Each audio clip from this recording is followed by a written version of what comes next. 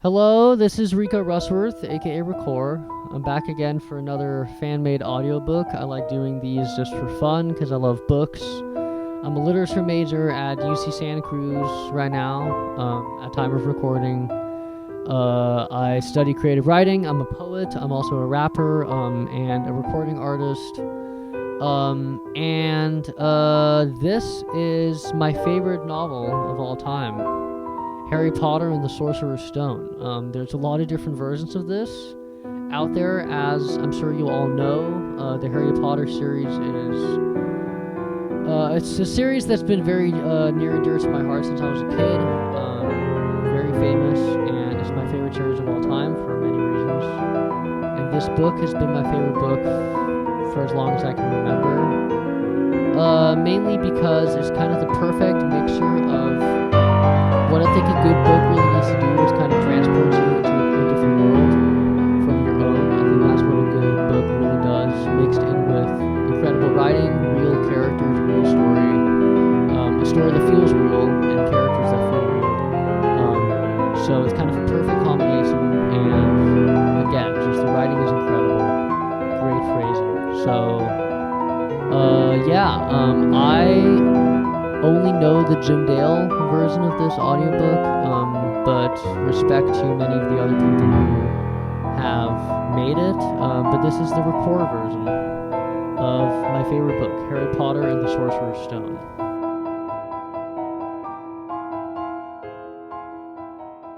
Chapter 1. The Boy Who Lived. Mr. and Mrs. Dursley of number 4 Privet Drive were proud to say that they were perfectly normal, thank you very much. They were the last people you'd expect to be involved in anything strange or mysterious, because they just didn't hold with such nonsense. Mr. Dursley was the director of a firm called Grunnings, which made drills. He was a big, beefy man with hardly any neck, although he did have a very large mustache. Mrs. Dursley was thin and blonde and had nearly twice the usual amount of neck, which came in very useful as she spent so much of her time craning over garden fences, spying on the neighbors. The Dursleys had a small son called Dudley, and in their opinion there was no finer boy anywhere. The Dursleys had everything they wanted, but they also had a secret, and their greatest fear was that somebody would discover it. They didn't think they could bear it if anyone found out about the Potters.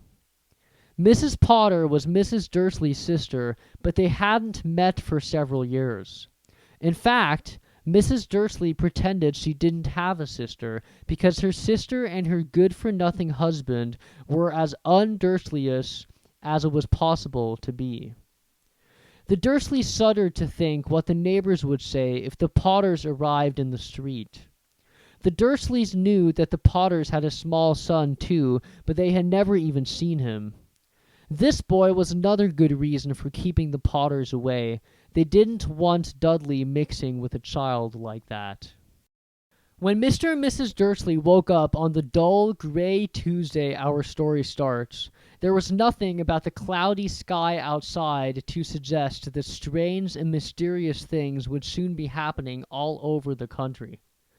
Mr. Dursley hummed as he picked out his most boring tie for work, and Mrs. Dursley gossiped away happily as she wrestled a screaming Dudley into his high chair.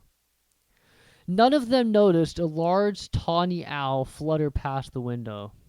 At 8:30, Mr. Dursley picked up his briefcase, pecked Mrs. Dursley on the cheek, and tried to kiss Dudley goodbye but missed, because Dudley was now having a tantrum and throwing his cereal at the walls. "Little tyke!" chortled Mr. Dursley as he left the house. He got into his car and backed out of number 4's drive. It was on the corner of the street that he noticed the first sign of something peculiar: a cat reading a map. For a second, Mr. Dursley didn't realize what he had seen. Then he jerked his head around to look again. There was a tabby cat standing on the corner of Privet Drive, but there wasn't a map in sight. What could he have been thinking of? It must have been a trick of the light. Mr. Dursley blinked and stared at the cat. It stared back. As Mr. Dursley drove around the corner and up the road, he watched the cat in his mirror. It was now reading the sign that said Privet Drive. No, looking at the sign. Cats couldn't read maps or signs. Mr. Dursley gave himself a little shake and put the cat out of his mind. As he drove toward town, he thought of nothing except a large order of drills he was hoping to get that day. But on the edge of town, drills were driven out of his mind by something else. As he sat in the usual morning traffic jam, he couldn't help noticing that there seemed to be a lot of strangely dressed people about. People in cloaks. Mr. Dursley couldn't bear people who dressed in funny clothes, the get-ups you saw on young people. He supposed this was some stupid new fashion. He drummed his fingers on the steering wheel, and his eyes fell on a huddle of these weirdos standing quite close by. They were whispering excitedly together. Mr. Dursley was enraged to see that a couple of them weren't young at all. Why, that man had to be older than he was, and wearing an emerald green cloak. The nerve of him. But then it struck Mr. Dursley that this was probably some silly stunt. These people were obviously collecting for something. Yes, that would be it. The traffic moved on, and a few minutes later, Mr. Dursley arrived in the Grunnings parking lot, his mind back on drills. Mr. Dursley always sat with his back to the window in his office on the 9th floor. If he hadn't, he might have found it harder to concentrate on drills that morning. He did not see the owls swooping past in broad daylight, though people down in the street did. They pointed and gazed open-mouthed as owl after owl sped overhead. Most of them had never seen an owl even at nighttime. Mr. Dursley, however, had a perfectly normal owl-free morning. He yelled at 5 different people. He made several important telephone calls and shouted a bit more. He was in a very good mood until lunchtime, when he thought he'd stretch his legs and walk across the road to buy himself a bun from the bakery. He'd forgotten all about the people in cloaks until he passed a group of them next to the baker's. He eyed them angrily as he passed. He didn't know why, but they made him uneasy. This bunch were whispering excitedly too, and he couldn't see a single collecting tin. It was on his way back past them, clutching a large donut in a bag, that he caught a few words of what they were saying. "The Potters, that's right! That's what I heard! Yes, their son Harry!" Mr. Dursley stopped dead. Fear flooded him. He looked back at the whisperers as if he wanted to say something to them, but thought better of it.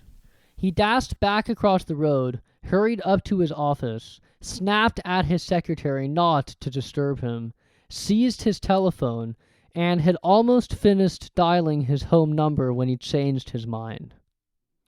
He put the receiver back down and stroked his mustache, thinking. No, he was being stupid. Potter wasn't such an unusual name. He was sure there were lots of people called Potter who had a son called Harry. Come to think of it, he wasn't even sure his nephew was called Harry. He never even seen the boy. It might have been Harvey or Harold. There was no point in worrying Mrs. Dursley. She always got so upset at any mention of her sister. He didn't blame her if he'd had a sister like that. But all the same, those people in cloaks. He found it a lot harder to concentrate on drills that afternoon, and when he left the building at 5 o'clock, he was still so worried that he walked straight into someone just outside the door. "Sorry," he grunted as the tiny old man stumbled and almost fell. It was a few seconds before Mr. Dursley realized that the man was wearing a violet cloak. He didn't seem at all upset at being almost knocked to the ground. On the contrary, his face split into a wide smile, and he said in a squeaky voice that made passersby stare, "Don't be sorry, my dear sir, for nothing could upset me today. Rejoice, for you know who is gone at last. Even muggles like yourselves should be celebrating this happy, happy day." and the old man hugged Mr. Dursley around the middle and walked off. Mr. Dursley stood rooted to the spot. He had been hugged by a complete stranger. He also thought he had been called a muggle, whatever that was. He was rattled. He hurried to his car and set off for home, hoping he was imagining things which he had never hoped for, because he didn't approve of imagination. As he pulled into the driveway of number 4, the first thing he saw, and it didn't improve his mood, was the tabby cat he'd spotted that morning. It was now sitting on his garden wall. He was sure it was the same one, and had the same markings around its eyes. "Sue!" said Mr. Dursley loudly. The cat didn't move. It just gave him a stern look. Was this normal cat behavior? Mr. Dursley wondered. Trying to pull himself together, he let himself into the house. He was still determined not to mention anything to his wife. Mrs. Dursley had had a nice, normal day. She told him over dinner all about Mrs. Nextdoor's problems with her daughter and how Dudley had learned a new word, won't. Mr. Dursley tried to act normally. When Dudley had been put to bed, he went into the living room in time to catch the last report on the evening news.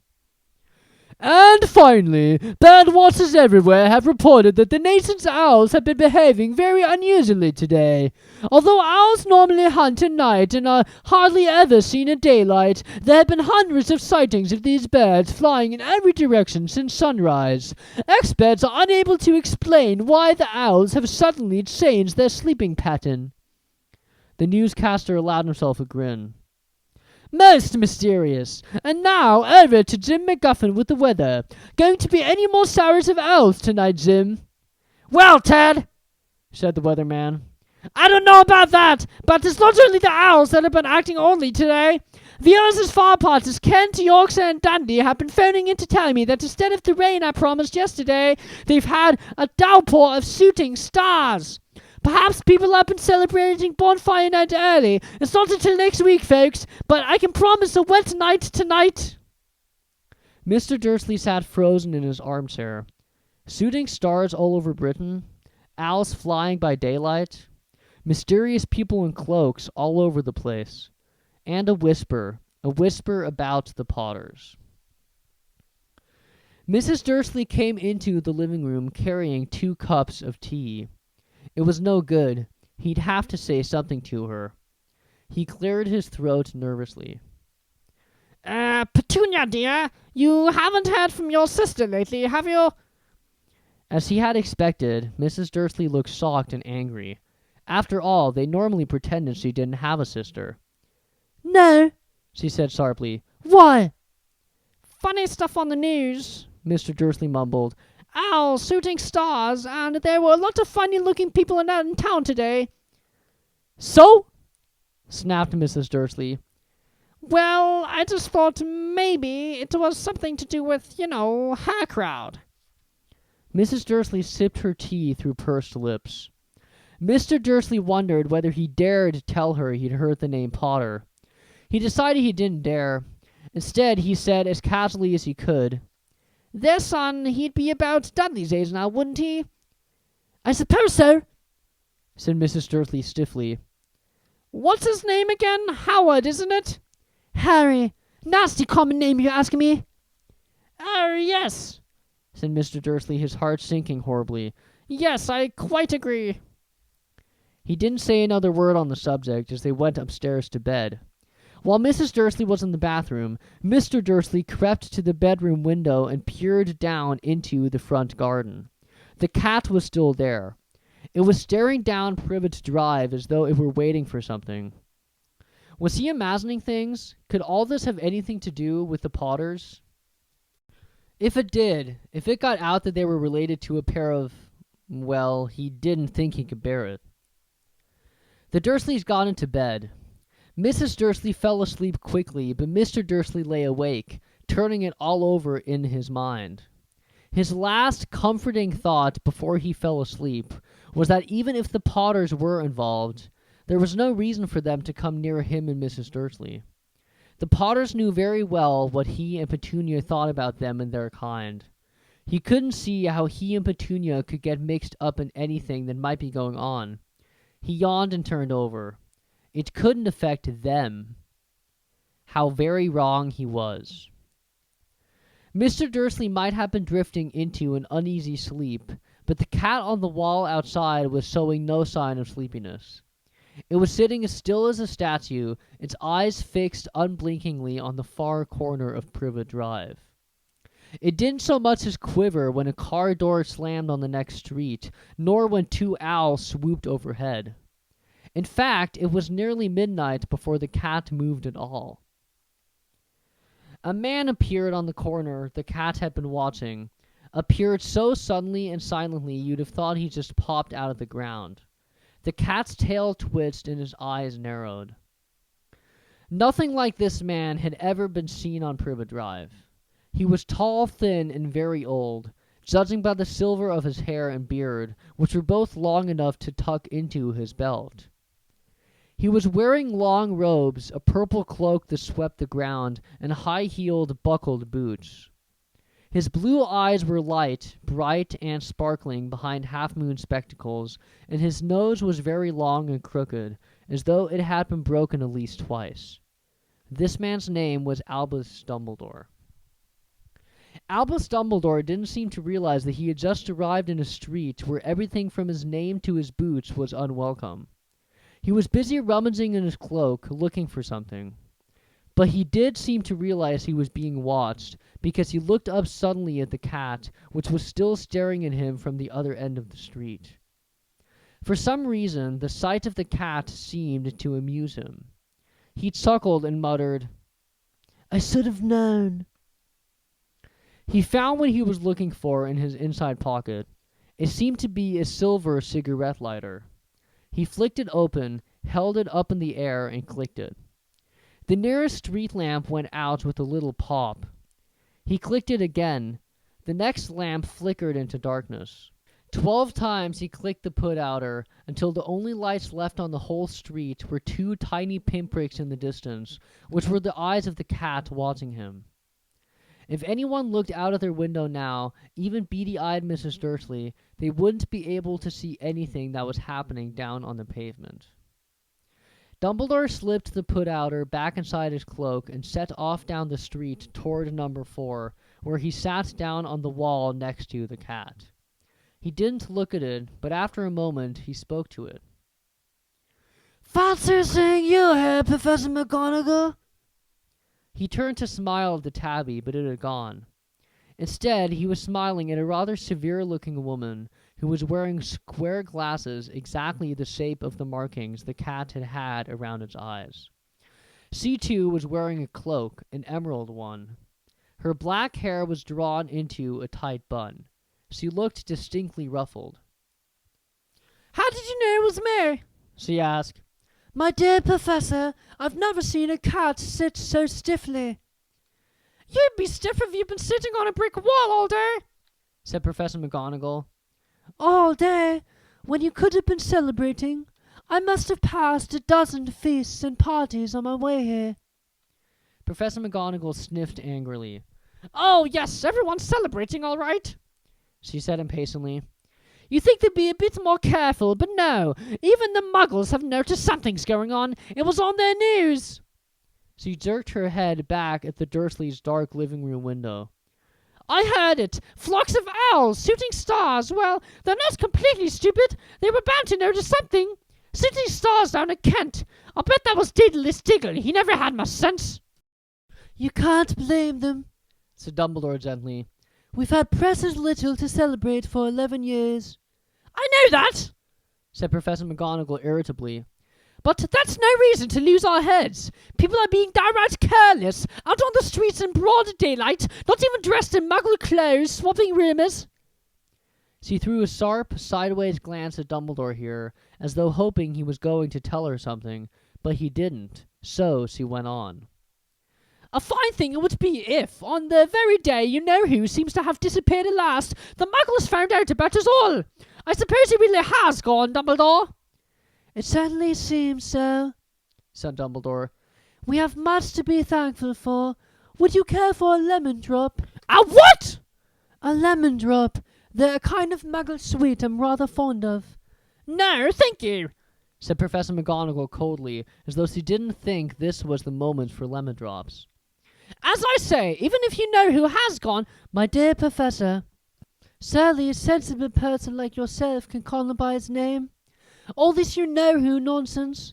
For 11 years I've been trying to persuade people to call him by his proper name, Voldemort.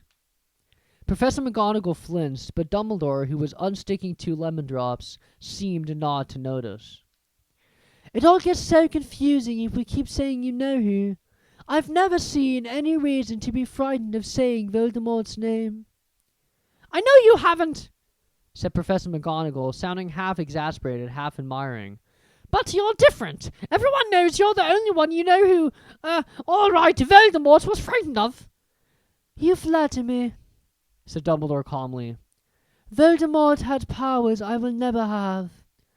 Only because you're too, well, noble to use them. It's lucky it's dark.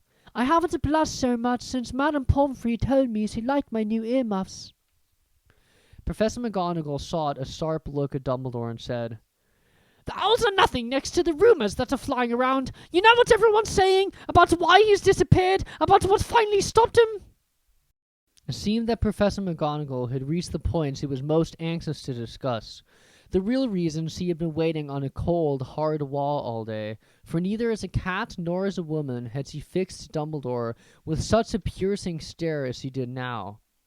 It was plain that whatever everyone was saying, she was not going to believe it until Dumbledore told her it was true. Dumbledore, however, was choosing another lemon drop and did not answer. What they're saying, she pressed on, is that last night Voldemort turned up in Godric's Hollow. He went to find the Potters. The rumors is that Lily and James Potter that they're dead. Dumbledore bowed his head. Professor McGonagall gasped. Lily and James, I can't believe it. I didn't want to believe it. Oh, I was... Dumbledore reached out and patted her on the shoulder. I know, he said heavily. Professor McGonagall's voice trembled as he went on. That's not all. They're saying he tried to kill the Potter's son, Harry, but he couldn't. He couldn't kill that little boy. No one knows why or how, but they're saying that when he couldn't kill Harry Potter, Voldemort's power somehow broke, and that's why he's gone. Dumbledore nodded glumly. It's true, faltered Professor McGonagall. After all he's done, all the people he's killed, he couldn't kill a little boy? It's just astounding, of all the things to stop him. But how in the name of heaven did Harry survive? We can only guess, said Dumbledore. We may never know. Professor McGonagall pulled out a lace handkerchief and dabbed at her eyes beneath her spectacles.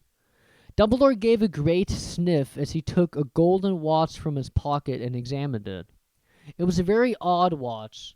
It had 12 hands but no numbers. Instead, little planets were moving around the edge. It must have made sense to Dumbledore, though, because he put it back in his pocket and said, Hagrid's late. I suppose it was he who told you I'd be here, by the way. Yes, said Professor McGonagall.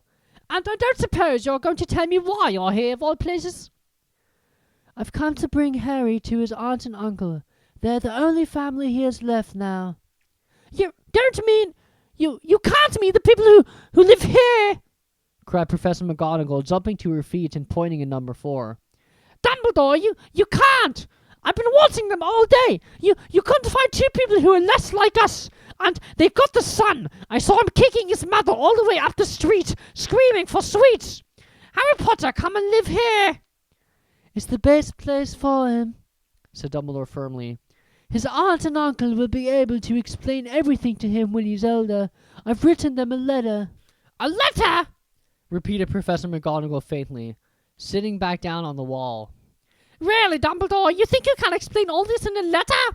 These people will never understand him. He'd be famous, a legend. I wouldn't be surprised if today was known as Harry Potter Day in the future. There will be books written about Harry. Every child in our world will know his name. Exactly, said Dumbledore, looking very seriously over the top of his half-moon glasses. "It would be enough to turn any boy's head. Famous before he can walk and talk. Famous for something he won't even remember. Can't you see how much better off he'll be, growing up away from all of that until he's ready to take it?" Professor McGonagall opened her mouth, changed her mind, swallowed, and then said, Yes, you're right, of course, but how is the boy getting here, Dumbledore?" She eyed his cloak suddenly, as though she thought he might be hiding Harry underneath it. "Hagrid's bringing him." "You think it's wise to trust Hagrid with something as important as this?" "I would trust Hagrid with my life," said Dumbledore. "I'm not saying his heart isn't in the right place," said Professor McGonagall grudgingly. "But you can't pretend he's not careless. He does tend to... What was that?" A low rumbling sound had broken the silence around them. It grew steadily louder as they looked up and down the street for some sign of a headlight. It swelled to a roar as they both looked up at the sky, and a huge motorcycle fell out of the air and landed on the road in front of them.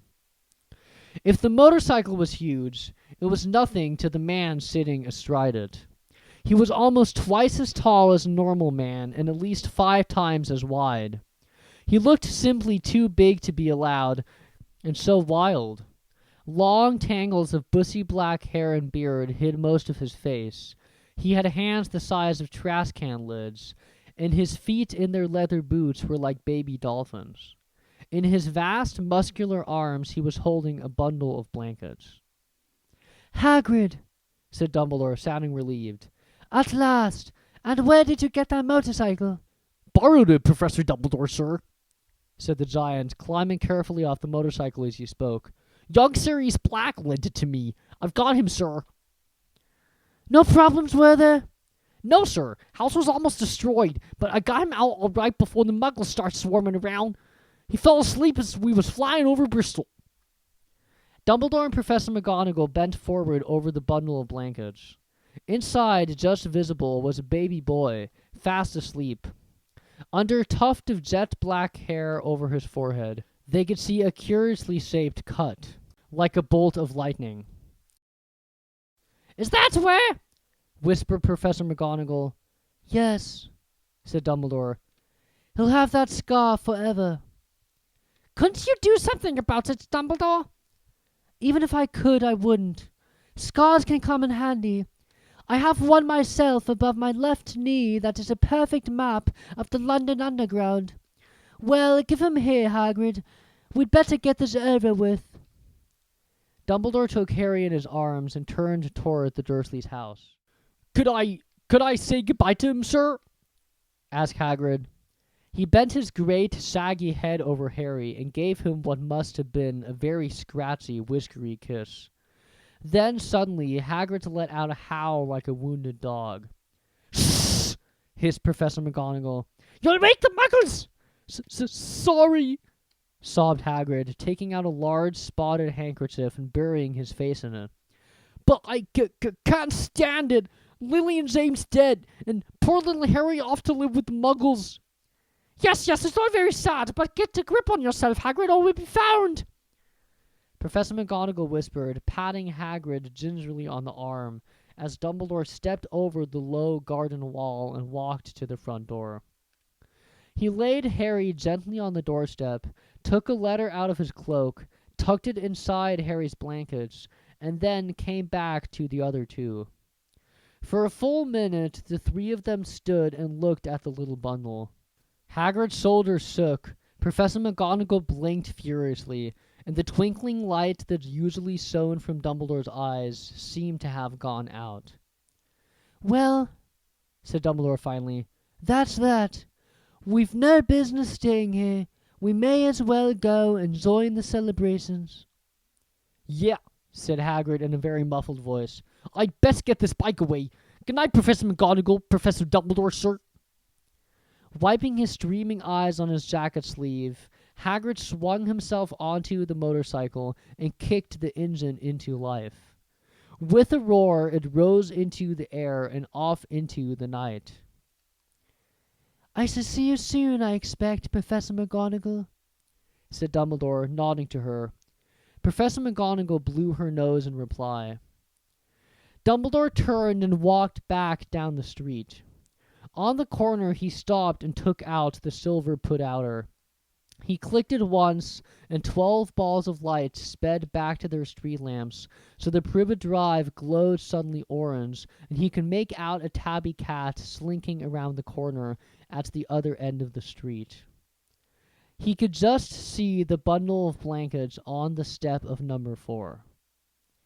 "Good luck, Harry," he murmured. He turned on his heel, and with a swish of his cloak, he was gone. A breeze ruffled the neat hedges of Privet Drive, which lay silent and tidy under the inky sky, the very last place you would expect astonishing things to happen. Harry Potter rolled over inside his blankets without waking up.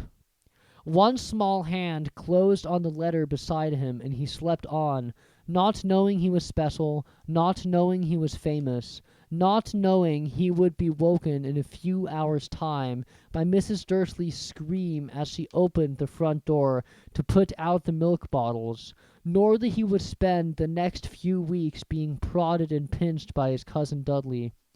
He couldn't know that at this very moment, people meeting in secret all over the country were holding up their glasses and saying in hushed voices, "To Harry Potter, the boy who lived." Chapter 2. The Vanishing Glass. Nearly 10 years had passed since the Dursleys had woken up to find their nephew on the front step, but Privet Drive had hardly changed at all. The sun rose on the same tidy front gardens and lit up the brass number 4 on the Dursleys' front door. It crept into their living room, which was almost exactly the same as it had been on the night when Mr. Dursley had seen that fateful news report about the owls. Only the photographs on the mantelpiece really showed how much time had passed. 10 years ago, there had been lots of pictures of what looked like a large pink beach ball wearing different colored bonnets. But Dudley Dursley was no longer a baby, and now the photograph showed a large blond boy riding his first bicycle, on a carousel at the fair, playing a computer game with his father, being hugged and kissed by his mother. The room held no sign at all that another boy lived in the house too. Yet Harry Potter was still there, asleep at the moment, but not for long. His Aunt Petunia was awake, and it was her shrill voice that made the first noise of the day. "Up! Get up! Now!" Harry woke with a start. His aunt rapped on the door again. "Up!" she screeched. Harry heard her walking toward the kitchen, and then the sound of the frying pan being put on the stove. He rolled onto his back and tried to remember the dream he had been having. It had been a good one. There had been a flying motorcycle in it. He had a funny feeling he had the same dream before. His aunt was back outside the door. "Are you up yet?" she demanded. "Nearly," said Harry. "Well, get a move on. I want you to look after the bacon, and don't you dare let it burn. I want everything perfect on Daddy's birthday." Harry groaned. "What did you say?" His aunt snapped through the door. "Nothing, nothing." Dudley's birthday. How could he have forgotten? Harry got slowly out of bed and started looking for socks. He found a pair under his bed and, after pulling a spider off of one of them, put them on. Harry was used to spiders because the cupboard under the stairs was full of them, and that was where he slept. When he was dressed, he went down the hall into the kitchen. The table was almost hidden beneath all Dudley's birthday presents. It looked as though Dudley had gotten the new computer he wanted, not to mention the second television and the racing bike. Exactly why Dudley wanted a racing bike was a mystery to Harry, as Dudley was very fat and hated exercise. Unless, of course, it involved punching somebody. Dudley's favorite punching bag was Harry, but he couldn't often catch him. Harry didn't look it, but he was very fast.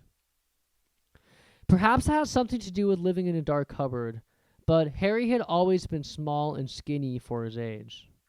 He looked even smaller and skinnier than he really was, because all he had to wear were old clothes of Dudley's, and Dudley was about 4 times bigger than he was.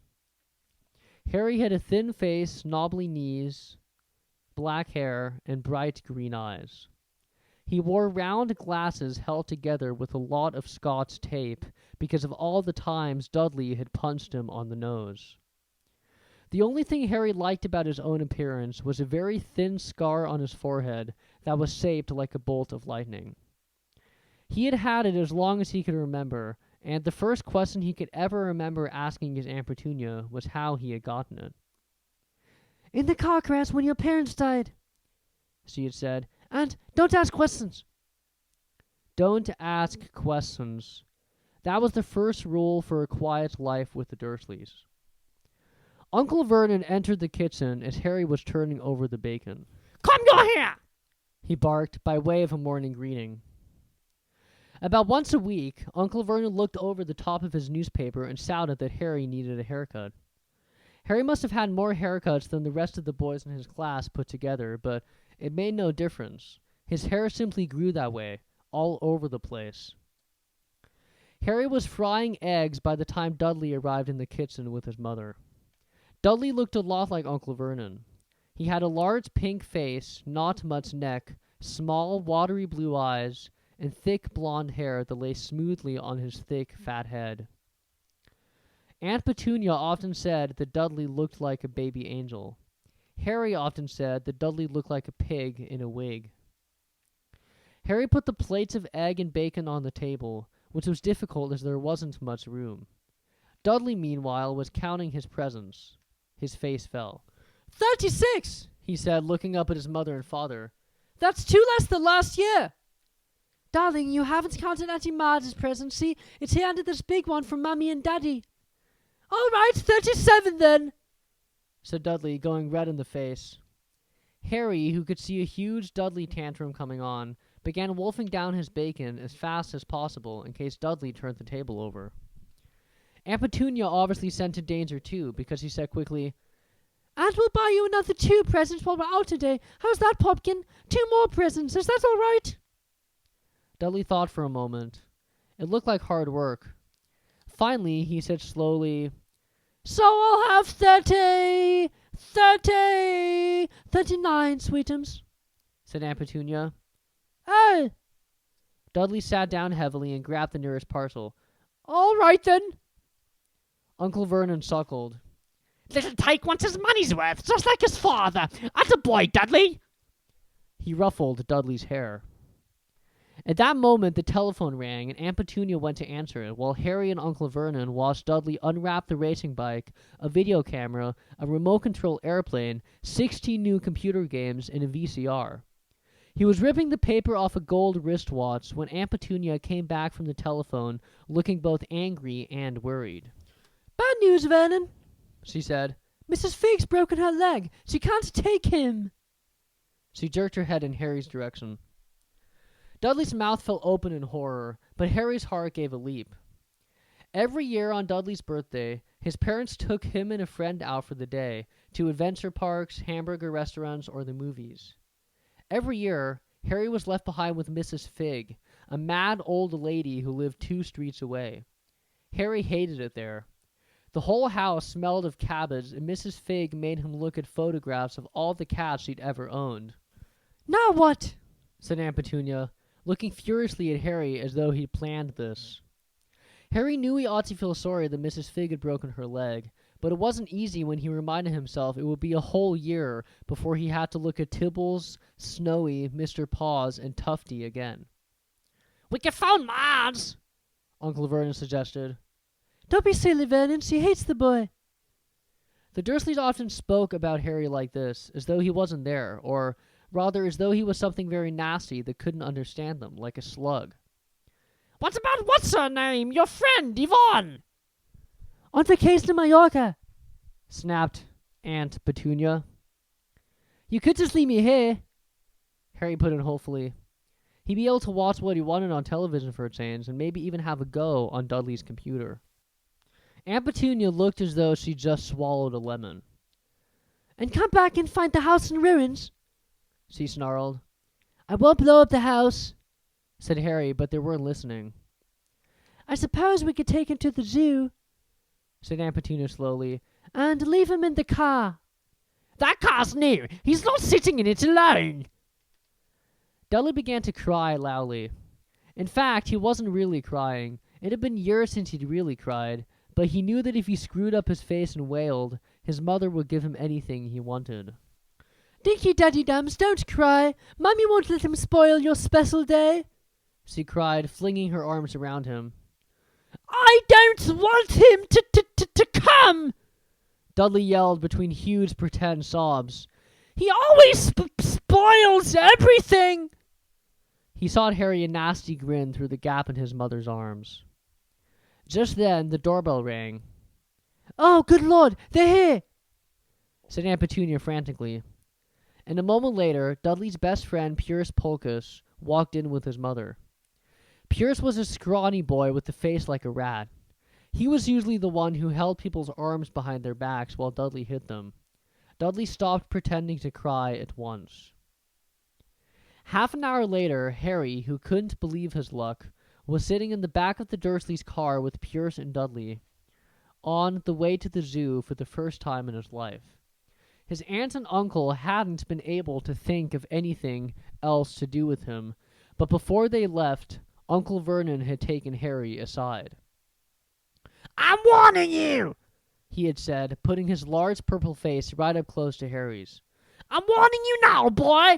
Any funny business, anything at all, and you'll be in that cupboard from now until Christmas.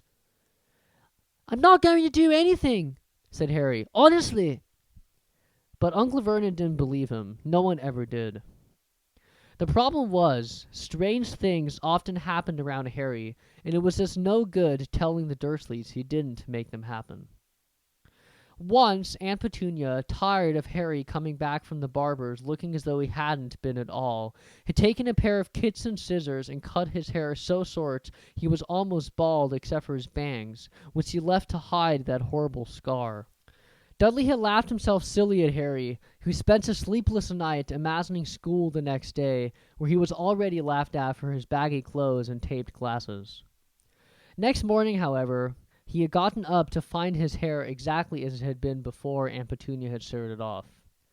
He had been given a week in his cupboard for this, even though he had tried to explain that he couldn't explain how it had grown back so quickly.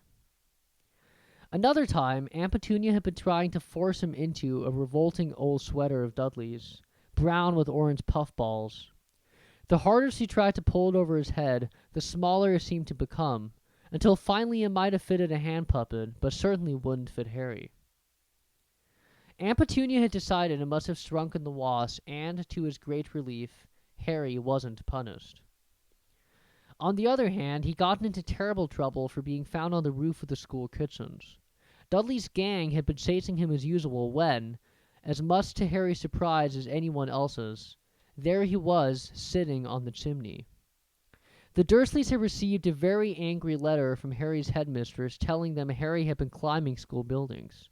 But all he tried to do, as he shouted at Uncle Vernon through the locked door of his cupboard, was jump behind the big trash cans outside the kitchen doors. Harry supposed that the wind must have caught him in mid-jump. But today, nothing was going to go wrong. It was even worth being with Dudley and Pyrrhus to be spending the day somewhere that wasn't school, his cupboard, or Mrs. Figg's cabbage-smelling living room. While he drove, Uncle Vernon complained to Aunt Petunia. He liked to complain about things. People at work, Harry, the council, Harry, the bank, and Harry were just a few of his favorite subjects. This morning, it was motorcycles. Roaring around like maniacs, the young hoodlums, he said, as a motorcycle overtook them. I had a dream about a motorcycle, said Harry, remembering suddenly. It was flying. Uncle Vernon nearly crashed into the car in front. He turned right around in his seat and yelled at Harry, his face like a gigantic beet with a mustache. Motorcycles don't fly! Dudley and Pyrrhus sniggered. I know they don't, said Harry. It was only a dream. But he wished he hadn't said anything. If there was one thing the Dursleys hated even more than his asking questions, it was his talking about anything acting in a way it shouldn't, no matter if it was in a dream or even a cartoon. They seemed to think he might get dangerous ideas. It was a very sunny Saturday, and the zoo was crowded with families. The Dursleys bought Dudley and Pierce large chocolate ice creams at the entrance, and then, because the smiling lady in the van had asked Harry what he wanted before they could hurry him away, they bought him a cheap lemon ice pop. It wasn't bad either, Harry thought, licking it as they watched a gorilla scratching his head who looked remarkably like Dudley, except that it wasn't blonde. Harry had the best morning he'd had in a long time. He was careful to walk a little way apart from the Dursleys so that Dudley and Pierce, who were starting to get bored with the animals by lunchtime, wouldn't fall back on their favorite hobby of hitting him. They ate in the zoo restaurant, and when Dudley had a tantrum because his Knickerbocker Glory didn't have enough ice cream on top, Uncle Vernon bought him another one, and Harry was allowed to finish the first. Harry felt afterward that he should have known it was all too good to last. After lunch, they went to the reptile house. It was cool and dark in there, with lit windows all along the walls. Behind the glass, all sorts of lizards and snakes were crawling and slithering over bits of wood and stone. Dudley and Pierce wanted to see huge, poisonous cobras and thick, man-crushing pythons. Dudley quickly found the largest snake in the place. It could have wrapped its body twice around Uncle Vernon's car and crashed it into a trash can, but at the moment it didn't look in the mood. In fact, it was fast asleep. Dudley stood with his nose pressed against the glass, staring at the glistening brown coils. "Make it move!" he whined at his father. Uncle Vernon tapped on the glass, but the snake didn't budge. "Do it again!" Dudley ordered. Uncle Vernon rapped the glass smartly with his knuckles, but the snake just snoozed on. "This is boring!" Dudley moaned. He shuffled away. Harry moved in front of the tank and looked intently at the snake. He wouldn't have been surprised if it had died of boredom itself. No company except stupid people drumming their fingers on the glass, trying to disturb it all day long. It was worse than having a cupboard as a bedroom, where the only visitor was Aunt Petunia hammering on the door to wake you up. At least he got to visit the rest of the house. The snake suddenly opened its beady eyes. Slowly, very slowly, it raised its head until its eyes were on a level with Harry's. It winked. Harry stared. Then he looked quickly around to see if anyone was watching. They weren't. He looked back at the snake and winked, too. The snake jerked its head toward Uncle Vernon and Dudley, then raised its eyes to the ceiling. It gave Harry a look that said quite plainly, "I get that all the time." "I know," Harry murmured through the glass, though he wasn't sure the snake could hear him. "It must be really annoying." The snake nodded vigorously. "Where do you come from, anyway?" Harry asked. The snake jabbed its tail at a little sign next to the glass. Harry peered at it. Boa constrictor, Brazil. "Was it nice there?" The boa constrictor jabbed its tail at the sign again, and Harry read on. This specimen was bred in the zoo. "Oh, I see. So you've never been to Brazil?" As the snake shook its head, a deafening sound behind Harry made both of them jump. "Dudley! Mr. Dursley! Come and look at the snake! You won't believe what it's doing!" Dudley came waddling toward them as fast as he could. "Out of the way, you!" he said, punching Harry in the ribs. Caught by surprise, Harry fell hard on the concrete floor. What came next happened so fast no one saw how it happened. 1 second, Pierce and Dudley were leaning right up close to the glass. The next, they had leaped back with howls of horror.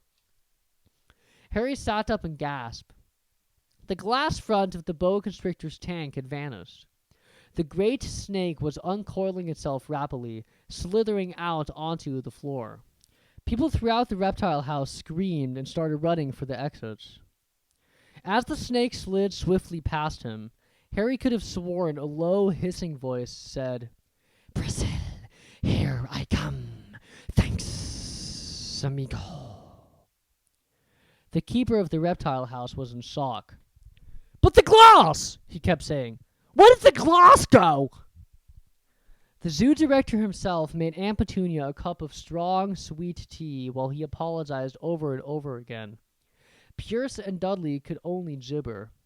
As far as Harry had seen, the snake hadn't done anything except snap playfully at their heels as it passed, but by the time they were all back in Uncle Vernon's car, Dudley was telling them how it had nearly bitten off his leg, while Pierce was swearing it had tried to squeeze him to death. But worst of all, for Harry at least, was Pierce calming down enough to say, Harry was talking to it, weren't you, Harry? Uncle Vernon waited until Pierce was safely out of the house before starting on Harry. He was so angry he could hardly speak. He managed to say, Go! Cupboard! Stay! No meals! Before he collapsed into a chair, and Aunt Petunia had to run and get him a large brandy. Harry lay in his dark cupboard much later, wishing he had a watch. He didn't know what time it was, and he couldn't be sure the Dursleys were asleep yet. Until they were, he couldn't risk sneaking to the kitchen for some food. He'd lived with the Dursleys almost 10 years, 10 miserable years, as long as he could remember, ever since he'd been a baby and his parents had died in that car crash.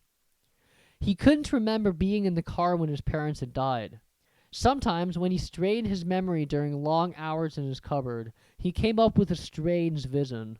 A blinding flash of green light and a burning pain on his forehead.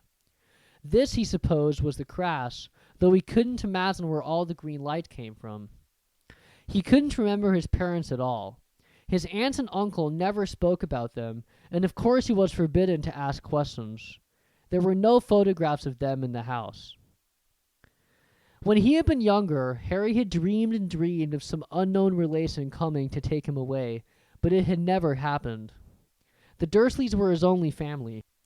Yet, sometimes he thought, or maybe hoped, that strangers in the street seemed to know him. Very strange strangers they were, too. A tiny man in a violet top hat had bowed to him once while out shopping with Aunt Petunia and Dudley. After asking Harry furiously if he knew the man, Aunt Petunia had rushed him out of the shop without buying anything. A wild-looking old woman dressed all in green had waved merrily at him once on a bus. A bald man in a very long purple coat had actually shaken his hand in the street the other day and then walked away without a word. The weirdest thing about all these people was the way they seemed to vanish the second Harry tried to get a closer look. At school, Harry had no one. Everybody knew the Dudley's gang hated that odd Harry Potter in his baggy old clothes and broken glasses, and nobody liked to disagree with Dudley's gang. Chapter 3. The Letters from No One. The escape of the Brazilian boa constrictor earned Harry his longest ever punishment. By the time he was allowed out of his cupboard again, the summer holidays had started, and Dudley had already broken his new video camera, crashed his remote control airplane, and, first time out on his racing bike, knocked down old Mrs. Figg as she crossed Privet Drive on her crutches. Harry was glad school was over, but there was no escaping Dudley's gang, who visited the house every single day. Pierce, Dennis, Malcolm, and Gordon were all big and stupid, but as Dudley was the biggest and stupidest of the lot, he was the leader. The rest of them were all quite happy to join in Dudley's favorite sport, Harry hunting. This was why Harry spent as much time as possible out of the house, wandering around and thinking about the end of the holidays, where he could see a tiny ray of hope. When September came, he would be going off to secondary school, and, for the first time in his life, he wouldn't be with Dudley. Dudley had been accepted at Uncle Vernon's old private school, Smeltings. Pierce Polkus was going there too. Harry, on the other hand, was going to Stonewall High, the local public school. Dudley thought this was very funny. They stuff people's heads down the toilets the first day at Stonewall, he told Harry. Want to come upstairs and practice? No, thanks, said Harry. The poor toilet's never had anything as horrible as your head down it. It might be sick. Then he ran before Dudley could work out what he'd said. One day in July, Aunt Petunia took Dudley to London to buy his Smeltings uniform, leaving Harry at Mrs. Figg's. Mrs. Figg wasn't as bad as usual.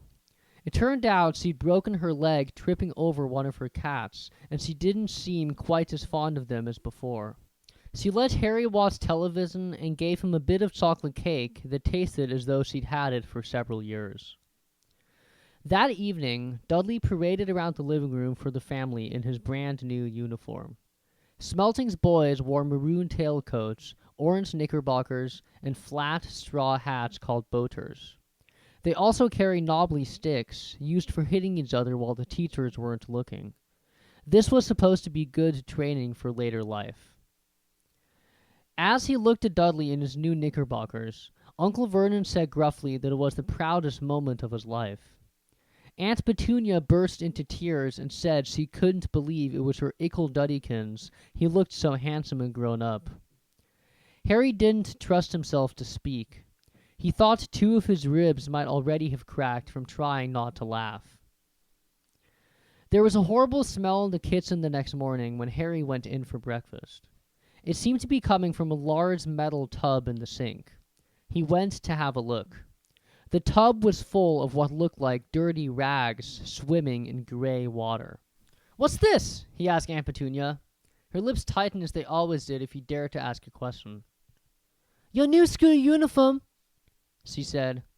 Harry looked in the bowl again. "Oh," he said. "I didn't realize it had to be so wet." "Don't be stupid," snapped Aunt Petunia. "I'm dyeing some of Dudley's old things grey for you. It'll look just like everyone else's when I've finished." Harry seriously doubted this, but thought it best not to argue.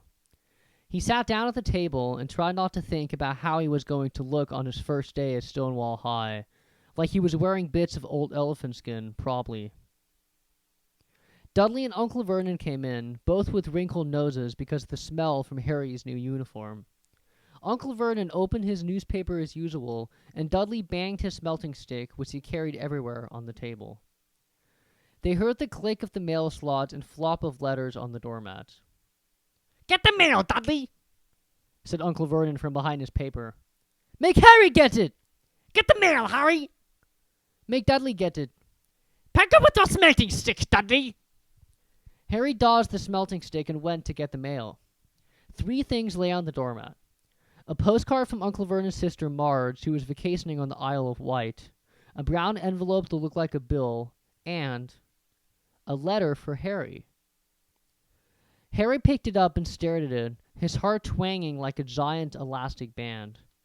No one ever in his whole life had written to him. Who would? He had no friends, no other relatives. He didn't belong to the library, so he never even got rude notes asking for books back. Yet here it was, a letter, addressed so plainly there could be no mistake.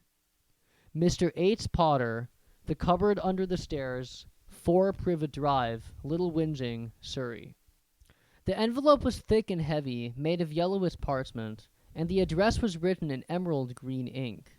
There was no stamp. Turning the envelope over, his hand trembling, Harry saw a purple wax seal bearing a coat of arms. A lion, an eagle, a badger, and a snake surrounding a large letter H. "Hurry up, boy!" shouted Uncle Vernon from the kitchen. "What are you doing, checking for letter bombs?" He chuckled at his own joke. Harry went back to the kitchen, still staring at his letter.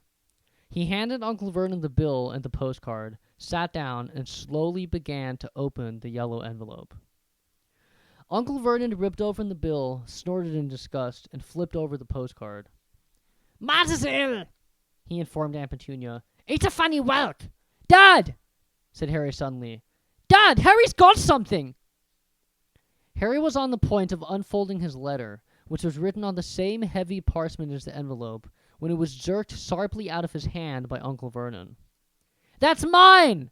said Harry, trying to snatch it back. "Who'd be writing to you?" sneered Uncle Vernon, shaking the letter open with one hand and glancing at it. His face went from red to green faster than a set of traffic lights. And it didn't stop there. Within seconds, it was the grayish white of old porridge. Petunia! He gasped. Dudley tried to grab the letter to read it, but Uncle Vernon held it high out of his reach. Aunt Petunia took it curiously and read the first line. For a moment, it looked as though she might faint. She clutched her throat and made a choking noise. Vernon! Oh my goodness! Vernon! They stared at each other, seeming to have forgotten that Harry and Dudley were still in the room. Dudley wasn't used to being ignored. He gave his father a sharp tap on the head with a smelting stick. I want to read that letter! He said loudly. I want to read it, said Harry furiously, as it's mine. Get out, both of you! Croaked Uncle Vernon, stuffing the letter back inside his envelope. Harry didn't move. I want my letter! He shouted. Let me see it! Demanded Dudley. Out! Roared Uncle Vernon, and he took both Harry and Dudley by the scruffs of their necks and threw them into the hall, slamming the kitchen door behind them. Harry and Dudley promptly had a furious but silent fight over who would listen at the keyhole. Dudley won, so Harry, his glasses dangling from one ear, lay flat on his stomach to listen at the crack between door and floor. Vernon, Aunt Petunia was saying in a quivering voice. Look at the address. How could they possibly know where he sleeps? You don't think they're watching the house? Watching, spying, might be following us, muttered Uncle Vernon widely. But what shall we do, Vernon? Shall we write back? Tell them we don't want... Harry could see Uncle Vernon's shiny black shoes pacing up and down the kitchen. No, he said finally. No, we'll ignore it. If they don't get an answer, yes, that's best. We won't do anything. But I'm not having one in the house, Petunia. Didn't we swear when we took him in we stamp out all that dangerous nonsense? That evening, when he got back from work, Uncle Vernon did something he'd never done before. He visited Harry in his cupboard. Where's my letter? Said Harry, the moment Uncle Vernon had squeezed through the door. Who's writing to me? No one. It was addressed to you by mistake, said Uncle Vernon shortly. I have burned it.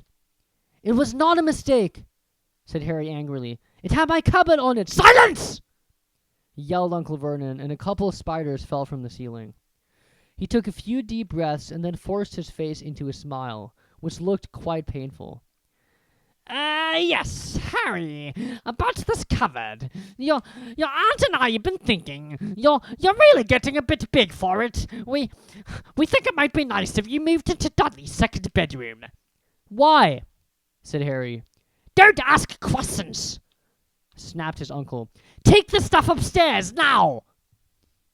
The Dursleys' house had 4 bedrooms. One for Uncle Vernon and Aunt Petunia, one for visitors, usually Uncle Vernon's sister Marge, one where Dudley slept, and one where Dudley kept all the toys and things that wouldn't fit into his first bedroom. It only took Harry one trip upstairs to move everything he owned from the cupboard to this room. He sat down on the bed and stared around him. Nearly everything in here was broken. The month-old video camera was lying on top of a small working tank Dudley had once driven over the next-door neighbor's dog. In the corner was Dudley's first ever television set, which he'd put his foot through when his favorite program had been cancelled. There was a large bird cage, which had once held a parrot that Dudley had swapped at school for a real air rifle, which was up on a shelf with the end all bent because Dudley had sat on it. Other shelves were full of books.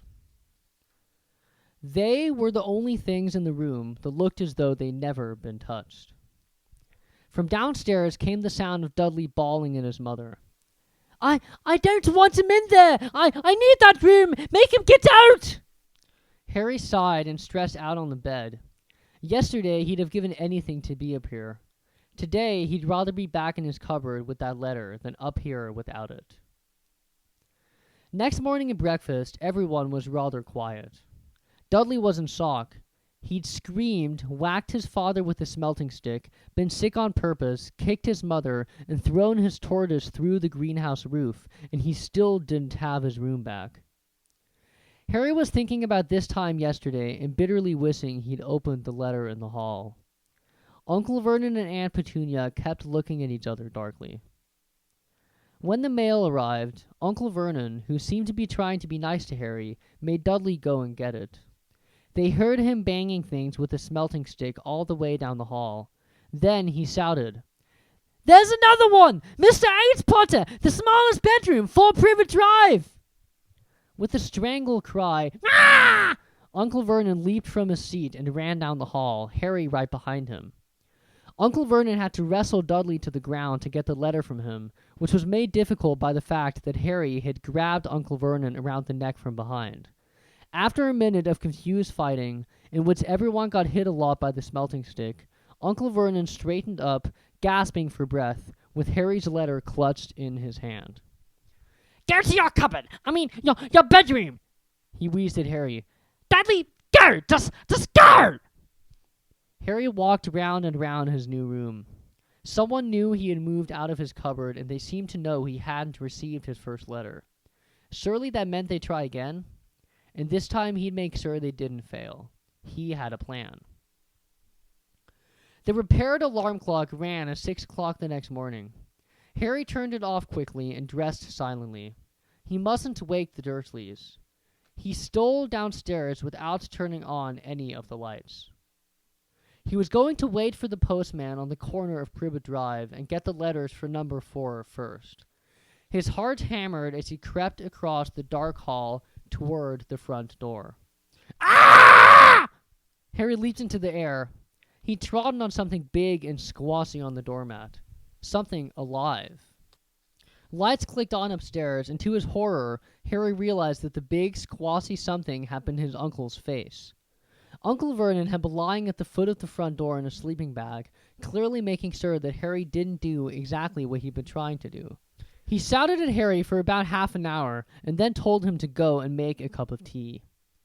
Harry shuffled miserably off into the kitchen, and by the time he got back, the mail had arrived right into Uncle Vernon's lap. Harry could see 3 letters addressed in green ink. "I want," he began, but Uncle Vernon was tearing the letters into pieces before his eyes.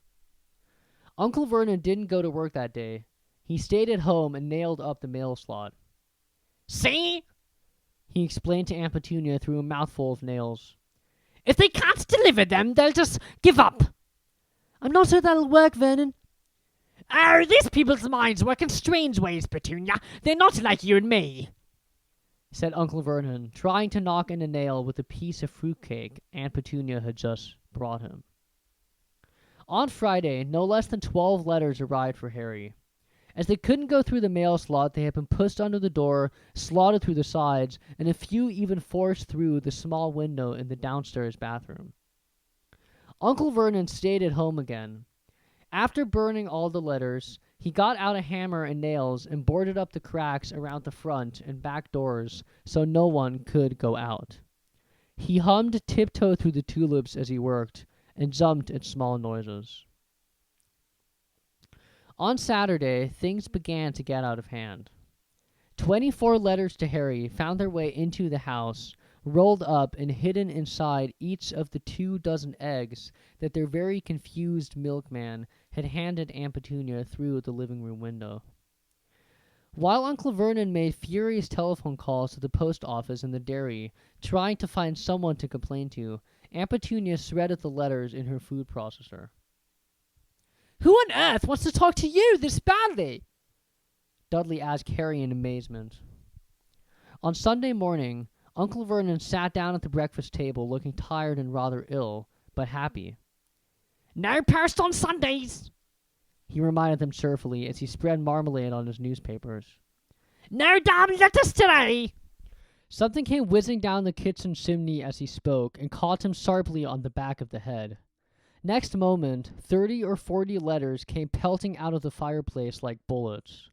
The Dursleys ducked, but Harry leaped into the air trying to catch one. "Out! Out!" Uncle Vernon seized Harry around the waist and threw him into the hall.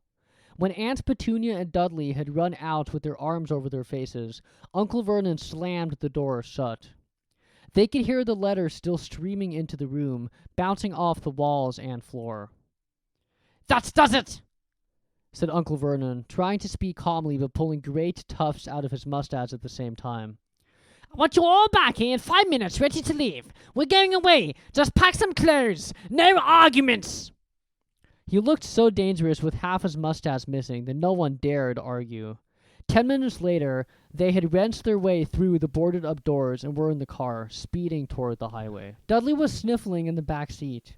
His father had hit him around the head for holding them up while he tried to pack his television, VCR, and computer in his sports bag. They drove, and they drove. Even Aunt Petunia didn't dare ask where they were going. Every now and then, Uncle Vernon would take a sharp turn and drive in the opposite direction for a while.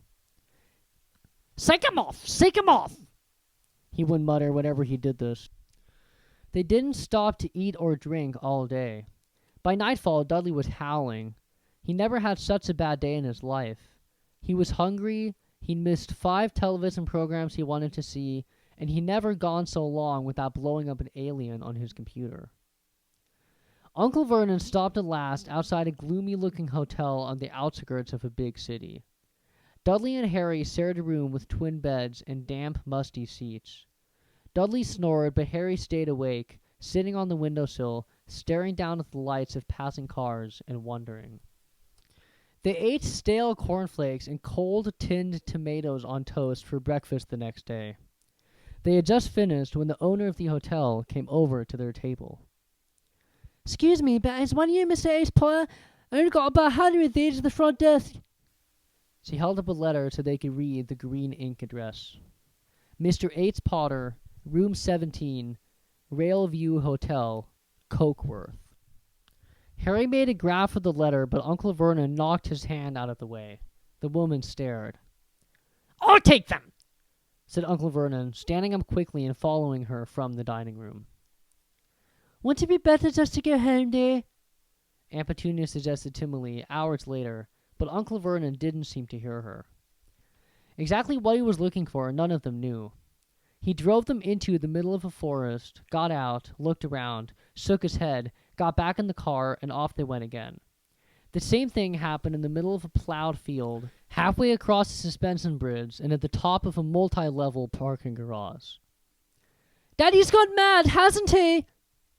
Dudley asked Aunt Petunia dully late that afternoon.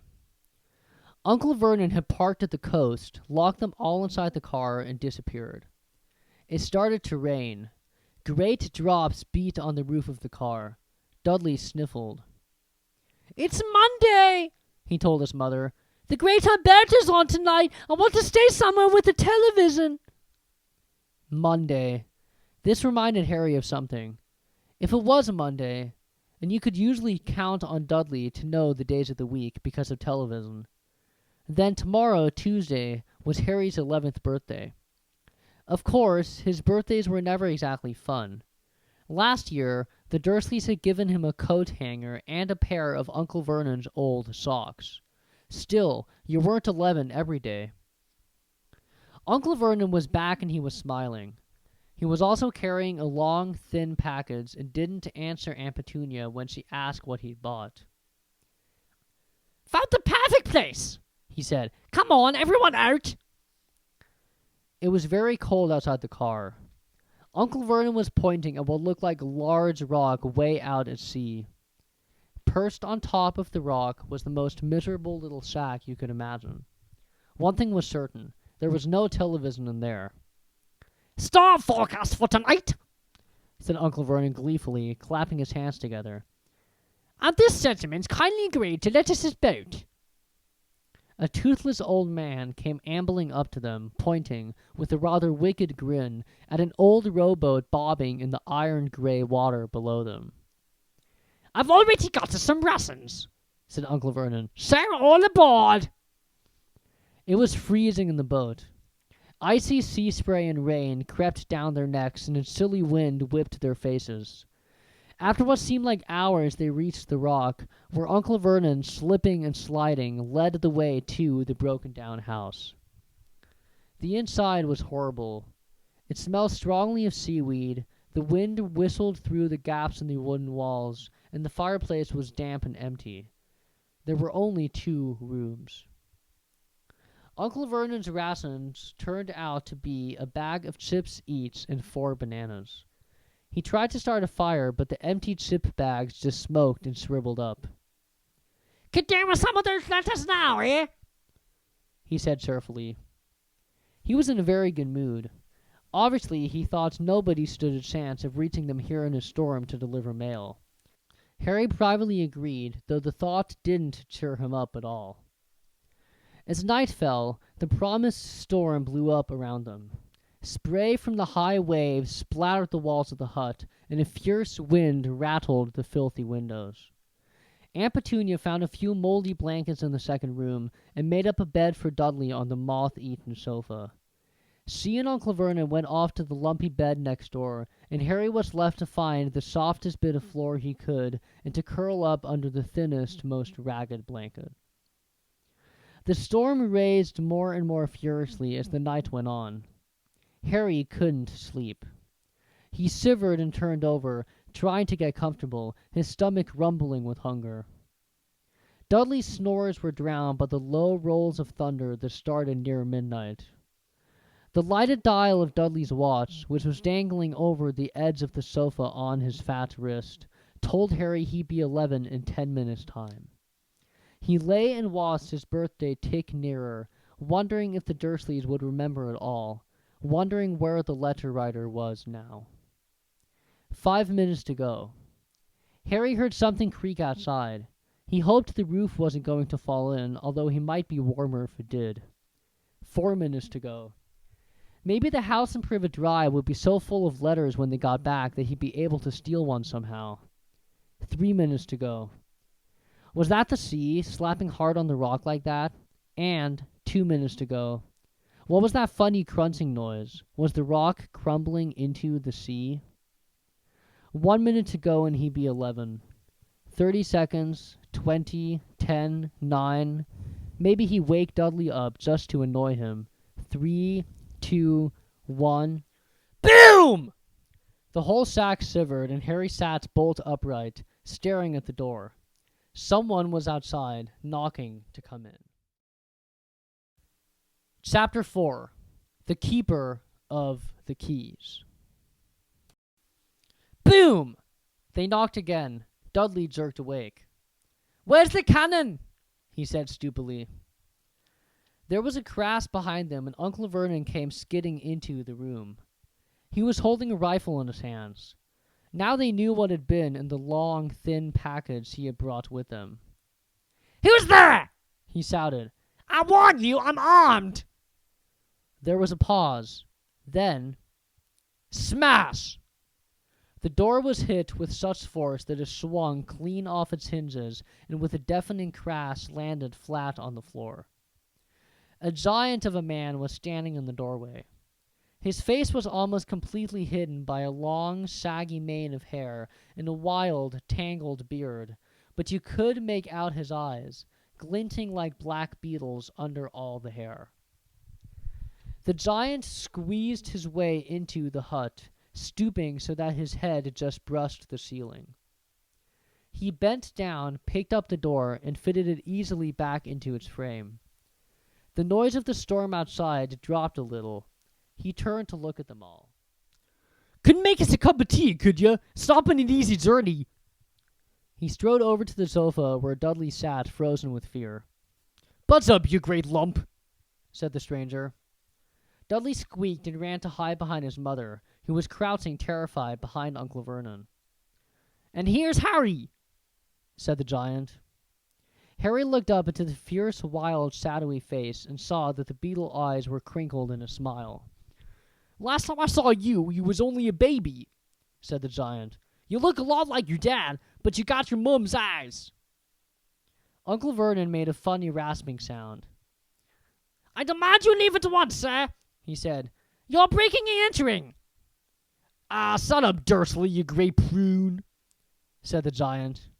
He reached over the back of the sofa, jerked the gun out of Uncle Vernon's hands, bent it into a knot as easily as if it had been made of rubber, and threw it into a corner of the room. Uncle Vernon made another funny noise, like a mouse being trodden on. "Anyway, Harry," said the giant, turning his back on the Dursleys, "a very happy birthday to you. Got some for you here. I might have sat on it at some point, but I reckon it'll taste all right just the same." From an inside pocket of his black overcoat, he pulled a slightly squashed box. Harry opened it with trembling fingers. Inside was a large, sticky chocolate cake with Happy Birthday Harry written on it in green icing. Harry looked up at the giant. He meant to say thank you, but the words got lost on the way to his mouth, and what he said instead was, "Who are you?" The giant chuckled. True, I haven't introduced myself. Rubius Hagrid, keeper of keys and grounds at Hogwarts. He held out an enormous hand and shook Harry's whole arm. What about that tea then, eh? He said, rubbing his hands together. I'll actually know the summer stronger if you got a mind. His eyes fell on the empty grate with the shriveled chip bags in it, and he snorted. He bent down over the fireplace. They couldn't see what he was doing, but when he drew back a second later, there was a roaring fire there. It filled the whole damp hut with flickering light, and Harry felt the warmth wash over him as though he'd sunk into a hot bath. The giant sat back down on the sofa, which sagged under his weight, and began taking all sorts of things out of the pockets of his coat. A copper kettle, a squashy package of sausages, a poker, a teapot, several chipped mugs, and a bottle of some amber liquid that he took a swig from before starting to make tea. Soon the hut was full of the sound and smell of sizzling sausage. Nobody said a thing while the giant was working, but as he slid the first 6 fat, juicy, slightly burned sausages from the poker, Dudley fidgeted a little. Uncle Vernon said sharply, "Don't touch anything he gives you, Dudley." The giant chuckled darkly. Your great puddin' of a son don't need fattening anymore, Dursley. Don't worry. He passed the sausages to Harry, who was so hungry he had never tasted anything so wonderful, but he still couldn't take his eyes off the giant. Finally, as nobody seemed about to explain anything, he said, "I'm sorry, but I still don't really know who you are." The giant took a gulp of tea and wiped his mouth with the back of his hand. "Call me Hagrid," he says. "Everyone does. And like I told you, I'm keeper of keys of Hogwarts. You know all about Hogwarts, of course." No," said Harry. Hagrid looked shocked. "Sorry," Harry said quickly. "Sorry?" barked Hagrid, turning to stare at the Dursleys, who shrank back into the shadows. "Is that Mr. Be sorry? I knew you weren't getting your letters, but I never thought you wouldn't know about Hogwarts, for crying out loud. Did you ever never wonder where your parents learned it all?" "All what?" asked Harry. "All what?" Hagrid thundered. "Now wait just 1 second." He had leaped to his feet. In his anger, he seemed to fill the whole hut. The Dursleys were cowering against the wall. "Do you mean to tell me," he growled at the Dursleys, "that this boy knows nothing about anything?" Harry thought this was going a bit far. He had been to school after all, and his marks weren't bad. "I know some things," he said. "I can't, do math and stuff." But Hagrid simply waved his hand and said, "About our world, I mean. Your world, my world, your parents' world." "What world?" Hagrid looked as if he was about to explode. "Dursley!" he boomed. Uncle Vernon, who had gone very pale, whispered something that sounded like, "Mimby Wimby." Hagrid stared widely at Harry.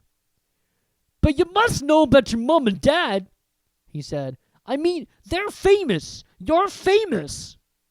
"What? My mom and my dad weren't famous, were they?" You don't know. You don't know." Hagrid ran his fingers through his hair, fixing Harry with a bewildered stare. "You don't know who you are?" he said finally. Uncle Vernon suddenly found his voice. "Stop!"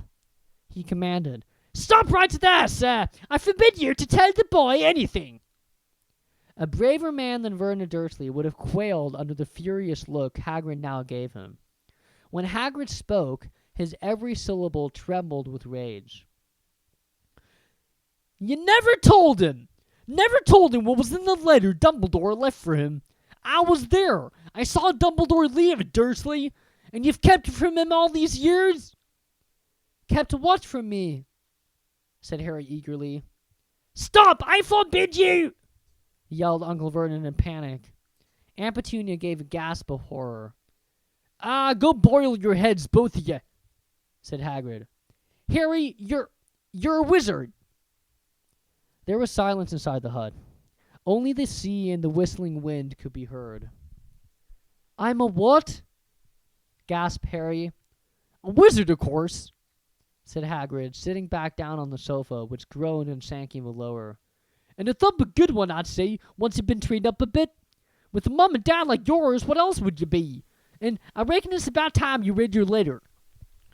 Harry stretched out his hand at last to take the yellowest envelope, addressed in emerald green to Mr. H. Potter, the floor, hut on the rock, the sea. He pulled out the letter and read. Hogwarts School of Witchcraft and Wizardry. Headmaster Albus Dumbledore. Order of Merlin, First Class. Grand Sorcerer. Chief Warlock. Supreme Mugwump. International Confederation of Wizards. Dear Mr. Potter, we are pleased to inform you that you have been accepted at Hogwarts School of Witchcraft and Wizardry. Please find enclosed a list of all necessary books and equipment. Term begins on September 1st. We await your owl no later than July 31st. Yours sincerely, Minerva McGonagall. Deputy Headmistress. Questions exploded inside Harry's mind like fireworks, and he couldn't decide which to ask first. After a few minutes, he stammered, What does it mean they await my owl? Galloping Gorgons, that reminds me, said Hagrid, clapping a hand to his forehead with enough force to knock over a cart horse, and from yet another pocket inside his overcoat, he pulled an owl, a real, live, rather ruffle-looking owl, a long quill, and a roll of parchment. With his tongue between his teeth, he scribbled a note that Harry could read upside down. Dear Professor Dumbledore, given Harry his letter, taking him to buy his things tomorrow, weather's horrible, hope you're well, Hagrid. Hagrid rolled up the note, gave it to the owl, which clamped it in his beak, went to the door, and threw the owl out into the storm. Then he came back and sat down as though this was as normal as talking on the telephone. Harry realized his mouth was open and closed it quickly. Where was I? Said Hagrid, but at that moment Uncle Vernon, still ashen-faced but looking very angry, moved into the firelight. He's not scaring, he said. Hagrid grunted. I'd like to see a great muggle like you to stop him, he said. A what? Said Harry, interested. A muggle, said Hagrid. It's what we call non-magic folk like them. And it's your bad luck you grew up in a family of the biggest muggles I ever laid eyes on. We swore when we took him in we'd put a stop to that rubbish, said Uncle Vernon. Swore we'd stamp him out of him. Wizard indeed. You knew, said Harry. You knew I'm a wizard? No, shrieked Aunt Petunia suddenly. No, of course we know. How could you not be? My draughted sister being what she was. She got a letter just like that and disappeared off to that school and came home every vacation with her pockets full of frog spawn, turning teacups into rats. I was the only one who saw her for what she was, a freak. But for my mother and father, oh no, it was Lily this and Lily that. They were proud of having a witch in the family. She stopped to draw a deep breath and then went ranting on. It seemed she had been wanting to say all this for years. Then she met that Potter at school, and they left and got married and had you, and of course I knew you'd been just the same, just as strange, just as abnormal. And then, if you please, she went and got herself blown up, and we got landed with you. Harry had gone very white. As soon as he found his voice, he said, Blown up? You told me they died in a car crash. Car crash? Rolled Hagrid, jumping up so angrily that the Dursleys scuttled back to their corner. How could a car crash kill Lily and James Potter? It's an outrage, a scandal. Harry Potter not knowing his own story when every kid in our world knows his name. But why? What happened? Harry asked urgently. The anger faded from Hagrid's face. He looked suddenly anxious. I never expected this, he said in a low, worried voice. I had no idea when Dumbledore told me there might be trouble getting a hold of you, how much you didn't know. Harry, I don't know if I'm the right person to tell you, but someone's gotta. You can't go after Hogwarts not knowing. He threw a dirty look at the Dursleys. Well, it's best you don't know as much as I can tell you. Mind, I can't tell you everything. It's a great mystery, parts of it. He sat down, stared into the fire for a few seconds, and then said, It begins, I suppose, with a person called... But it's incredible you don't know his name. Everyone in our world knows. Who? Well, I don't like saying the name if I can help it. No one does. Why not? Goblin gargoyles, Harry. People are still scared. Blimey, this is difficult. See, there was this wizard who went bad. As bad as you could go. Worse than worse. His name was... Hagrid gulped, but no words came out. Could you write it down? Harry suggested. Nah, I can't spell it. All right. Voldemort. Hagrid shuddered. Don't make me say it again. Anyway, this wizard, about 20 years ago now, started looking for followers. Got him, too. Some were afraid, some just wanted a bit of his power, because he was getting himself power, all right. Dark days, Harry. Didn't know who to trust. Didn't dare get friendly with strange wizards or witches. Terrible things happened. He was taken over. Of course, some stood up to him, and he killed them, horribly. One of the only safest places left was Hogwarts. Reckon Dumbledore's the only one you know who was afraid of. Didn't dare try to take him to school, not just then anyway. Now, your mom and dad were as good at wits and wizards as I ever knew. Head boy and girl at Hogwarts in their day. Suppose the mystery is why you know who never tried to get him on his side before. Probably knew they were too close to Dumbledore to want to do anything with dark side. Maybe he thought he could persuade him. Maybe he just wanted him out of the way. All anyone knows is he turned up in the village where you all was living on Halloween 10 years ago. You was just a year old. He came to your house and... Hagrid suddenly pulled out a very dirty, spotted handkerchief and blew his nose with a sound like a foghorn. Sorry, he said. But is that sad? Knew your mom and dad and nicer people you couldn't find. Anyway, you know who killed him. And then, and this is the real mystery, the thing, he tried to kill you too. Wanted to make a clean job of it, I suppose, or maybe he just liked killing by then. But he couldn't do it. Never wondered how you got that mark on your forehead? That was no ordinary cut. That's what you get when a powerful evil curse touches you. To carry your mom and dad in your house even, but it didn't work on you. That's why you're famous, Harry. No one ever lived after he decided to kill him. No one except you, and he killed some of the best witches and wizards of the age. The McKinnons, the Bones, the Pruitts, and you was only a baby, and you lived. Something very painful was going on in Harry's mind. As Hagrid's story came to a close, he saw again the blinding flash of green light more clearly than he had ever remembered of before.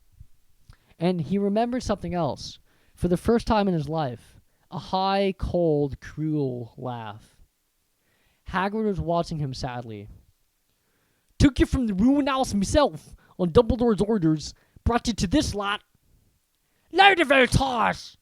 Said Uncle Vernon. Harry jumped. He had almost forgotten that the Dursleys were there.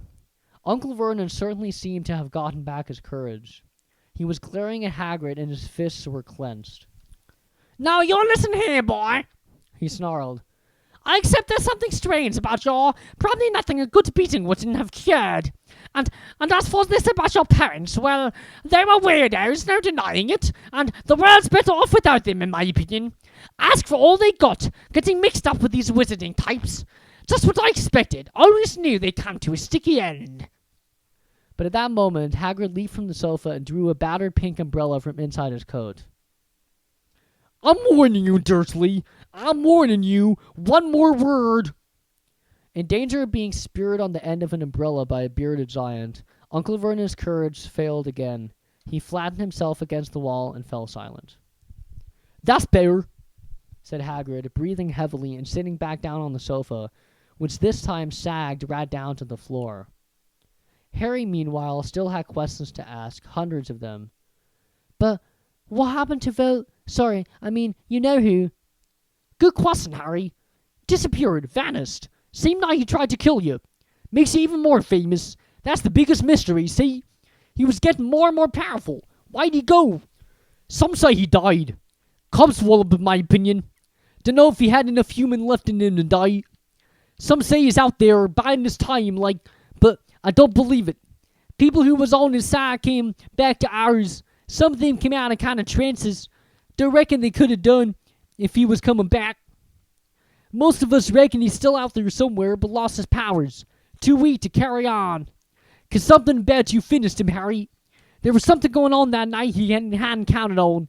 I don't know what it was. No one does, but something about you stumped it all right." Hagrid looked at Harry with warmth and respect blazing in his eyes, but Harry, instead of feeling pleased and proud, felt quite sure there had been a horrible mistake. A wizard? Him? How could he possibly be? He spent his life being clouded by Dudley and bullied by Aunt Petunia and Uncle Vernon. If he was really a wizard, why hadn't they been turned into warty toads every time they tried to lock him in his cupboard? If he'd once defeated the greatest sorcerer in the world, how come Dudley had always been able to kick him around like a football? "Hagrid," he said quietly, "I think you must have made a mistake. I don't think I can be a wizard." To his surprise, Hagrid chuckled. "Not a wizard, eh? Never made things happen when you was scared or angry?" Harry looked into the fire. Now he came to think about it. Every odd thing that had ever made his aunts and uncle furious with him had happened when he, Harry, had been upset or angry. Chased by Dudley's gang, he had somehow found himself out of their reach. Dreading going to school with that ridiculous haircut, he managed to make it grow back. And the very last time Dudley had hit him, hadn't he got his revenge without even realizing he was doing it? Hadn't he set a boa constrictor on him? Harry looked back at Hagrid, smiling, and saw that Hagrid was positively beaming at him. "See?" said Hagrid. "Harry Potter, not a wizard. You wait, you'll be right famous at Hogwarts." But Uncle Vernon wasn't going to give in without a fight. "Haven't I told you he's not going?" he hissed. "He's going to Stonewall High, and he'll be grateful for it. I've read those letters, and he needs all sorts of rabbits, spell books, and wands, and if he wants to go, a grey muggle like you won't stop him," growled Hagrid. "Stop Lily and James Potter's son going to Hogwarts. You're mad. His name's been down ever since he was born. He's off to the finest school of witchcraft and wizardry in the world. 7 years there, and he won't know himself. He'll be with youngsters of his own sort for a change, and he'll be under the greatest headmaster Hogwarts ever had, Albus Dumbledore. I'm not paying for some crackpot old fool to teach him magic tricks," yelled Uncle Vernon. But he had finally gone too far. Hagrid seized his umbrella and wheeled it over his head. "Never," he thundered, "insult Albus Dumbledore in front of me." He brought the umbrella swishing down through the air to point at Dudley. There was a flash of violet light, a sound like a firecracker, a sharp squeal, and the next second, Dudley was dancing on the spot with his hands clasped over his fat bottom, howling in pain. When he turned his back on them, Harry saw a curly pig's tail poking through a hole in his trousers. Uncle Vernon roared. Pulling Aunt Petunia and Dudley into the other room, he cast one last terrified look at Hagrid and slammed the door behind them. Hagrid looked down at his umbrella and stroked his beard. "Shouldn't have lost me temper," he said ruefully, "but it didn't work anyway. Meant to turn him into a pig, but I suppose he was so much like a pig anyway there wasn't much left to do." He cast a sideways look at Harry under his bushy eyebrows. "Be grateful if you didn't mention that to anyone in Hogwarts," he said. "I'm not supposed to do magic, strictly speaking. I was allowed to do a bit, to follow you and get your letters and your stuff. One of the reasons I was so keen to take on the job." "Why aren't you supposed to do magic?" asked Harry. Oh, well, I was at Hogwarts myself, but I got expelled, to tell you the truth. In my third year, they snapped my wand in half and everything. But Dumbledore let me stay on as gamekeeper. Great man, Dumbledore. Great man. Why were you expelled? It's getting late. We got lots to do tomorrow, said Hagrid loudly. Gotta get up to town and get all your books and that. He took off his thick black coat and threw it to Harry. You can keep under that, he said. Don't mind if it wriggles a bit. I think I still got a couple of dormouse in one of the pockets. Chapter 5, Diagon Alley. Harry woke early the next morning. Although he could tell it was daylight, he kept his eyes shut tight. It was a dream, he told himself firmly. I dreamed a giant called Hagrid came to tell me I was going to a school for wizards. When I open my eyes, I'll be home in my cupboard. There was suddenly a loud tapping noise. And there's Aunt Petunia knocking on the door, Harry thought, his heart sinking. But he still didn't open his eyes. It had been such a good dream. Tap, tap, tap. All right, Harry mumbled. I'm getting up. He sat up, and Hagrid's heavy coat fell off of him. The hut was full of sunlight. The storm was over. Hagrid himself was asleep on the collapsed sofa, and there was an owl rapping its claw on the window, a newspaper held in his beak. Harry scrambled to his feet, so happy he felt as though a large balloon was swelling inside him. He went straight to the window and jerked it open. The owl swooped in and dropped the newspaper on top of Hagrid, who didn't wake up. The owl then fluttered onto the floor and began to attack Hagrid's coat. Don't do that! Harry tried to wave the owl out of the way, but it snapped its beak furiously at him and carried on, savaging the coat. Hagrid, said Harry loudly, there's an owl, pay him! Hagrid grunted into the sofa. What? He wants paying for delivering the paper. Look in the pockets. Hagrid's coat seemed to be made of nothing but pockets. Bunches of keys, slug pellets, balls of string, peppermint humbugs, tea bags. Finally, Harry pulled out a handful of strange-looking coins. Give him 5 knuts, said Hagrid sleepily. Knuts? The little bronze ones. Harry counted out 5 little bronze coins, and the owl held out his leg so Harry could put the money into a small leather pouch tied to it. Then he flew off through the open window. Hagrid yawned loudly, sat up, and stretched. Best be off, Harry. Lots to do today. Gotta get up to London and buy all your stuff for school. Harry was turning over the wizard coins and looking at them. He had just thought of something that made him feel as though the happy balloon inside him had got a puncture. Hagrid? Said Hagrid, who was pulling on his huge boots. I haven't got any money, and you heard Uncle Vernon last night. He won't pay for me to go and learn magic. Don't worry about that, said Hagrid, standing up and scratching his head. Do you think your parents didn't leave you anything? But if their house was destroyed... They didn't keep their gold in the house, boy. Nah, first off for us is Gringotts, Wizard's Bank. Have a sausage, they're not that cold, and I wouldn't say no to a bit of your birthday cake either. Wizards have banks? Just the one, Gringotts, run by goblins. Harry dropped the bit of sausage he was holding. Goblins? Yeah, so you'd be mad to try and rob it, I'll tell you that. Never mess with goblins, Harry. Gringotts is the safest place in the world for anything you want to keep safe, except maybe Hogwarts. As a matter of fact, you gotta visit Gringotts anyway, for Dumbledore. Hogwarts business. Hagrid drew himself up proudly. He usually gets me to do important stuff for him. Fetching you, getting things from Gringotts. Knows he can trust me, see? Got everything? Come on then. Harry followed Hagrid out onto the rock. The sky was quite clear now, and the sea gleamed in the sunlight. The boat Uncle Vernon had hired was still there, with a lot of water in the bottom after the storm.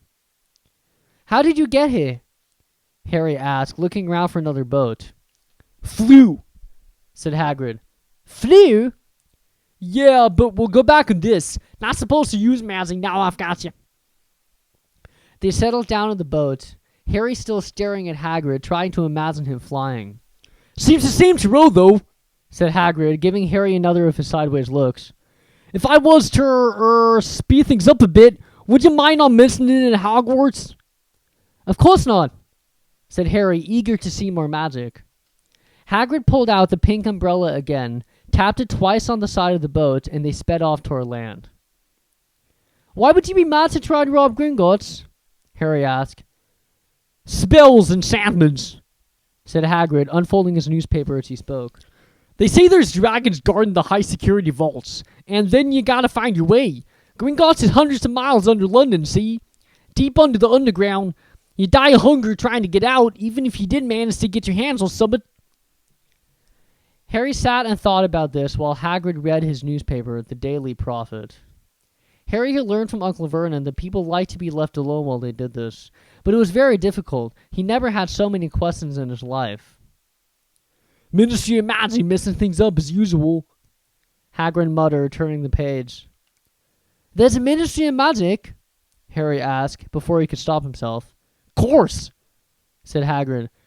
They wanted Dumbledore for minister, of course, but he never leave Hogwarts, so old Cornelius Fudge got the job. Bungler if there ever was one, so he pelts Dumbledore with owls every morning, asking for advice. But what does the Ministry of Magic do? Well, their main job is to keep it from muggles that there's still witches and wizards up and down the country. Why? Why? Blimey, Harry! Everyone but one magic solutions to their problems. Nah, we're best left alone. At this moment, the boat bumped gently into the harbor wall. Hagrid folded up his newspaper, and they clambered up the stone steps onto the street. Passersby stared a lot at Hagrid as they walked through the little town to the station. Harry couldn't blame them. Not only was Hagrid twice as tall as anyone else, he kept pointing at perfectly ordinary things like parking meters and saying loudly, "See that, Harry? Thinks these muggles dream up, eh?" "Hagrid," said Harry, panting a bit as he ran to keep up. "Did you see the dragons at Gringotts?" "Well, so they say," said Hagrid. "Crikey, I like a dragon." "You'd like one?" "Wanted one ever since I was a kid. Here we go." They had reached the station. There was a train to London in 5 minutes' time. Hagrid, who didn't understand muggle money, as he called it, gave the bills to Harry so he could buy their tickets. People stared more than ever on the train. Hagrid took up 2 seats and sat knitting in what looked like a canary yellow circus tent. "Still got your letter, Harry?" he asked as he counted stitches. Harry took the parchment envelope out of his pocket. "Good," said Hagrid. "There's a list there of everything you need." Harry unfolded a second piece of paper he hadn't noticed the night before and read. Hogwarts School of Witchcraft and Wizardry. Uniform. First-year students will require 3 sets of plain work robes, black. 1 plain pointed hat, black, for day wear. 1 pair of protective gloves, dragonhide or similar. 1 winter cloak, black, silver fastenings. Please note that all pupils' clothes should carry name tags. Course books. All students should have a copy of each of the following: The Standard Book of Spells, Grade 1, by Miranda Gossock. A History of Magic by Matilda Baxod. Magical Theory by Aldebert Waffling. A Beginner's Guide to Transfiguration by Emmerich Switch. 1000 Magical Herbs and Fungi by Philidas Spore. Magical Draughts and Potions by Arsenius Jigger. Fantastic Beasts and Where to Find Them by Newt Scamander. The Dark Forces, A Guide to Self-Protection by Quentin Trimble. Other equipment: 1 wand, 1 cauldron, pewter, standard size 2, 1 set glass or crystal files, 1 telescope, 1 set brass scales. Students may also bring an owl or a cat or a toad. Parents are reminded that first years are not allowed their own broomsticks. Can we buy all this in London? Harry wondered aloud. "If you know where to go," said Hagrid. Harry had never been to London before. Although Hagrid seemed to know where he was going, he was obviously not used to getting there in an ordinary way. He got stuck in the ticket barrier on the underground and complained loudly that the seats were too small and the trains too slow. "I don't know how the muggles manage without magic," he said as they climbed a broken-down escalator that led up to a bustling road lined with shops. Hagrid was so huge that he parted the crowd easily. All Harry had to do was keep close behind him. They passed bookshops and music stores, hamburger restaurants and cinemas, but nowhere that looked as if it could sell you a magic wand. This was just an ordinary street full of ordinary people. Could there really be piles of wizard gold buried miles beneath them? Were there really shops that sold spellbooks and broomsticks? Might this not all be some huge joke that the Dursleys had cooked up? If Harry hadn't known that the Dursleys had no sense of humor, he might have thought so. Yet, somehow, even though everything Hagrid had told him so far was unbelievable, Harry couldn't help trusting him. "This is it," said Hagrid, coming to a halt. "The Leaky Cauldron. It's a famous place." It was a tiny, grubby-looking pub. If Hagrid hadn't pointed it out, Harry would not have noticed it was there. The people hurrying by didn't glance at it. Their eyes slid from the big bookshop on one side to the record shop on the other, as if they didn't see the Leaky Cauldron at all. In fact, Harry had the most peculiar feeling that only he and Hagrid could see it. Before he could mention this, Hagrid had steered him inside. For a famous place, it was very dark and shabby. A few old women were sitting in a corner, drinking tiny glasses of sherry. One of them was smoking a long pipe. A little man in a top hat was talking to the old bartender, who was quite bald and looked like a toothless walnut. The low buzz of chatter stopped when they walked in. Everyone seemed to know Hagrid. They waved and smiled at him, and the bartender reached for a glass, saying, "The years of it, Hagrid!" "Can't, Tom. I'm on Hogwarts business," said Hagrid, clapping his great hand on Harry's shoulder and making Harry's knees buckle. "Good Lord!" said the bartender, peering at Harry. Can this be?" The Leaky Cauldron had suddenly gone completely still and silent. "Bless my soul!" whispered the old bartender. "Harry Potter, what an honor!" He hurried out from behind the bar, rushed toward Harry, and seized his hand, tears in his eyes. "Welcome back, Mr. Potter! Welcome back!" Harry did not know what to say. Everyone was looking at him. The old woman with the pipe was puffing on it without realizing it had gone out. Hagrid was beaming. Then there was a great scraping of chairs, and the next moment, Harry found himself shaking hands with everyone in the Leaky Cauldron. "Doris Crockford, Mr. Potter! Can't believe I'm meeting you at last!" "So proud, Mr. Potter! I'm just so proud! I always wanted to shake your hand! I'm all the flutter!" "Delighted, Mr. Potter! Just can't tell you! Diggle's the name! Daedalus Diggle!" "I've seen you before," said Harry, as Daedalus Diggle's top hat fell off in his excitement. "You bowed to me once in a shop." "He remembers!" cried Daedalus Diggle, looking around at everyone. "Did you hear that? He remembers me!" He shook hands again and again. Doris Crockford kept coming back for more. A pale young man made his way forward, very nervously. One of his eyes was twitching. "Professor Quirrell," said Hagrid. "Harry, Professor Quirrell will be one of your teachers at Hogwarts." "Potter," stammered Professor Quirrell, grasping Harry's hand. "Can't tell you how pleased I am to meet you." "What sorts of magic do you teach, Professor Quirrell?" Defense against the dark gods," muttered Professor Quirrell, as though he'd rather not think about it. Not that you need it, Potter." He laughed nervously. You'll be getting all your equipment, I suppose. I've got to pick up a new book on vampires myself." He looked terrified at the very thought. But the others wouldn't let Professor Quirrell keep Harry to himself. It took almost 10 minutes to get away from them all. At last, Hagrid managed to make himself heard over the babble. "Must get on! Lost your bye! Come on, Harry!" Doris Crockford shook Harry's hand one last time, and Hagrid led them through the bar and out into a small walled courtyard where there was nothing but a trash can and a few weeds. Hagrid grinned at Harry. "Told you, didn't I?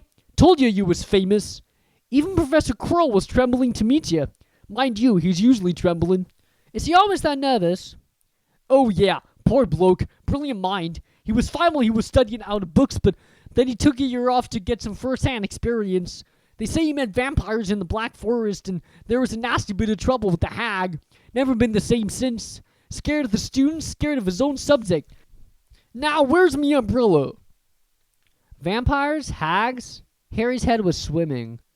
Hagrid, meanwhile, was counting bricks in the wall above the trash can.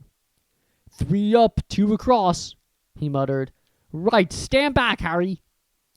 He tapped the wall 3 times with the point of his umbrella. The brick he had touched quivered. It wriggled. In the middle, a small hole appeared. It grew wider and wider. A second later, they were facing an archway large enough even for Hagrid.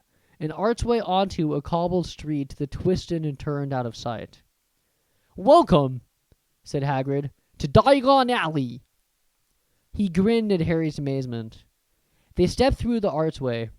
Harry looked quickly over his shoulder and saw the archway shrink instantly back into solid wall. The sun shone brightly on a stack of cauldrons outside the nearest shop. Cauldrons, all sizes, copper, brass, pewter, silver, self-stirring, collapsible, set a sign hanging over them. Yeah, you'll be needing one, said Hagrid, but we gotta get your money first. Harry wished he had about 8 more eyes. He turned his head in every direction as they walked up the street, trying to look at everything at once. The shops, the things outside them, the people doing their shopping. A plump woman outside an apothecary was shaking her head as they passed, saying, Dragon liver, 16 sickles an ounce, they're mad! A low, soft hooting came from a dark shop with a sign saying, Alop's Owl Emporium, tawny, screech, barn, brown, and snowy. Several boys of about Harry's age had their noses pressed against a window with broomsticks in it. Look! Harry heard one of them say, The new number's 2000! Fastest ever! There were shops selling robes, shops selling telescopes and strange silver instruments Harry had never seen before. Windows stacked with barrels of bats' spleens and eels' eyes, tottering piles of spellbooks, quills, and rolls of parchment, potion bottles, globes of the moon. Gringotts, said Hagrid. They had reached a snowy white building that towered over the other little shops. Standing beside its burnished bronze doors, wearing a uniform of scarlet and gold, was... Yeah, that's a goblin, said Hagrid quietly as they walked up the white stone steps toward him. The goblin was about a head shorter than Harry. He had a swarthy, clever face, a pointed beard, and, Harry noticed, very long fingers and feet. He bowed as they walked inside. Now they were facing a second pair of doors, silver this time, with words engraved upon them. Enter, stranger, but take heed of what awaits the sin of greed. For those who take but do not earn must pay most dearly in their turn. So if you seek beneath our floors a treasure that was never yours, thief, you have been warned beware of finding more than treasure there. Like I said, you'd be mad to try and rob it, said Hagrid. A pair of goblins bowed them through the silver doors, and they were in a vast marble hall. About 100 more goblins were sitting on high stools behind a long counter, scribbling in large ledgers, weighing coins in brass scales, examining precious stones through eyeglasses.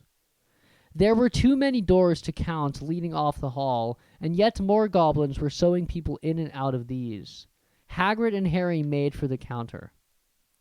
Morning, said Hagrid to a free goblin. We've come to take some money out of Mr. Harry Potter's safe. You have his cash,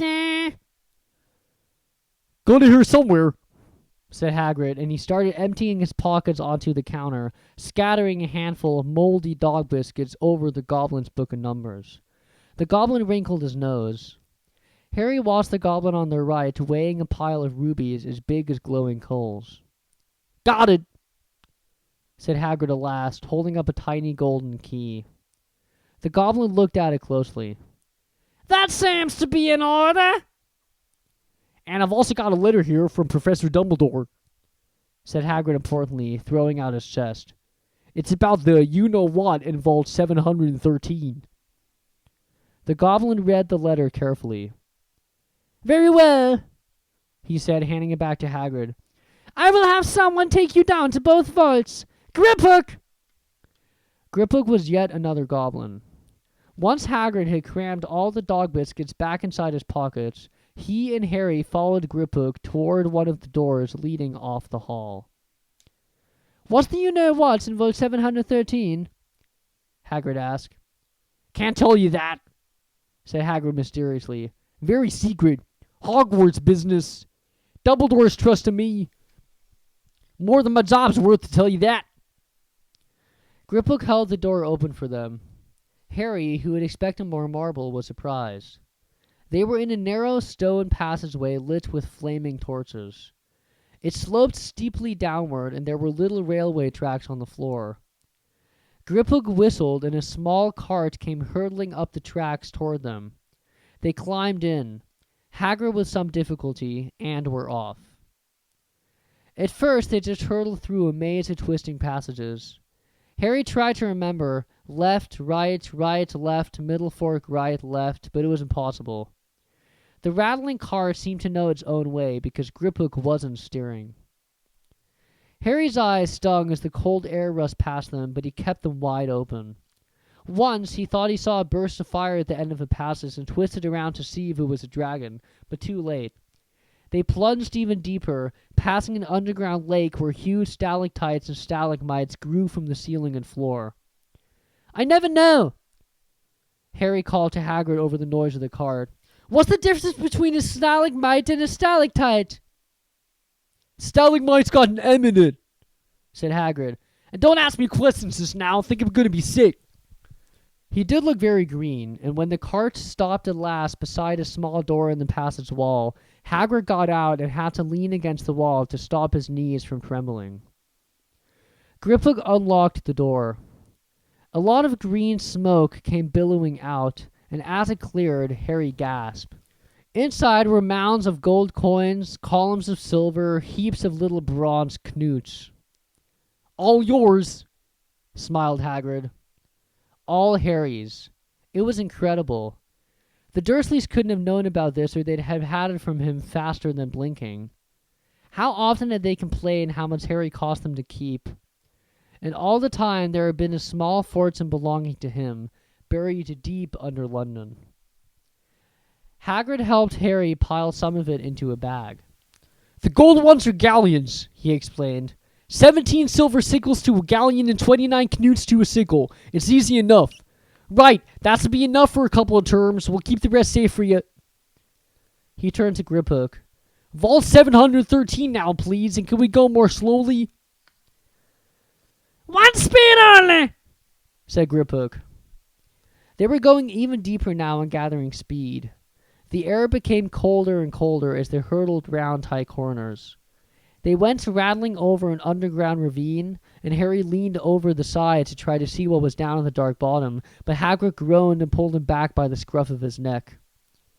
Vault 713 had no keyhole. "Stand back," said Griphook importantly. He stroked the door gently with one of his long fingers, and it simply melted away. "If anyone but the Gringotts goblin tried that, they'd be sucked through the door and trapped in there," said Griphook. "How often do you check to see if someone's inside?" Harry asked. "About once every 10 years, ha!" said Griphook with a rather nasty grin. Something really extraordinary had to be inside this top security vault, Harry was sure, and he leaned forward eagerly, expecting to see fabulous jewels at the very least.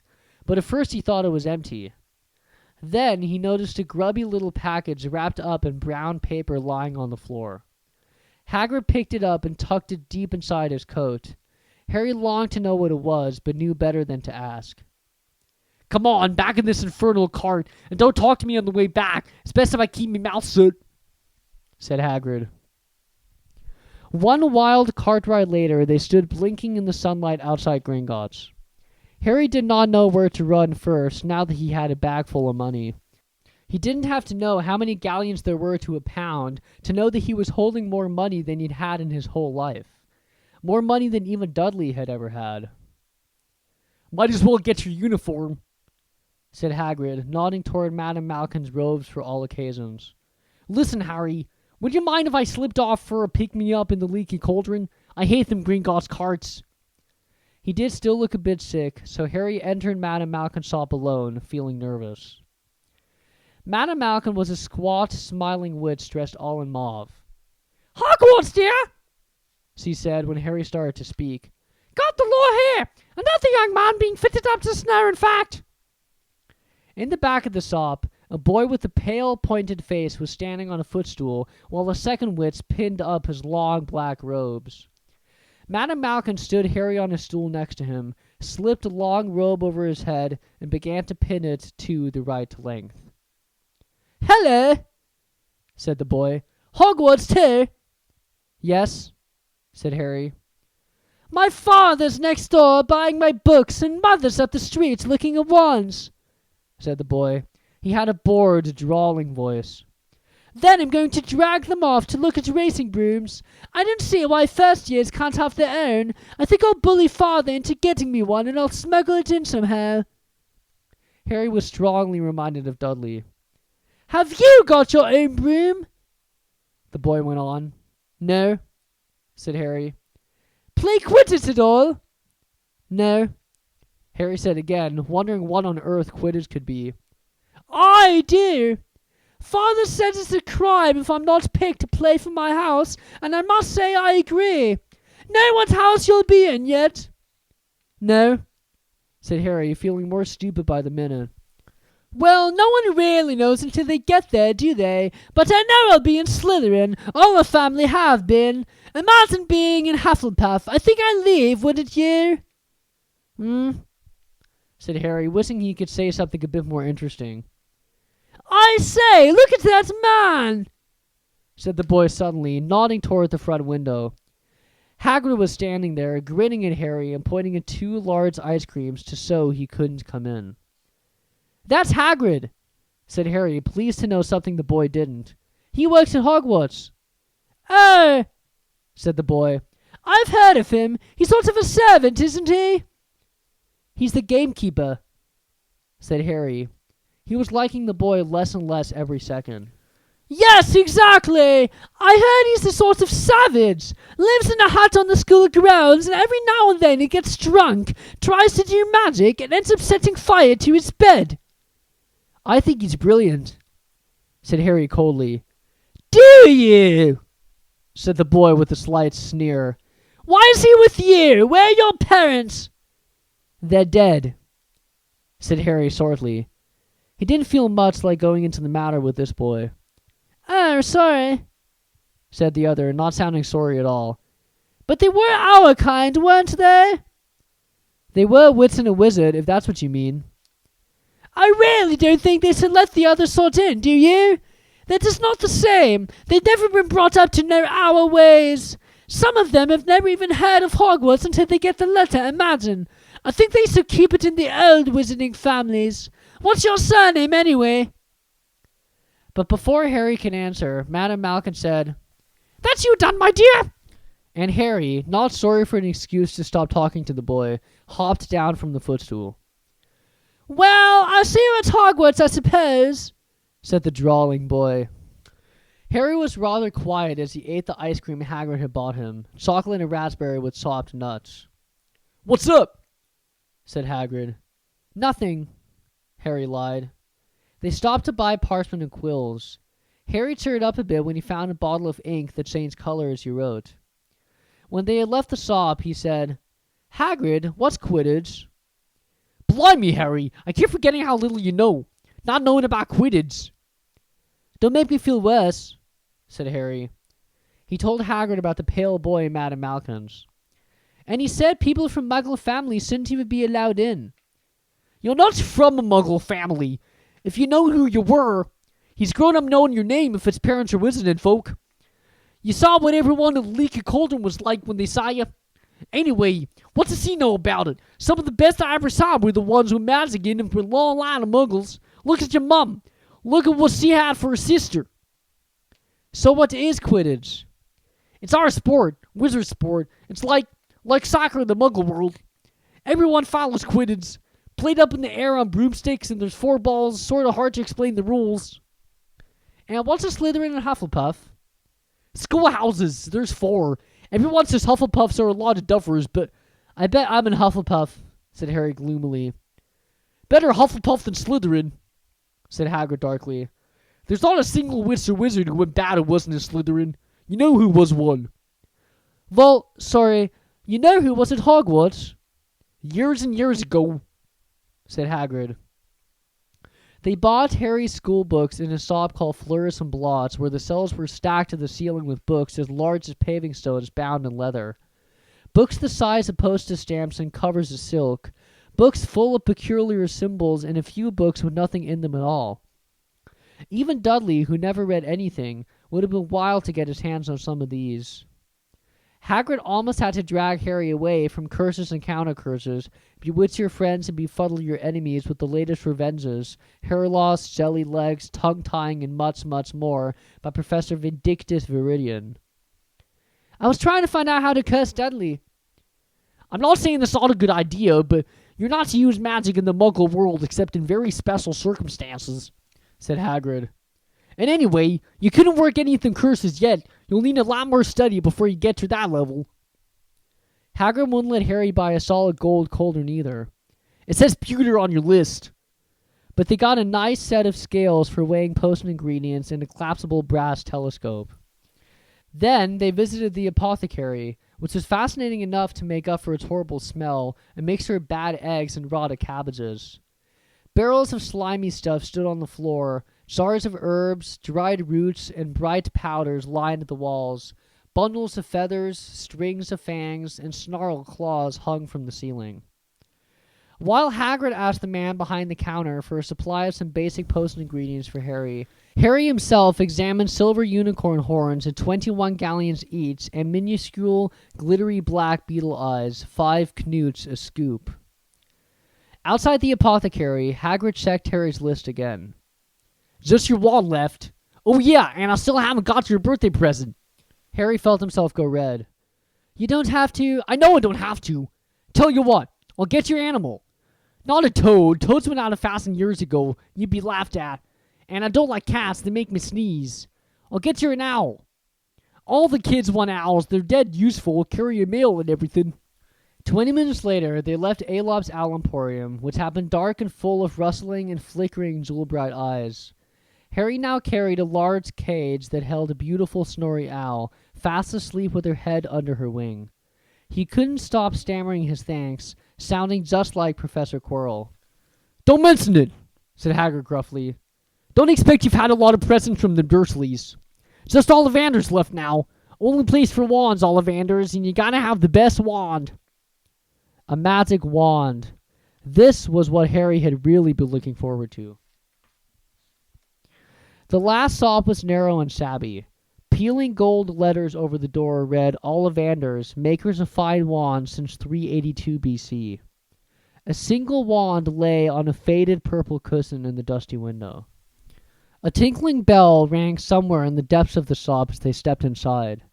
It was a tiny place, empty except for a single spindly chair that Hagrid sat on to wait. Harry felt strangely as though he had entered a very strict library.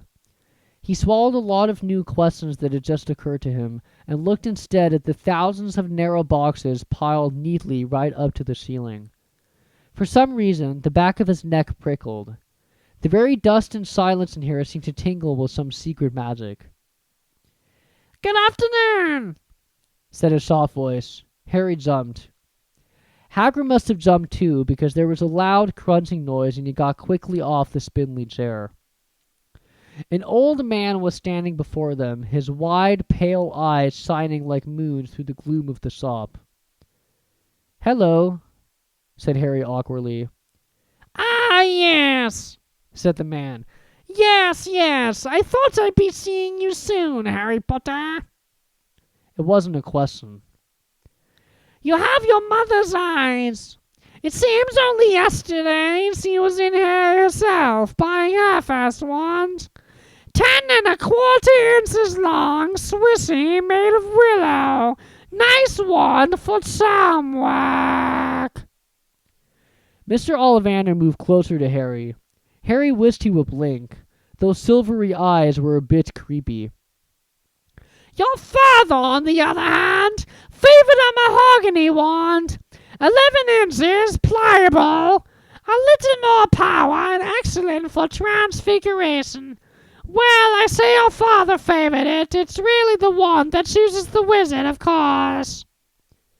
Mr. Ollivander had come so close that he and Harry were almost nose to nose.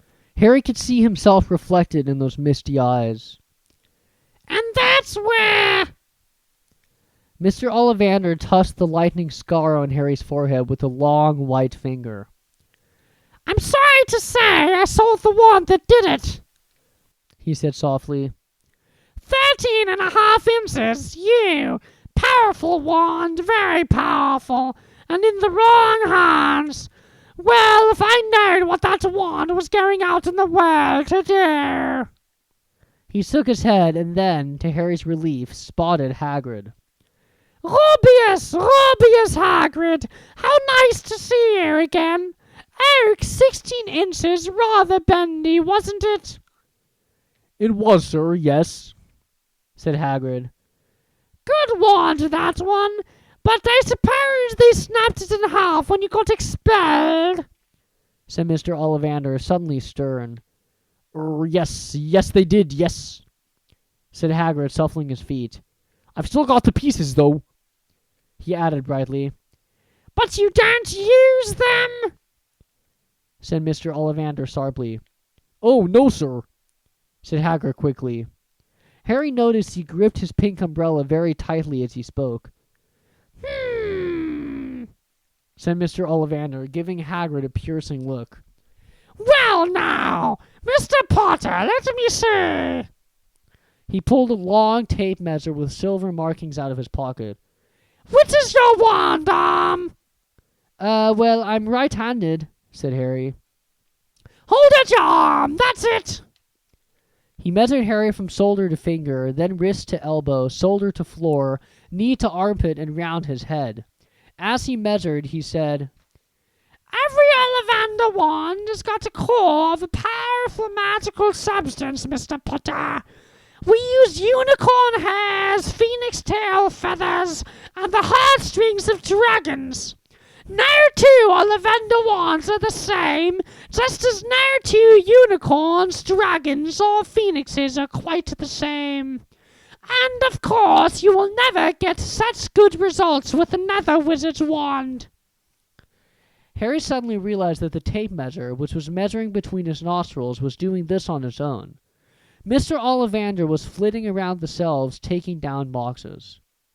That will do, he said, and the tape measure crumbled into a heap on the floor. Right then, Mr. Potter. Try this one. Beech wood and dragon heartstring, 9 inches, nice and flexible. Just take it and give it a wave. Harry took the wand and, feeling foolish, waved it around a bit, but Mr. Ollivander snatched it out of his hand almost at once. Maple and phoenix feather, 7 inches, quite whippy. Try. Harry tried, but he had hardly raised the wand when it, too, was snatched back by Mr. Ollivander. No. Here, ebony and unicorn hair, 8.5 inches, springy. Go on, try it out. Harry tried and tried. He had no idea what Mr. Ollivander was waiting for. The pile of tried wands was mounting higher and higher on the spindly chair, but the more wands Mr. Ollivander pulled from the shelves, the happier he seemed to become. Tricky customer, eh? Not to worry, we'll find the perfect match here somewhere. I wonder now, yes, why not? Unusual combination. Holly and phoenix feather, 11 inches, nice and supple. Harry took the wand. He felt a sudden warmth in his fingers. He raised the wand above his head, brought it whizzing down through the dusty air, and a stream of red and gold sparks shot from the end like a firework, throwing dancing spots of light onto the walls. Hagrid whooped and clapped, and Mr. Ollivander cried, Oh, bravo! Yes, indeed! Oh, very good! Well! How curious! How very curious! He put Harry's wand back into its box and wrapped it in brown paper, still muttering, Curious! Sorry, said Harry, but what's curious? Mr. Ollivander fixed Harry with his pale stare. I remember every wand I've ever sold, Mr. Potter. Every single wand. It so happens that the phoenix whose tail feathers in your wand gave another feather. Just one other. It's very curious indeed that you should be destined for this wand when its brother, why, its brother gave you that scar. Harry swallowed. Yes, 13.5 inches, you. Curious indeed how these things happen. The wand chooses the wizard, remember? I think we must expect great things from you, Mr. Potter. After all, he who must not be named did great things. Terrible, yes, but great. Harry shivered. He wasn't sure he liked Mr. Ollivander too much.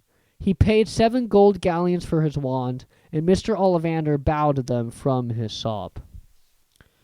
The late afternoon sun hung low in the sky as Harry and Hagrid made their way back down Diagon Alley, back through the wall, back through the leaky cauldron, now empty.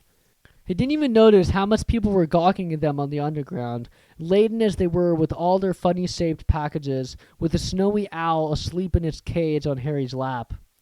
Up another escalator out into Paddington Station. Harry only realized where they were when Hagrid tapped him on the shoulder. "Got time for a bite to eat before your train leaves," he said. He bought Harry a hamburger and they sat down on plastic seats to eat them. Harry kept looking around. Everything looked so strange somehow. "You all right, Harry? You're very quiet," said Hagrid. Harry wasn't sure he could explain. He just had the best birthday of his life, and yet he chewed his hamburger trying to find the words. "Everyone thinks I'm special," he said at last. "All those people in the leaky cauldron, Professor Quirrell, Mr. Ollivander, but I don't know anything about magic at all. How can they expect great things? I'm famous and I can't even remember what I'm famous for. I don't know what happened when, the night my parents died." Hagrid leaned across the table. Behind the wild beard and eyebrows, he wore a very kind smile. "Don't you worry, Harry. You'll learn fast enough. Everyone starts at the beginning in Hogwarts. You'll be just fine. Just be yourself. I know it's hard. You've been singled out, and that's always hard. But you'll have a great time at Hogwarts. I did. Still do, as a matter of fact." Hagrid helped Harry onto the train that would take him back to the Dursleys, then handed him an envelope. "Your ticket for Hogwarts," he said. "1st of September, King's Cross. It's all on your ticket. Any problems with the Dursleys, send me a letter with your owl so you'll know where to find me. See you soon, Harry." The train pulled out of the station. Harry wanted to watch Hagrid until he was out of sight. He rose in his seat and pressed his nose against the window, but he blinked and Hagrid had gone. Chapter 6. The Journey from Platform 9 3/4. Harry's last month with the Dursleys wasn't fun. True, Dudley was now so scared of Harry he wouldn't stay in the same room, while Aunt Petunia and Uncle Vernon didn't shut Harry in his cupboard, force him to do anything, or shout at him. In fact, they didn't speak to him at all. Half terrified, half furious, they acted as though any chair with Harry in it were empty. Although this was an improvement in many ways, it did become a bit depressing after a while. Harry kept to his room, with his new owl for company. He had decided to call her Hedwig, a name he had found in a history of magic. His school books were very interesting. He lay on his bed reading late into the night, Hedwig swooping in and out of the open window as she pleased.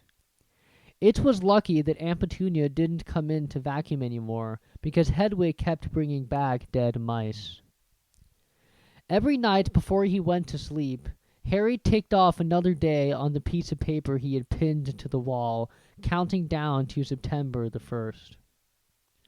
On the last day of August, he thought he'd better speak to his aunt and uncle about getting to King's Cross Station the next day, so he went down to the living room where they were watching a quiz show on television. He cleared his throat to let them know he was there, and Dudley screamed and ran from the room. Uncle Vernon." Uncle Vernon grunted to show he was listening. I need to be at King's Cross tomorrow to To go to Hogwarts. Uncle Vernon grunted again. Would it be alright if you gave me a lift? Grunt. Harry supposed that meant yes. Thank you. He was about to go back upstairs when Uncle Vernon actually spoke. Funny way to get to it was at school, the train. Magic carpets all got punctures, have they? Harry didn't say anything. Where is the school anyway? I don't know, said Harry, realizing this for the first time. He pulled the ticket Hagrid had given him out of his pocket. I just take the train from platform 9 3/4 at 11 o'clock. He read. His aunt and uncle stared. Platform what? 9 3/4.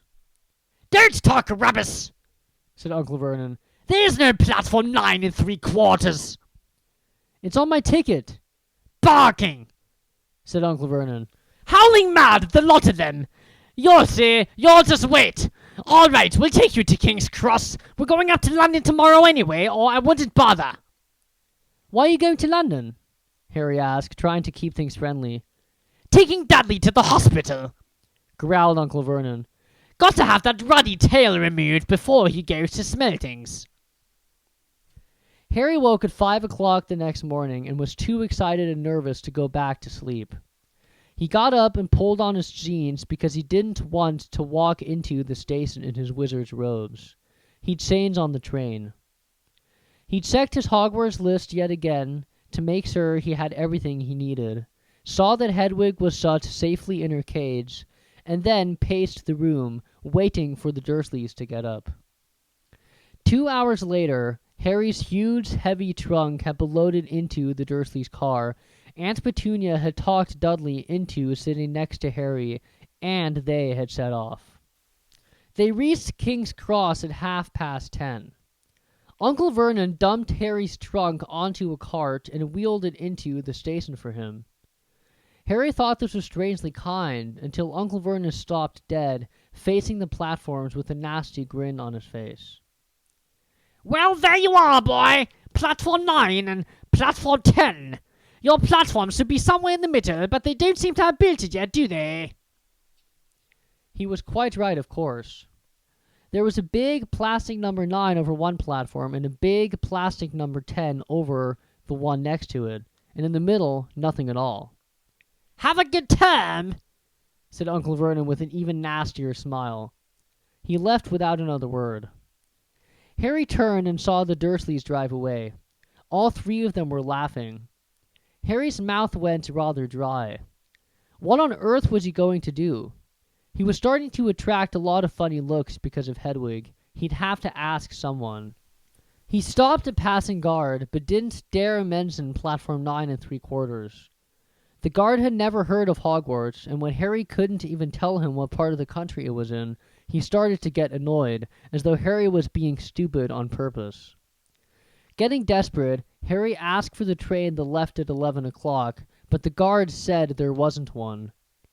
In the end, the guard strode away, muttering about time wasters.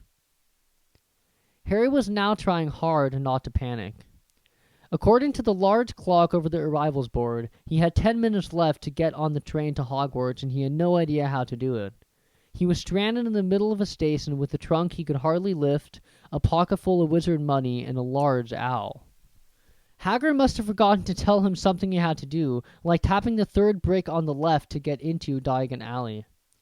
He wondered if he should get out his wand and start tapping the ticket inspector's stand between platforms 9 and 10. At that moment, a group of people passed just behind him, and he caught a few words of what they were saying. Packed with muggles, of course. Harry swung around. The speaker was a plump woman who was talking to 4 boys, all with flaming red hair. Each of them was pushing a trunk like Harry's in front of him, and they had an owl. Heart hammering, Harry pushed his cart after them. They stopped, and so did he, just near enough to hear what they were saying. Now, what's the platform number? Said the boy's mother. 9 3/4. Piped a small girl, also red-headed, who was holding her hand. Mum, can't I go? You're not old enough to knee now. Be quiet. All right, Percy, you go first. What looked like the oldest boy marched toward platforms 9 and 10. Harry watched, careful not to blink in case he missed it. But just as the boy reached the dividing barrier between the two platforms, a large crowd of tourists came swarming in front of him, and by the time the last backpack had cleared away, the boy had vanished. Fred, you next, the plump woman said. I'm not Fred, I'm George, said the boy. Honestly, woman, you call yourself our mother. Can't you tell I'm George? Sorry, George, dear. Only joking, I am Fred, said the boy, and off he went. His twin called after him to hurry up, and he must have done so, because a second later he had gone.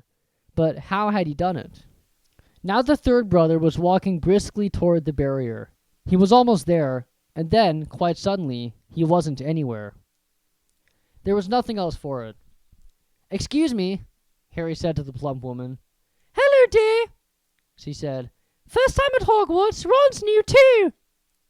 She pointed at the last and youngest of her sons. He was tall, thin, and gangling, with freckles, big hands and feet, and a long nose. Yes, said Harry. The thing is, I don't know how to get onto the platform, she said kindly, and Harry nodded. Not to worry, she said. All you have to do is walk straight to the barrier between platforms 9 and 10. Don't stop and don't be scared you'll crash into it. That's very important. Best you take a bit of a run if you're nervous. Go on. Go now before run. Okay, said Harry. He pushed his trolley around and stared at the barrier. It looked very solid. He started to walk toward it. People jostled him on their way to platforms 9 and 10. Harry walked more quickly. He was going to smash right into that barrier, and then he'd be in trouble. Leaning forward in his cart, he broke into a heavy run. The barrier was coming nearer and nearer. He wouldn't be able to stop. The cart was out of control. He was a foot away. He closed his eyes, ready for the crash. It didn't come. He kept on running. He opened his eyes. A scarlet steam engine was waiting next to a platform packed with people. A sign overhead said Hogwarts Express, 11 o'clock. Harry looked behind him and saw a wrought iron archway where the barrier had been, with the words, Platform 9 3/4 on it. He had done it. Smoke from the engine drifted over the heads of the chattering crowd, while cats of every color wound here and there between their legs. Owls hooted to one another in a disgruntled sort of way over the babble and the scraping of heavy trunks.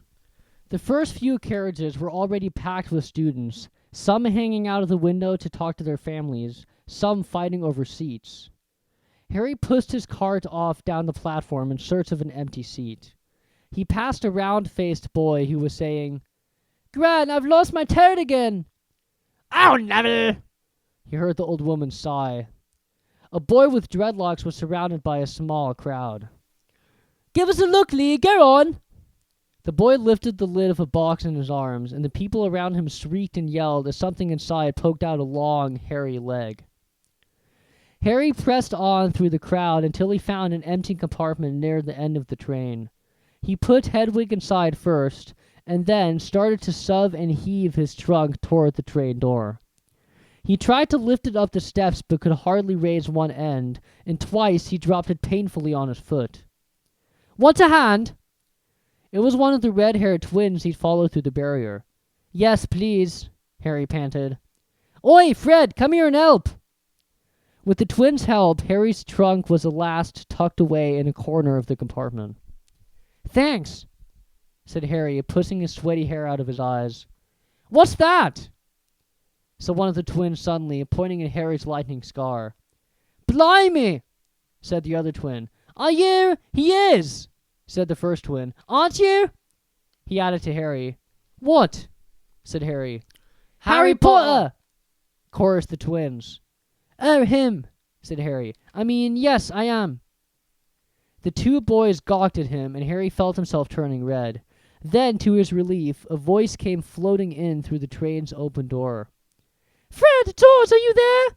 Coming, Mum. With the last look at Harry, the twins hopped off the train. Harry sat down next to the window where, half hidden, he could watch the red-haired family on the platform and hear what they were saying. Their mother had just taken out her handkerchief. Ron, you've got something on your nose! The youngest boy tried to jerk out of the way, but she grabbed him and began rubbing the end of his nose. Mum, get off! He wriggled free. Has Uncle Ronnie got something on his nosy? Said one of the twins. Shut up, Said Ron. Where's Percy? Said their mother. He's coming now. The oldest boy came striding into sight. He had already changed into his billowing black Hogwarts robes, and Harry noticed a shiny red and gold badge on his chest with the letter P on it. Can't stay long, Mother, he said. I'm up front. The prefects have got 2 compartments to themselves. Oh, are you a prefect, Percy? Said one of the twins with an air of great surprise. You should have said something. We had no idea. Hang on. I think I remember him saying something about it, said the other twin.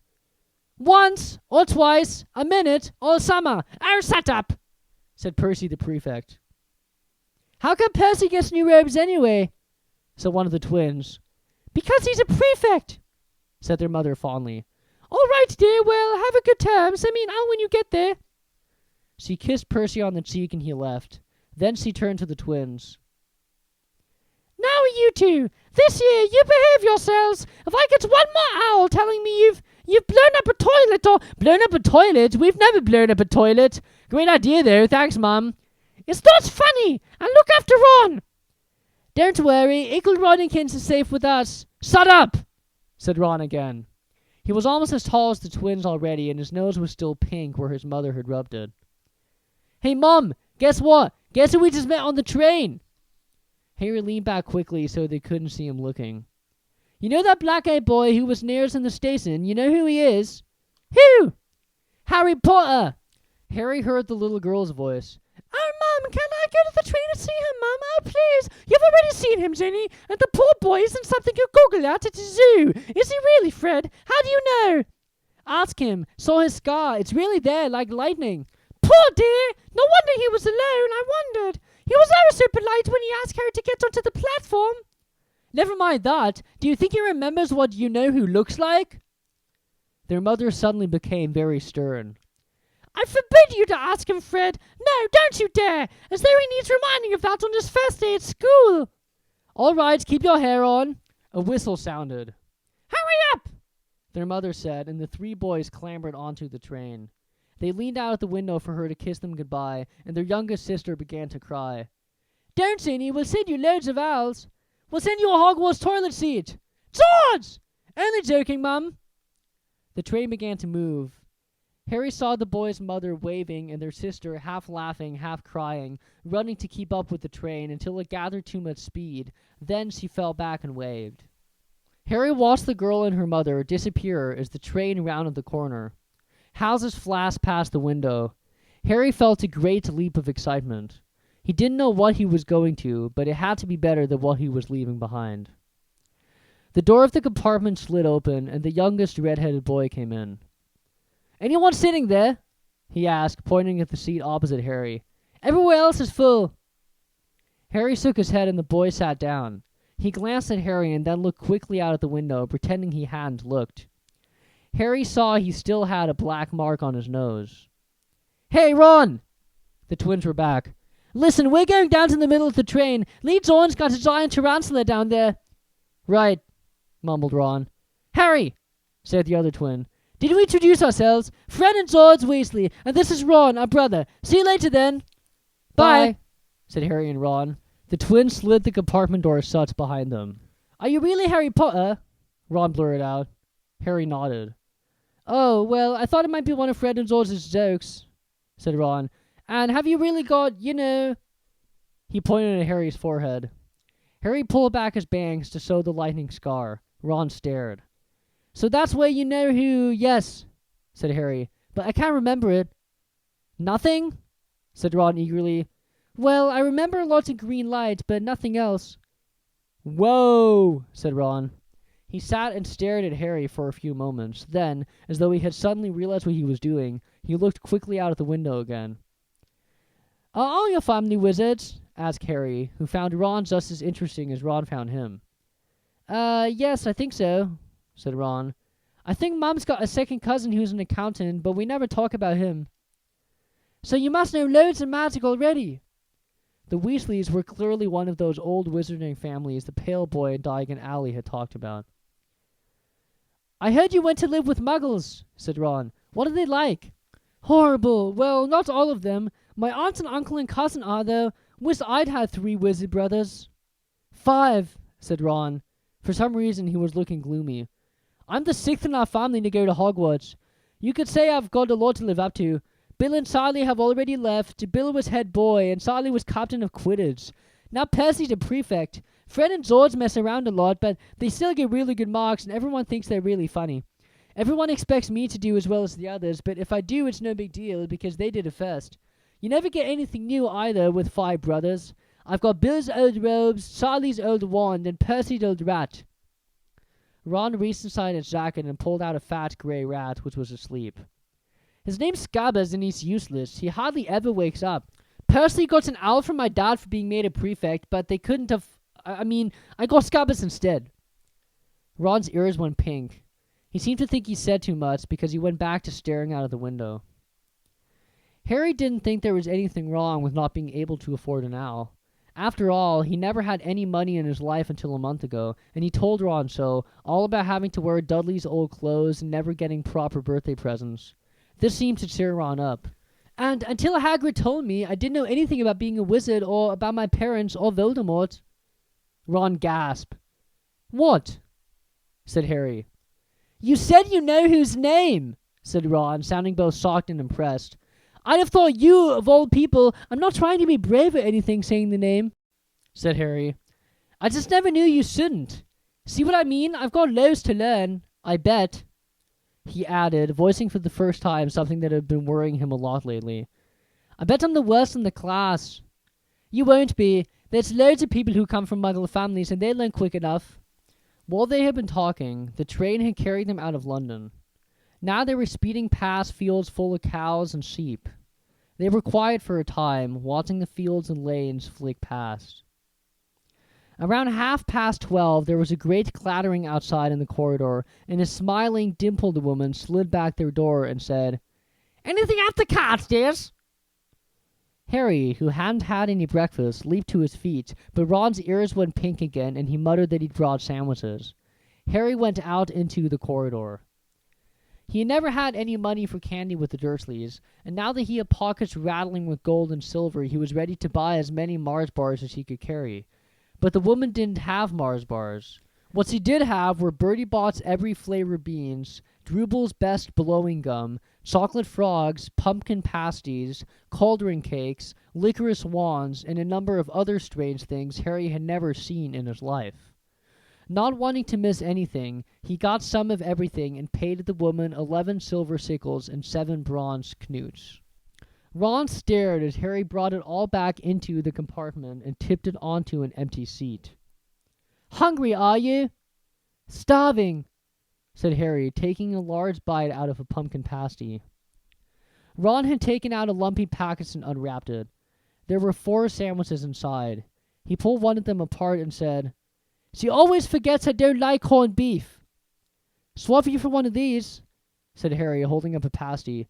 Go on, you don't want this, it's all dry, said Ron. She hasn't got much time, he added quickly. You know, with 5 of us. Go on, have a pasty, said Harry, who had never had anything to share before, or, indeed, anyone to share with. It was a nice feeling sitting there with Ron, eating their way through all of Harry's pasties, cakes, and candies. The sandwiches lay forgotten. What are these? Harry asked Ron, holding up a pack of chocolate frogs. They're not really frogs, are they? He was starting to feel that nothing would surprise him. No, said Ron, but see what the card is. I'm missing a gripper. What? Oh, of course, you wouldn't know. Chocolate frogs have cards inside them, you know, to collect. Famous witches and wizards. I've got about 500, but I haven't got a gripper or Ptolemy. Harry unwrapped his chocolate frog and picked up the card. It showed a man's face. He wore half-moon glasses, had a long, crooked nose, and flowing silver hair, beard, and mustache. Underneath the picture was the name Albus Dumbledore. So this is Dumbledore, said Harry.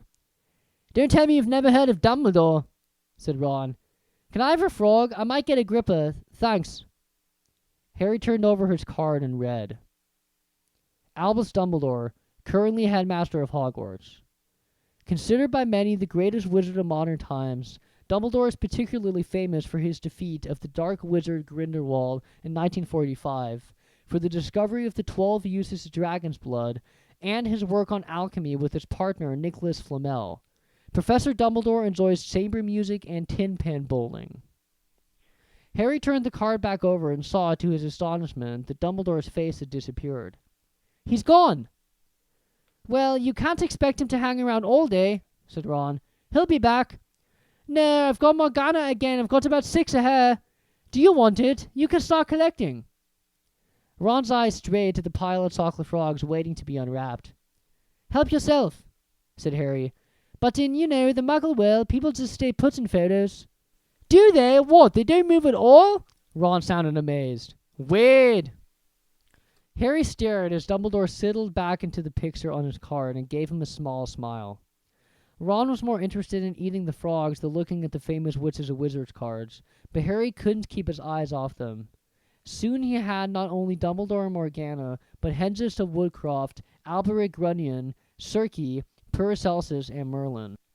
He finally tore his eyes away from the druidess Cleona, who was scratching her nose, to open a bag of Bertie Bott's every flavored beans. You want to be careful with those, Ron warned Harry. When they say every flavor, they mean every flavor. You get all the ordinary ones like chocolate and peppermint and marmalade, but then you can get spinach and liver and tripe.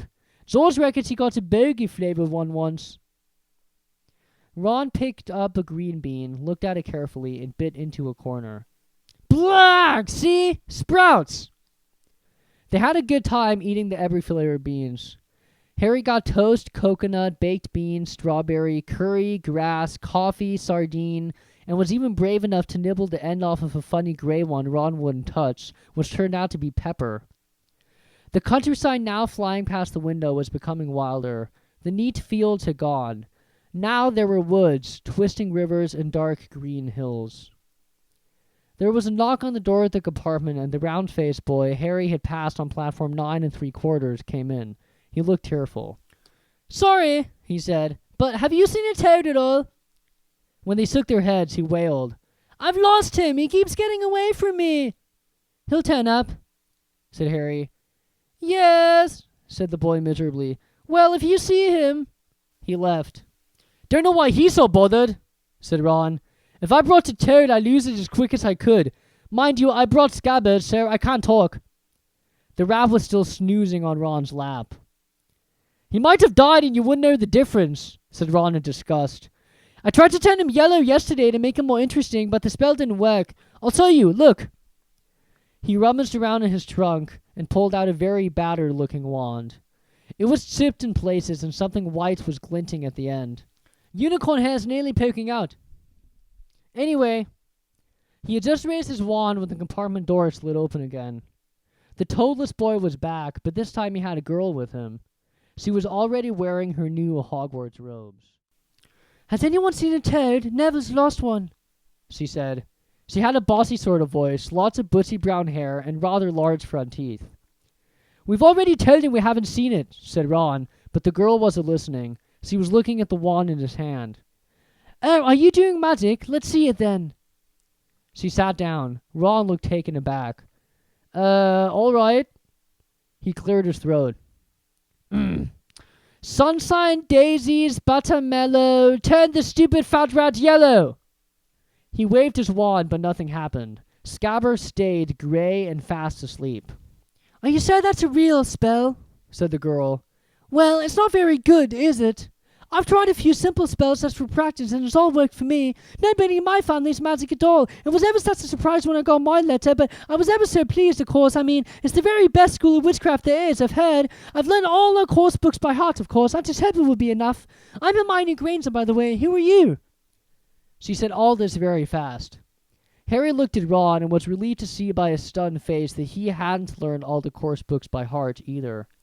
I'm Ron Weasley, Ron muttered. Harry Potter. said Harry. Are you really? Said Hermione. I know all about you, of course. I got a few extra books for background reading, and you're in modern magical history and the rise and the fall of the dark arts and great wizarding events of the 20th century. Am I? Said Harry, feeling dazed. Goodness, didn't you know? I'd have found out everything I could if it was me. Said Hermione.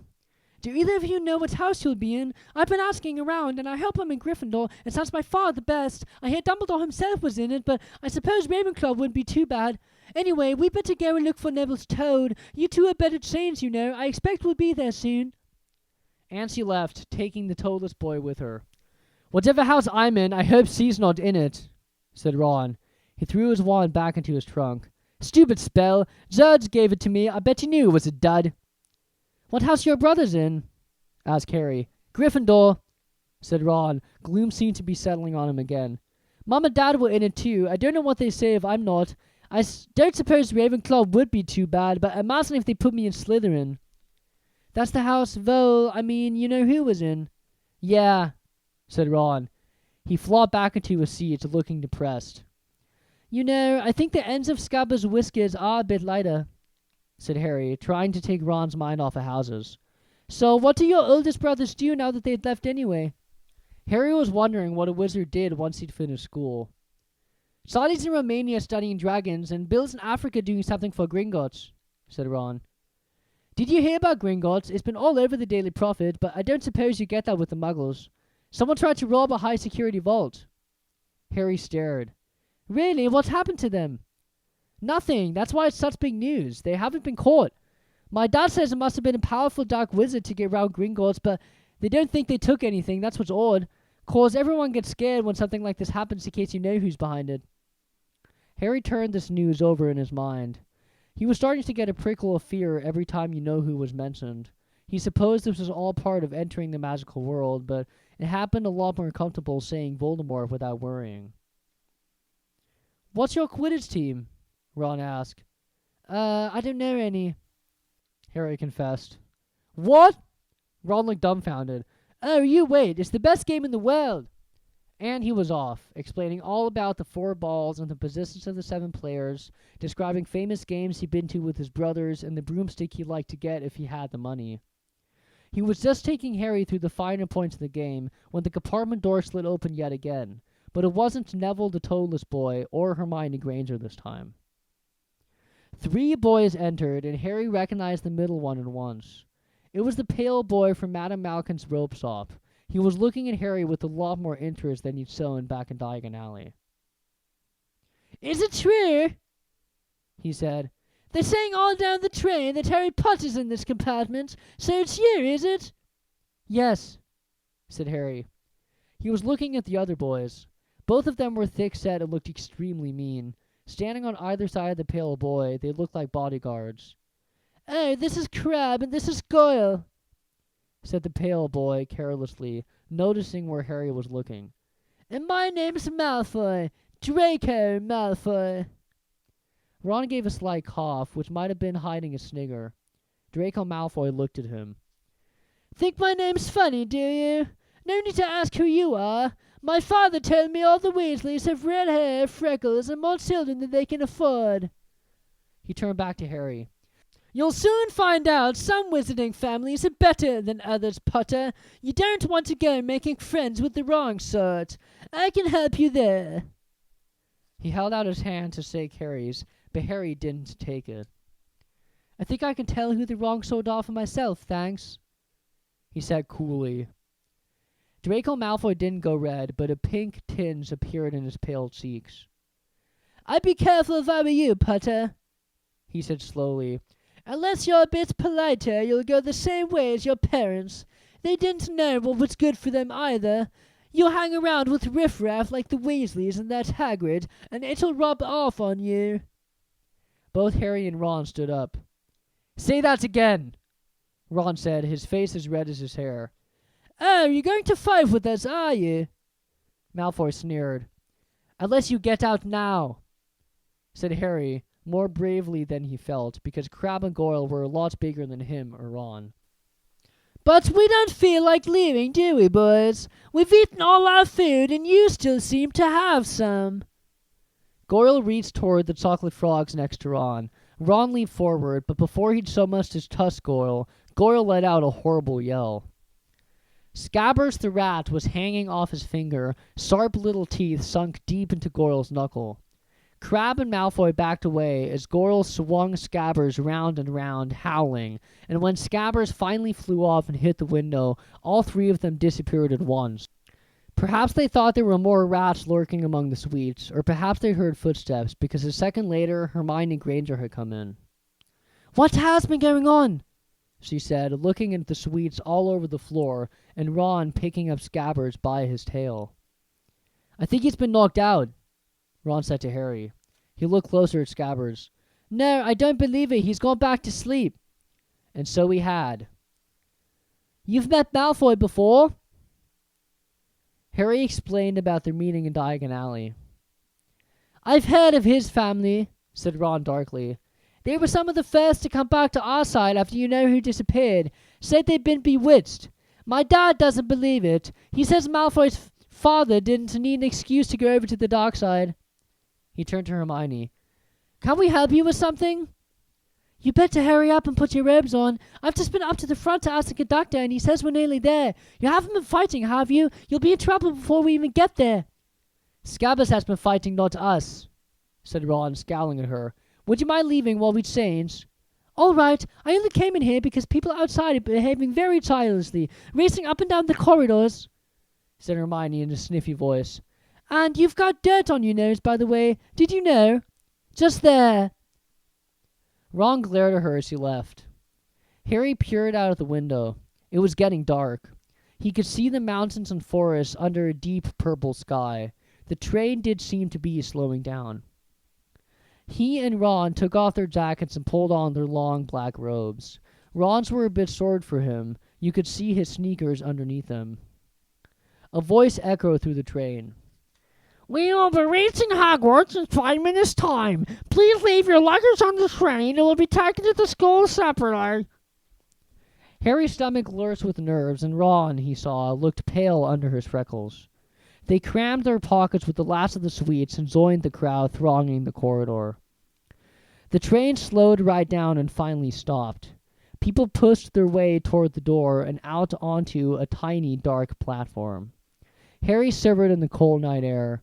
Then a lamp came bobbing over the heads of the students, and Harry heard a familiar voice. First years over here. All right there, Harry." Hagrid's big, hairy face beamed over the sea of heads. "Come on, follow me. Any more first years? Mind your step now. First years, follow me." Slipping and stumbling, they followed Hagrid down what seemed to be a steep, narrow path. It was so dark on either side of them that Harry thought there must be thick trees there. Nobody spoke much. Neville, the boy who kept losing his toad, sniffed once or twice. "You'll get your first sight of Hogwarts in a sec," Hagrid called over his shoulder. "Just round this bend here." There was a loud, Oh my God! The narrow path had opened suddenly onto the edge of a great black lake. Perched atop a high mountain on the other side, its windows sparkling in the starry sky, was a vast castle with many turrets and towers. "No more than 4 to a boat," Hagrid called, pointing to a fleet of little boats sitting in the water by the shore. Harry and Ron were followed into their boats by Neville and Hermione. "Everyone in?" shouted Hagrid, who had a boat to himself. "Right then, forward!" And the fleet of little boats moved off all at once, gliding across the lake, which was as smooth as glass. Everyone was silent, staring up at the great castle overhead.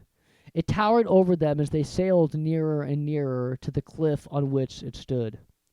"Heads down!" yelled Hagrid as the first boats reached the cliff. They all bent their heads, and the little boats carried them through a curtain of ivy that hid a wide opening in the cliff face. They were carried along a dark tunnel, which seemed to be taking them right underneath the castle, until they reached a kind of underground harbor where they clambered out onto rocks and pebbles. "Oh, you there, is this your toad?" said Hagrid, who was checking the boats as people climbed out of them. "Trevor!" cried Neville blissfully, holding out his hands.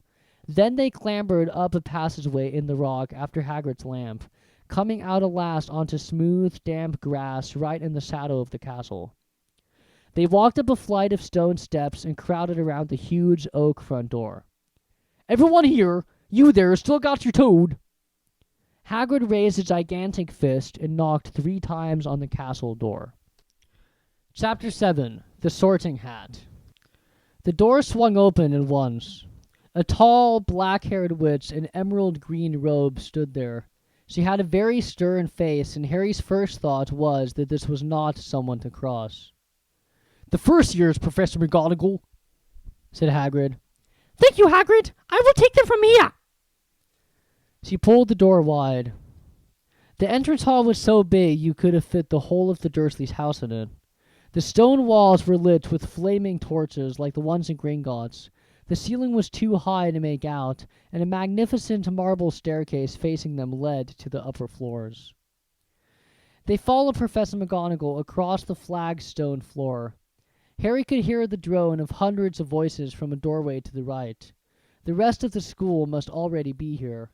But Professor McGonagall showed the first years into a small, empty chamber off the hall. They crowded in, standing rather closer together than they would usually have done, peering around nervously. Welcome to Hogwarts, said Professor McGonagall. The start of term banquet will begin shortly, but before you take your seats in the Great Hall, you will be sorted into your houses.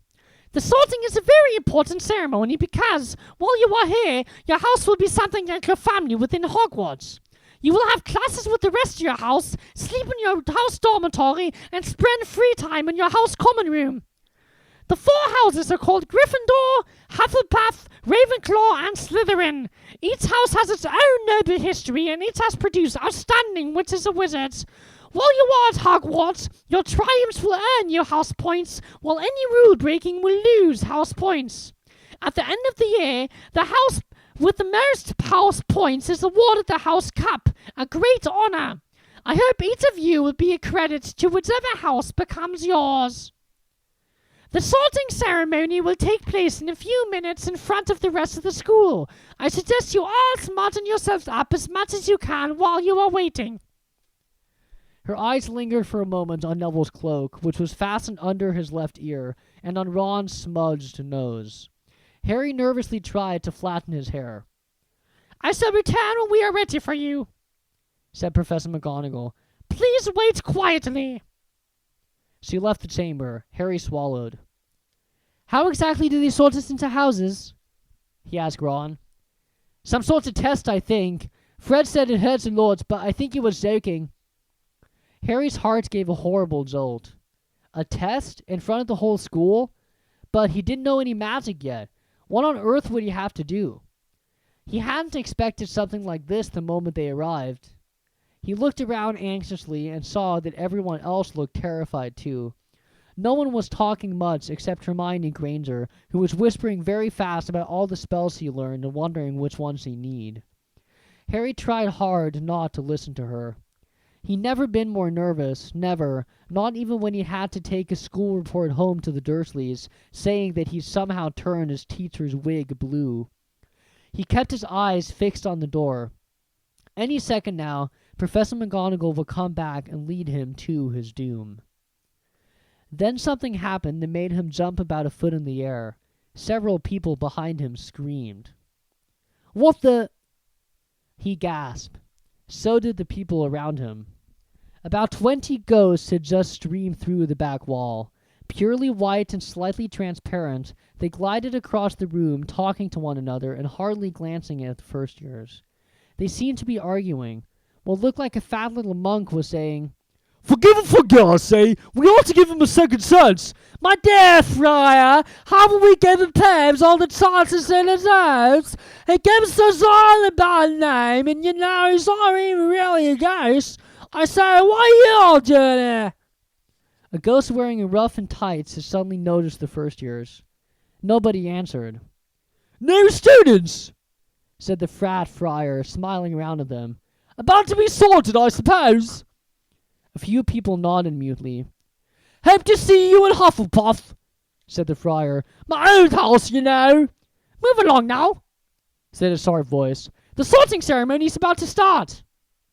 Professor McGonagall had returned. One by one, the ghosts floated away through the opposite wall.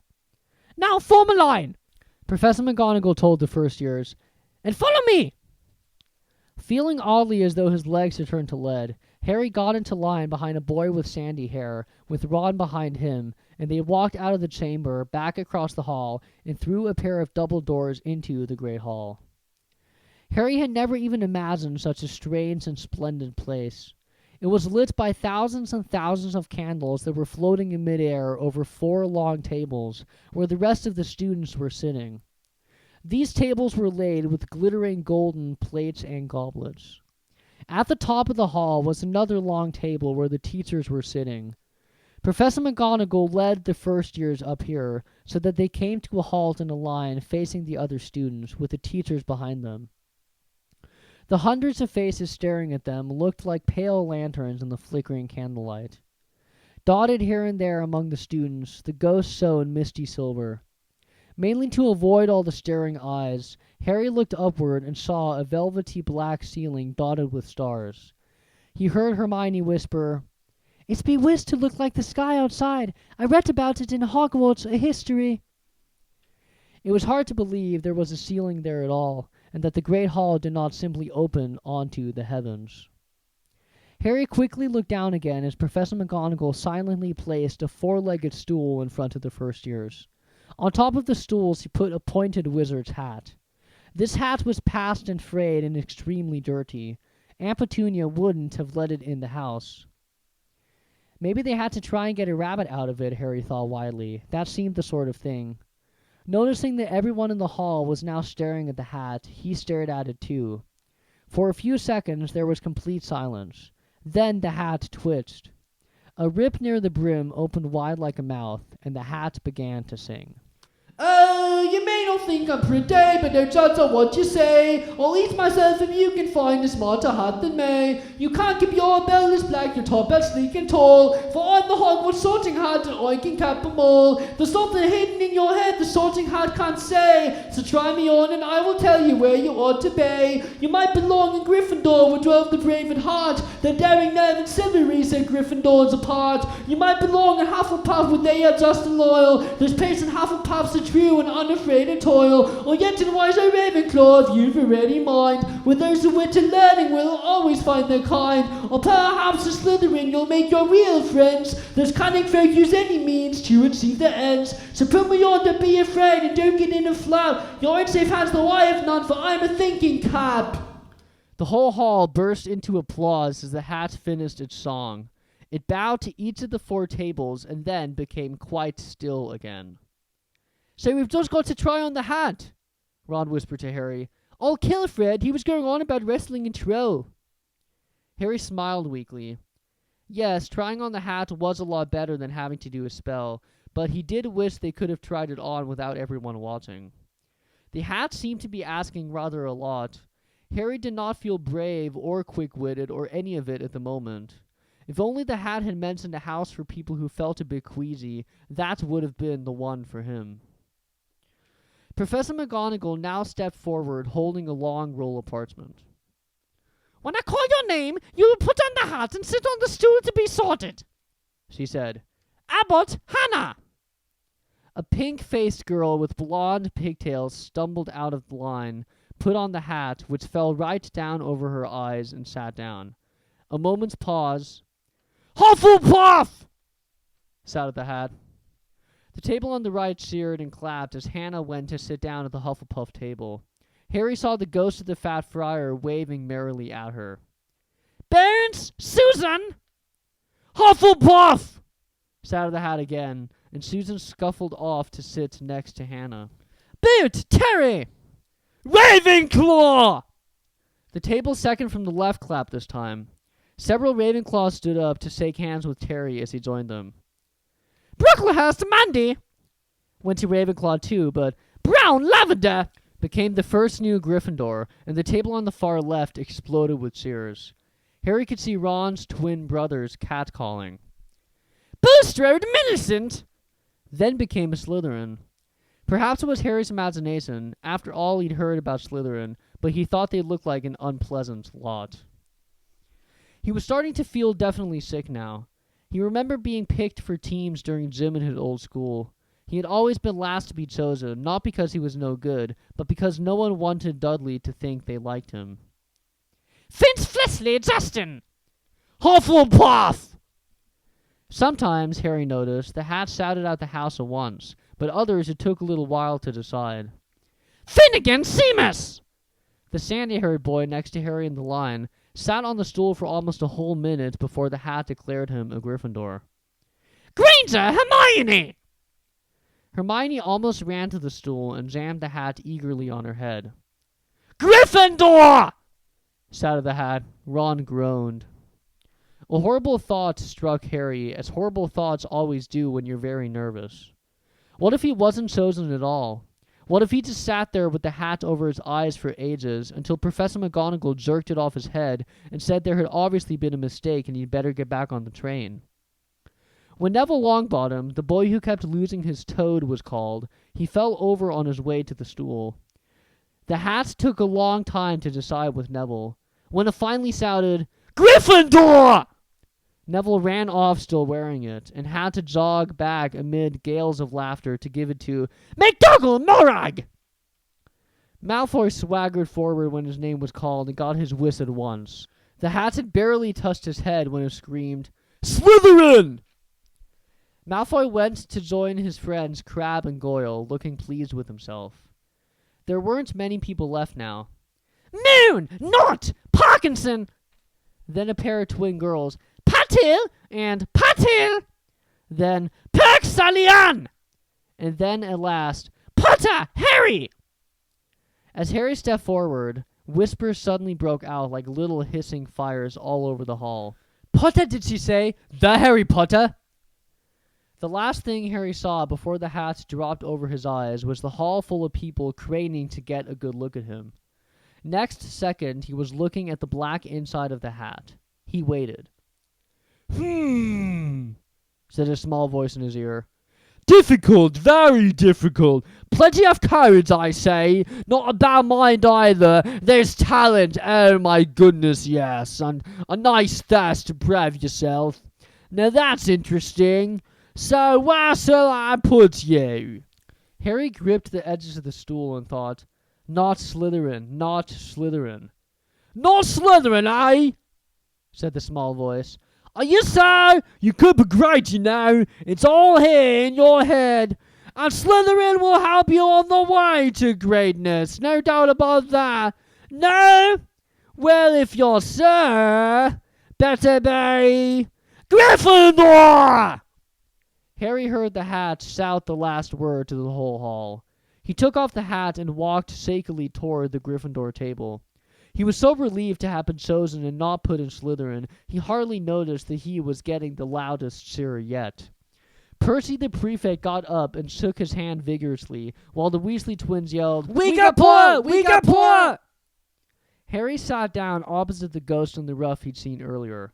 The ghost patted his arm, giving Harry the sudden, horrible feeling he just plunged it into a bucket of ice-cold water. He could see the high table properly now. At the end nearest him sat Hagrid, who caught his eye and gave him the thumbs up. Harry grinned back.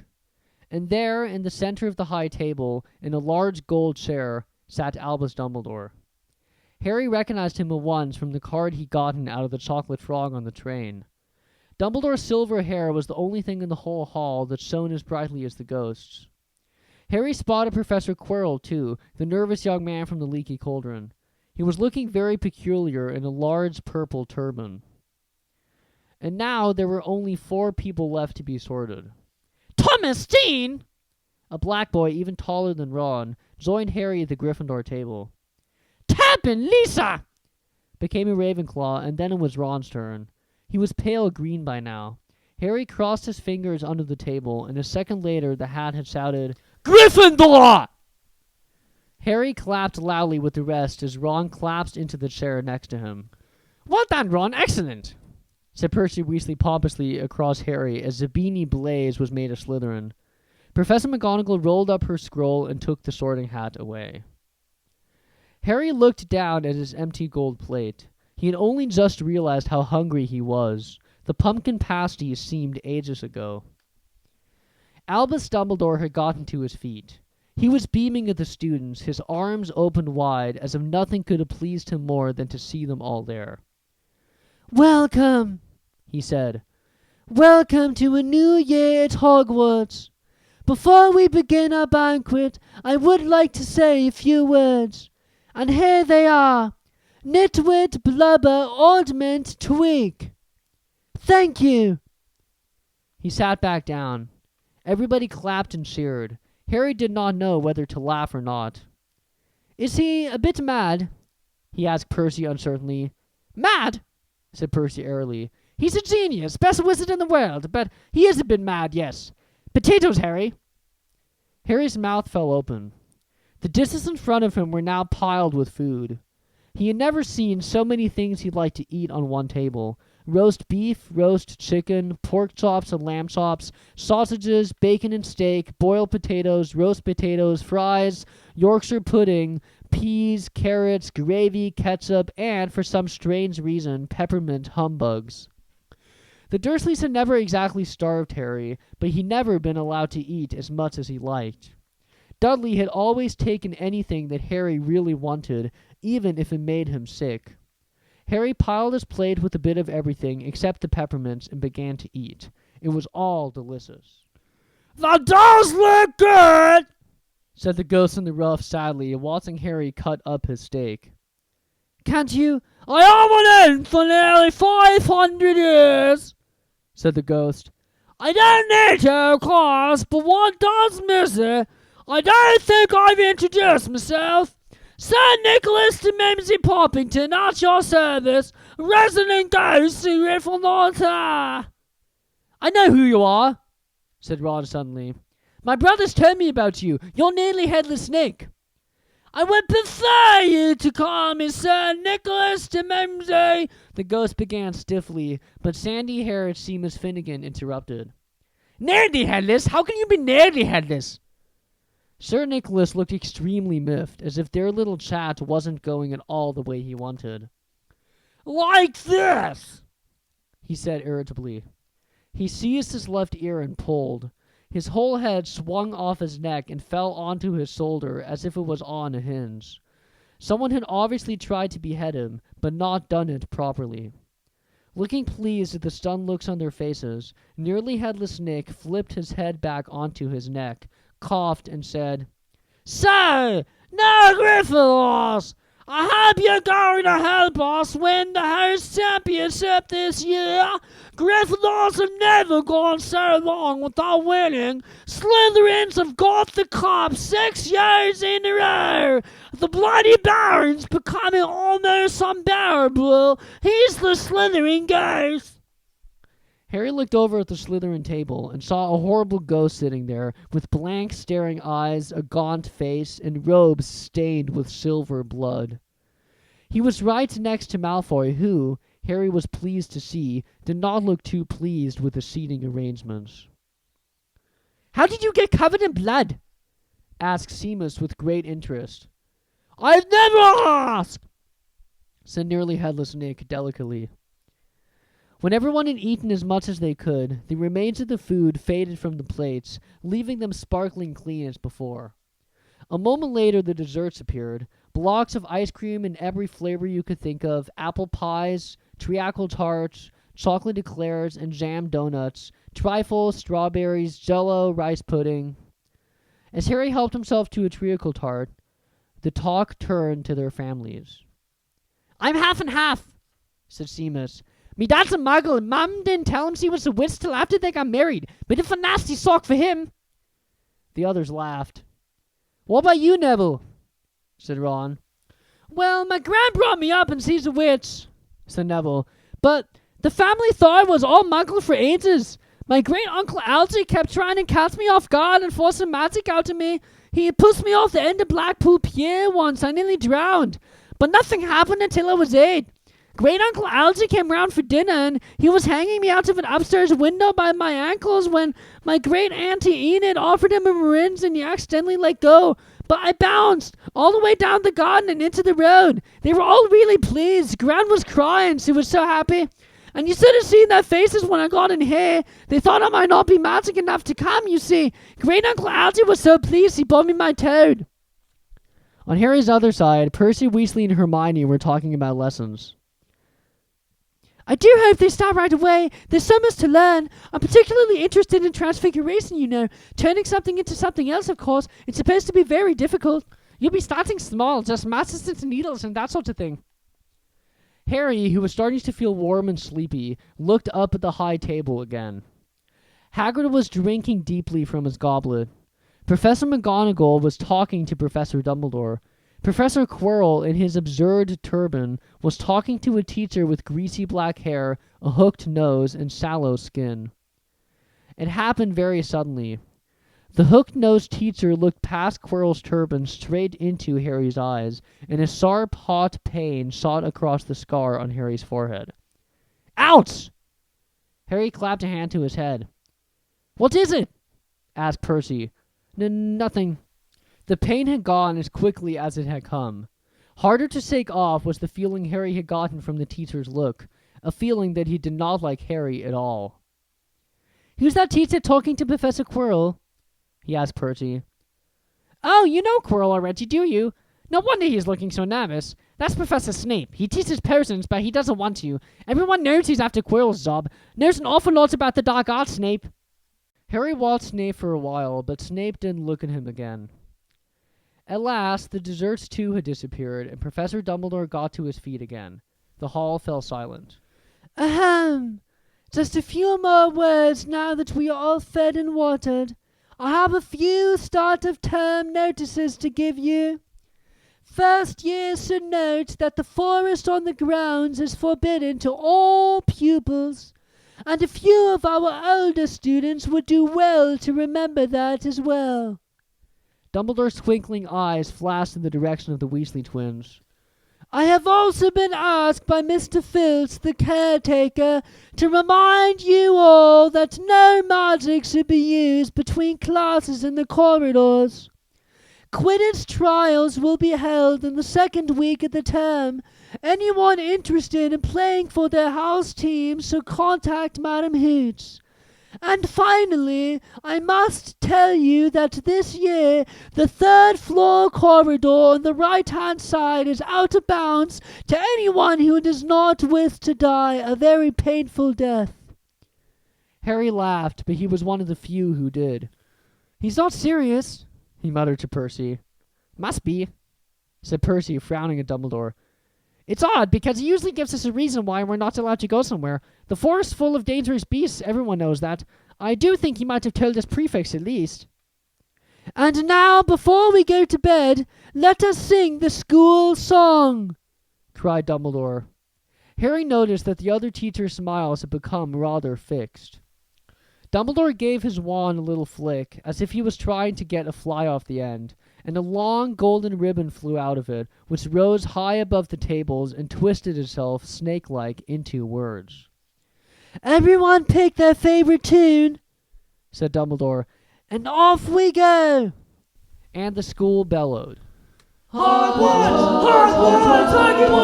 Hogwarts! Teach us something, please, when the wind beyond that ball, your young scaveners, our heads can do with feelings, meant to say stuff, and now the barren full fan reflects the bits of stuff. So teach us things worth nothing, bring back what we forgot, just do the best of the rest of it, till the bridge all wrong. Brings back what we forgot, do the best of the rest and learn until our brains all rot. We'll do the rest and learn until our brains all rot. Everybody finished the song at different times. At last, only the Weasley twins were left singing along to a very slow funeral march. Dumbledore conducted their last few lines with his wand, and when they had finished, he was one of those who clapped loudest. Ah, music, he said, wiping his eyes. A magic beyond all we do here. And now bedtime, off you trot. The Gryffindor first-years followed Percy through the chattering crowds, out of the great hall, and up the marble staircase.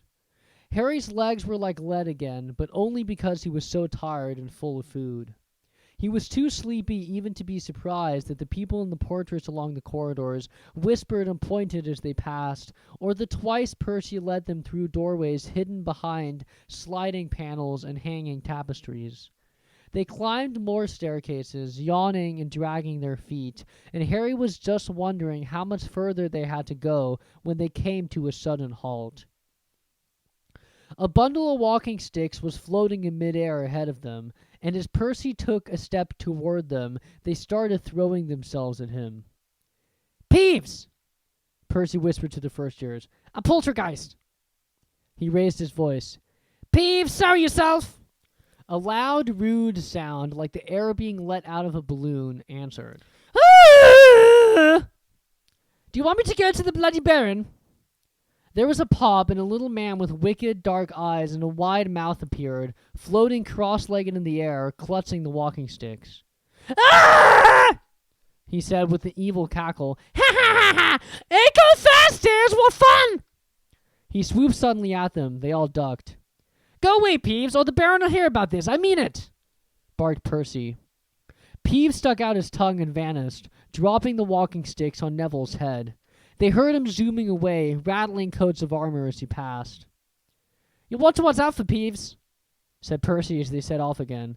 The Bloody Baron's the only one who can control him. He won't even listen to us prefects. Here we are. At the very end of the corridor hung a portrait of a very fat woman in a pink silk dress. Password, she said. Cupboard Draconis, said Percy, and the portrait swung forward to reveal a round hole in the wall. They all scrambled through it. Neville needed a leg up, and found themselves in the Gryffindor common room, a cozy, round room full of squashy armchairs. Percy directed the girls through one door to their dormitory, and the boys through another. At the top of a spiral staircase, they were obviously one of the towers. They found their beds at last. 5 four-posters hung with deep red velvet curtains. Their trunks had already been brought up. Too tired to talk much, they pulled on their pajamas and fell into bed. Great food, isn't it? Ron muttered to Harry through the hangings. Get off, Scabbers, he's shearing my seats. Harry was going to ask Ron if he'd had any of the treacle tart, but he fell asleep almost at once. Perhaps Harry had eaten a bit too much, because he had a very strange dream.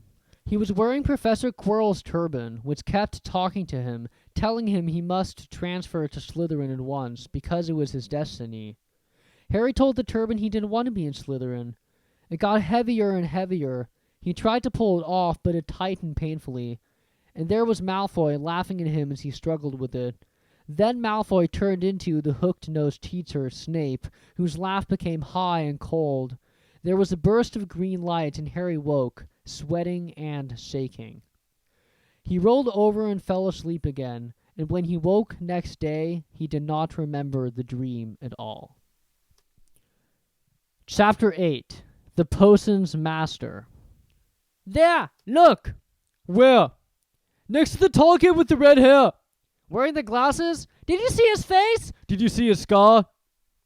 Whispers followed Harry from the moment he left his dormitory the next day. People lining up outside classrooms stood on tiptoe to get a look at him, or doubled back to pass him in the corridors again, staring. Harry wished they wouldn't, because he was trying to concentrate on finding his way to classes. There were 142 staircases at Hogwarts. Wide, sweeping ones, narrow, rickety ones, some that led somewhere different on a Friday, some with a vanishing step halfway up that you had to remember to jump. Then there were doors that wouldn't open unless you asked politely or tickled them in exactly the right place, and doors that weren't really doors at all, but solid walls just pretending. It was also very hard to remember where anything was, because it all seemed to move around a lot. The people in the portraits kept going to visit each other, and Harry was sure the coats of armor could walk. The ghosts didn't help either.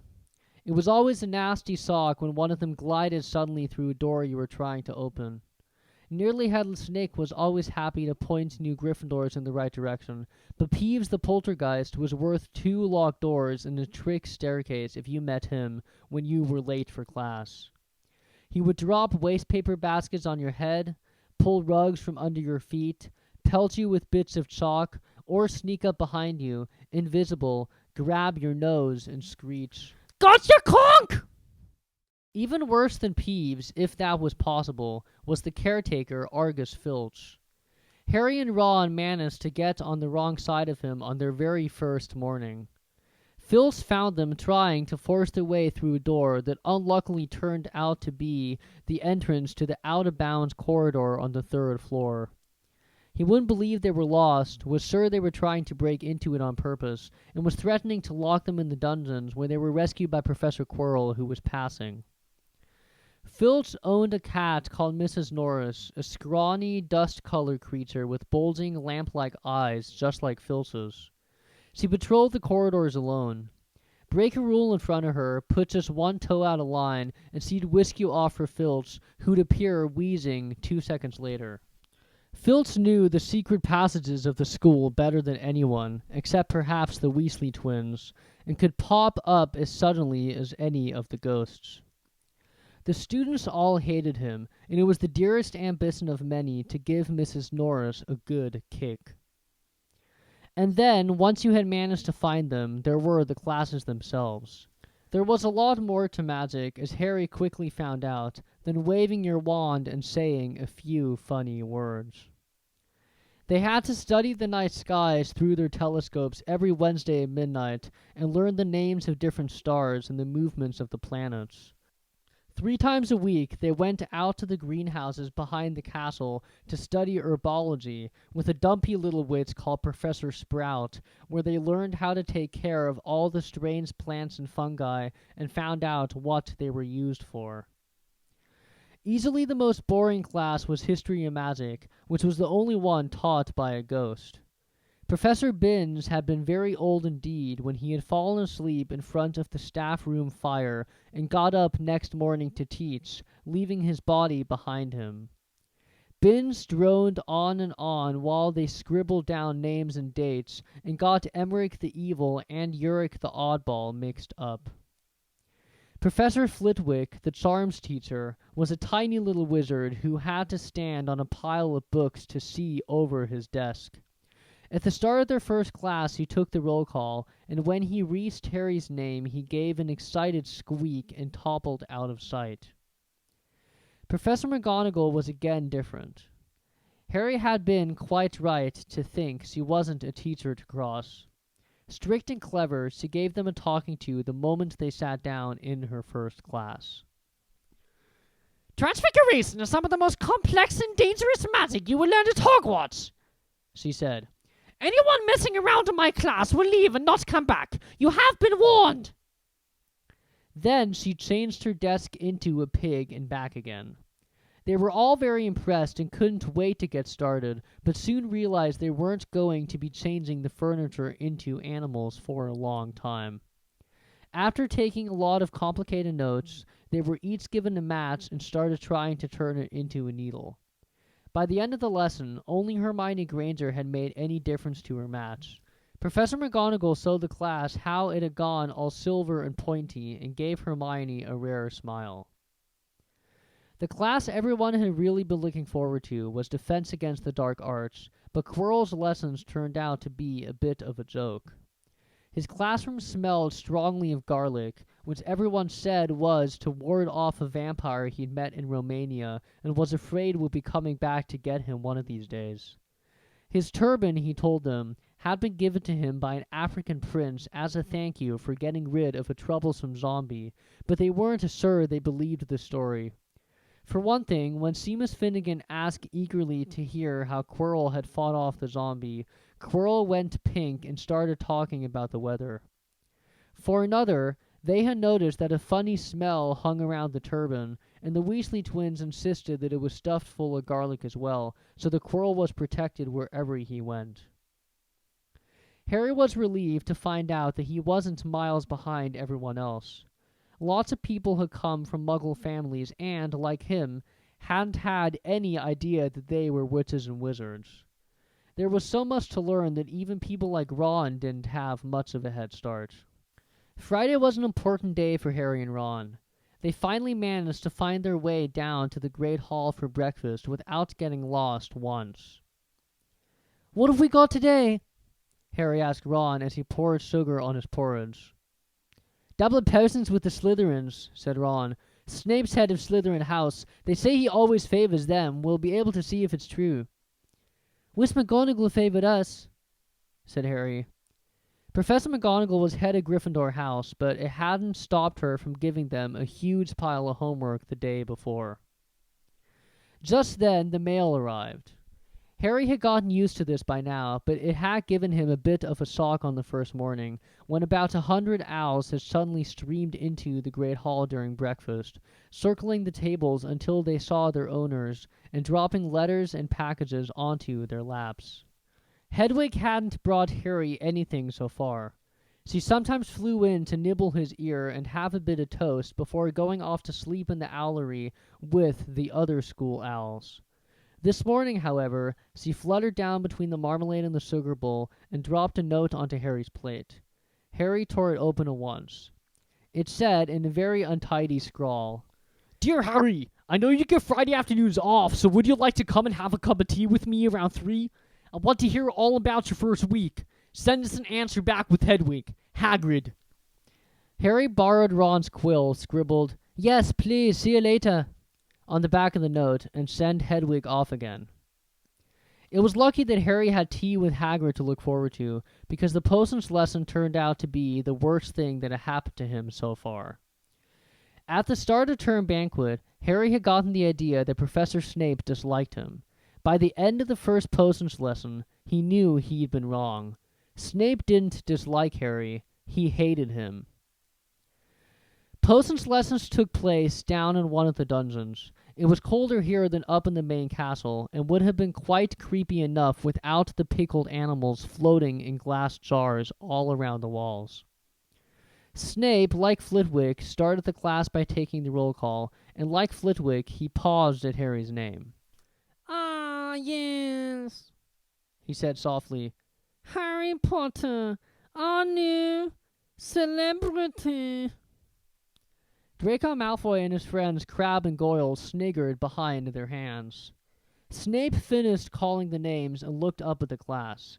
His eyes were black like Hagrid's, but they had none of Hagrid's warmth. They were cold and empty and made you think of dark tunnels. You are here to learn the subtle science and exact art of person-making, he began. He spoke in barely more than a whisper, but they caught every word. Like Professor McGonagall, Snape had the gift of keeping a class silent without effort. As there's little foolish wand-waving here, many of you will hardly believe this is magic. I don't expect you will really understand the beauty of the softly simmering cauldron with its simmering fumes, the delicate power of liquids that creep through human veins, bewitching the mind, ensnaring the senses. I can teach you how to bottle fame, brew glory, even stopper death, if you aren't as big a bunch of dunderheads as I usually have to teach. More silence followed this little speech. Harry and Ron exchanged looks with raised eyebrows. Hermione Granger was on the edge of her seat and looked desperate to start proving that she wasn't a dunderhead. Potter, said Snape suddenly. What would I get if I added powdered root of asphodel to an infusion of wormwood?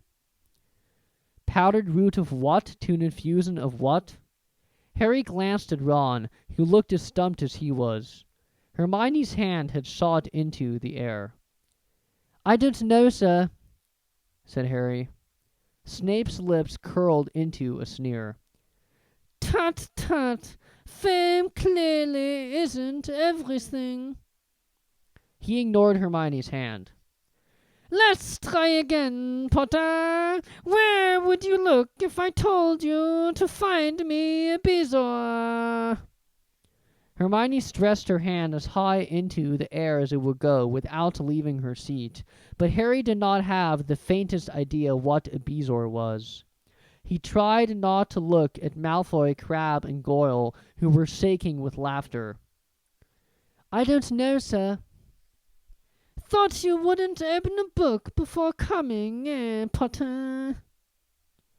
Harry forced himself to keep looking straight into those cold eyes. He had looked through his book to the Dursleys, but did Snape expect him to remember everything in 1,000 magical herbs and fungi?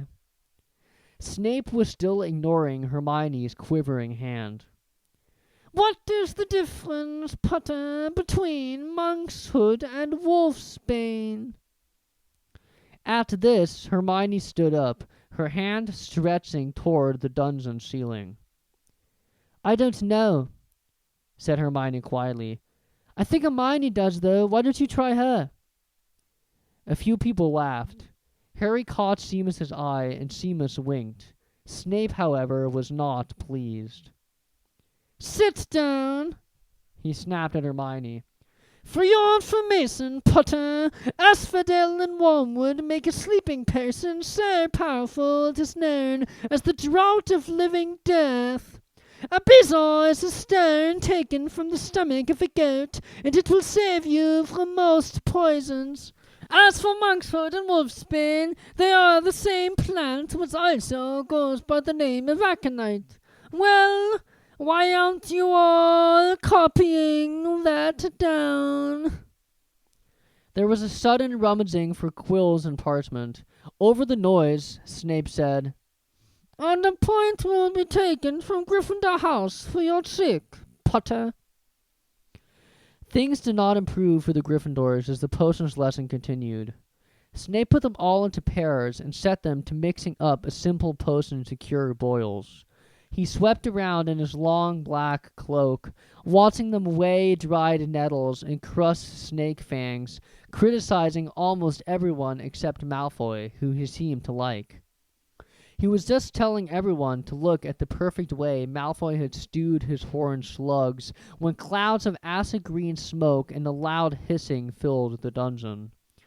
Neville had somehow managed to melt Seamus's cauldron into a twisted blob, and their potion was seeping across the stone floor, burning holes in people's shoes. Within seconds, the whole class was standing on their stools, while Neville, who had been drenched in the potion when the cauldron collapsed, moaned in pain as angry red boils sprang up all over his arms and legs. "Idiot boy!" snarled Snape, clearing the spilled potion away with one wave of his wand. "I suppose you added the porcupine quills before taking the cauldron off the fire." Neville whimpered as boils started to pop up all over his nose. "Take him up to the hospital wing." Snape spat at Seamus. Then he rounded on Harry and Ron, who had been working next to Neville. "You, Potter, why didn't you tell him not to add the quills?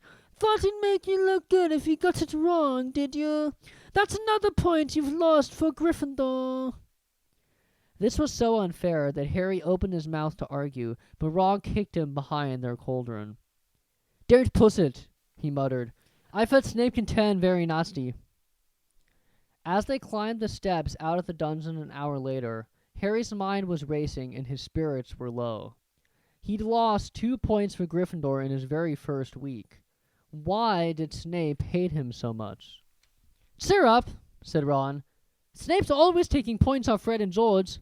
Can I come and meet Hagrid with you?" At 5 to 3, they left the castle and made their way across the grounds. Hagrid lived in a small wooden house on the edge of the Forbidden Forest. A crossbow and a pair of galosses were outside the front door. When Harry knocked, they heard a frantic scrabbling from inside and several booming barks. Then Hagrid's voice rang out, saying, "Back, Fan, back!" Hagrid's big, hairy face appeared in the crack as he pulled the door open. "Hang on," he said. "Back, Fan!" He let them in, struggling to keep a hold on the collar of an enormous black boarhound. There was only one room inside. Hams and pheasants were hanging from the ceiling. A copper kettle was boiling on the open fire, and in the corner stood a massive bed with a patchwork quilt over it. Make yourselves at home, said Hagrid, letting go of Fang, who bounded straight at Ron and started licking his ears. Like Hagrid, Fang was clearly not as fierce as he looked. This is Ron, Harry told Hagrid, who was pouring boiling water into a large teapot and putting raw cakes onto a plate. Another Weasley, eh? Said Hagrid, glancing at Ron's freckles. I spent half me life chasing your twin brothers away from the forest. The raw cakes were shapeless lumps with raisins that almost broke their teeth, but Harry and Ron pretended to be enjoying them as they told Hagrid all about their first lessons. Fang rested his head on Harry's knee and drooled all over his robes. Harry and Ron were delighted to hear Hagrid call Filch, "That old git." And as for that cat, Mrs. Norris, I'd like to introduce her to Fang sometime. Did you know, every time I go up to the school, she follows me everywhere? Can't get rid of her. Phil's puts her up to it. Harry told Hagrid about Snape's lesson. Hagrid, like Ron, told Harry not to worry about it, that Snape liked hardly any of the students. But he seemed to really hate me. Robbers, said Hagrid. Why should he? Yet Harry could not help thinking that Hagrid didn't quite meet his eyes when he said that. How's your brother Charlie? Hagrid asked Ron. I liked him a lot, great with animals. Harry wondered if Hagrid had changed the subject on purpose. While Ron told Hagrid all about Charlie's work with dragons, Harry picked up a piece of paper that was lying on the table under the tea cozy. It was a cutting from the Daily Prophet. Gringotts break-in latest. Investigations continue into the break-in at Gringotts on 31st July, widely believed to be the work of dark wizards or witches unknown. Gringotts goblins today insisted that nothing had been taken. The vault that was searched had in fact been emptied the same day. But we're not telling you what was in there, so keep your noses out if you know what's good for you, said a Gringotts spokesgoblin this afternoon. Harry remembered Ron telling him on the train that someone had tried to rob Gringotts, but Ron hadn't mentioned the date. Hagrid, said Harry. That's Gringotts break-in happened on my birthday. It might have been happening while we were there. There was no doubt about it. Hagrid definitely did not meet Harry's eyes this time. He grunted and offered him another raw cake. Harry read the story again. The vault that was searched had in fact been emptied earlier that same day. Hagrid had emptied Vault 713, if you could call it emptying, taking out that grubby little package. Had that been what the thieves were looking for? As Harry and Ron walked back to the castle for dinner, their pockets weighed down with raw cakes they'd been too polite to refuse, Harry thought that none of the lessons he'd had so far had given him as much to think about as tea with Hagrid. Had Hagrid collected that package just in time? Where was it now? And did Hagrid know something about Snape that he did not want to tell Harry? Chapter 9. The Midnight Duel. Harry had never believed he would meet a boy he hated more than Dudley, but that was before he met Draco Malfoy. Still, first-year Gryffindors only had potions with the Slytherins, so they didn't have to put up with Malfoy much. Or at least they didn't until they spotted a notice pinned up in the Gryffindor common room that made them all groan. Flying lessons would be starting on Thursday, and Gryffindor and Slytherin would be learning together. Typical, said Harry darkly. Just what I always wanted, to make a fool of myself on a broomstick in front of Malfoy. He had been looking forward to learning to fly more than anything else. You don't know that you'll make a fool of yourself, said Ron reasonably. Anyway, I know Malfoy's always going on about how good he is at Quidditch, but I bet that's all talk. Malfoy certainly did talk about flying a lot.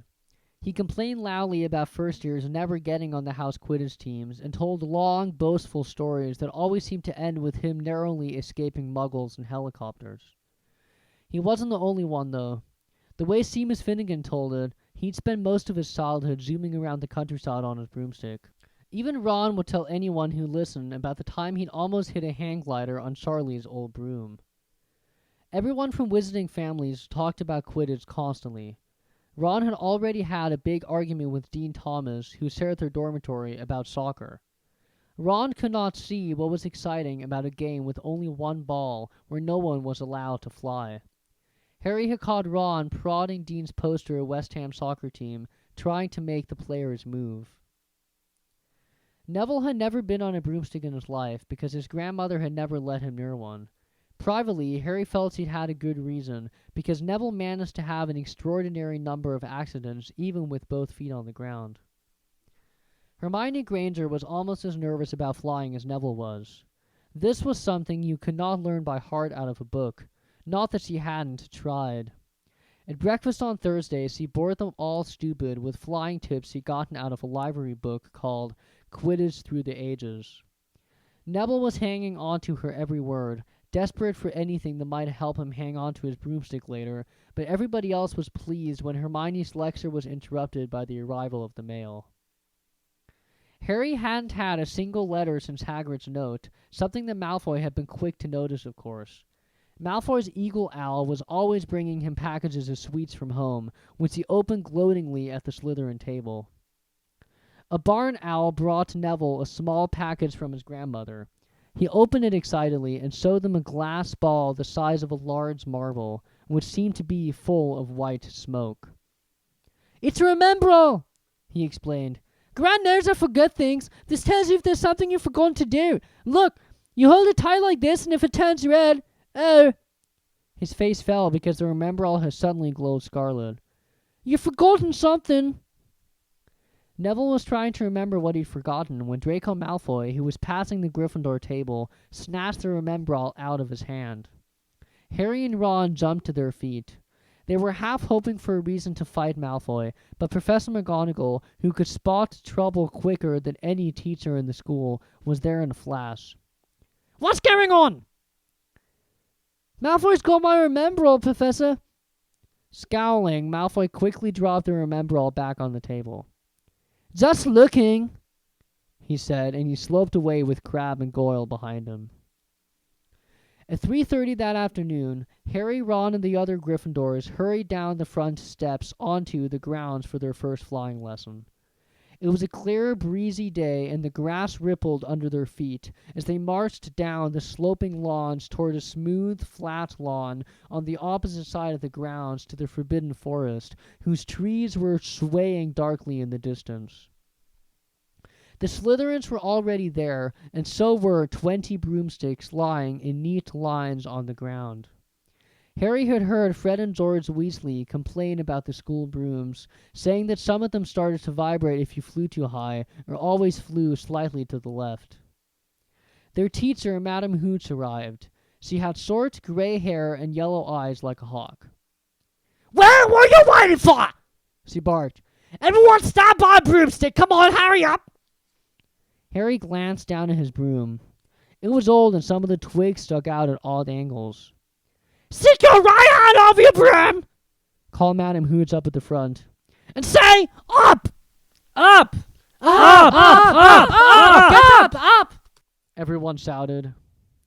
Harry's broom jumped into his hand at once, but it was one of the few that did. Hermione Granger's had simply rolled over on the ground, and Neville's hadn't moved at all.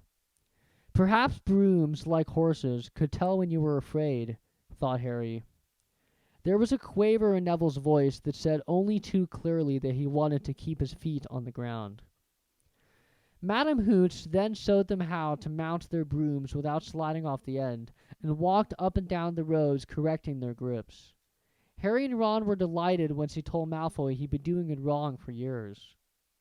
"Now, when I blow my whistle, you kick off from the ground hard," said Madame Hooch. "Keep your broom steady, rise a fair fan, then come straight down the line for a slayer. On the whistle, 3, 2. But Neville, nervous and jumpy and frightened of being left on the ground, pushed off hard before the whistle had touched Madame Hooch's lips. "Come back, boy!" she shouted, but Neville was rising straight up like a cork sat out of a bottle. 12 feet, 20 feet. Harry saw his scared white face look down at the ground falling away, saw him gasp, slip sideways off the broom, and... Wham! A thud and a nasty crack, and Neville lay face down on the grass in a heap. His broomstick was still rising higher and higher, and started to drift lazily toward the forbidden forest and out of sight. Madam Hooch was bending over Neville, her face as wide as his. Broken wrist. Harry heard her mutter. Come on, boys, alright, begin. She turned to the rest of the class. No use now, I tell you honestly. You leave your brooms where they are, you'll be at Hogwarts before you get down swing. Come on! Neville, his face tear-streaked, clutching his wrist, hobbled off with Madam Hooch, who had her arm around him. No sooner were they out of earshot than Malfoy burst into laughter. Did you see his face, the great lump? The other Slytherins joined in. Shut up, Malfoy! Snapped Parvati Patil, Oh, sticking up for Longbottom! said Pansy Parkinson, a hard-faced Slytherin girl. Never thought you liked fat little crying babies, Parvati! Look, said Malfoy, darting forward and snatching something out of the grass. It's that stupid thing Longbottom's grand sent him. The Remembrall glittered in the sun as he held it up. Give that to him, Malfoy, said Harry quietly. Everyone stopped talking to watch. Malfoy smiled nastily. I think I'll leave it somewhere for Longbottom to find. How about up a tree? Give it here. Harry yelled, but Malfoy had leaped onto his broomstick and taken off. He had not been lying. He could fly well. Hovering level with the topmost branches of an oak, he called, Come and get it, Potter! Harry grabbed his broom. No! shouted Hermione Granger. Madam Who's told us not to move. You'll get us all into trouble. Harry ignored her. Blood was pounding in his ears. He mounted the broom and kicked hard against the ground, and up he soared. Air rushed through his hair, and his robes whipped out behind him. And in a rush of fierce joy, he realized he'd found something he could do without being taught. This was easy. This was wonderful. He pulled his broomstick up a little to take it even higher, and heard screams and gasps of girls back on the ground, and an admiring whoop from Ron. He turned his broomstick sharply to face Malfoy in midair. Malfoy looked stunned. Give it here, Harry called, or I'll knock you off that broom. Oh, yeah? said Malfoy, trying to sneer, but looking worried. Harry knew somehow what to do. He leaned forward and grasped the broom tightly in both hands, and it shot toward Malfoy like a javelin. Malfoy only just got out of the way in time. Harry made a sharp about-face and held the broom steady. A few people below were clapping. No crab and goyle up here to save your neck, Malfoy, Harry called. The same thoughts seemed to have struck Malfoy. Catch it if you can, then, he shouted, and he threw the glass ball high into the air and streaked back toward the ground. Harry saw, as though in slow motion, the ball rise up in the air and then start to fall. He leaned forward and pointed his broom handle down. Next second, he was gathering speed in a steep dive, racing the ball. Wind whistled in his ears, mingled with the screams of people watching. He stretched out his hand. A foot from the ground he caught it, just in time to pull his broom straight, and he toppled gently onto the grass with the Remembrall clutched safely in his fist. Harry Potter! His heart sank faster than he just dived. Professor McGonagall was running toward them. He got to his feet, trembling. Never in all my time at Hogwarts! Professor McGonagall was almost speechless with shock, and her glasses flashed furiously. How dare you! Might have broken your neck! If that is his fault, Professor. Be quiet, Miss Patel. But Malfoy, that's enough, Mr. Weasley. Potter, follow me now! Harry caught sight of Malfoy, Crabbe, and Goyle's triumphant faces as he left, walking numbly in Professor McGonagall's wake as he strode toward the castle. He was going to be expelled, he just knew it. He wanted to say something to defend himself, but there seemed to be something wrong with his voice. Professor McGonagall was sweeping along without even looking at him. He had to jog to keep up. Now he had done it. He had not even lasted 2 weeks. He'd be packing his bags in 10 minutes. What would the Dursleys say when he turned up on the doorstep? Up the front steps, up the marble staircase inside, and still Professor McGonagall did not say a word to him. She wrenched open doors and marched along corridors with Harry trotting miserably behind her. Maybe she was taking him to Dumbledore. He thought of Hagrid, expelled but allowed to stay on as gamekeeper. Perhaps he could be Hagrid's assistant. His stomach twisted as he imagined it, watching Ron and the others becoming wizards while he stumped around the grounds carrying Hagrid's bag. Professor McGonagall stopped outside a classroom. She opened the door and poked her head inside. Excuse me, Professor Flitwick. Could I borrow wood for a moment? Wood? Thought Harry, bewildered. Was wood a cane she was going to use on him? But Wood turned out to be a person, a burly fifth-year boy who came out of Flitwick's class looking confused. Follow me, you two, said Professor McGonagall, and they marched on up the corridor, Wood looking curiously at Harry. In here! Professor McGonagall pointed them into a classroom that was empty except for Peeves, who was busy writing rude words on the blackboard. Out, Peeves! She barked. Peeves threw the chalk into a bin, which clanged loudly, and he swooped out, cursing. Professor McGonagall slammed the door behind him and turned to face the two boys. Potter, this is Oliver Wood. Wood, I found you a seeker. Wood's expression changed from puzzlement to delight. Are you serious, Professor? Absolutely, said Professor McGonagall crisply. The boy's a natural. I've never seen anything like it. Was that your first time on a broomstick, Potter? Harry nodded silently. He did not have a clue what was going on, but he did not seem to be being expelled, and some of the feeling started coming back to his legs. He caught that thing in his hand after a 50-foot dive, Professor McGonagall told Wood. Did not even scratch himself. Sally Weasley could not have done it. Wood was now looking as though all his dreams had come true at once. Ever seen a game of Quidditch, Potter? He asked excitedly. Wood's captain of the Gryffindor team, Professor McGonagall explained. He's just the bill for a seeker too, said Wood, now walking around Harry and staring at him. Light, spin it. We'll have the game and diss and brim, Professor. A Nimbus 2000 or a clean sweep 7, I'd say. I shall speak to Professor Dumbledore and see if we can't bend the first-year rule. Heaven knows we need a better team than last year. Flattened in that last match by Slytherin, I couldn't look Severus Snape in the face for weeks. Professor McGonagall peered sternly over her glasses at Harry. I want to hear you're training hard, Potter, or I may change my mind about punishing you. Then she suddenly smiled. Your father would have been proud, she said. He was an excellent Quidditch player himself. You're joking! It was dinner time. Harry had just finished telling Ron what had happened when he left the grounds with Professor McGonagall. Ron had a piece of steak and kidney pie halfway to his mouth, but he had forgotten all about it. Seeker, he said. But first years never. You must be the youngest house player in about a century, said Harry, shoveling pie into his mouth. He felt particularly hungry after the excitement of the afternoon. Wood told me. Ron was so amazed, so impressed, he just sat and gaped at Harry. I start training next week, said Harry. Only don't tell anyone. Wood wants to keep it a secret. Fred and George Weasley now came into the hall, spotted Harry, and hurried over. Well done, said George in a low voice. Wood told us. We're on the team too. Beat us. I tell you, we're going to win that Quidditch Cup for Sir this year, said Fred. We haven't won since Charlie left, but this year's team is going to be brilliant. You must be good, Harry. Wood was almost skipping when you told us.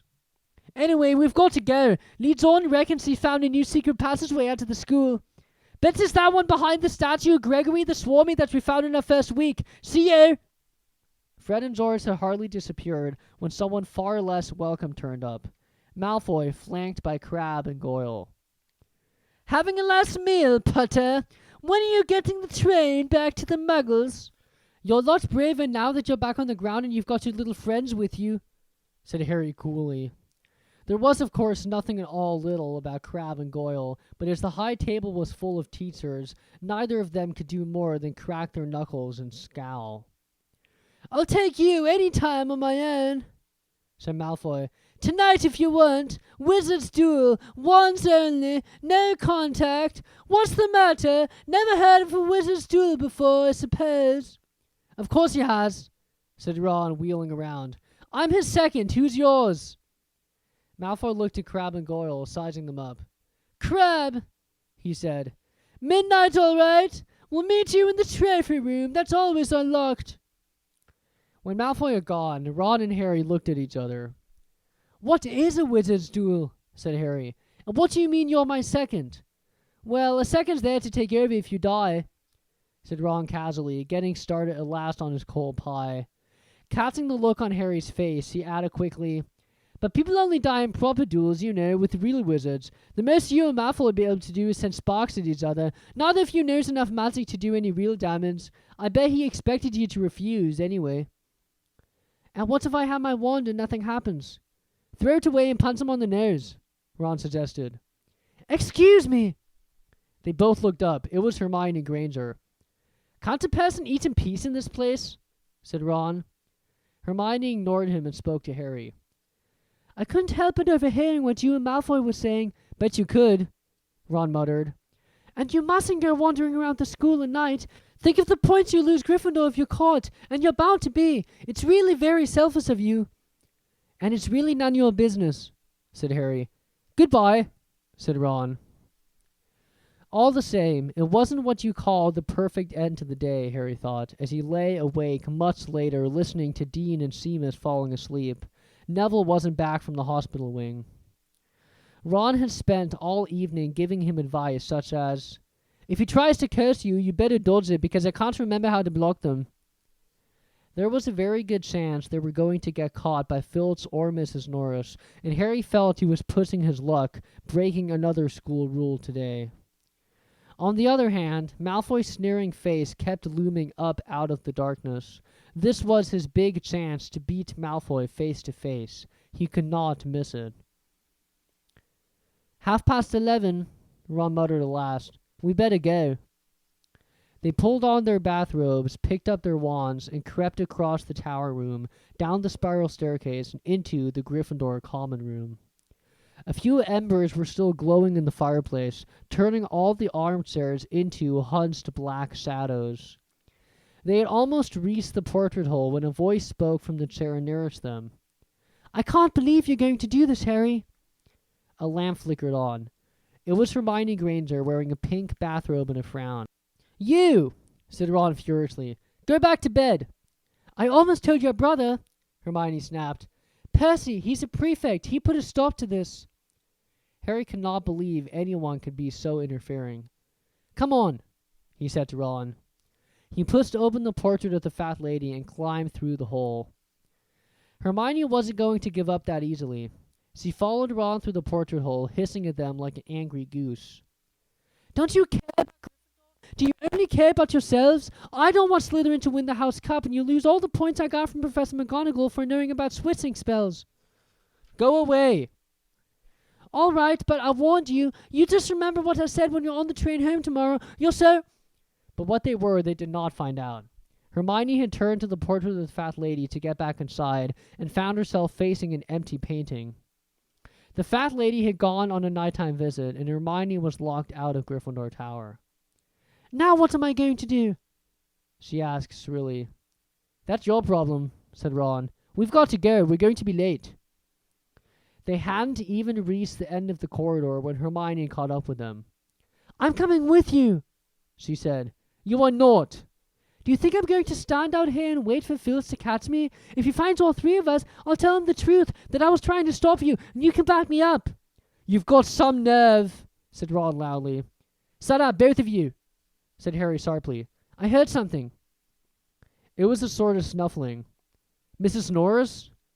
Breathed Ron, squinting through the dark.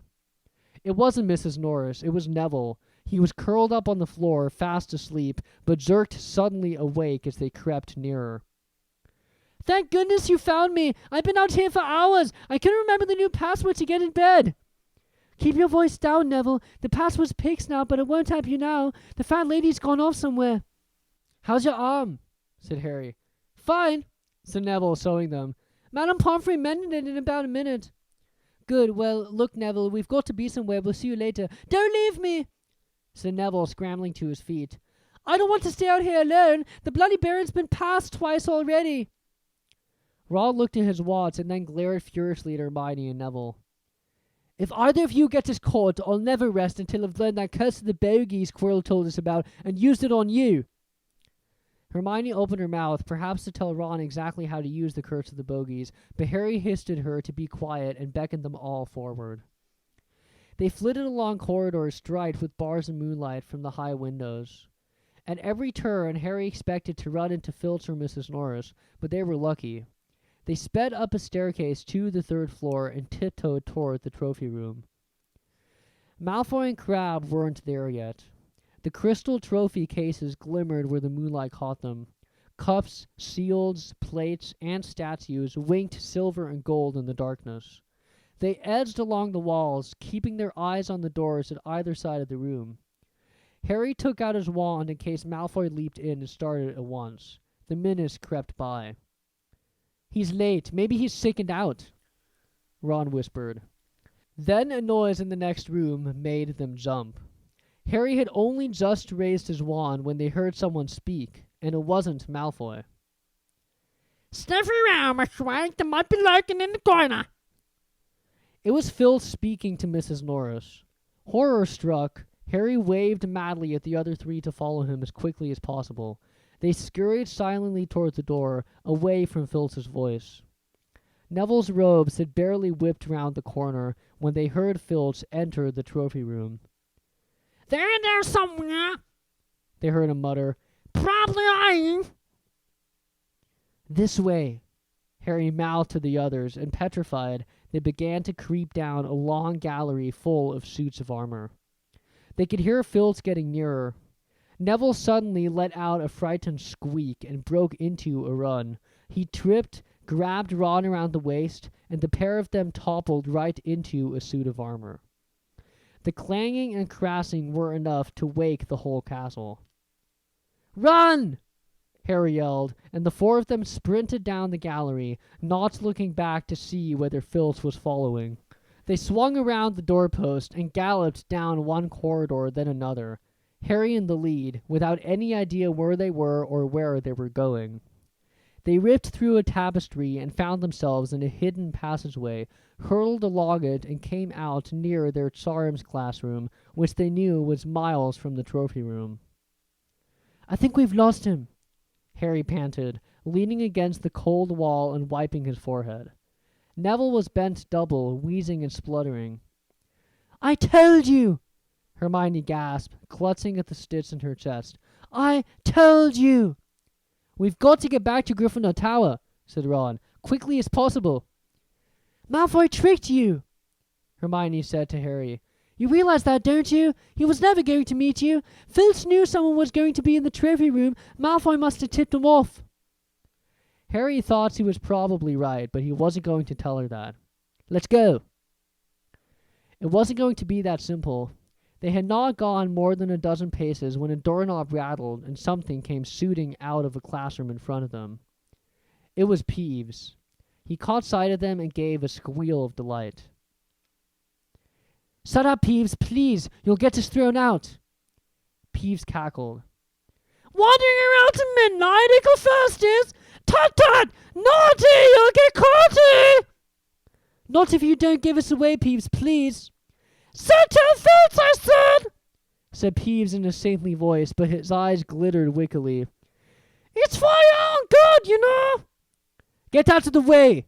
snapped Ron, taking a swipe at Peeves. This was a big mistake. "Stand inside the bed!" Peeves bellowed. "Stand inside the bed down the Tom's corridor!" Ducking under Peeves, they ran for their lives, right to the end of the corridor where they slammed into a door, and it was locked.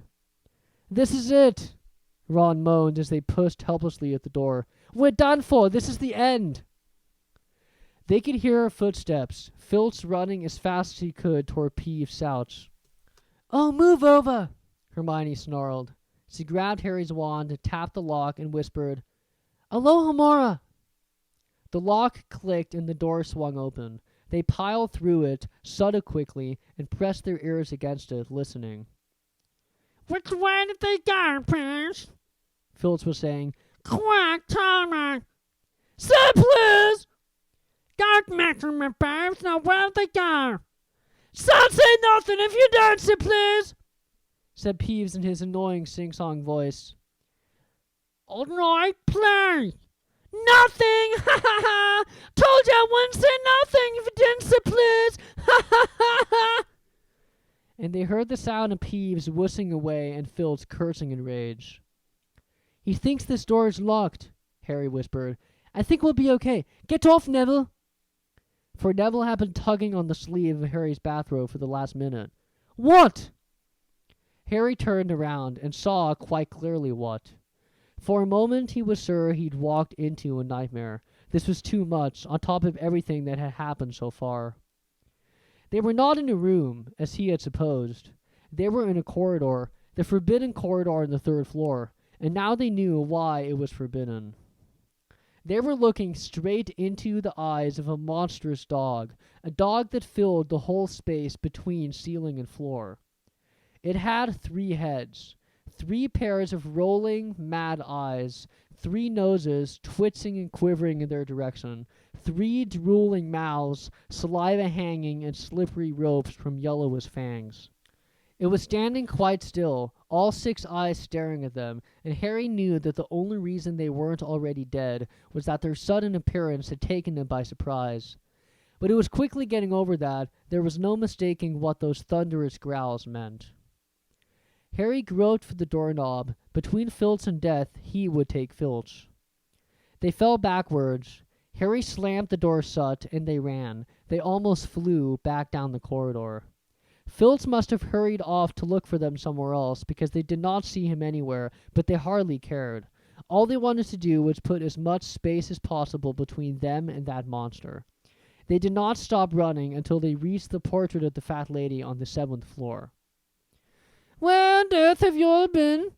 She asked, looking at their bathrobes hanging off their shoulders and their flushed, sweaty faces.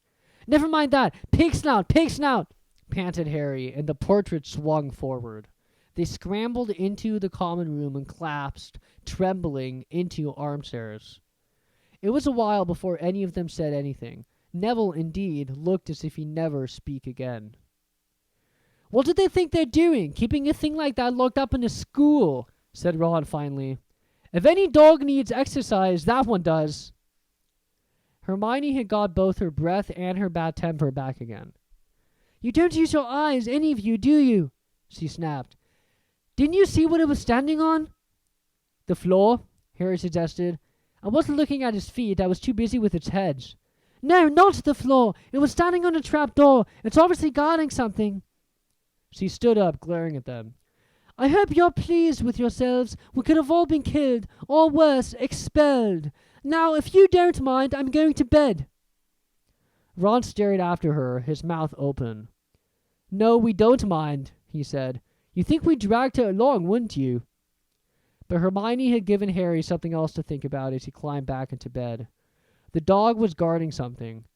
What had Hagrid said? Gringotts was the safest place in the world for something you wanted to hide, except perhaps Hogwarts. It looked as though Harry had found out where the grubby little package from Vault 713 was. Chapter 10. Halloween. Malfoy could not believe his eyes when he saw that Harry and Ron were still at Hogwarts the next day, looking tired but perfectly cheerful. Indeed, by the next morning, Harry and Ron thought that meeting the 3-headed dog had been an excellent adventure, and they were quite keen to have another one. In the meantime, Harry filled Ron in about the package that seemed to have been moved from Gringotts to Hogwarts, and they spent a lot of time wondering what could possibly need such heavy protection. It's either really valuable or really dangerous, said Ron. Or both, said Harry. But as all they knew for sure about the mysterious object was that it was about 2 inches long, they did not have much chance of guessing what it was without further clues. Neither Neville nor Hermione showed the slightest interest in what lay underneath the dog and the trapdoor. All Neville cared about was never going near the dog again. Hermione was now refusing to speak to both Harry and Ron, but she was such a bossy know-it-all that they saw this as an added bonus. All they really wanted now was a way of getting back at Malfoy, and to their great delight, just such a thing arrived in the mail about a week later. As the owls flooded into the great hall as usual, everyone's attention was caught at once by a long, thin package carried by 6 large screech owls. Harry was just as interested as everyone else to see what was in this large parcel, and was amazed when the owl soared down and dropped it right in front of him, knocking his bacon to the floor. They had hardly fluttered out of the way when another owl dropped a letter on top of the parcel. Harry ripped open the letter first, which was lucky because it said, Do not open the parcel at the table. It contains your new Nimbus 2000, but I don't want everyone knowing you've got a broomstick or they'll all want one. Oliver Wood will meet you tonight on the Quidditch field at 7 o'clock for your first training session. Professor M. McGonagall. Harry had difficulty hiding his glee as he handed the note to Ron to read. A Nimbus 2000! Ron moaned enviously. I've never even touched one. They left the hall quickly, wanting to unwrap the broomstick in private before their first class, but halfway across the entrance hall, they found the way upstairs barred by Crabbe and Goyle. Malfoy seized the package from Harry and felt it. That's a broomstick, he said, throwing it back to Harry with a mixture of jealousy and spite on his face. You'll be in for it this time, Potter. First years are not allowed them. Ron could not resist it. It's not any old broomstick, he said. It's a Nimbus 2000. What did you say you've got at home, Malfoy? A Comet 260? Ron grinned at Harry. Comets look flashy, but they're not in the same league as the Nimbus. What would you know about it, Weasley? You couldn't afford half the handle. Malfoy snapped back. I suppose you and your brothers have to save up twig by twig. Before Ron could answer, Professor Flitwick appeared at Malfoy's elbow. Not arguing, I hope, boys, he squeaked. Potter's been sent to broomstick, Professor, said Malfoy quickly. Yes, that's right, said Professor Flitwick, beaming at Harry. Professor McGonagall told me all about the special circumstances, Potter, and what model is it? A Nimbus 2000, sir, said Harry, fighting not to laugh at the look of horror on Malfoy's face. And it's really thanks to Malfoy that I've got it, he added.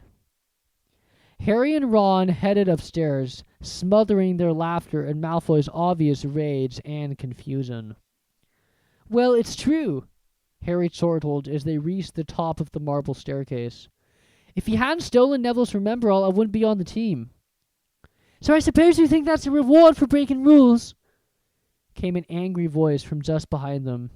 Hermione was stomping up the stairs, looking disapprovingly at the package in Harry's hand. I thought you weren't speaking to us, said Harry. Yes, don't stop now, said Ron. It's doing us so much good. Hermione marched away with her nose in the air. Harry had a lot of trouble keeping his mind on his lessons that day. It kept wandering up to the dormitory where his new broomstick was lying under his bed, or straying off to the Quidditch field where he'd be learning to play that night. He bolted his dinner that evening without noticing what he was eating, and then rushed upstairs with Ron to unwrap the Nimbus 2000 at last. Whoa! Ron sighed as the broomstick rolled onto Harry's bedspread. Even Harry, who knew nothing about the different brooms, thought it looked wonderful. Sleek and shiny, with a mahogany handle, it had a long tail of neat, straight twigs, and Nimbus 2000 written in gold near the top. As 7 o'clock drew nearer, Harry left the castle and set off in the dusk toward the Quidditch field. He'd never been inside the stadium before. Hundreds of seats were raised in stands around the field so that the spectators were high enough to see what was going on. At either end of the field were 3 golden poles with hoofs on the end. They reminded Harry of the little plastic sticks Muggle children blew bubbles through, except that they were 50 feet high. Too eager to fly again to wait for Wood, Harry mounted his broomstick and kicked off from the ground. What a feeling! He swooped in and out of the goalposts and then sped up and down the field. The Nimbus 2000 turned wherever he wanted at his lightest touch. "Hey, Potter, come down!" Oliver Wood had arrived. He was carrying a large wooden crate under his arm. Harry landed next to him. Very nice, said Wood, his eyes glinting. I see what McGonagall meant. You really are natural. I'm just going to teach you the rules this evening, then you'll be joining team practice 3 times a week. He opened the crate. Inside were 4 different-sized balls. Right, said Wood. Now, Quidditch is easy enough to understand, even if it's not so easy to play. There are 7 players on each side. 3 of them are called chases. 3 chases, Harry repeated as Wood took out a bright red ball about the size of a soccer ball. This ball is called the quaffle, said Wood.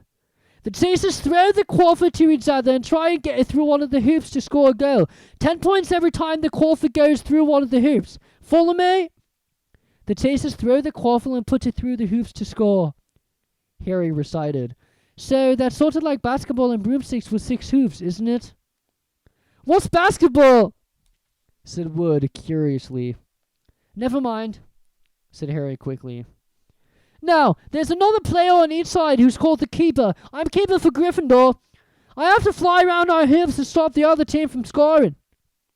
3 chasers, 1 keeper, said Harry, who was determined to remember it all. And they play with the quaffle. Okay, got that. So, what are they for? He pointed at the 3 balls left inside the box. I'll show you now, said Wood. Take this. He handed Harry a small club, a bit like a sword baseball bat. I'm going to show you what the bludgers do, Wood said. These 2 are the bludgers. He showed Harry 2 identical balls, jet black and slightly smaller than the red quaffle. Harry noticed that they seemed to be straining to escape the straps holding them inside the box. Stand back, Wood warned Harry. He bent down and freed one of the bludgers. At once, the black ball rose high in the air and then pelted straight at Harry's face. Harry swung at it with the bat to stop it from breaking his nose and sent it zigzagging away into the air. It zoomed around their heads and then shot at Wood, who dived on top of it and managed to pin it to the ground. Sit! Wood panted, forcing the struggling bludger back into the crate and strapping it down safely. The bludger's rocking around, trying to knock players off their brooms. That's why I have 10 batters on this team. The Weasley twins are ours. It's their job to protect their side from the bludgers and try to knock them toward the other team. So, think you've got all that?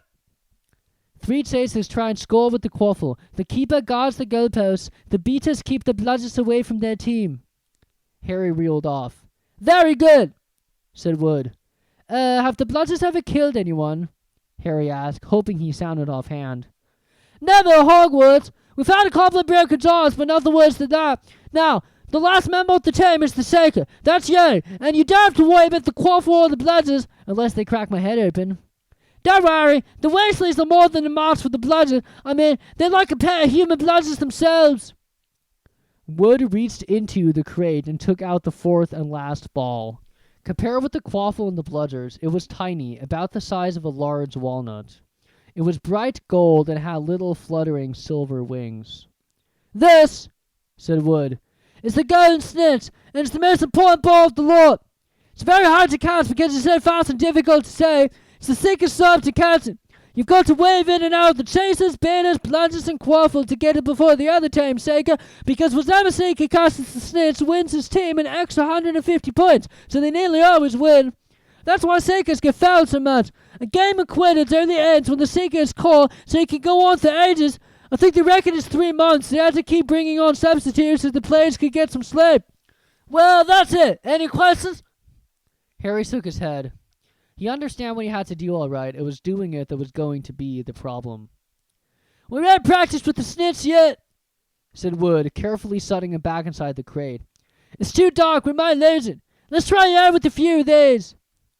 He pulled a bag of ordinary golf balls out of his pocket, and a few minutes later, he and Harry were up in the air, Wood throwing the golf balls as hard as he could in every direction for Harry to catch.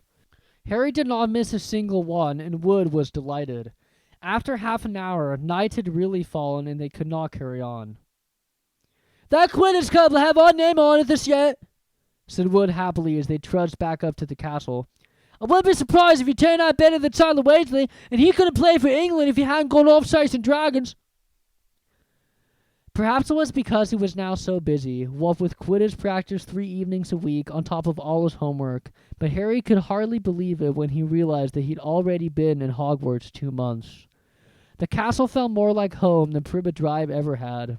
His lessons, too, were becoming more and more interesting now that they had mastered the basics.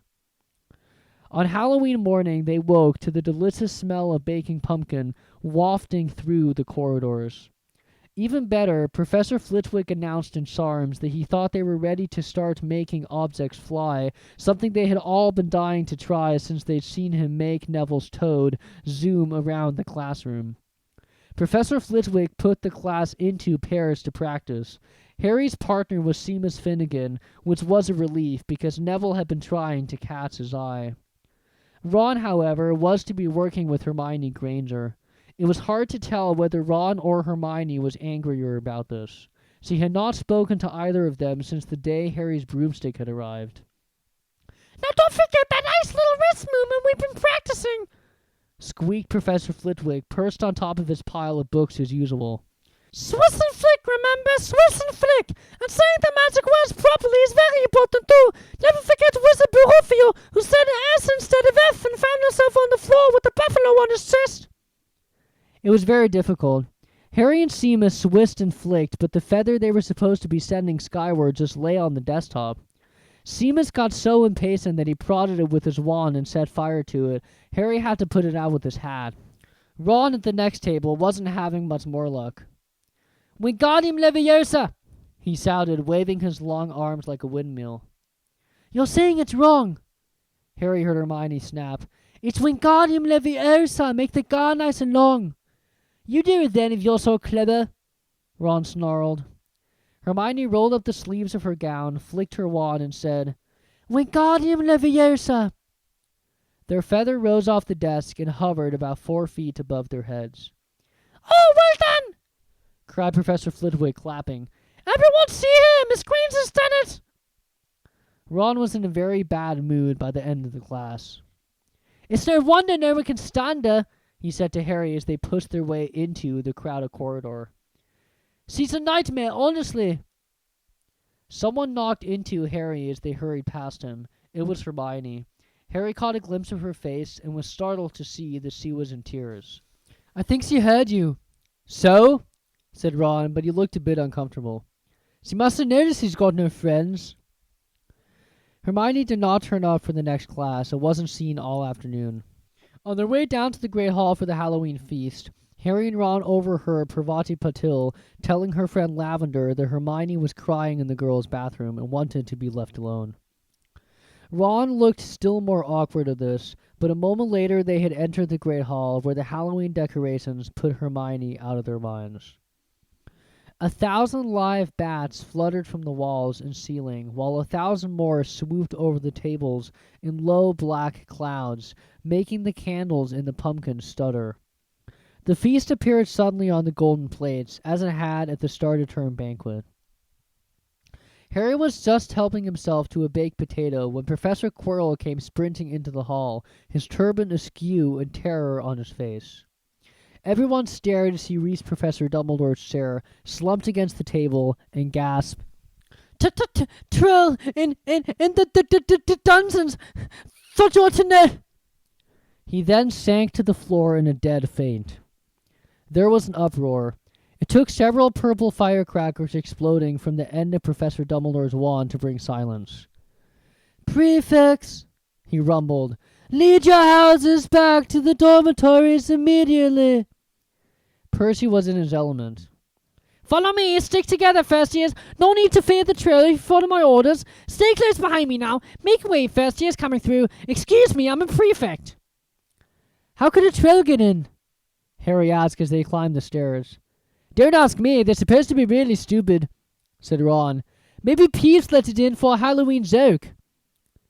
They passed different groups of people hurrying in different directions.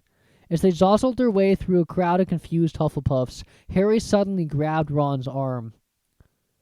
"I just thought, Hermione, what about her?" "She doesn't know about the troll." Ron bit his lip.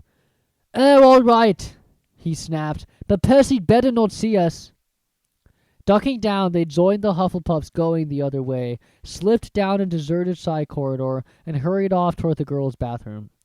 They had just turned the corner when they heard quick footsteps behind them. "Percy!" hissed Ron, pulling Harry behind a large stone griffin. Peering around it, however, they saw not Percy but Snape. He crossed the corridor and disappeared from view. "What's he doing?" Harry whispered. "Why isn't he down in the dungeons with the rest of the teachers?" "That's me."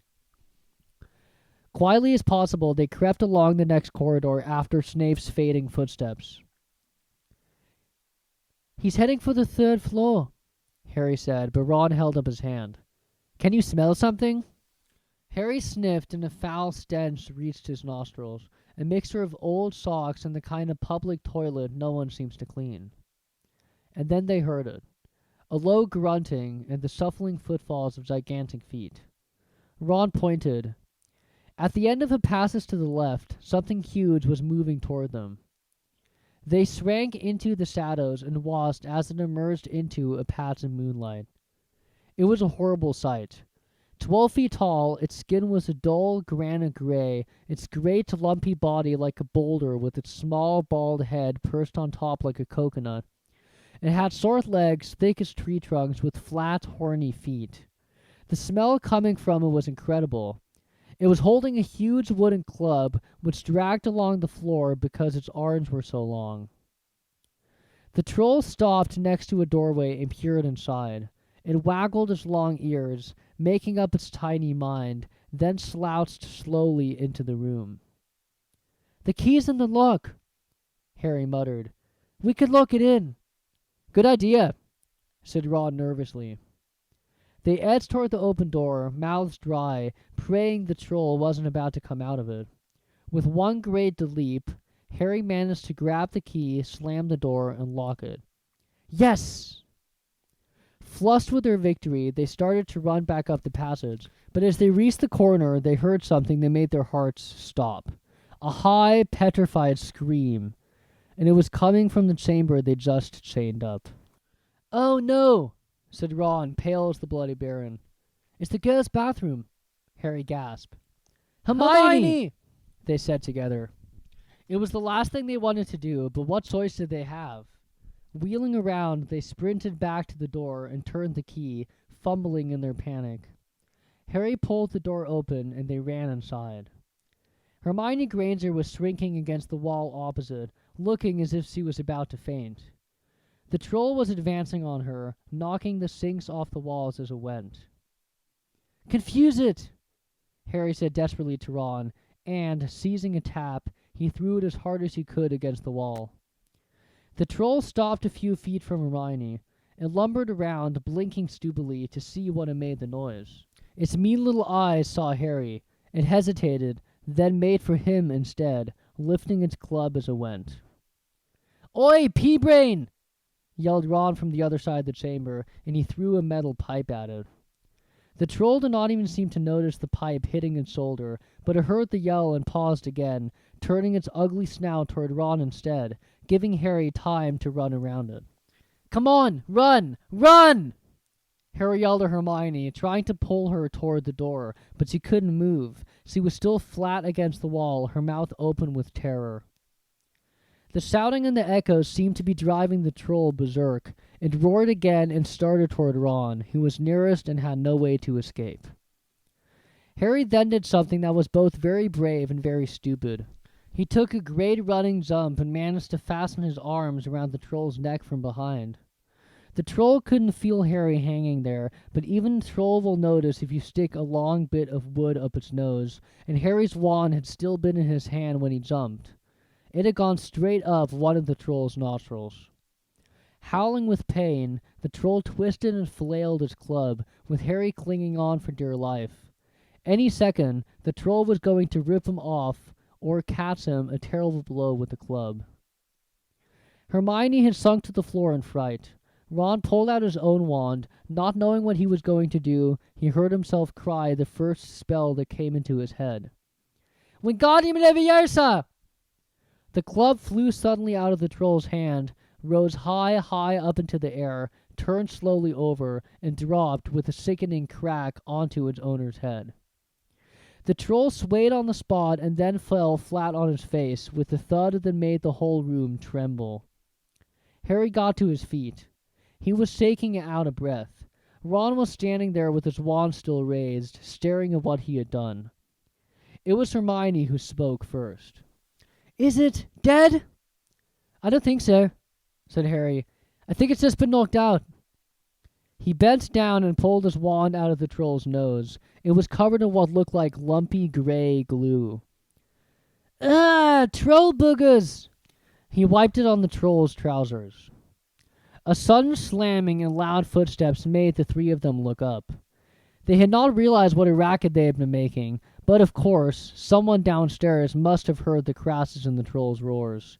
A moment later, Professor McGonagall had come bursting into the room, closely followed by Snape, with Quirrell bringing up the rear.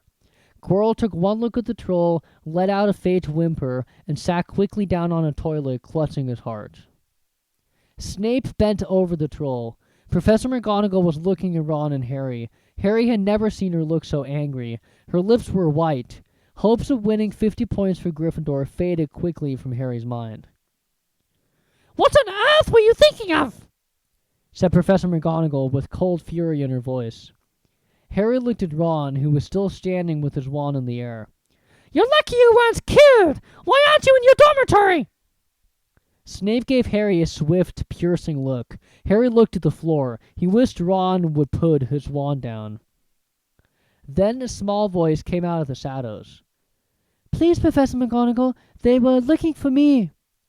Miss Granger! Hermione had managed to get to her feet at last. I went looking for the troll because I thought I could deal with it on my own, because I've read all about them. Ron dropped his wand. Hermione Granger telling a downright lie to a teacher? If they hadn't found me, I'd be dead now. Harry stuck his wand up his nose and Ron knocked it out with his own club. They didn't have time to come and fetch anyone and was about to finish me off when they arrived. Harry and Ron tried to look as though the story wasn't new to them. Well, in that case, said Professor McGonagall, staring at the three of them. Miss Granger, you foolish girl! How could you think of tackling a mountain troll on your own? Hermione hung her head. Harry was speechless. Hermione was the last person to do anything against the rules, and here she was, pretending she had to get them out of trouble. It was as if Snape had started handing out sweets. Miss Granger, 5 points will be taken for Gryffindor for this, said Professor McGonagall. I'm very disappointed in you. If you're not hurt at all, you better get off to Gryffindor Tower. Students are finishing the feast in their houses. Hermione left. Professor McGonagall turned to Harry and Ron. Well, I still say you were lucky, but not many first years could have taken on a full-grown mountain troll. You each win Gryffindor 5 points. Professor Dumbledore will be informed of this. You may go. They hurried out of the chamber and did not speak at all until they had climbed 2 floors up. It was a relief to be away from the smell of the troll, quite apart from anything else. We should have gotten more than 10 points, Ron grumbled. 5, you mean, once you'd taken off Hermione's. Good of her to get us out of trouble like that, Ron admitted. Mind you, we did save her. She might not have needed saving if we hadn't locked the thing in with her, Harry reminded him. They had reached the portrait of the fat lady. Pig snout, they said and entered. The common room was packed and noisy. Everyone was eating the food that had been sent up. Hermione, however, stood alone by the door waiting for them. There was a very embarrassed pause. Then, none of them looking at each other, they all said, Thanks! And hurried off to get plates. But from that moment on, Hermione Granger became their friend. There are some things you can't share without ending up liking each other, and knocking out a 12-foot mountain troll is one of them. Chapter 11, Quidditch. As they entered November, the weather turned very cold. The mountains around the school became icy gray and the lake like chilled steel. Every morning, the ground was covered in frost. Hagrid could be seen from the upstairs windows defrosting broomsticks on the Quidditch field, bundled up in a long moleskin overcoat, rabbit fur gloves, and enormous beaverskin boots. The Quidditch season had begun. On Saturday, Harry would be playing in his first match after weeks of training, Gryffindor versus Slytherin. If Gryffindor won, they would move up into second place in the house championship. Hardly anyone had seen Harry play because Wood had decided that, as their secret weapon, Harry should be kept, well, secret. But the news that he was playing Seeker had leaked out somehow, and Harry did not know which was worse. People telling him he would be brilliant, or people telling him they would be running around underneath him holding a mattress. It was really lucky that Harry now had Hermione as a friend. He did not know how he would have gotten through all his homework without her, what with all the last-minute Quidditch practice Wood was making them do. She also lent him Quidditch Through the Ages, which turned out to be a very interesting read. Harry learned that there were 700 ways of committing a Quidditch foul, and that all of them happened during a World Cup match in 1473. That Seekers were usually the smallest and fastest players, and that most serious Quidditch accidents seemed to happen to them. That although people rarely died playing Quidditch, referees had been known to vanish and turn up months later in the Sahara Desert. Hermione had become a bit more relaxed about breaking rules since Harry and Ron had saved her from the mountain troll, and she was much nicer for it. The day before Harry's first Quidditch match, the three of them were out in the freezing courtyard during break, and she had conjured them up a bright blue fire that could be carried around in a jam jar. They were standing with their backs to it, getting warm, when Snape crossed the yard. Harry noticed at once that Snape was limping. Harry, Ron, and Hermione moved closer together to block the fire from view. They were sure it would not be allowed. Unfortunately, something about their guilty faces caught Snape's eye. He limped over. He had not seen the fire, but he seemed to be looking for a reason to tell them off anyway. What's that you've got there, Potter? It was Quidditch Through the Ages, Harry showed him. Library books are not allowed to be taken outside the school, said Snape. Give it to me. 5 points from Gryffindor. He's just made that rule up, Harry muttered angrily as Snape limped away. Wonder what's wrong with his leg. Dunno, but I hope it's really hurting him, said Ron bitterly. The Gryffindor common room was very noisy that evening. Harry, Ron, and Hermione sat together next to a window. Hermione was checking Harry and Ron's charms homework for them. She would never let them copy. How will you learn? But by asking her to read it through, they got the right answers anyway. Harry felt restless. He wanted Quidditch Through the Ages back to take his mind off his nerves about tomorrow. Why should he be afraid of Snape? Getting up, he told Ron and Hermione he was going to ask Snape if he could have it. Better you than me, they said together, but Harry had an idea that Snape would not refuse if there were other teachers listening. He made his way down to the staff room and knocked. There was no answer. He knocked again. Nothing. Perhaps Snape had left the book in there. It was worth a try. He pushed the door ajar and peered inside, and a horrible scene met his eyes. Snape and Filch were inside, alone. Snape was holding his robes above his knees. One of his legs was bloody and mangled. Filch was handing Snape bandages. Blaster thing, Snape was saying. How are you supposed to keep your eyes on all 3 heads at once? Harry tried to shut the door quietly, but Potter! Snape's face was twisted with fury as he dropped his robes quickly to hide his leg. Harry gulped. I just wondered if I could have my book back. Get out! Out! Harry left. Before Snape could take any more points from Gryffindor, he sprinted back upstairs. Did you get it? Ron asked as Harry joined them. What's the matter? In a low whisper, Harry told them what he'd seen. "You know what this means?" he finished breathlessly. "He tried to get past that three-headed dog on Halloween. That's where he was going when we saw him. He's after whatever he's guarding. And I bet my broomstick he let that troll in to make a diversion." Hermione's eyes were wide. "No, he wouldn't," she said. "I know he's not very nice, but he wouldn't try and steal something Dumbledore was keeping safe." "Honestly, Hermione, you think all teachers are saints or something?" snapped Ron. "I'm with Harry. I wouldn't put anything past Snape, but what's he after? What's that dog guarding?" Harry went to bed with his head buzzing with the same question. Neville was snoring loudly, but Harry could not sleep. He tried to empty his mind. He needed to sleep. He had to. He had his first Quidditch match in a few hours. But the expression on Snape's face when Harry had seen his leg was not easy to forget. The next morning dawned very bright and cold. The great hall was full of the delicious smell of fried sausages and the cheerful chatter of everyone looking forward to a good Quidditch match. "You've got to eat some breakfast." "I don't want anything."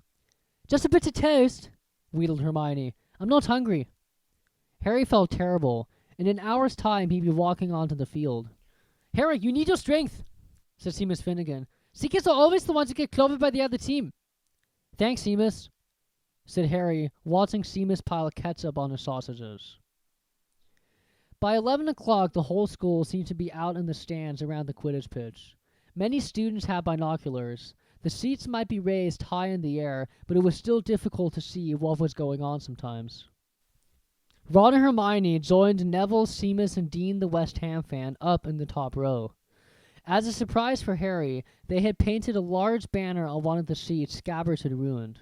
It said Potter for President, and Dean, who was good at drawing, had done a large Gryffindor line underneath. Then Hermione had performed a tricky little charm so that the paint flashed different colors. Meanwhile, in the locker room, Harry and the rest of the team were changing into their scarlet Quidditch robes. Slytherin would be playing in green. Wood cleared his throat for silence. "Okay, man," he said. "And women," said Chaser Angelina Johnson. "And women," Wood agreed. "This is it. The big one," said Fred Weasley. "The one we've all been waiting for," said George. "We know all of his speech by heart," Fred told Harry. "We were on the team last year. Set up your tape," said Wood. "This is the best team Gryffindor's had in years. We're going to win, I know it." He glared at them all as if to say, "Or else." "Right, it's time. Good luck, all of you." Harry followed Fred and George out of the locker room and, hoping his knees were not going to give away, walked onto the field to loud cheers. Madame Hoots was refereeing. She stood in the middle of the field waiting for the two teams, her broom in her hand. "Now one more struggle," she said, once they were all gathered around her. Harry noticed that she seemed to be speaking particularly to the Slytherin captain Marcus Flint, a fifth year. Harry thought Flint looked as if he had some troll blood in him.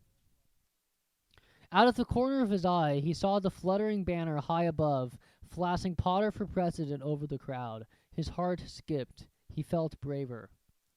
"Now to brooms, please." Harry clambered onto his Nimbus 2000. Madame Hoots gave a loud blast on a silver whistle. 15 brooms rose up high into the air. They were off. "And the coiffure is taken immediately by Angelina Johnson of Gryffindor. What an excellent chaser that girl is, and rather attractive too. Jordan! Sorry, Professor!" The Weasley twins' friend, Lee Jordan, was doing the commentary for the match, closely watched by Professor McGonagall. "And she's really belting along up there, and needs pass to Elizabeth Bennet. A good fight of Oliver Woods last year only in reserve. Back to Johnson, and oh no! The Slytherins have taken the quaffle. Slytherin Captain Marcus Flint gains the quaffle, and off he goes.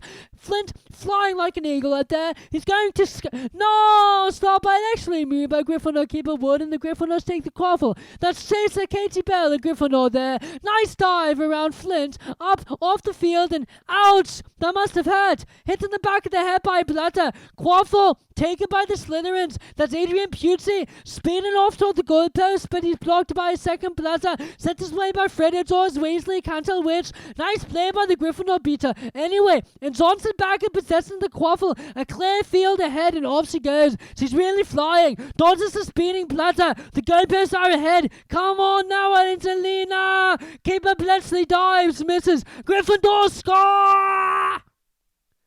Gryffindor cheers filled the cold air with howls and moans from the Slytherins. What's up there? Move along. Hagrid! Ron and Hermione squeezed together to give Hagrid enough space to join them.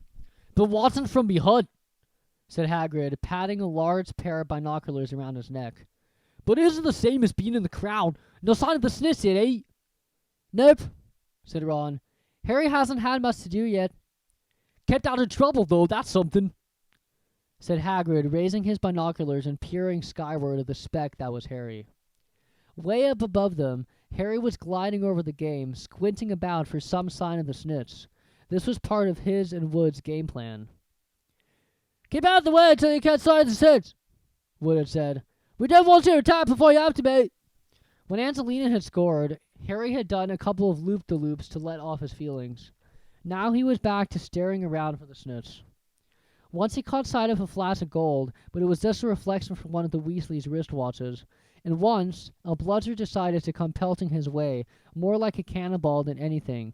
But Harry dodged it, and Fred Weasley came chasing after it. All right there, Harry!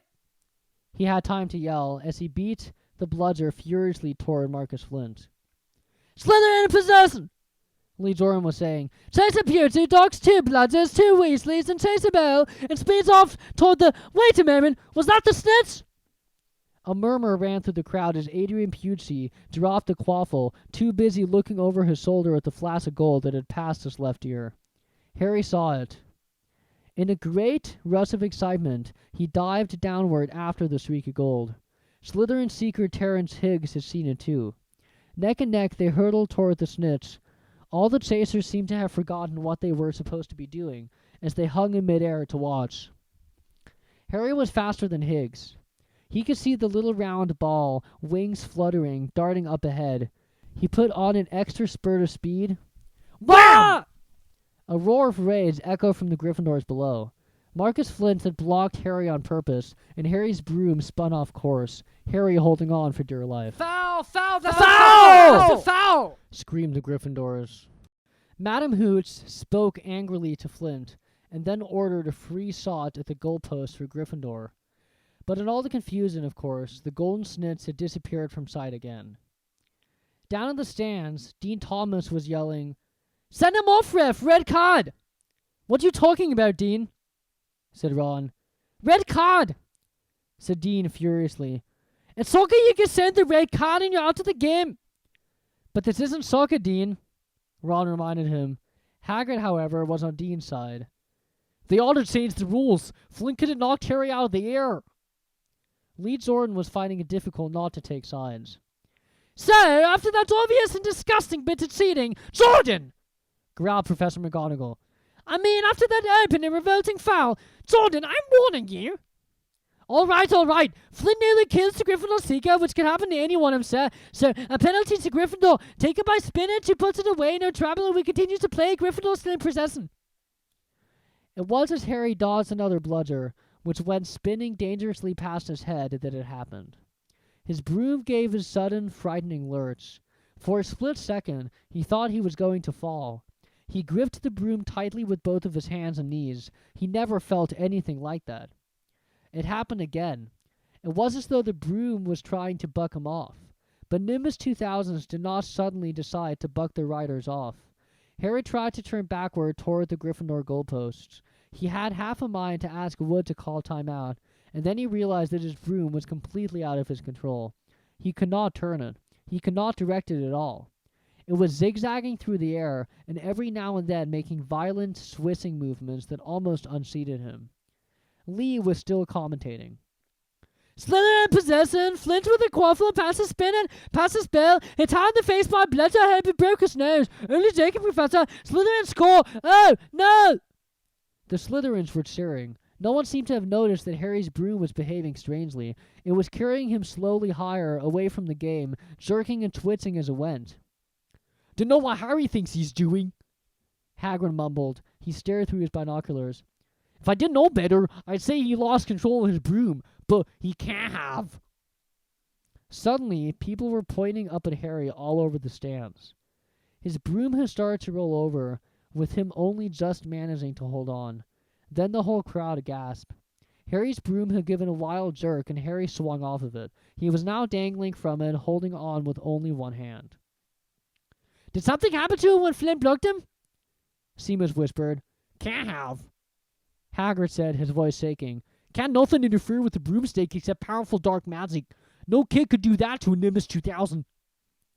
At these words, Hermione seized Hagrid's binoculars, but instead of looking up at Harry, she started looking frantically at the crowd. What are you doing? Moaned Ron, grey-faced. I knew it! Hermione gasped. Snape, look!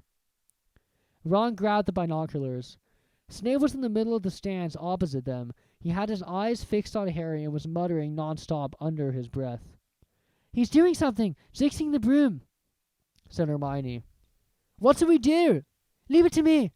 Before Ron could say another word, Hermione had disappeared. Ron turned the binoculars back on Harry. His broom was vibrating so hard it was almost impossible for him to hang on much longer. The whole crowd was on its feet, watching, terrified, as the Weasleys flew up to try and pull Harry safely onto one of their brooms, but it was no good. Every time they got near him, the broom would jump higher still.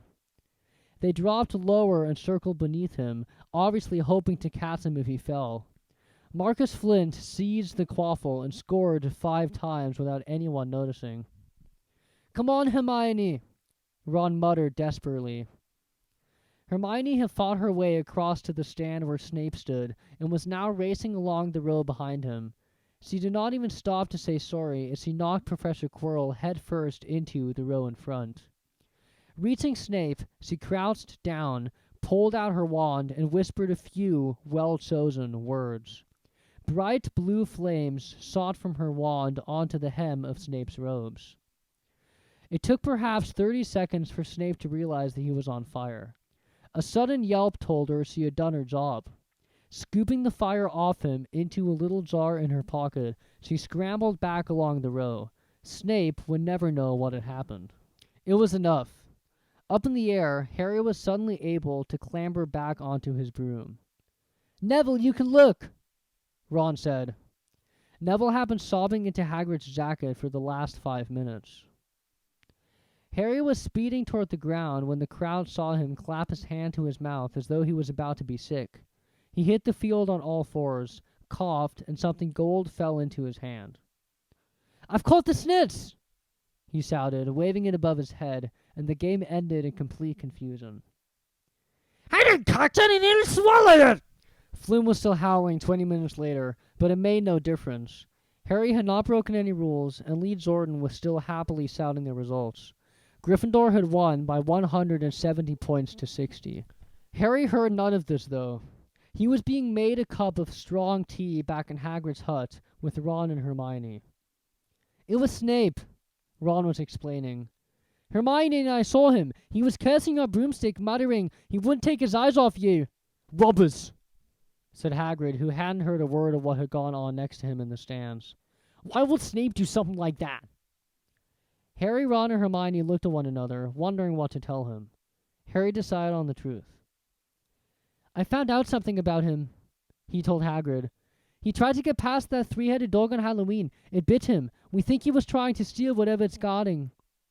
Hagrid dropped the teapot. How do you know about Fluffy? He said. "Fluffy?" Yeah, he's mine. Bought him off a Greek chappie I met in a pub last year. I led him to Dumbledore to guard the... "Yes?" said Harry eagerly. "Now, don't ask me any more," said Hagrid gruffly. "That's top secret, that is." "But Snape's trying to steal it." "Rubbish," said Hagrid again. "Snape's a Hogwarts teacher. He'd do nothing of the sort." "So why did he just try to kill Harry?" cried Hermione. The afternoon's events certainly seemed to have changed her mind about Snape. I know it stinks when I see one, Hagrid. I've read all about them. You've got to keep eye contact, and Snape wasn't blinking at all. I saw him. I'm telling you, you're wrong, said Hagrid hotly. I don't know why Harry's broom acted like that, but Snape wouldn't try and kill a student. Now, listen to me, all three of you. You're meddling in things that don't concern you. It's dangerous. You forget that dog, and you forget Waters Garden. That's between Professor Dumbledore and Nicolas Flamel. Aha, said Harry. So there's someone called Nicolas Flamel involved, is there? Hagrid looked furious with himself. Chapter 12. The Mirror of Erised. Christmas was coming. One morning in mid-December, Hogwarts woke to find itself covered in several feet of snow. The lake froze solid, and the Weasley twins were punished for bewitching several snowballs so that they followed Quirrell around, bouncing off the back of his turban. The few owls that managed to battle their way through the stormy sky to deliver mail had to be nursed back to health by Hagrid before they could fly off again. No one could wait for the holidays to start. While the Gryffindor common room and the Great Hall had roaring fires, the drafty corridors had become icy, and a bitter wind rattled the windows in the classrooms. Worst of all were Professor Snape's classes down in the dungeons, where their breath rose in a mist before them, and they kept as close as possible to their hot cauldrons. I do feel sorry, said Draco Malfoy, one potion's class, for all those people who have to stay at Hogwarts for Christmas because they're not wanted at home. He was looking over at Harry as he spoke. Crabbe and Goyle chuckled. Harry, who was measuring out powdered spine of lionfish, ignored them. Malfoy had been even more unpleasant than usual since the Quidditch match. Disgusted that the Slytherins had lost, he had tried to get everyone laughing at how a wide-mouthed tree frog would be replacing Harry as Seeker next. Then he'd realized that nobody found this funny, because they were all so impressed at the way Harry had managed to stay on his bucking broomstick. So Malfoy, jealous and angry, had gone back to taunting Harry about having no proper family. It was true that Harry wasn't going back to Privet Drive for Christmas. Professor McGonagall had come around the week before, making a list of students who would be staying for the holidays, and Harry had signed up at once. He did not feel sorry for himself at all. This would probably be the best Christmas he had ever had. Ron and his brothers were staying too, because Mr. and Mrs. Weasley were going to Romania to visit Charlie. When they left the dungeons at the end of Potions, they found a large fir tree blocking the corridor ahead. Two enormous feet sticking out at the bottom, and a loud puffing sound told them that Hagrid was behind it. Hi, Hagrid, want any help? Ron asked, sticking his head through the branches. Nah, I'm all right, thanks, Ron. Would you mind moving out of the way? Came Malfoy's cold drawl from behind them. Are you trying to earn some extra money, Weasley? Hoping to be gamekeeper yourself when you leave Hogwarts, I suppose. That hut of Hagrid's must seem like a palace compared to what your family's used to. Ron dived in Malfoy just as Snape came up the stairs. Weasley! Ron let go of the front of Malfoy's robes. He was provoked, Professor Snape, said Hagrid, sticking his huge hairy face out from behind the tree. Malfoy was insulting his family. Be that as it may, fighting is against Hogwarts rules, Hagrid, said Snape sulkily. 5 points from Gryffindor, Weasley, and be grateful to them all. Move along, all of you. Malfoy, Crabbe, and Goyle pushed roughly past the tree, scattering needles everywhere and smirking. I'll get him, said Ron, grinding his teeth in Malfoy's back. One of these days, I'll get him. I hate them both, said Harry.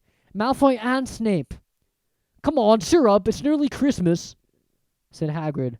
Tell you what, come with me and see the Great Hall, looks great. So the three of them followed Hagrid and his tree off to the Great Hall, where Professor McGonagall and Professor Flitwick were busy with the Christmas decorations. Hagrid, the last tree! Put it in the far corner, would you? The hall looked spectacular. Festoons of holly and mistletoe hung all around the walls, and no less than 12 towering Christmas trees stood around the room, some sparkling with tiny icicles, some glittering with hundreds of candles. How many days you got left until your holidays? Hagrid asked. Just one, said Hermione. And that reminds me, Harry, Ron, we've got half an hour before lunch. We should be in the library. Oh, yeah, you're right, said Ron, tearing his eyes away from Professor Flitwick, who had golden bubbles blossoming out of his wand and was trailing them over the branches of the new tree. The library, said Hagrid, following them out of the hall. Just before the holidays. Bit keen, aren't you? We're not working, Harry told him brightly. Ever since you mentioned Nicolas Flamel, we've been trying to find out who he is. You what? Hagrid looked shocked. Listen here, I've told you. Drop it. It's nothing new with that dog's garden. We just want to know who Nicolas Flamel is, that's all, said Hermione. Unless you'd like to tell us yourself and save us the trouble, Harry added. We must have been through hundreds of books already and we can't find him anywhere. Just give us a hint. I know I've read his name somewhere. I'm saying nothing, said Hagrid flatly.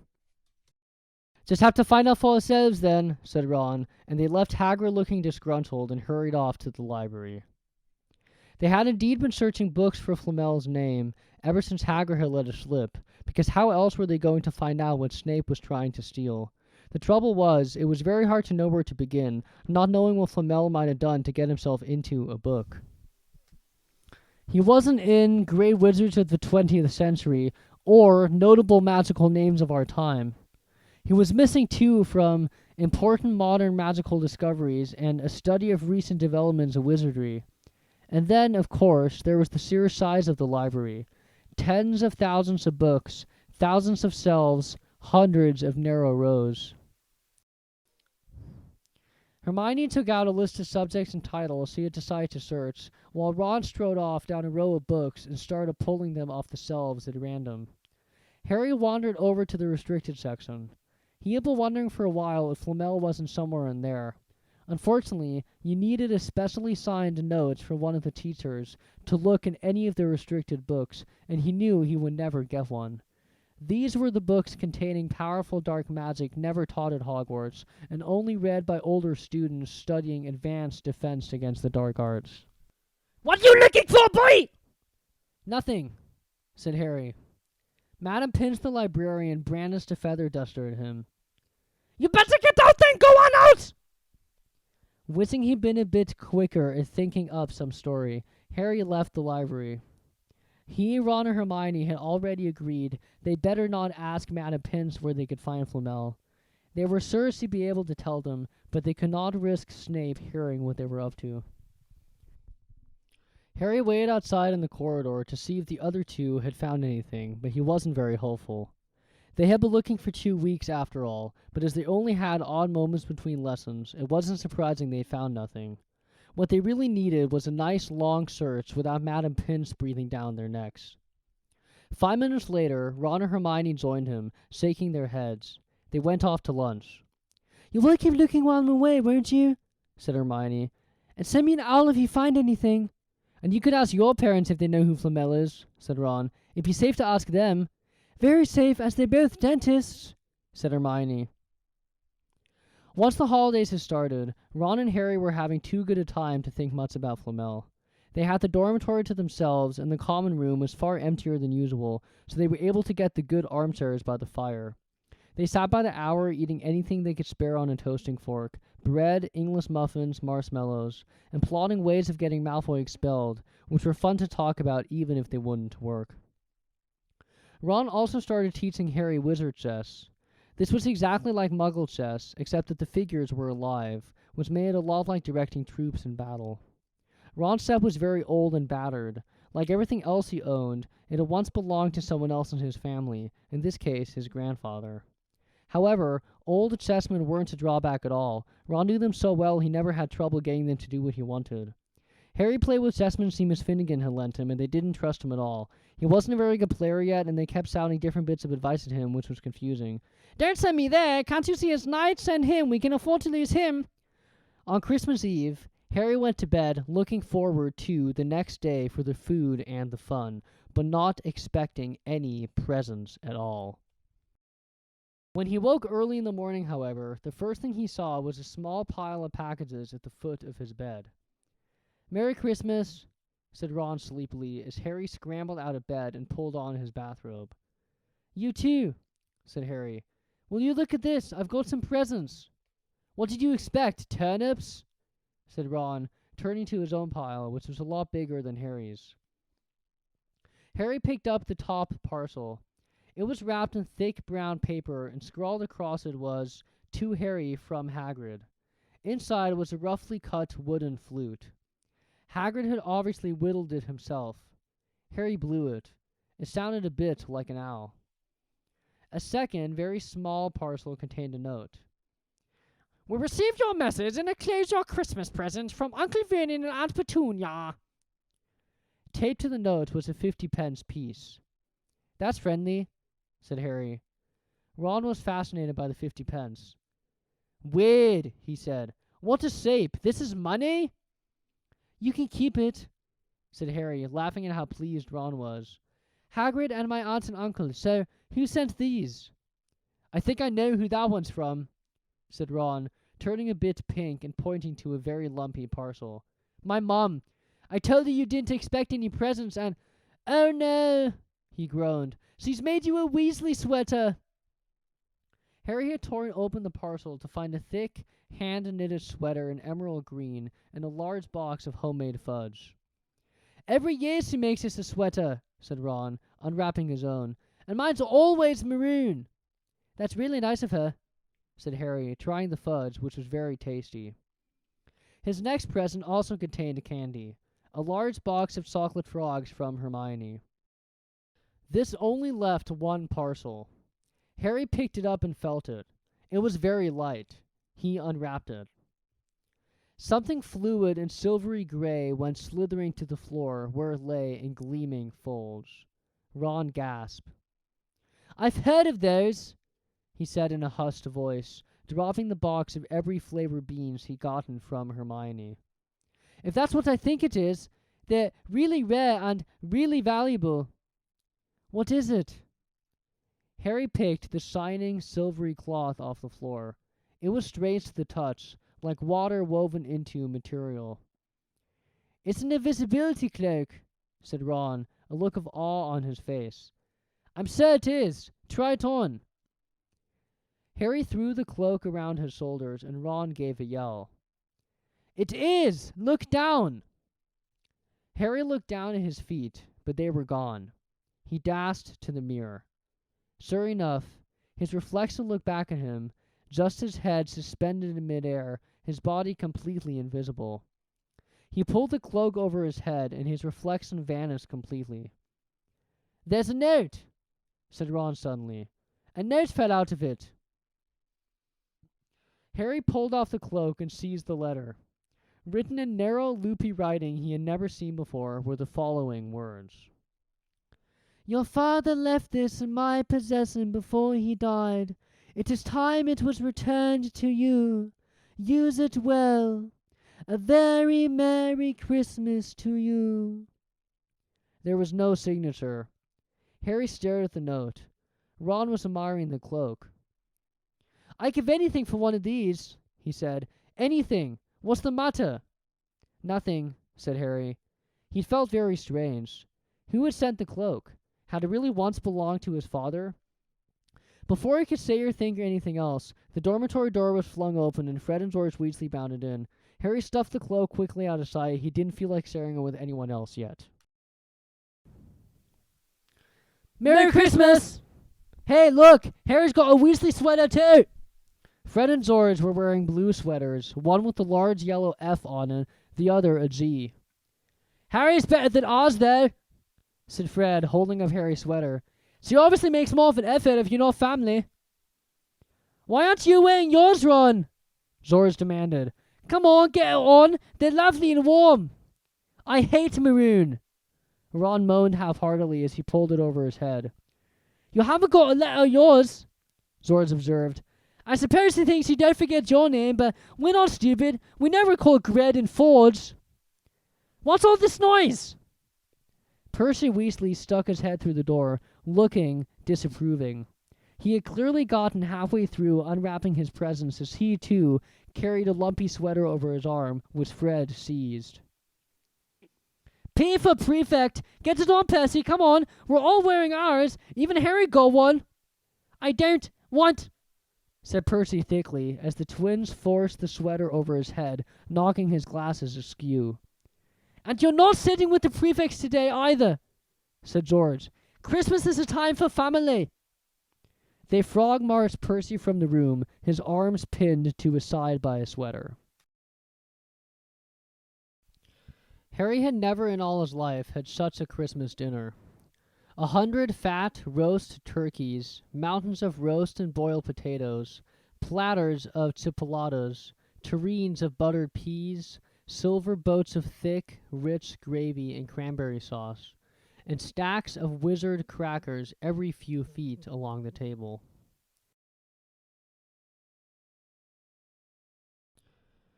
These fantastic party favors were nothing like the feeble muggle ones the Dursleys usually bought, with their little plastic toys and their flimsy paper hats inside. Harry pulled a wizard cracker with Fred, and it didn't just bang. It went off with a blast like a cannon, and engulfed them all in a cloud of blue smoke, while from the inside exploded a rear admiral's hat and several live white mice. Up at the high table, Dumbledore had swapped his pointed wizard's hat for a flowered bonnet, and was suckling merrily at a joke Professor Flitwick had just read him.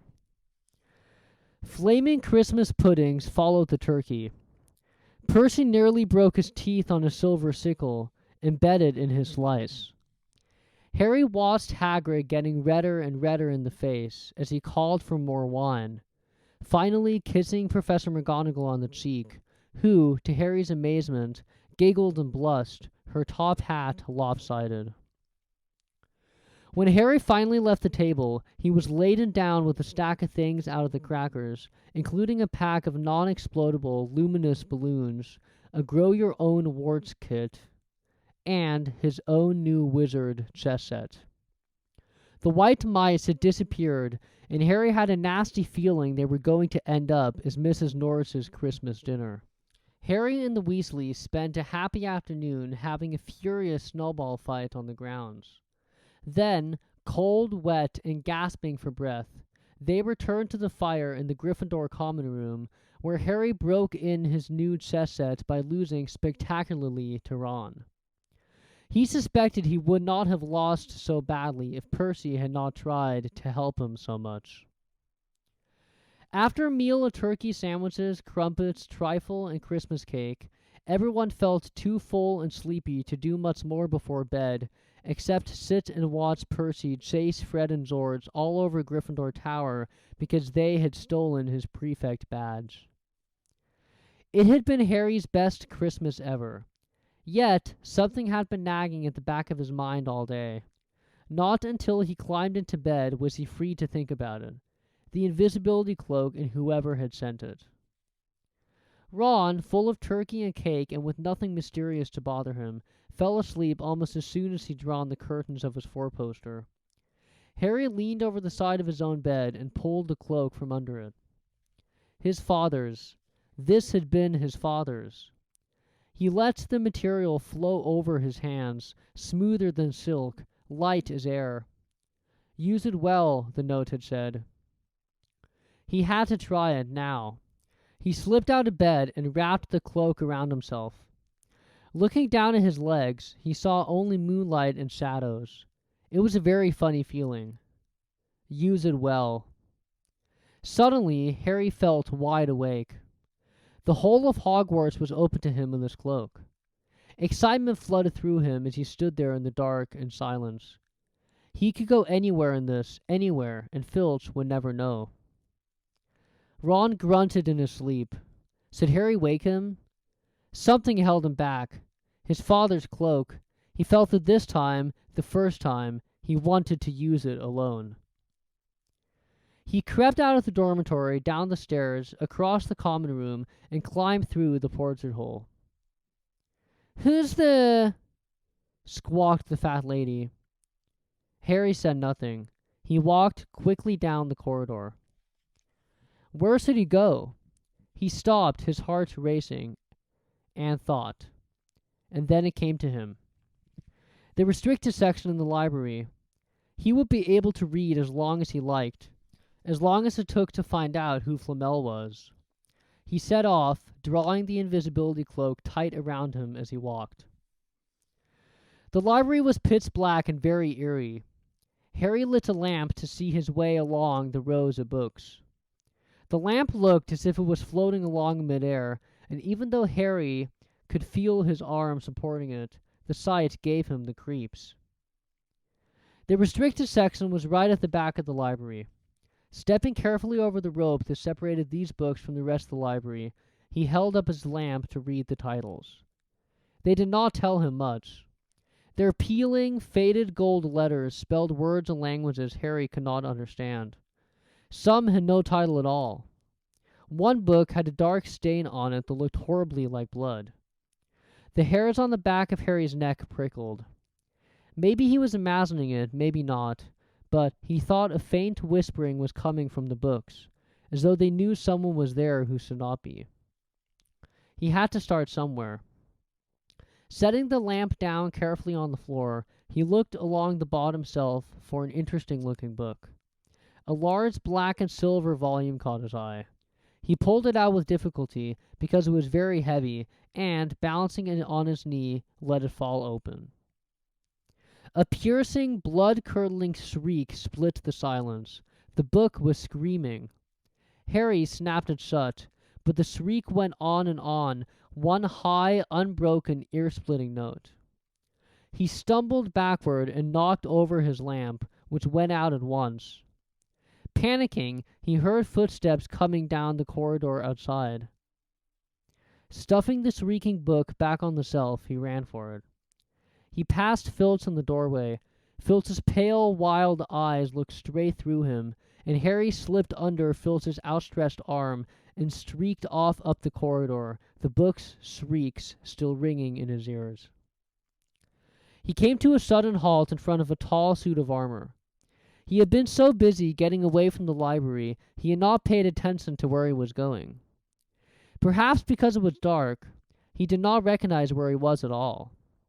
There was a suit of armor near the kitchens, he knew, but he must be 5 floors above there. You asked me to come directly to here, Professor. If anyone was wandering here at night, and someone's been in the library, restricted section.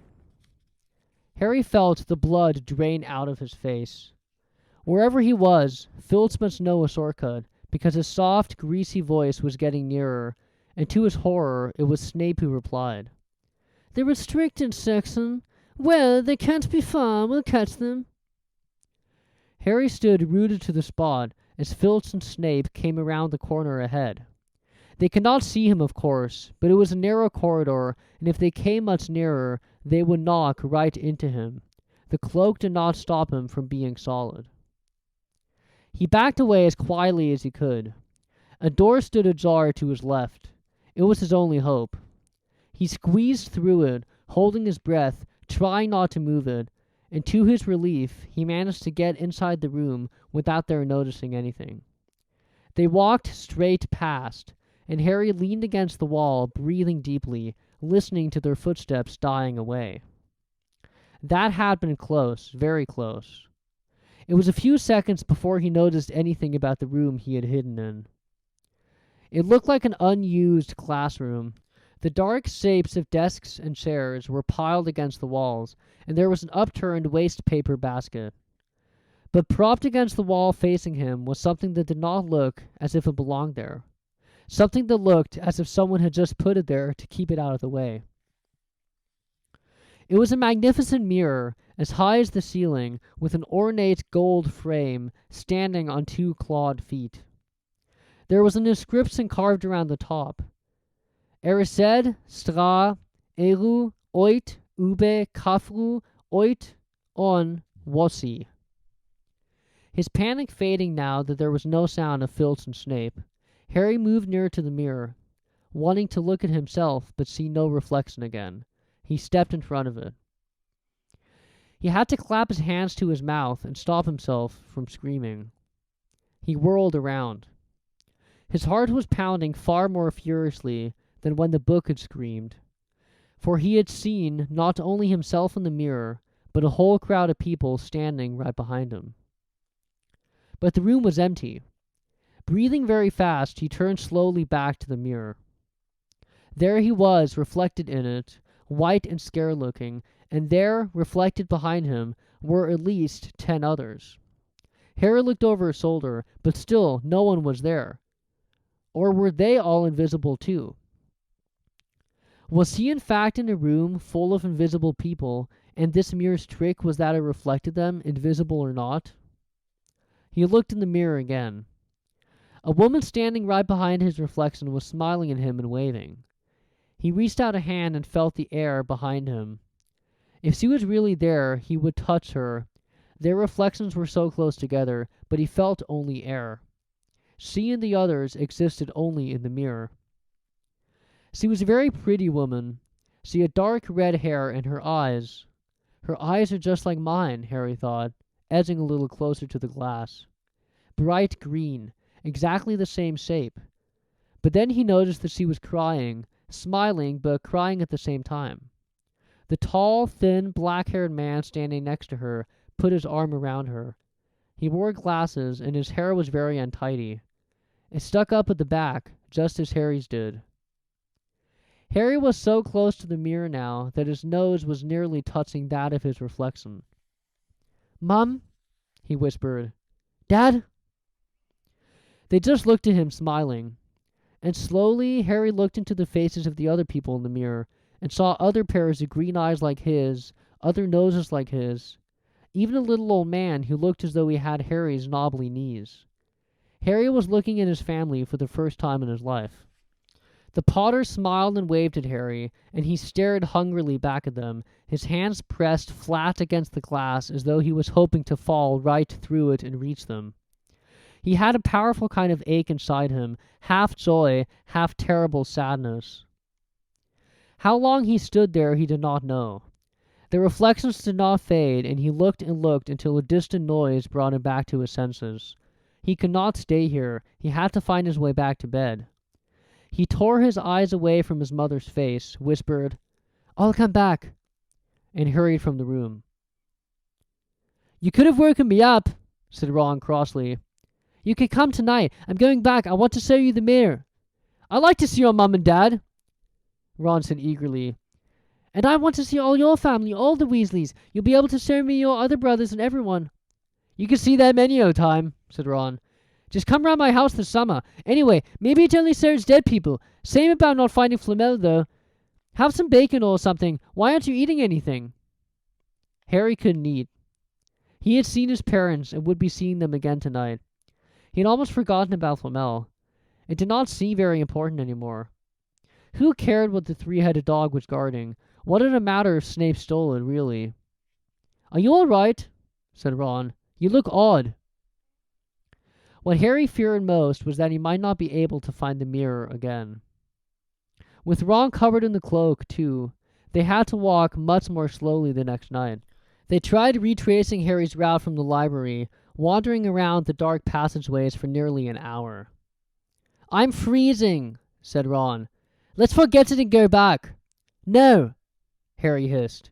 "I know it's here somewhere." They passed the ghost of a tall witch gliding in the opposite direction, but saw no one else. Just as Ron started moaning that his feet were dead with cold, Harry spotted the suit of armor. "It's here! Just here! Yes!" They pushed the door open. Harry dropped the cloak from around his shoulders and ran to the mirror. There they were. His mother and father beamed at the sight of him. "See?" Harry whispered. "I can't see anything." Look at them all. There are loads of them." "I can only see you." "Look in it properly. Go on, stand where I am." Harry stepped aside, but with Ron in front of the mirror, he could not see his family anymore, just Ron in his paisley pajamas. Ron, though, was staring transfixed at his image. "Look at me," he said. "Can you see all your family standing around you?" "No, I'm alone, but I'm different. I look older and I'm a head boy." "What?" "I am. I'm wearing the badge like Billy used to, and I'm holding the house cup and the Quidditch cup. I'm Quidditch captain too." Ron tore his eyes away from the splendid sight to look excitedly at Harry. "Do you think this mirror shows the future?" "How can it? All my family are dead. Let me have another look." "You had it all yourself all last night. Give me a bit more time."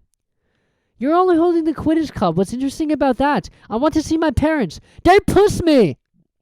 A sudden noise outside in the corridor put an end to their discussion. They had not realized how loudly they had been talking. "Quick!"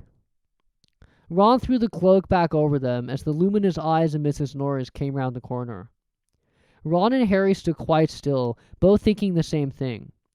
Did the cloak work on cats? After what seemed an age, she turned and left. "This isn't safe. She might have gone for filth. I bet she heard us. Come on." And Ron pulled Harry out of the room. The snow had not melted the next morning. "Want to play chess, Harry?" said Ron. "No." "Why don't we go down and visit Hagrid?" "No, you go." "I know what you're thinking about, Harry. That's Mirror. Don't go back tonight." "Why not?" "I don't know. I've just got a bad feeling about it. And anyway, you've had too many close saves already. Filch, Snape, and Mrs. Norris are wandering around. So what if they can't see you? What if they walk into you? What if you knock something over?" "You sound like Hermione." "I'm serious, Harry. Don't go." But Harry had only one thought in his head, which was to get back in front of the mirror, and Ron was not going to stop him. That third night, he found his way more quickly than before. He was walking so fast he knew he was making more noise than was wise, but he did not meet anyone. And there were his mother and father smiling at him again, and one of his grandfathers nodded happily. Harry sank down to sit on the floor in front of the mirror. There was nothing to stop him from staying here all night with his family. Nothing at all. Except... "So, back again, Harry." Harry felt as though his insides had turned to ice. He looked behind him. Sitting on one of the desks by the wall was none other than Albus Dumbledore. Harry must have walked straight past him, so desperate to get to the mirror he had not noticed him. I didn't see you, sir." "Strange how nearsighted being invisible can make you," said Dumbledore, and Harry was relieved to see that he was smiling. "So," said Dumbledore, slipping off the desk to sit on the floor with Harry, "you, like hundreds before you, have discovered the delights of the Mirror of Erised." "I didn't know it was called that, sir." "But I expect you've realized by now what it does." It shows me my family." "And it showed your friend Ron himself as head boy." "How did you know?" "I don't need a cloak to become invisible," said Dumbledore gently. "Now, can you think what the Mirror of Erised shows us all?" Harry shook his head. "Let me explain. The happiest man on earth would be able to use the Mirror of Erised like a normal mirror. That is, he would look into it and see himself exactly as he is. Does that help?" Harry thought. Then he said slowly, "It shows us what we want, whatever we want." "Yes and no," said Dumbledore quietly. "It shows us nothing more or less than the deepest, most desperate desire of our hearts. You have never known your family, see them standing around you. Ronald Weasley, who has always been overshadowed by his brothers, sees himself standing alone, the best of all of them. However, this mirror will give us neither knowledge or truth, Men have wasted away before it, entranced by what they have seen, or been driven mad, not knowing if what it shows is real or even possible. The mirror will be moved to a new home tomorrow, Harry, and I ask you not to go looking for it again. If you ever do run across it, you will now be prepared. It does not do to dwell on dreams and forget to live. Remember that. Now, why don't you put that admirable cloak back on and get off to bed? Harry stood up. Sir, Professor Dumbledore, can I ask you something? Obviously, you've just done so. Dumbledore smiled. You may ask me one more thing, however.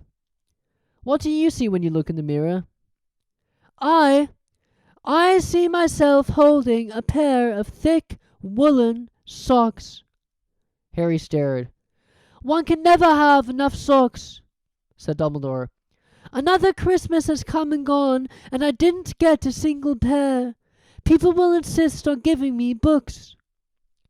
It was only when he was back in bed that it struck Harry that Dumbledore might not have been quite truthful. But then, he thought, as he shoved Scabbers off his pillow, it had been quite a personal question. Chapter 13. Nicolas Flamel.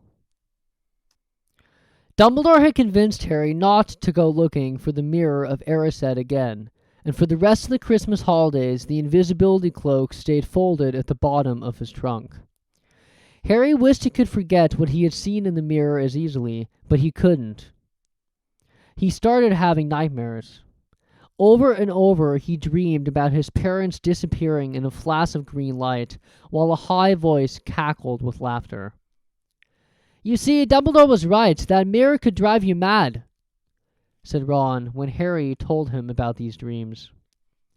Hermione, who came back the day before term started, took a different view of things.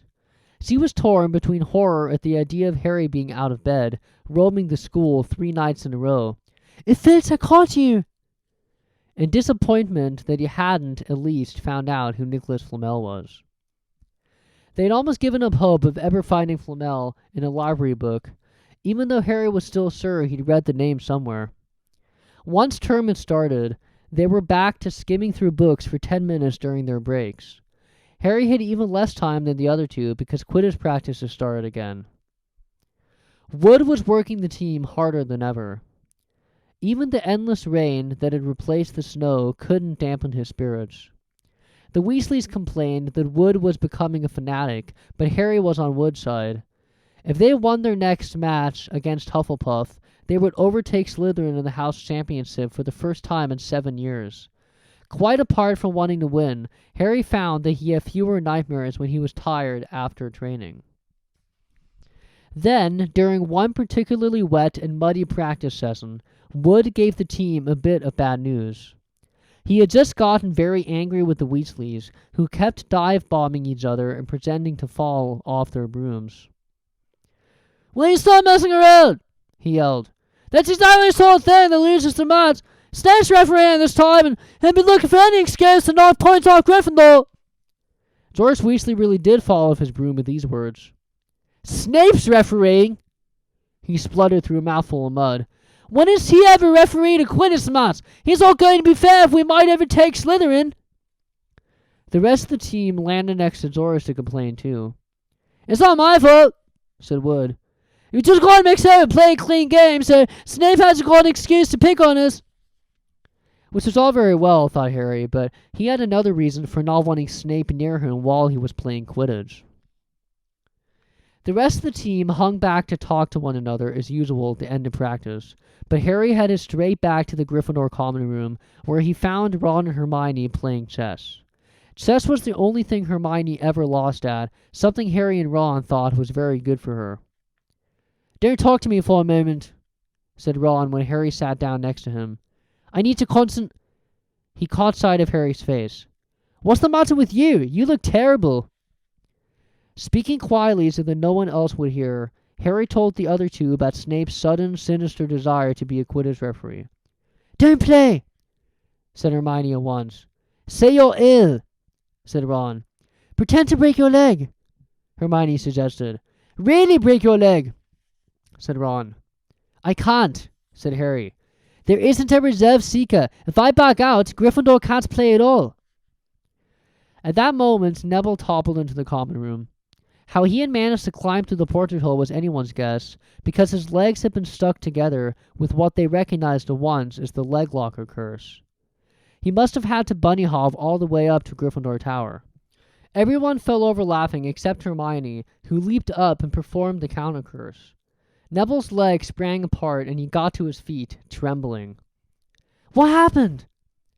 Hermione asked him, leading him over to sit with Harry and Ron. Malfoy, said Neville shakily. I met him outside the library. He said he'd be looking for someone to practice that on. Get to Professor McGonagall, Hermione urged Neville. Report him! Neville shook his head. I don't want more trouble, he mumbled. You've got to stand up to him, Neville, said Ron.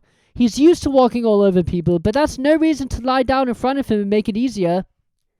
There's no need to tell me I'm not brave enough to be in Gryffindor. Malfoy's already done that. Neville choked out. Harry felt in the pocket of his robes and pulled out a chocolate frog, the very last one from the box Hermione had given him for Christmas. He gave it to Neville, who looked as though he might cry. You're worth 12 of Malfoy, Harry said.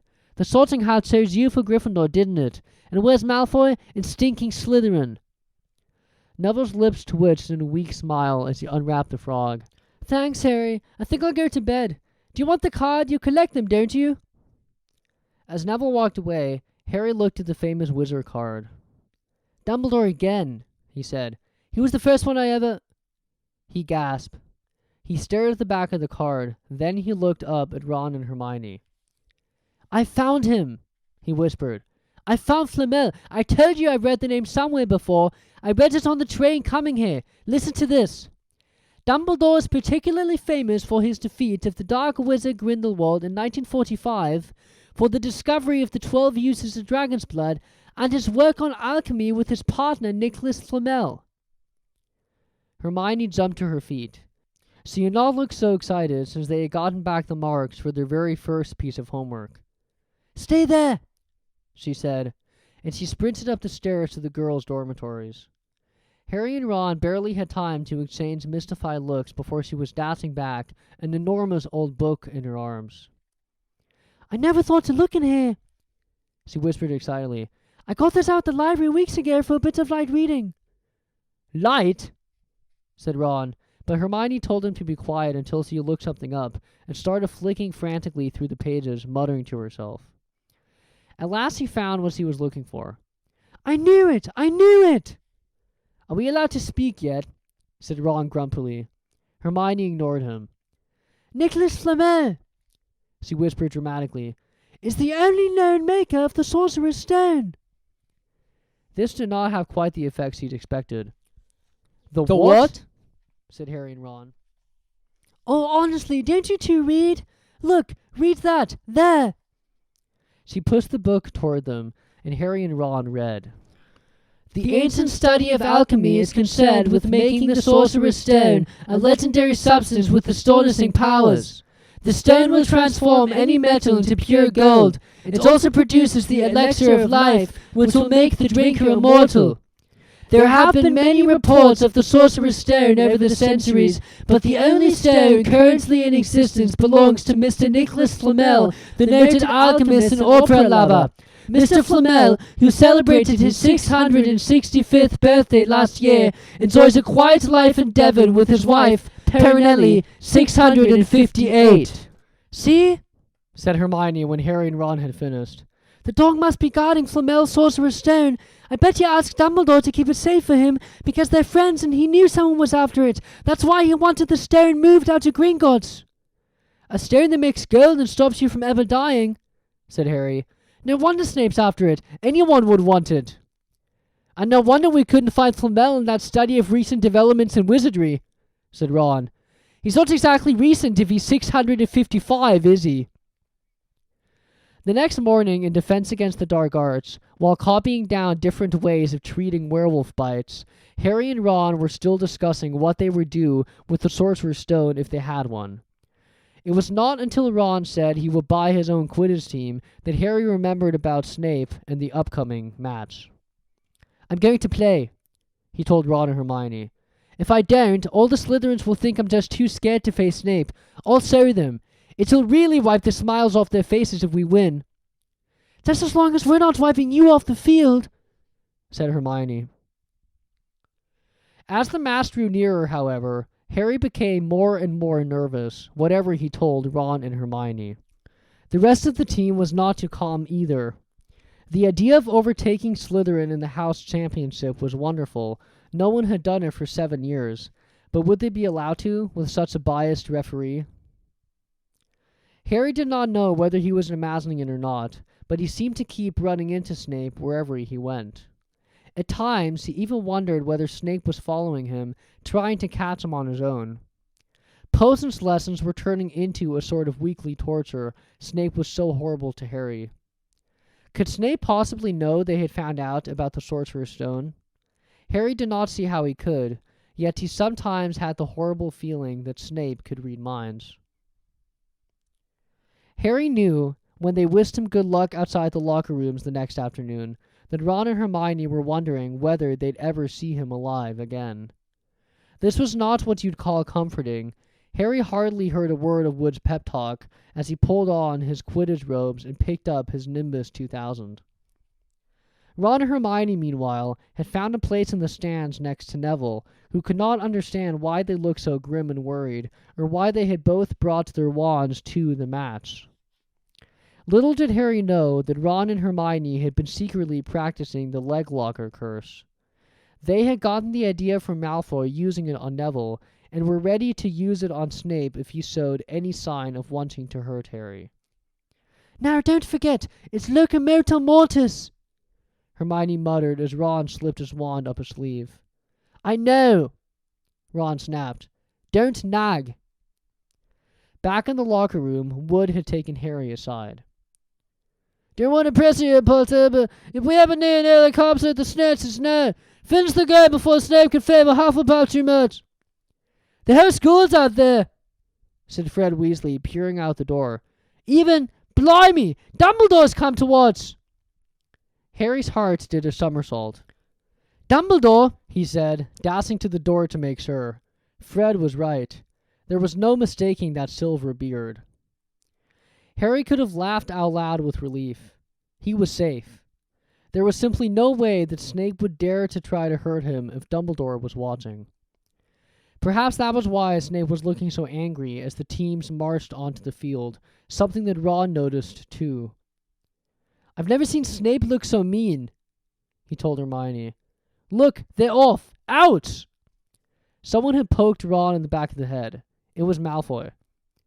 "Oh, sorry, Weasley. Didn't see you there." Malfoy grinned broadly at Crabbe and Goyle. "Wonder how long Potter's going to stay on his broom this time. Anyone want to bet? What about you, Weasley?" Ron did not answer. Snape had just awarded Hufflepuff a penalty because George Weasley had hit a bludger at him. Hermione, who had all her fingers crossed in her lap, was squinting fixedly at Harry, who was circling the game like a hawk, looking for the snitch. "You know how I think they'd choose people for the Gryffindor team?" said Malfoy loudly a few minutes later, as Snape awarded Hufflepuff another penalty for no reason at all. "It's people they feel sorry for. See, there's Potter, who's got no parents. Then there's the Weasleys, who've got no money. Used to be on the team, Longbottom. You've got no brains." Neville went bright red, but turned in his seat to face Malfoy. "I'm worth 12 of you, Malfoy," he stammered. Malfoy, Crabbe, and Goyle howled with laughter, but Ron, still not daring to take his eyes from the game, said, "You tell him, Neville." "Longbottom, if brains were gold, you'd be poorer than Weasley, and that's saying something." Ron's nerves were already stressed to the breaking point with anxiety about Harry. "I'm warning you, Malfoy. One more word." "Ron!" said Hermione suddenly. "Harry!" "What? Where?"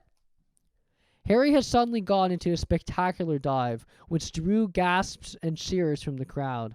Hermione stood up, her crossed fingers in her mouth, as Harry streaked toward the ground like a bullet.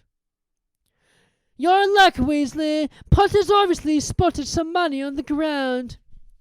Ron snapped. Before Malfoy knew what was happening, Ron was on top of him, wrestling him to the ground. Neville hesitated, then clambered over the back of his seat to help. Come on, Harry! Hermione screamed, leaping onto her seat to watch as Harry sped straight at Snape.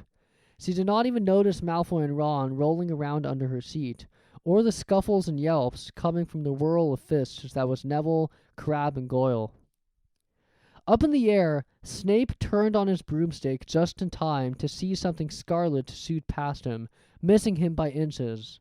The next second, Harry had pulled out of the dive, his arm raised in triumph, the snitch clasp in his hand. The stands erupted. It had to be a record. No one could ever remember the snitch being caught so quickly. Ron, where are you? The game's over. Harry's won. We've won. Gryffindor's in the lead. Shrieked Hermione, dancing up and down on her seat and hugging Parvati Patil in the row in front. Harry jumped off his broom, a foot from the ground. He could not believe it. He had done it. The game was over. It had barely lasted 5 minutes. As Gryffindors came spilling onto the field, he saw Snape land nearby, white-faced and tight-lipped. Then Harry felt a hand on his shoulder and looked up into Dumbledore's smiling face. Well done, said Dumbledore quietly, so that only Harry could hear. Nice to see you haven't been brooding about that mirror. Been keeping busy. Excellent. Snape spat bitterly on the ground. Harry left the locker room alone some time later to take his Nimbus 2000 back to the Broomstead. He could not ever remember feeling happier. He had really done something to be proud of now. No one could say he was just a famous name anymore. The evening air had never smelled so sweet. He walked over the damp grass, reliving the last hour in his head, which was a happy blur. Gryffindors running to lift him onto their shoulders, Ron and Hermione in the distance, jumping up and down, Ron shearing through a heavy nosebleed. Harry had reached the shed. He leaned against the wooden door and looked up at Hogwarts, with its windows glowing red in the setting sun. Gryffindor in the lead. He had done it. He had shown Snape. And speaking of Snape, a hooded figure came swiftly down the front steps of the castle.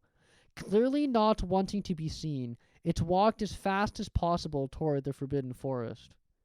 Harry's victory faded from his mind as he watched. He recognized the figure's prowling walk. Snape, sneaking into the forest while everyone else was at dinner. What was going on? Harry jumped back on his Nimbus 2000 and took off. Gliding silently over the castle, he saw Snape enter the forest at a run. He followed. The trees were so thick he could not see where Snape had gone. He flew in circles, lower and lower, brushing the top branches of trees until he heard voices. He glided toward them and landed noiselessly in a towering beech tree. He climbed carefully along one of the branches, holding tight to his broomstick, trying to see through the leaves. Below, in a shadowy clearing, stood Snape, but he was not alone. Quirrell was there too. Harry could not make out the look on his face, but he was stuttering worse than ever. Harry strained to catch what they were saying. Don't know why you wanted to meet me here of all places, Severus. I thought we'd keep this private, said Snape, his voice icy. Students aren't supposed to know about the Sorcerer's Stone, after all. Harry leaned forward. Quirrell was mumbling something. Snape interrupted him. Have you found out how to get past that beast of Hagrid's yet? But, Severus, you don't want me as your enemy, Quirrell, said Snape, taking a step toward him. I don't know what you know perfectly well what I mean. An owl hooted loudly, and Harry nearly fell out of the tree. He steadied himself in time to hear Snape say, Your little bit of hocus pocus. I'm waiting, But I don't. Very well, Snape cut in. we'll have another little chat soon. When you've had time to think things over and decided where your loyalties lie. He threw his cloak over his head and strode out of the clearing. It was almost dark now, but Harry could see Quirrell standing quite still as though he was petrified. Harry, where have you been? Hermione squeaked. We won! You won! We won! Shouted Ron, thumping Harry on the back. And I give Malfoy a black eye, and Neville tried to take on Crabbe and Goyle single-handed. He's still out cold, but Madame Pomfrey says he'll be all right. Talk about showing Slytherin. Everyone's waiting for you in the common room. We're having a party. Fred and George stole some cakes and stuff from the kitchens. Never mind that now, said Harry breathlessly. Let's find an empty room. You wait till you hear this. He made sure Peeves was not inside before shutting the door behind them. Then he told them what he had seen and heard. So we were right. It is the Sorcerer's Stone, and Snape's trying to force Quirrell to help him get it. He asked if he knew how to get past Fluffy, and he said something about Quirrell's hocus pocus. I reckon there are other things guarding the stone apart from Fluffy. Loads of enchantments probably, and Quirrell would have done some anti-dark art spell that Snape needs to break through. So you mean the stone's only safe as long as Quirrell stands up to Snape? Said Hermione in alarm. It'll be gone by next Tuesday, said Ron. Chapter 14. Norbert the Norwegian Ridgeback. Quirrell, however, must have been braver than they had thought. In the weeks that followed, he did seem to be getting paler and thinner, but it did not look as though he had cracked yet. Every time they passed the third-floor corridor, Harry, Ron, and Hermione would press their ears to the door to check that Fluffy was still growling inside. Snape was sweeping about in his usual bad temper, which surely meant that the stone was still safe. Whenever Harry passed Quirrell these days, he gave him an encouraging sort of smile, and Ron had started telling people off for laughing at Quirrell's stutter. Hermione, however, had more on her mind than the Sorcerer's Stone. She had started drawing up study schedules and color-coding all her notes. Harry and Ron would not have minded, but she kept nagging them to do the same. Hermione, the exams are ages away. 10 weeks, Hermione snapped. That's not ages, that's like a second to Nicolas Flamel. But we're not 600 years old, Ron reminded her. Anyway, what are you studying for? You already know it all. What am I studying for? Are you crazy? You realize we need to pass these exams to get into the second year? They're very important. I should have started studying a month ago. I don't know what's gotten into me. Unfortunately, the teachers seemed to be thinking along the same lines as Hermione. They piled so much homework on them that the Easter holidays were not nearly as much fun as the Christmas ones. It was hard to relax with Hermione next to you, reciting the 12 uses of dragon's blood or practicing wand movements. Moaning and yawning, Harry and Ron spent most of their free time in the library with her, trying to get through all their extra work. I'll never remember this, Ron burst out one afternoon, throwing down his quill and looking longingly out of the library window. It was the first really fine day they had had in months. The sky was a clear forget-me-not blue, and there was a feeling in the air of summer coming. Harry, who was looking up Dittany in 1,000 Magical Herbs and Fungi, did not look up until he heard Ron say, Hagrid, what are you doing in the library? Hagrid shuffled into view, hiding something behind his back. He looked very out of place in his moleskin overcoat. Just looking, he said in a shifty voice that got their interest at once. And what are you lot up to? He looked suddenly suspicious. You're not still looking for Nicolas Flamel, are you? We found out who he is ages ago, said Ron impressively. And we know what that dog's guarding. It's the Sorcerer's Shh! Hagrid looked around quickly to see if anyone was listening. Don't go sound about it. What's the matter with you? There are a few things we wanted to ask you, as a matter of fact, said Harry. About what's guarding the stone apart from Fluffy. Shh! Said Hagrid again. Listen, come and see me later. I'm not promising I'll tell you anything, mind, but don't go rabbiting about it in here. Students aren't supposed to know. They think I told you. See you later, then, said Harry. Hagrid shuffled off. What was he hiding behind his back? Said Hermione thoughtfully. Do you think it had anything to do with the stone? I'm going to see what section he was in, said Ron, who had had enough of working.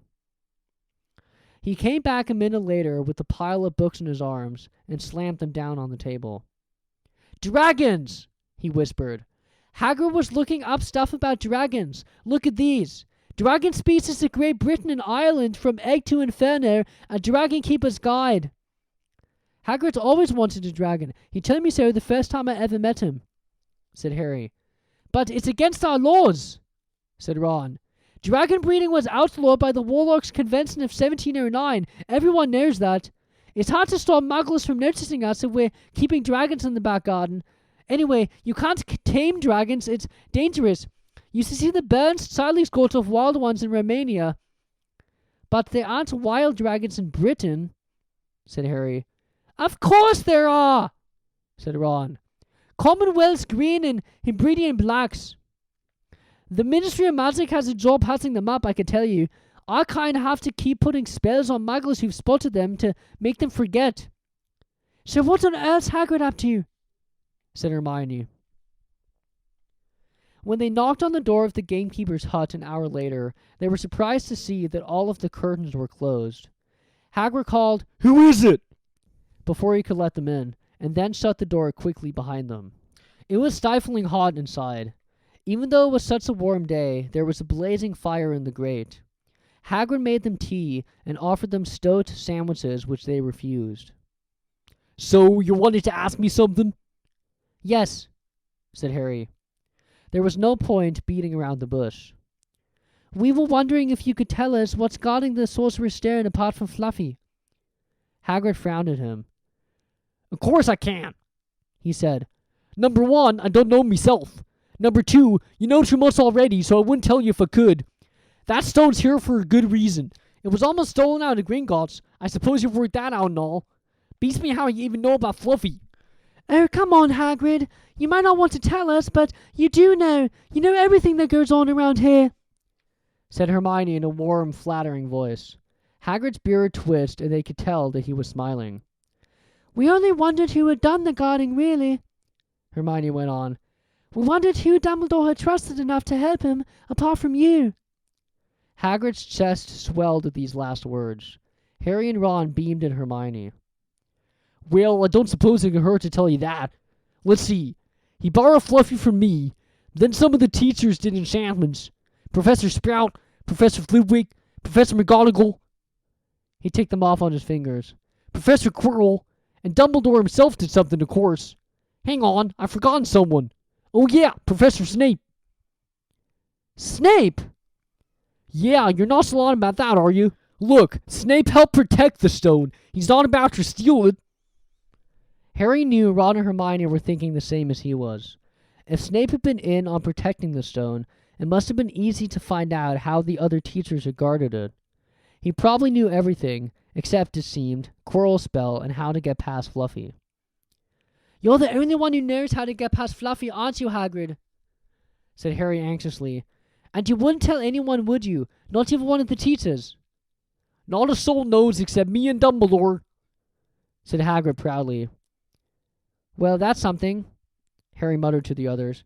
"Hagrid, can we have a window open? I'm boiling." "Can't, Harry, sorry," said Hagrid. Harry noticed him glance at the fire. Harry looked at it too. "Hagrid, what's that?" But he already knew what it was.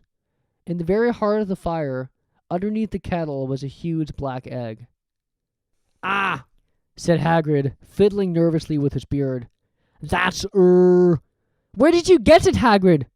said Ron, crouching over the fire to get a closer look at the egg. "It must have cost you a fortune." "Won it," said Hagrid. "Last night. I was down in the village having a few drinks and got into a game of cards with a stranger. Think he was quite glad to get rid of it, to be honest." "But what are you going to do with it when it's hatched?" said Hermione. "Well, I've been doing some reading," said Hagrid, pulling a large book from under his pillow. "Got this out of the library. Dragon Breeding for Pleasure and Profit. It's a bit out of date, of course, but it's all in here. Keep the egg in the fire 'cause their mothers breathe on him, see? And when it hatches, feed it on a bucket of brandy mixed with chicken blood every half hour. And see here, how to recognize different eggs. What I got there is a Norwegian Ridgeback. They're rare with them. He looked very pleased with himself, but Hermione didn't. Hagrid, you live in a wooden house, she said. But Hagrid was not listening. He was humming merrily as he stoked the fire. So now they had something else to worry about. What might happen to Hagrid if anyone found out he was hiding an illegal dragon in his hut? Wonder what it's like to have a peaceful life, Ron sighed, as evening after evening they struggled through all the extra homework they were getting. Hermione had now started making study schedules for Harry and Ron, too. It was driving them nuts. Then, one breakfast time, Hedwig brought Harry another note from Hagrid. He had written only 2 words. It's Hatson. Ron wanted to skip herbology and go straight down to the hut. Hermione wouldn't hear of it. Hermione, how many times in our lives are we going to see a dragon hatching? We've got lessons, we'll get into trouble, and that's nothing to what Hagrid's going to be in when someone finds out what he's doing. Shut up! Harry whispered. Malfoy was only a few feet away, and he had stopped dead to listen. How much had he heard? Hagrid did not like the look on Malfoy's face at all. Ron and Hermione argued all the way to herbology, and in the end, Hermione agreed to run down to Hagrid's with the other 2 during morning break. When the bell sounded from the castle at the end of their lesson, the 3 of them dropped their trowels at once and hurried through the grounds to the edge of the forest. Hagrid greeting them, looking flushed and excited. It's nearly out. He ushered them inside. The egg was lying on the table. There were deep cracks in it. Something was moving inside. A funny clicking noise was coming from it. They all drew their chairs up to the table and watched with bated breath. All at once there was a scraping noise and the egg split open. The baby dragon flopped onto the table. It wasn't exactly pretty. Harry thought it looked like a crumpled black umbrella. Its spiny wings were huge compared to its skinny jet body. It had a long snout with wide nostrils, the stubs of horns, and bulging orange eyes. It sneezed. A couple of sparks flew out of its snout. Isn't he beautiful? Hagrid murmured. He reached out a hand to stroke the dragon's head. It snapped at his fingers, showing pointed fangs. Bless him, look, he knows his mummy, said Hagrid. Hagrid, said Hermione. How fast do Norwegian Ridgebacks grow exactly? Hagrid was about to answer when the color suddenly drained from his face. He leaped to his feet and ran to the window. What's the matter? Someone was looking through the gap in the curtains. It's a kid. He's running back up to the school. Harry bolted to the door and looked out. Even at a distance, there was no mistaking him. Malfoy had seen the dragon. Something about the smile lurking on Malfoy's face during the next week made Harry, Ron, and Hermione very nervous. They spent most of their free time in Hagrid's darkened hut, trying to reason with him. Just let him go, Harry urged. Set him free. I can't, said Hagrid. He's too little. He'd die. They looked at the dragon. It had grown 3 times in length in just a week. Smoke kept furling out of its nostrils. Hagrid had not been doing his gamekeeping duties because the dragon was keeping him busy. There were empty brandy bottles and chicken feathers all over the floor. I've decided to call him Norbert, said Hagrid, looking at the dragon with misty eyes. He really knows me now, watch. Norbert, where's Mummy? He's lost his marbles, Ron muttered in Harry's ear. Hagrid, said Harry loudly. Give it 2 weeks and Norbert's going to be as long as your house. Malfoy could go to Dumbledore at any moment. Hagrid bit his lip. I know I can't keep him forever, but I can't just dump him. I can't. Harry suddenly turned to Ron. Charlie, he said. You're losing it too, said Ron. I'm Ron, remember? No, Charlie, your brother, Charlie, in Romania, studying dragons. We could send Norbert to him. Charlie can take care of him and then put him back in the wild. Brilliant, said Ron. How about it, Hagrid? and in the end, Hagrid agreed that they could send an owl to Charlie to ask him. The following week dragged by. Wednesday night found Hermione and Harry sitting alone in the common room long after everyone else had gone to bed. The clock on the wall had just chimed midnight when the portrait hole burst open. Ron appeared out of nowhere as he pulled off Harry's invisibility cloak. He had been down at Hagrid's hut, helping him feed Norbert, who was now eating dead rats by the crate. "It bit me," he said, showing them his hand, which was wrapped in a bloody handkerchief. "I'm not going to be able to hold a quill for a week. I tell you, that dragon's the most horrible animal I've ever met, but the way Hagrid goes on about it, you think it was a fluffy little bunny rabbit.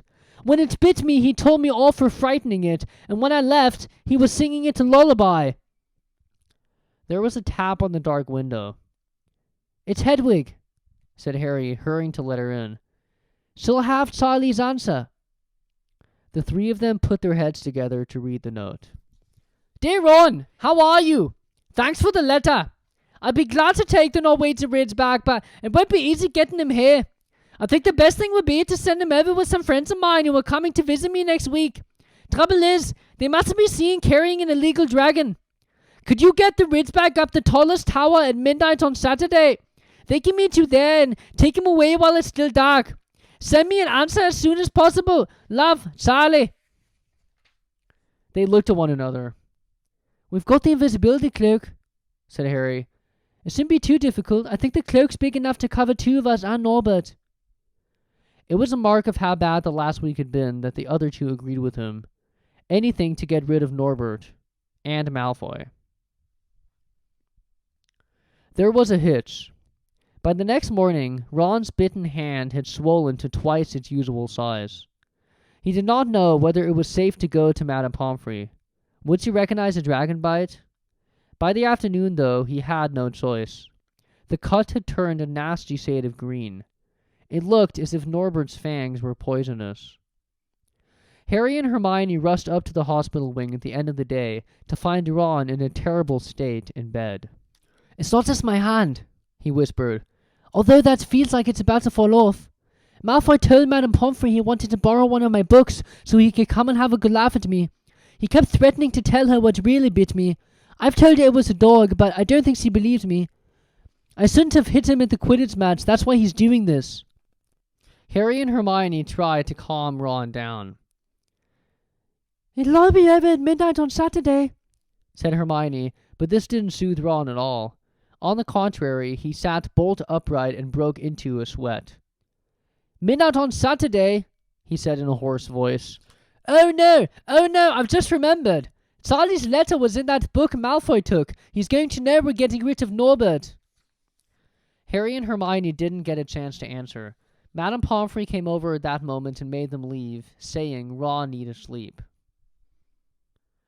"It's too late to change the plan now," Harry told Hermione.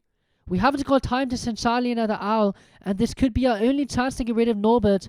We'll have to risk it, and we have got the invisibility cloak. Malfoy doesn't know about that."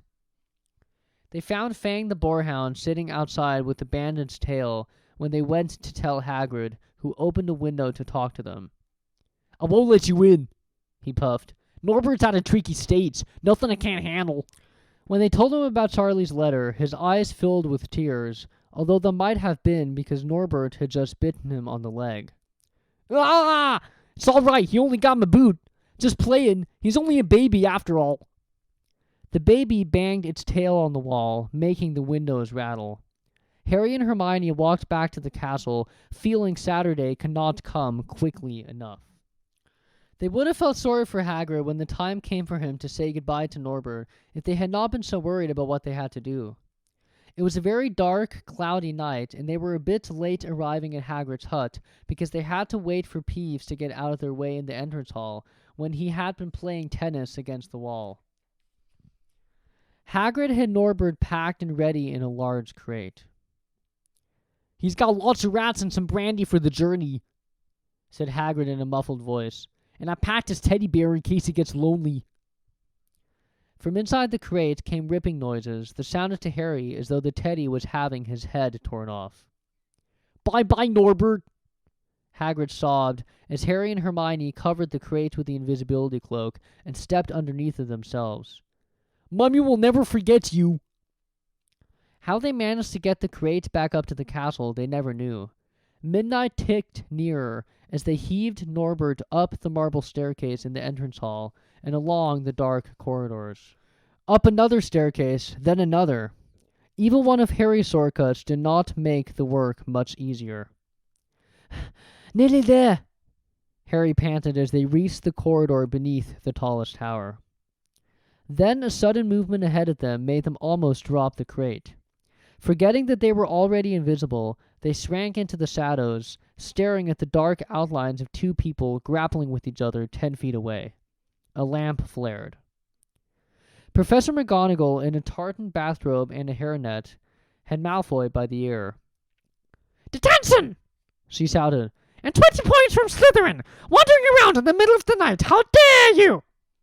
You don't understand, Professor. Harry Potter's coming. He's got a dragon. What utter rubbish! How dare you tell such lies! Come on! I shall see Professor Snape about you, Malfoy! The steep spiral staircase up to the top of the tower seemed the easiest thing in the world after that. Not until they'd stepped out into the cold night air did they throw off the cloak, glad to be able to breathe properly again. Hermione did a sort of jig. Malfoy's got detention. I could sing. Don't, Harry advised her. Chuckling about Malfoy, they waited, Norbert thrashing about in his crate. About 10 minutes later, 4 broomsticks came swooping down out of the darkness. Charlie's friends were a cheery lot. They showed Harry and Hermione the harness they had rigged up so that they could suspend Norbert between them. They all helped buckle Norbert safely into it, and then Harry and Hermione shook hands with the others and thanked them very much. At last, Norbert was gone. They slipped back down the spiral staircase, their hearts as light as their hands, now that Norbert was off them. No more dragon, Malfoy in detention. What could spoil their happiness? The answer to that was waiting at the foot of the stairs. As they stepped into the corridor, Filch's face loomed suddenly out of the darkness. Well, he whispered. We are in trouble! They'd left the invisibility cloak on top of the tower. Chapter 15. The Forbidden Forest. Things could not have been worse. Filch took them down to Professor McGonagall's study on the first floor, where they sat and waited without saying a word to each other. Hermione was trembling. Excuses, alibis, and wild cover-up stories chased each other around Harry's brain, each more feeble than the last. He could not see how they were going to get out of trouble this time. They were cornered. How could they have been so stupid as to forget the cloak? There was no reason on earth that Professor McGonagall would accept for their being out of bed and creeping around the school in the dead of night, let alone being up the tallest astronomy tower, which was out of bounds except for classes. Add Norbert and the invisibility cloak, and they might as well be packing their bags already. Had Harry thought that things could not have been worse, he was wrong. When Professor McGonagall appeared, she was leading Neville. Harry! Neville burst out the moment he saw the other two. I was trying to find you to warn you. I heard Malfoy saying he was going to catch you. He said you had to Harry shook his head violently to shut Neville up, but Professor McGonagall had seen. She looked more likely to breathe fire than Norbert, as she towered over the three of them. I would never have believed it, any of you. Mr. Phil says you were up in the astronomy tower. It's 1 o'clock in the morning. Explain yourselves. It was the first time Hermione had ever failed to answer a teacher's question. She was staring at her slippers as still as a statue. I think I've got a good idea what's been going on, said Professor McGonagall. It doesn't take a genius to work it out. You fed Draco Malfoy some cock and bull story about the dragon, trying to get him out of bed and into trouble. I've already caught him. I suppose you think it's funny that Longbottom here heard the story and believed it too? Harry caught Neville's eye and tried to tell him without words that this wasn't true, because Neville was looking stunned and hurt. Poor, blundering Neville. Harry knew what it must have cost him to try and find them in the dark, to warn them. I'm disgusted, said Professor McGonagall. 4 students out to bed in one night. I've never heard of such a thing before. You, Miss Granger, I thought you had more sense. As for you, Mr. Potter, I thought Gryffindor meant more to you than this. All 3 of you will receive detentions. Yes, you too, Mr. Longbottom. Nothing gives you the right to walk around school at night, especially these days. It's very dangerous. And 50 points will be taken from Gryffindor. 50? Harry gasped. They would lose the lead he had won in the last Quidditch match. 50 points each, said Professor McGonagall, breathing heavily through her long, pointed nose. Professor, please, you can't. Don't tell me what I can and can't do, Potter. Now, get back to bed, all of you. I've never been more ashamed of Gryffindor students. 150 points lost. That would put Gryffindor in last place. In one night, they had ruined any chance Gryffindor had had for the House Cup. Harry felt as though the bottom had dropped out of his stomach. How could they ever make up for this? Harry did not sleep all night. He could hear Neville sobbing into his pillow for what seemed like hours. Harry could not think of anything to say to comfort him. He knew Neville, like himself, was dreading the dawn.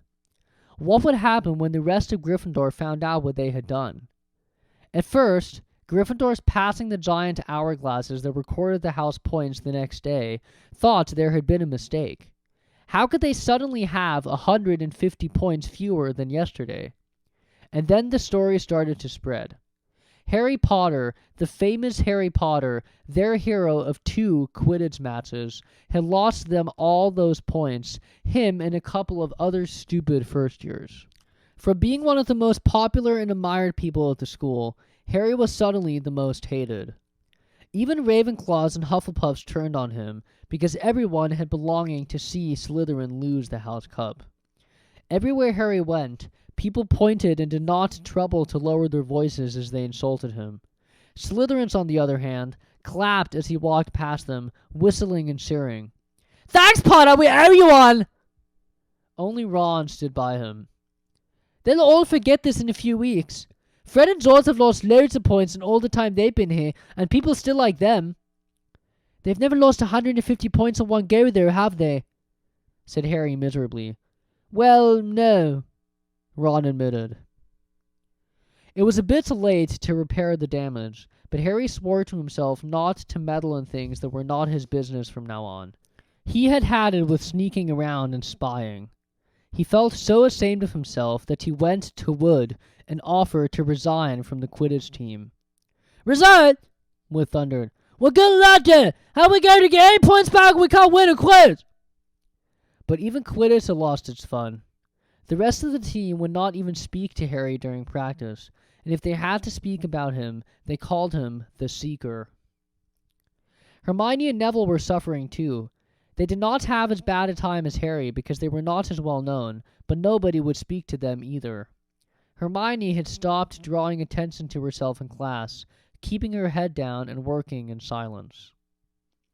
Harry was almost glad that the exams were not far away. All the studying he had to do kept his mind off his misery. He, Ron, and Hermione kept to themselves, working late into the night, trying to remember the ingredients in complicated potions, learn charms and spells by heart, memorize the dates of magical discoveries and goblin rebellions. Then, about a week before the exams were due to start, Harry's new resolution not to interfere in anything that did not concern him was put to an unexpected test. Walking back from the library on his own one afternoon, he heard somebody whimpering from a classroom up ahead. As he drew closer, he heard Quirrell's voice. No, not again, please. It sounded as though someone was threatening him. Harry moved closer. All right. He heard Quirrell sob. Next second, Quirrell came hurrying out of the classroom, straightening his turban. He was pale and looked as though he was about to cry. He strode out of sight. Harry did not think Quirrell had even noticed him. He waited until Quirrell's footsteps had disappeared, then peered into the classroom. It was empty, but a door stood ajar at the other end. Harry was halfway toward it before he remembered what he had promised himself about not meddling. All the same, he'd have gambled 12 Sorcerer's Stones that Snape had just left the room, and for what Harry had just heard, Snape would be walking with a new spring in his step. Quirrell seemed to have given in at last. Harry went back to the library, where Hermione was testing Ron on astronomy. Harry told them what he had heard. "Snape's done it then," said Ron. "If Quirrell's told him how to break his anti-dark force spell, there's still Fluffy there," said Hermione. "Maybe Snape's found out how to get past him without asking Hagrid," said Ron, looking up at the thousands of books surrounding him. "I bet there's a book somewhere in here telling you how to get past a giant three-headed dog. So what do we do, Harry?" The light of adventure was kindling again in Ron's eyes, but Hermione answered before Harry could. "Go to Dumbledore. That's what we should have done ages ago. If we try anything ourselves, we'll be thrown out for sure." "But we've got no proof," said Harry. "Quirrell's too scared to back us up. Snape's only got to say he doesn't know how the troll got in at Halloween and that he was nowhere near the 3rd floor. Who do you think they'll believe? Him or us? It's not exactly a secret we hate him. Dumbledore would think we made it up to get him sacked. Filch would not help us if his life depended on it. He's too friendly with Snape. And the more students get thrown out, the better, he'll think. And don't forget, we're not supposed to know about the stone or Fluffy. That'll take a lot of explaining." Hermione looked convinced, but Ron didn't. "If we just do a bit of poking around—" "No," said Harry flatly. "We've done enough poking around." He pulled a map of Jupiter toward him and started to learn the names of its moons. The following morning, notes were delivered to Harry, Hermione, and Neville at the breakfast table. They were all the same. "Your detention will take place at 7 o'clock tonight. Meet Mr. Filch in the entrance hall. Professor M. McGonagall." Harry had forgotten they still had detentions to do in the furor over the points they had lost. He half expected Hermione to complain that this was a whole night of studying lost, but she didn't say a word. Like Harry, she felt they deserved what they got. At 11 o'clock that night, they said goodbye to Ron in the common room and went down to the entrance hall with Neville. Filch was already there, and so was Malfoy. Harry had also forgotten that Malfoy had gotten a detention too. "Follow me," said Filch, lighting a lamp and leading them outside. "I bet you'll think twice about breaking the school rule again, won't you, eh?" he said, leering at them.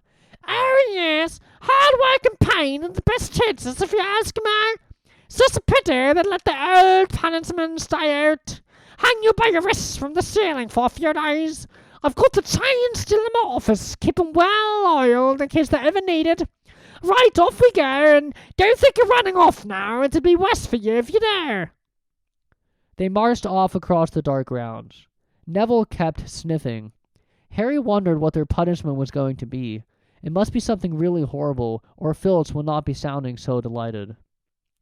The moon was bright, but clouds scudding across it kept throwing them into darkness.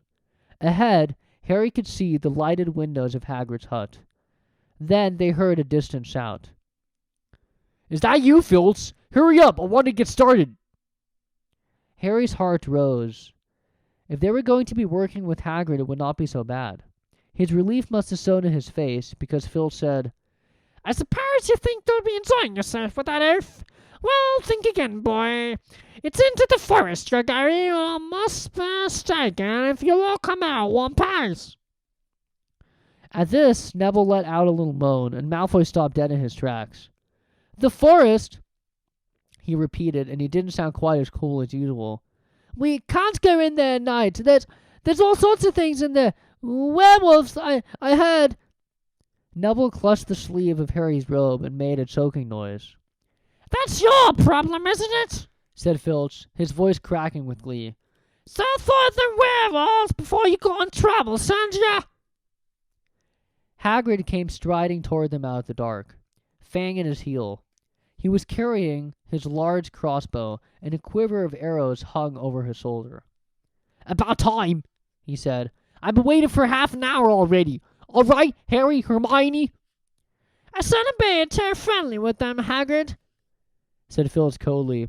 "They're here to be punished, after all." "That's why you're late, is it?" said Hagrid, frowning at Filch. "But lecturing him, eh? It's not your place to do that. You've done your bit. I'll take over from here." "I'll be back, it's done," said Filch. "for what's left of 'em." He added nastily, and he turned and started back toward the castle, his lamp bobbing away in the darkness. Malfoy now turned to Hagrid. "I'm not going in that forest," he said, and Harry was pleased to hear the note of panic in his voice. "You are if you want to stay at Hogwarts," said Hagrid furiously. "You've done wrong, and now you've got to pay for it." "But this is servant stuff. It's not for students to do. I thought we'd be copying lines or something. If my father knew I was doing this, he'd tell you that's how it is in Hogwarts." Hagrid growled. "Copying lines. What's good to that to anyone? You'll do something useful or you get out.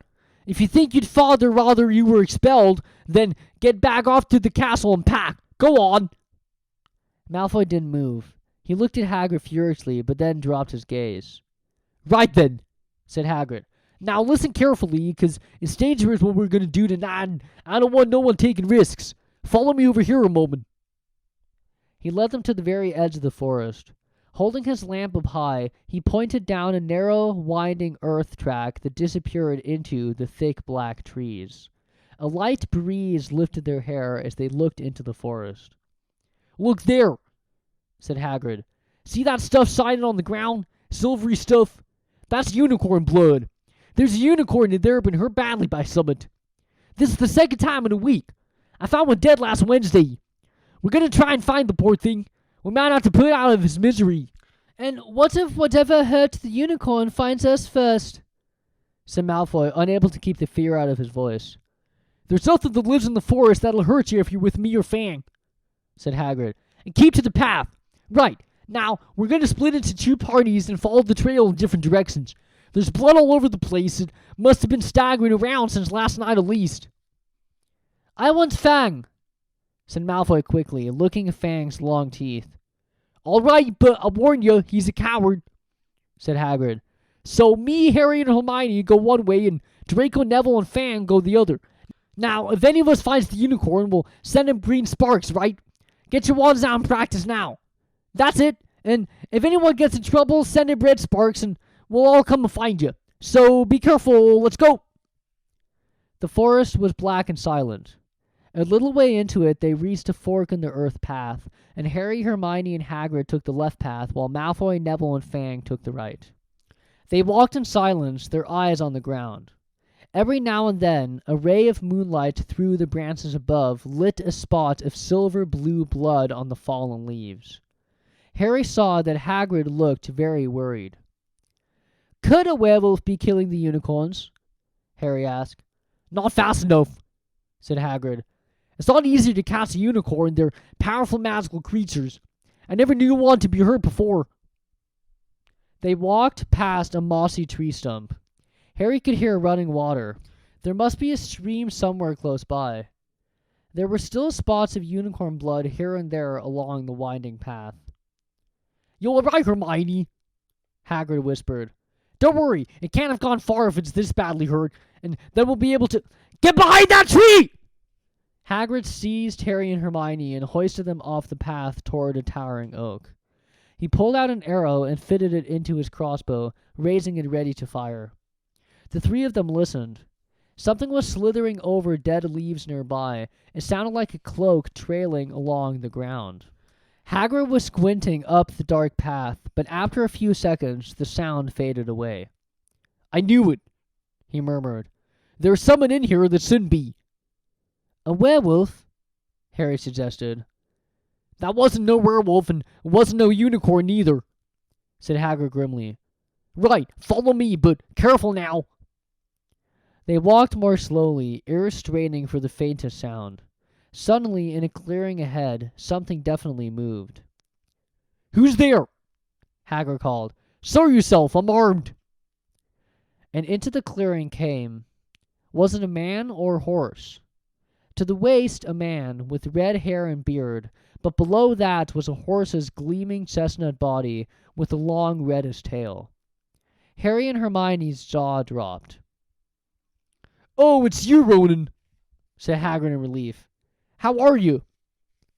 He walked forward and shook the centaur's hand. Good evening to you, Hagrid, said Ronan. He had a deep, sorrowful voice.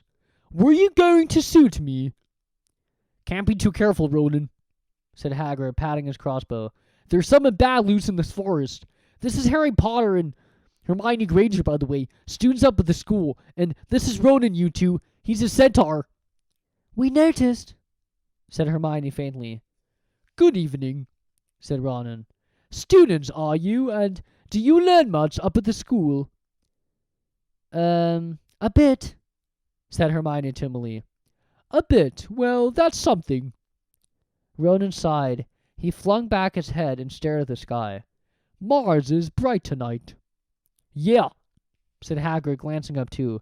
Listen, I'm glad we've run into you, Ronan, because there's a unicorn been hurt. You seen anything? Ronan did not answer immediately. He stared unblinkingly upward, then sighed again. Always the innocent are the first victims, he said. So it has been for ages past, so it is now. Yeah, said Hagrid. But have you seen anything, Ronan? Anything unusual?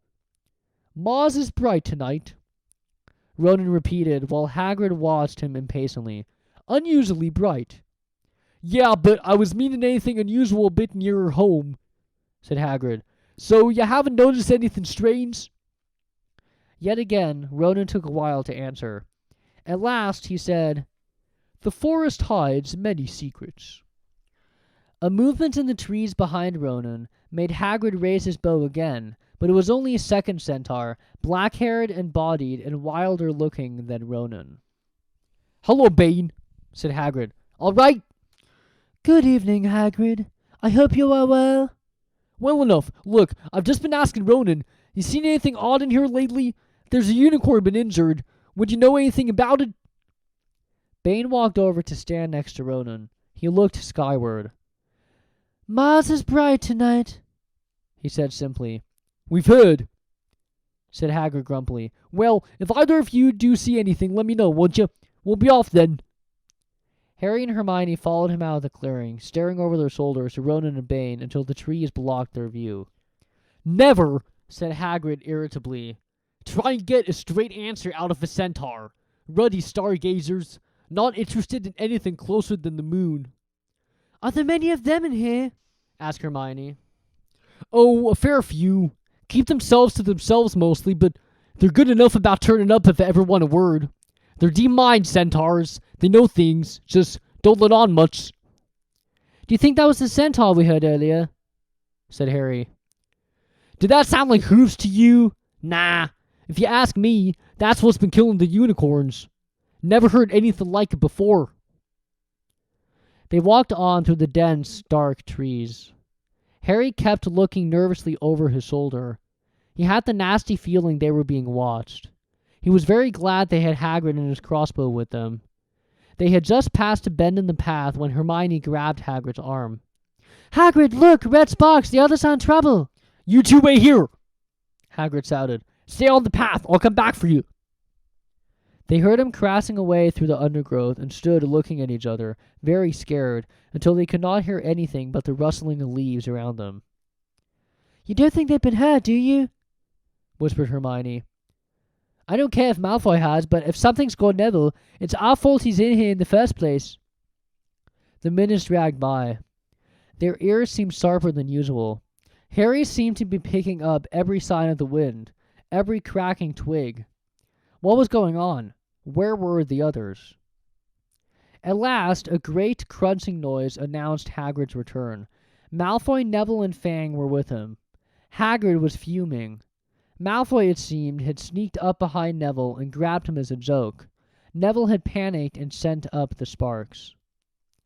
We'll be lucky to catch anything now with the racket you two were making. Right, we're changing groups. Neville, you stay with me and Hermione. Harry, you go with Fang and this idiot. I'm sorry, Hagrid added in a whisper to Harry. But he'll have a harder time frightening you, and we've got to get this done. So Harry set off into the heart of the forest with Malfoy and Fang. They walked for nearly half an hour, deeper and deeper into the forest, until the path became almost impossible to follow because the trees were so thick. Harry thought the blood seemed to be getting thicker. There were splashes on the roots of a tree, as though the poor creature had been thrashing around in pain close by. Harry could see a clearing ahead through the tangled branches of an ancient oak. "Look," he murmured, holding out his arm to stop Malfoy. Something bright white was gleaming on the ground. They inched closer. It was the unicorn, all right, and it was dead. Harry had never seen anything so beautiful and sad. Its long, slender legs were stuck out at odd angles where it had fallen, and its mane was spread purely white on the dark leaves. Harry had taken one step toward it when a slithering sound made him freeze where he stood. A bush on the edge of the clearing quivered.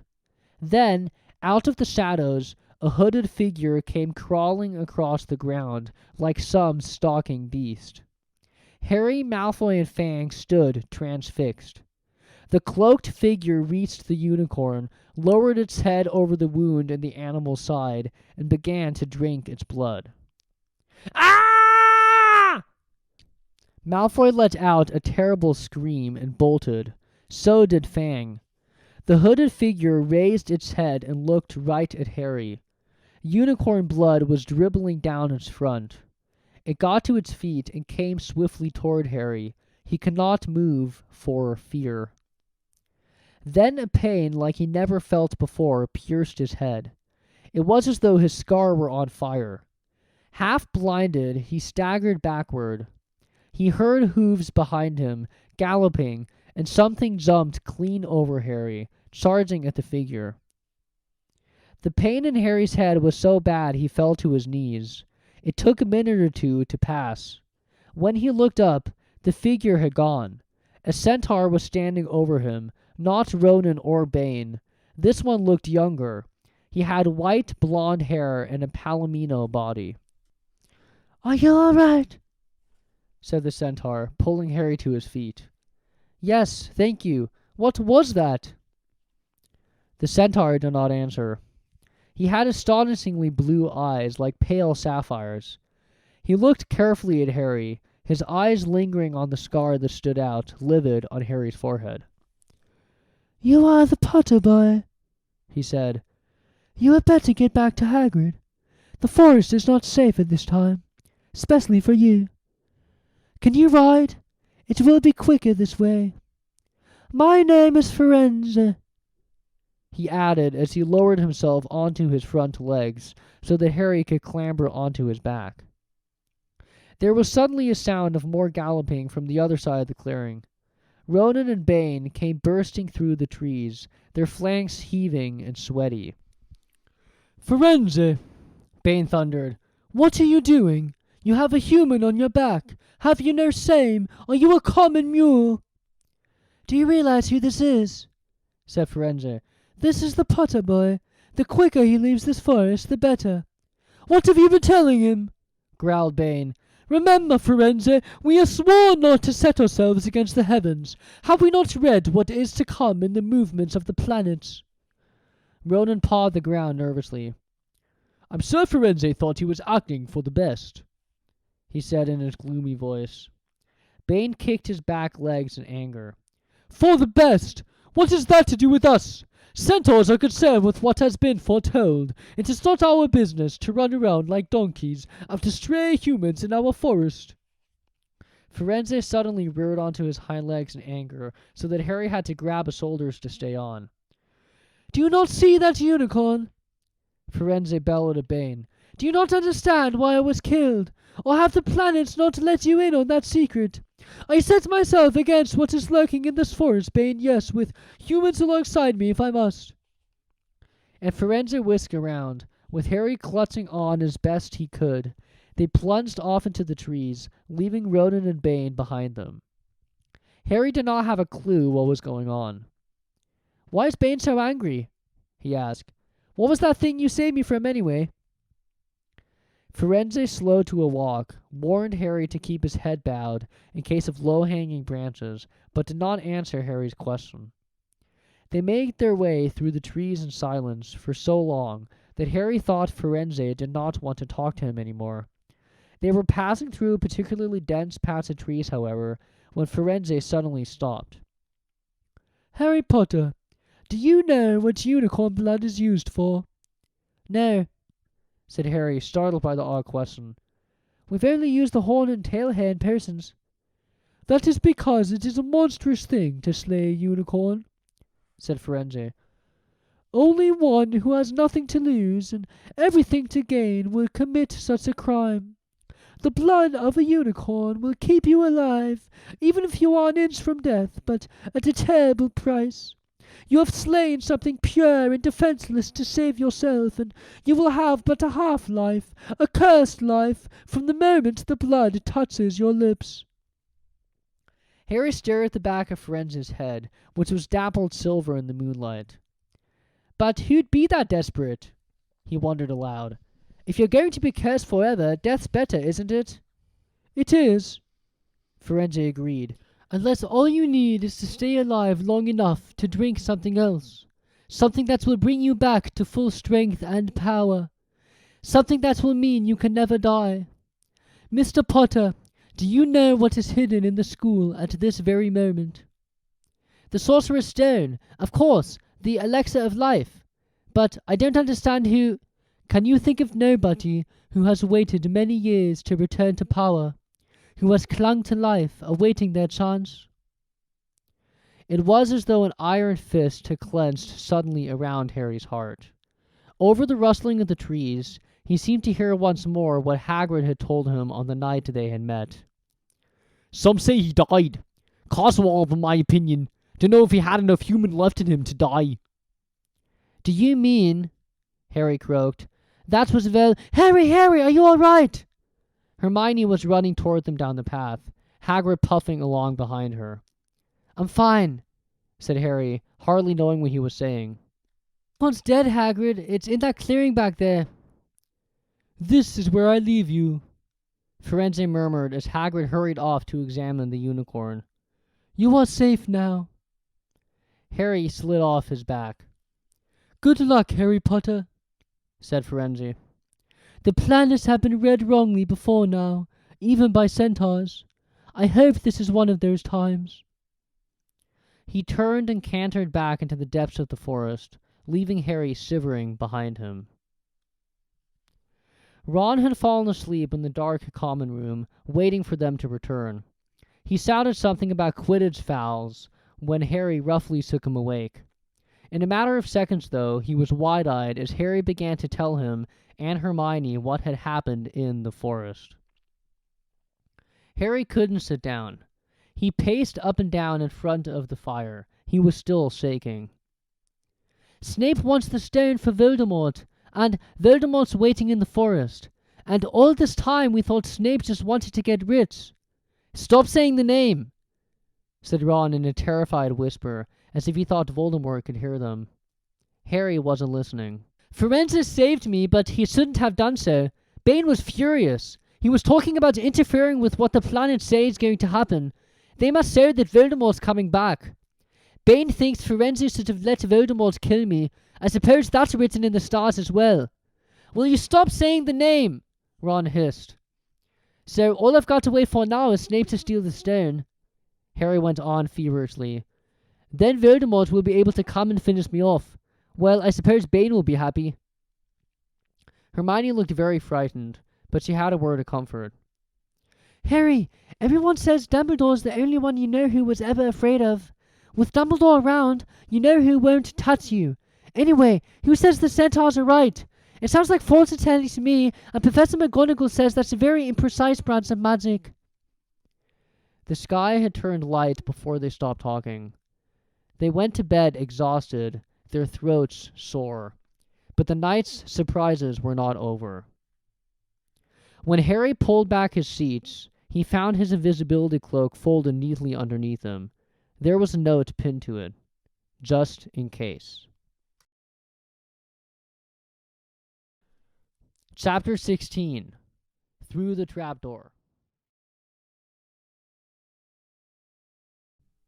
In years to come, Harry would never quite remember how he had managed to get through his exams when he half expected Voldemort to come bursting through the door at any moment.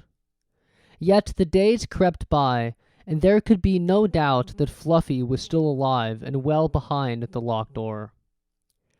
It was sweltering hot, especially in the large classroom where they did their written papers. They had been given special new quills for the exams, which had been bewitched with an anti-cheating spell. They had practical exams as well. Professor Flitwick called them one by one into his class to see if they could make a pineapple tap dance across a desk. Professor McGonagall watched them turn a mouse into a snuff box. Points were given for how pretty the snuff box was, but taken away if it had whiskers. Snape made them all nervous, breathing down their necks while they tried to remember how to make a forgetfulness potion. Harry did the best he could, trying to ignore the stabbing pains in his forehead, which had been bothering him ever since his trip into the forest. Neville thought Harry had a bad case of exam nerves because Harry could not sleep, but the truth was that Harry kept being woken by his old nightmare, except that it was now worse than ever because there was a hooded figure dripping blood in it. Maybe it was because they hadn't seen what Harry had seen in the forest, or because they didn't have scars burning on their foreheads, but Ron and Hermione didn't seem as worried about the stone as Harry. The idea of Voldemort certainly scared them, but he didn't keep visiting them in dreams, and they were so busy with their studying they didn't have much time to fret about what Snape or anyone else might be up to. Their very last exam was History and Magic. 1 hour of answering questions about batty old wizards who had invented self-stirring cauldrons, and they would be free. Free for a whole wonderful week until their exam results came out. When the ghost of Professor Binns told them to put down their quills and roll up their parchment, Harry couldn't help cheering with the rest. That was far easier than I thought it would be, said Hermione as they joined the crowds flocking out into the sunny grounds. I needn't have learned about the 1637 werewolf code of conduct or the uprising of Elfric the Eager. Hermione always liked to go through their exam papers afterward, but Ron said this made him feel ill, so they wandered down to the lake and flopped under a tree. The Weasley twins and Lee Jordan were tickling the tentacles of a giant squid, which was basking in the warm shallows. No more studying, Ron sighed happily, stretching out on the grass. You could look more safer, Harry. We've got a week before we find out how badly we've done. There's no need to worry yet. Harry was rubbing his forehead. I wish I knew what this means, he burst out angrily. My scar keeps hurting. It's happened before, but never as often as this. Go to Madame Pomfrey, Hermione suggested. I'm not ill, said Harry. I think it's a warning. It means danger's coming. Ron couldn't get worked up. It was too hot. Harry, relax. Hermione's right. The stone's safe as long as Dumbledore's around. Anyway, we've never had any proof Snape found out how to get past Fluffy. He nearly had his leg ripped off once. He's not going to try it again in a hurry. And Neville will play Quidditch for England before Hagrid lets Dumbledore down. Harry nodded, but he couldn't shake off a lurking feeling that there was something he'd forgotten to do, something important.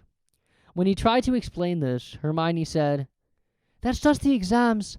I woke up last night and was halfway through my Transfiguration notes before I remembered we'd done that one. Harry was quite sure the unsettling feeling did not have anything to do with work, though. He watched an owl flutter toward the school around the bright blue sky, a note clamped in its mouth. Hagrid was the only one who ever sent him letters. Hagrid would never betray Dumbledore. Hagrid would never tell anyone how to get past Fluffy. Never. But Harry suddenly jumped to his feet. Where are you going? Said Ron sleepily. I just thought of something, said Harry. He had turned white. We've got to go and see Hagrid now. Why? Panted Hermione, hurrying to keep up. Don't you think it's a bit odd, said Harry, scrambling up the grassy slope, that what Hagrid wants more than anything else is a dragon, and a stranger turns up who just happens to have an egg in his pocket? How many people wander around with dragon eggs if it's against wizard law? Lucky they found Hagrid, don't you think? Why didn't I see it before? What are you talking about? Said Ron, but Harry, sprinting across the grounds toward the forest, did not answer. Hagrid was sitting in an armchair outside his house. His trousers and sleeves were rolled up, and he was selling peas into a large bowl. Hello, he said, smiling. Finished your exams? Got time for a drink? Yes, please, said Ron, but Harry cut him off. No, we're in a hurry. Hagrid, I've got to ask you something. You know that's 91 Norbert? What did the stranger you were playing cards with look like? Dunno, said Hagrid casually. He won't take his cloak off. He saw the three of them look stunned and raised his eyebrows. It's not that unusual. You get a lot of funny folk in the Hog's Head. That's one of the pubs down the village. Might have been a dragon dealer, mightn't he? I never saw his face. He kept his hood up. Harry sank down next to the bowl of peas. What did you talk to him about, Hagrid? Did you mention Hogwarts at all? Might he come up, said Hagrid, frowning as he tried to remember. Yeah. He asked what I did, and I told him I was gamekeeper here. He asked a bit about the sort of creatures I looked after, so I told him. And I said what I'd always really wanted was a dragon, and then I can't remember too well, because he kept buying me drinks. Let's see. Yeah, then he said he had a dragon egg, and we could play cards for it if I wanted, but he had to be sure I could handle it. He didn't want it to go to any old home. So I told him after Fluffy, a dragon would be easy. And did he seem interested in Fluffy? Harry asked, trying to keep his voice calm. Well, yeah. How many three-headed dogs do you meet, even around Hogwarts? So I told him, Fluffy's a piece of cake if you know how to calm him down. Just play a bit of music and he'll go straight off to sleep. Hagrid suddenly looked horrified. I shouldn't have told you that, he blurted out. Forget I said it. Hey, where are you going? Harry, Ron, and Hermione did not speak to each other at all until they came to a halt in the entrance hall, which seemed very cold and gloomy after the grounds. We've got to go to Dumbledore, said Harry. Hagrid told that stranger how to get past Fluffy, and it was either Snape or Voldemort under that cloak. It must have been easy once he got Hagrid drunk. I just hope Dumbledore believes us. Firenze might back us up if Bane doesn't stop him. Where's Dumbledore's office? They looked around, as if hoping to see a sign pointing them in the right direction. They had never been told where Dumbledore lived, nor did they know anyone who had been sent to see him. We'll just have to... Harry began, but a voice suddenly rang across the hall. What are you three doing inside? It was Professor McGonagall carrying a large pile of books. We want to see Professor Dumbledore, said Hermione, rather bravely, Harry and Ron thought. See Professor Dumbledore? Professor McGonagall repeated, as though this was a very fishy thing to want to do. Why? Harry swallowed. Now what? It's sort of secret, he said, but he wished at once he hadn't, because Professor McGonagall's nostrils flared. Professor Dumbledore left 10 minutes ago, she said coldly. He received an urgent owl from the Ministry of Magic and flew off for London at once. He's gone? Said Harry frantically. Now? Professor Dumbledore is a very great wizard, Potter. He has many demands on his time. But this is important. Something you have to say is more important than the Ministry of Magic, Potter. Look, said Harry, throwing caution to the winds. Professor, it's about the Sorcerer's Stone. Whatever Professor McGonagall had expected, it wasn't that. The books she was carrying tumbled out of her arms, but she didn't pick them up. How do you know? She spluttered. Professor, I know that someone's going to try and steal the stone. I've got to talk to Professor Dumbledore. She eyed him with a mixture of shock and suspicion. Professor Dumbledore will be back tomorrow, she said finally. I don't know how you found out about the stone, but rest assured no one can possibly steal it. It's too well protected. But, Professor... Potter, I know what I'm talking about, she said shortly. She bent down and gathered up the fallen books. I suggest you all go back outside and enjoy the sunshine. But they didn't. It's tonight, said Harry, once he was sure Professor McGonagall was out of earshot. Snape's going through the trapdoor tonight. He's found out everything he needs, and now he's got Dumbledore out of the way. He sent that note. I bet the Ministry of Magic will get a real shock when Dumbledore turns up. But what can we... Hermione gasped. Harry and Ron wheeled around. Snape was standing there. Good afternoon, he said smoothly. They stared at him. You shouldn't be inside on a day like this, he said with an odd, twisted smile. We were, Harry began, without any idea what he was going to say. You want to be more careful, said Snape. hanging around like this. People will think you're up to something. And Gryffindor really can't afford to lose any more points, can it? Harry flushed. They turned to go outside, but Snape called them back. Be warned, Potter. Any more nighttime wanderings, and I will personally make sure you are expelled. Good day to you. He strode off in the direction of the staff room. Out on the stone steps, Harry turned to the others. Right, here's what we've got to do, he whispered urgently. One of us has got to keep an eye on Snape. Wait outside the staff room and follow him if he leaves it. Hermione, you'd better do that. Why me? It's obvious, said Ron. You could pretend to be waiting for Professor Flitwick, you know. He put on a high voice. Oh, Professor Flitwick, I'm so worried. I think I got question 14B wrong. Oh, shut up, said Hermione, but she agreed to go and watch out for Snape. And we'd better stay outside the third-floor corridor, Harry told Ron. Come on. But that part of the plan didn't work. No sooner had they reached the door separating Fluffy from the rest of the school than Professor McGonagall turned up again, and this time she lost her temper. I suppose you think you're harder to get past than a pack of enchantments, she stormed. Enough of this nonsense. If I hear you've come anywhere near here again, I'll take another 50 points from Gryffindor. Yes, Weasley, from my own house. Harry and Ron went back to the common room. Harry had just said, At least Hermione's on Snape's tail, when the portrait of the fat lady swung open and Hermione came in. I'm sorry, Harry, she wailed. Snape came out and asked me what I was doing, so I said I was waiting for Flitwick, and Snape went to get him, and I've only just got away. I don't know where Snape went. Well, that's it then, isn't it? Harry said. The other two stared at him. He was pale and his eyes were glittering. I'm going out of here tonight, and I'm going to try and get the stone first. You're mad, said Ron. You can't, said Hermione. After what McGonagall and Snape have said, you'll be expelled. So what? Harry shouted. Don't you understand? If Snape gets hold of the stone, Voldemort's coming back. Haven't you heard what it was like when he was trying to take over? There won't be any Hogwarts to get expelled from. He'll flatten it or turn it into a school for the dark arts. Losing points doesn't matter anymore, can't you see? Do you think he'll leave you and your families alone if Gryffindor wins the House Cup? If I get caught before I can get to the stone, well, I'll have to go back to the Dursleys and wait for Voldemort to find me there. It's only dying a bit later than I would have, because I'm never going over to the dark side.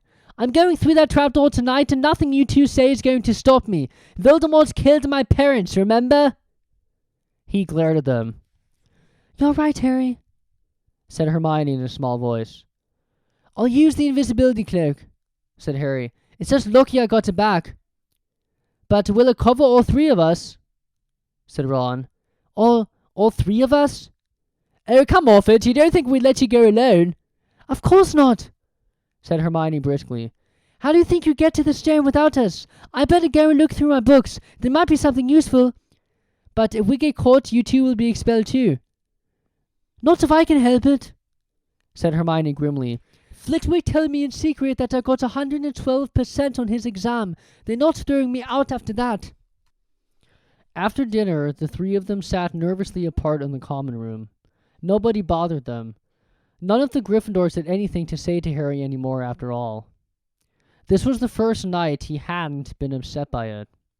Hermione was skimming through all her notes, hoping to come across one of the enchantments they were about to try to break. Harry and Ron didn't talk much. Both of them were thinking about what they were about to do. Slowly, the room emptied as people drifted off to bed. Better get the cloak, Ron muttered as Lee Jordan finally left, stretching and yawning. Harry ran upstairs to the dark dormitory. He pulled out the cloak, and then his eyes fell on the flute Hagrid had given him for Christmas. He pocketed it to use on Fluffy. He didn't feel much like singing. He ran back down to the common room. We better put the cloak on here and make sure it covers all three of us. If Filch spots one of our feet wandering along on its own... What are you doing? Said a voice from the corner of the room. Neville appeared from behind an armchair, clutching Trevor the Toad, who looked as though he had been making another bid for freedom. "Nothing, Neville, nothing," said Harry, hurriedly putting the cloak behind his back. Neville stared at their guilty faces. "You're going out again," he said. No, no, no, said Hermione. "No, we're not. Why did you go to bed, Neville?" Harry looked at the grandfather clock by the door. They couldn't afford to waste any more time. Snape might even now be playing Fluffy to sleep. "You can't go out," said Neville. "You'll be caught again. Gryffindor will be in even more trouble." "You don't understand," said Harry. "This is important." But Neville was clearly steeling himself to do something desperate. "I won't let you do it," he said, hurrying to stand in front of the portrait hole. I'll fight you." "Neville!" Ron exploded. "Get away from that hole and don't be an idiot." "Don't call me an idiot," said Neville. "I don't think you should be breaking any more rules, and you were the one who told me to stand up to people." "Yes, but not to us," said Ron in exasperation. "Neville, you don't know what you're doing." He took a step forward, and Neville dropped Trevor the Toad, who leaped out of sight. "Go on then, try and hit me," said Neville, raising his fists. "I'm ready." Harry turned to Hermione. "Do something," he said desperately. Hermione stepped forward. "Neville," she said. "I'm really, really sorry about this." She raised her wand. "Petrificus totalis," she cried, pointing it at Neville. Neville's arms snapped to his sides. His legs sprang together. His whole body rigid, he swayed where he stood and then fell flat on his face, stiff as a board. Hermione ran to turn him over. Neville's jaws were jammed together so he couldn't speak. Only his eyes were moving, looking at them in horror. "What have you done to him?" Harry whispered. "It's the full body bind," said Hermione miserably. "Oh, Neville, I'm so sorry." "We had to, Neville. No time to explain," said Harry. "You'll understand later, Neville," said Ron as they stepped over him and pulled on the invisibility cloak. But leaving Neville lying motionless on the floor didn't feel like a very good omen. In their nervous state, every statue's shadow looked like Filch. Every distant breath of wind sounded like Peeves swooping down on them. At the foot of the first set of stairs, they spotted Mrs. Norris skulking near the top. "Oh, let's kick her just this once," Ron whispered in Harry's ear, but Harry shook his head. As they climbed carefully around her, Mrs. Norris turned her lamp-like eyes on them, but didn't do anything. They didn't meet anyone else until they reached the staircase up to the third floor. Peeves was bobbing halfway up, loosening the carpet so that people would trip. "Who's there?" he said suddenly as they climbed toward him. He narrowed his wicked black eyes. "No, you're there, even if I can't see you. Are you a ghoulie or a ghosty? Are we student beastie?" He rose up in the air and floated there, squinting at them. "So-called fence, I said, if something is creeping around unseen." Harry had a sudden idea. "Peeves," he said in a hoarse whisper. "The Bloody Baron has its own reasons for being invisible." Peeves almost fell out of the air in shock. He caught himself in time and hovered about a foot off the stairs. So sorry, your bloodiness, Mr. Baron, sir," he said greasily. My mistake. I didn't see you. Of course I didn't. You're invisible. Forgive old Peevesy his little joke, sir." "I have business here, Peeves," croaked Harry. "Stay away from this place tonight." "I will, sir. I most certainly will," said Peeves, rising up in the air again. "Hope your business goes well, Baron. I'll not bother you." And he scooted off. "Brilliant, Harry," whispered Ron. A few seconds later, they were there, outside the third-floor corridor, and the door was already ajar. "Well, there you are," Harry said quietly. "Snape's already got past Fluffy." Seeing the open door somehow seemed to impress upon all three of them what was facing them. Underneath the cloak, Harry turned to the other two. "If you want to go back, I won't blame you," he said. "You can take the cloak. I won't need it now." "Don't be stupid," said Ron. "We're coming," said Hermione. Harry pushed the door open. As the door creaked, low rumbling sounds met their ears. All three of the dogs' noses sniffed madly in their direction, even though it couldn't see them. What's that at its feet? Hermione whispered. Looks like a harp, said Ron. Snape must have left it there. It must wake up the moment you stop playing, said Harry. Well, here goes. He put Hagrid's flute to his lips and blew. It wasn't really a tune, but from the first note the beast's eyes began to droop. Harry hardly drew breath. Slowly, the dog's growl ceased. It tottered on its paws and fell to its knees. Then it slumped to the ground, fast asleep. Keep playing, Ron warned Harry as they slipped out of the cloak and crept toward the trapdoor. They could feel the dog's hot, smelly breath as they approached the giant heads. I think we'll be able to pull the door open, said Ron, peering over the dog's back. Want to go first, Hermione? No, I don't. All right. Ron gritted his teeth and stepped carefully over the dog's legs. He bent and pulled the ring of the trapdoor, which swung up and open. What can you see? Hermione said anxiously. Nothing, just black. There's no way of climbing down. We'll just have to drop. Harry, who was still playing the flute, waved at Ron to get his attention and then pointed at himself. You want to go first, are you, sir? Said Ron. I don't know how deep this thing goes. Give the flute to Hermione so she can keep him asleep. Harry handed the flute over. In the few seconds' silence, the dog growled and twitched, but the moment Hermione began to play, it fell back into its deep sleep. Harry climbed over it and looked down through the trapdoor. There was no sign at the bottom. He lowered himself through the hole until he was hanging on by his fingertips. Then he looked up at Ron and said, If anything happens to me, don't follow. Go straight to the owlery and send Hedwig to Dumbledore, right? Right, said Ron. See you in a minute, I hope. And Harry let go. Cold, damp air rushed past him as he fell down, down, down, and... flump! With a funny, muffled sort of thump, he landed on something soft. He sat up and felt around, his eyes not used to the gloom. It felt as though he was sitting on some sort of plant. It's okay! He called up to the light the size of a postage stamp, which was the open trapdoor. It's a soft landing, you can jump! Ron followed right away. He landed, sprawled next to Harry. What's this stuff? Were his first words. Dunno, some sort of plant thing. I suppose it's here to break the fall. Come on, Hermione! The distant music stopped. There was a loud bark from the dog, but Hermione had already jumped. She landed on Harry's other side. We must be miles under the school, she said. Lucky this plant thing's here, really, said Ron. Lucky? Shrieked Hermione. Look at you both! She leaped up and struggled toward a damp wall.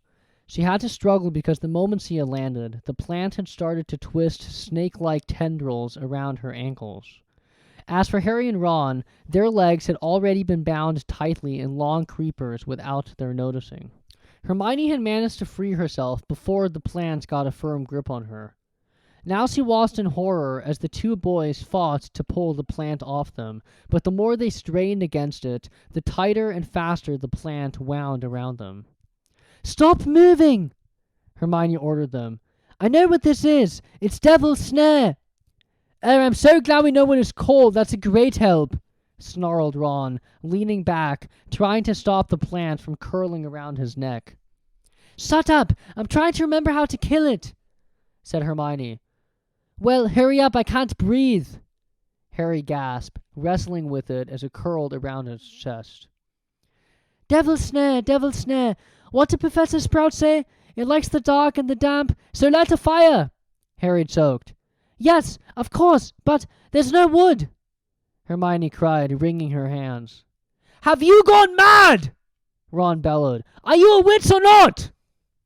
Oh, right, said Hermione, and she whipped out her wand, waved it, muttered something, and sent a jet of the same bluebell flame she had used on Snape at the plant.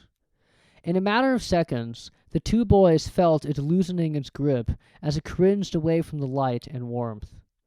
Wriggling free and flailing, it unraveled itself from their bodies, and they were able to pull free. Like you pay attention in herbology, Hermione, said Harry as he joined her by the wall, wiping sweat off his face. Yeah, said Ron. "And lucky Harry doesn't lose his head in a crisis. There's no wood, honestly." "This way," said Harry, pointing down a stone passageway which was the only way forward. All they could hear apart from their footsteps was the gentle drip of water trickling down the walls. The passageway sloped downward, and Harry was reminded of Gringotts. With an unpleasant jolt of the heart, he remembered the dragon said to be guarding vaults in the Wizard's Bank. If they met a dragon, a fully grown dragon, Norbert had been bad enough. "Can you hear something?" Ron whispered. Harry listened. A soft rustling and clinking seemed to be coming from up ahead. "Do you think it's a ghost?" "I don't know. Sounds like wings to me." "There's light ahead. I can see something moving."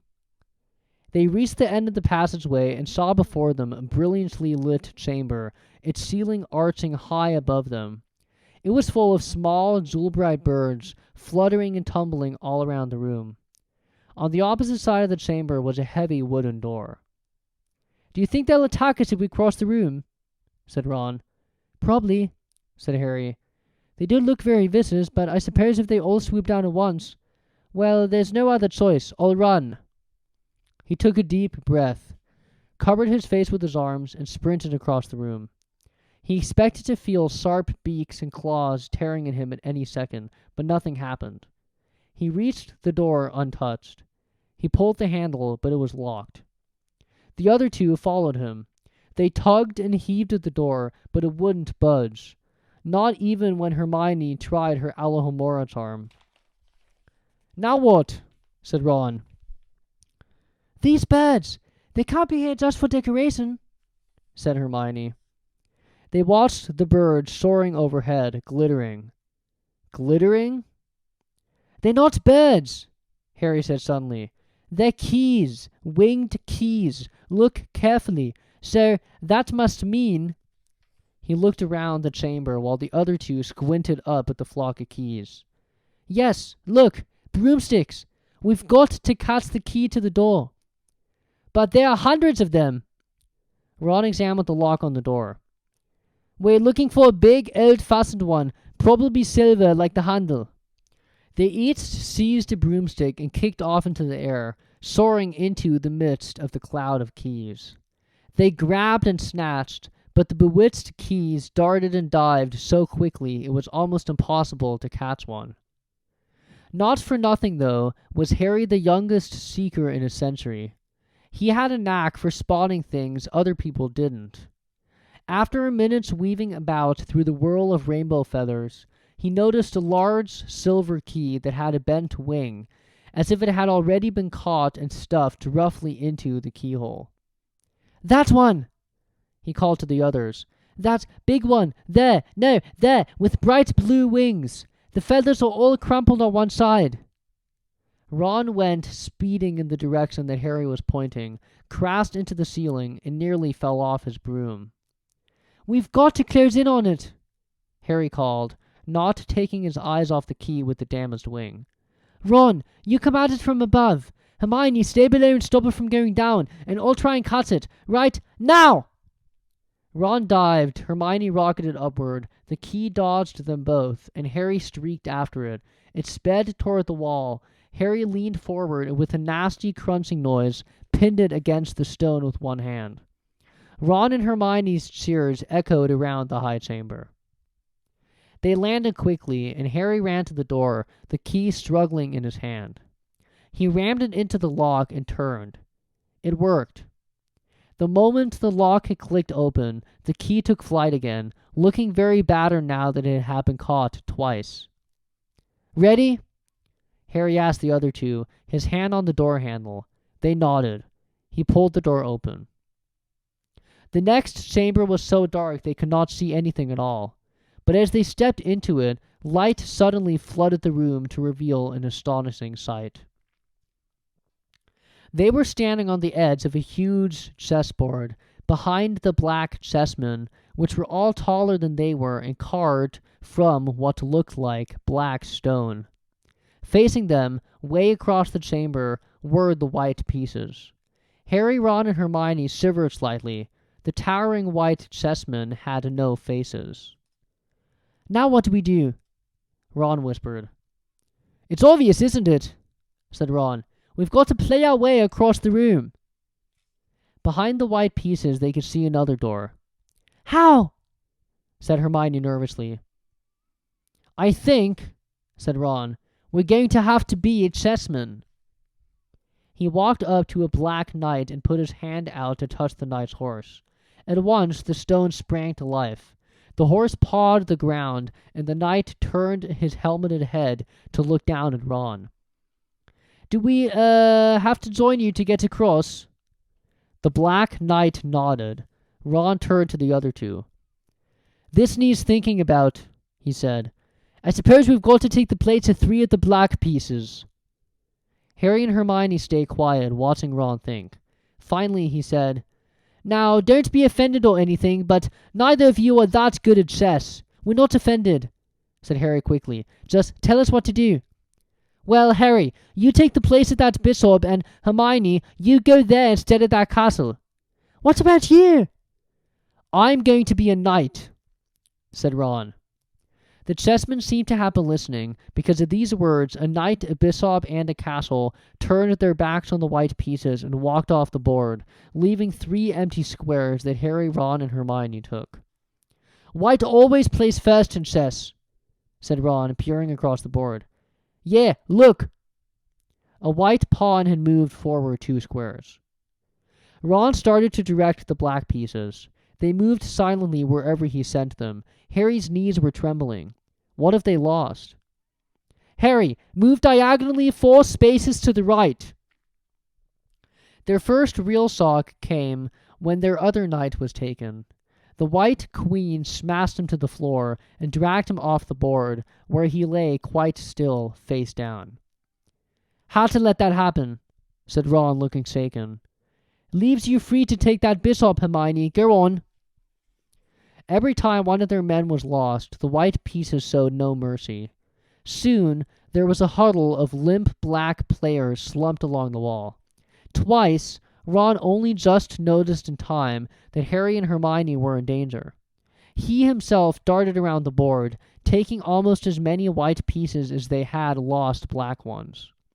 We're nearly there, he muttered suddenly. Let me think. Let me think. The white queen turned her blank face toward him. Yes, said Ron softly. It's the only way. I've got to be taken. No! Harry and Hermione shouted. That's chess, snapped Ron. You've got to make sacrifices. I'll make my move and still take me.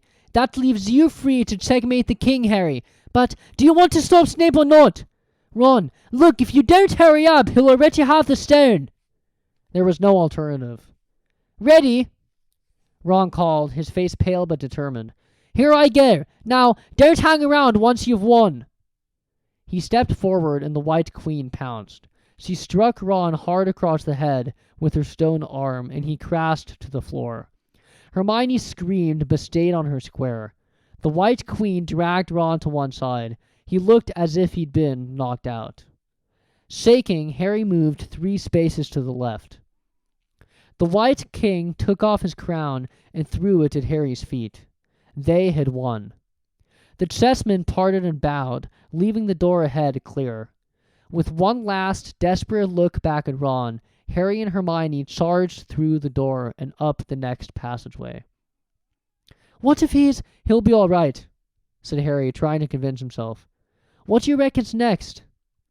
We've had sprouts. That was the devil's snare. Flitwick must have put charms on the keys. McGonagall transfigured the chessmen to make them alive. That leaves Quirrell's spell and Snape's. They had reached another door. All right, Harry whispered. Go on. Harry pushed it open. A disgusting smell filled their nostrils, making both of them pull their robes up over their noses. Eyes watering, they saw, flat on the floor in front of them, a troll even larger than the one they had tackled, out cold with a bloody lump on its head. I'm glad we didn't have to fight that one, Harry whispered as they stepped carefully over one of its massive legs. Come on, I can't breathe. He pulled open the next door, both of them hardly daring to look at what came next. But there was nothing very frightening in here, Just a table with 7 differently shaped bottles standing on it in a line. "Snape's," said Harry. "What do we have to do?" They stepped over the threshold, and immediately a fire sprang up behind them in the doorway. It wasn't ordinary fire either. It was purple. At the same instant, black flames shot up in the doorway leading onward. They were trapped. "Look!" Hermione seized a roll of paper lying next to the bottles. Harry looked over her shoulder to read it. "Danger lies before you, while safety lies behind. 2 of us will help you, whichever you would find.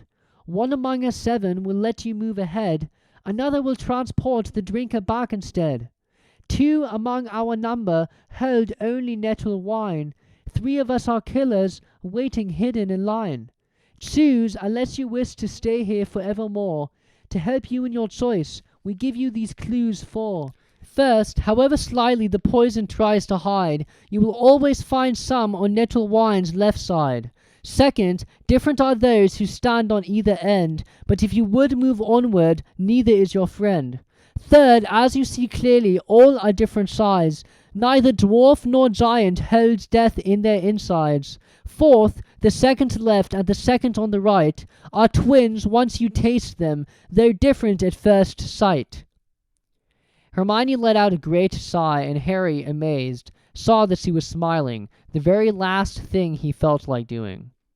"Brilliant!" said Hermione. "This isn't magic, it's logic. A puzzle. A lot of the greatest wizards haven't got an ounce of logic. They'd be stuck in here forever." "But so will we, won't we?" "Of course not," said Hermione. "Everything we need is here on this paper. 7 bottles, 3 are poison, 2 are wine. 1 will get us safely through the black fire, and 1 will get us back through the purple." "But how do we know which to drink?" "Give me a minute." Hermione read the paper several times. Then she walked up and down the line of bottles, muttering to herself and pointing at them. At last she clapped her hands. "Got it," she said. "The smallest bottle will get us through the black fire toward the stone." Harry looked at the tiny bottle. "There's only enough there for 1 of us," he said. "That's hardly 1 swallow." They looked at each other. "Which one will get you back through the purple flames?" Hermione pointed at a rounded bottle at the right end of the line.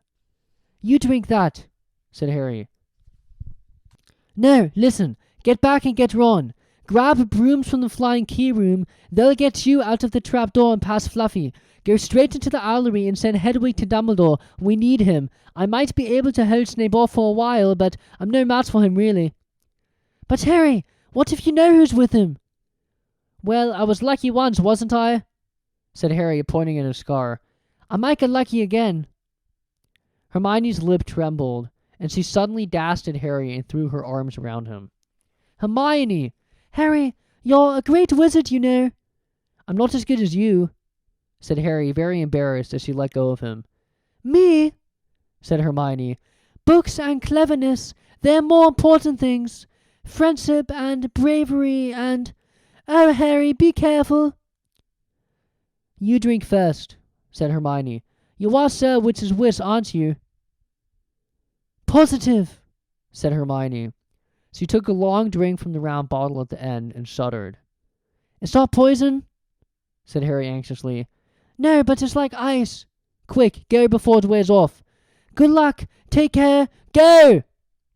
Hermione turned and walked straight through the purple fire.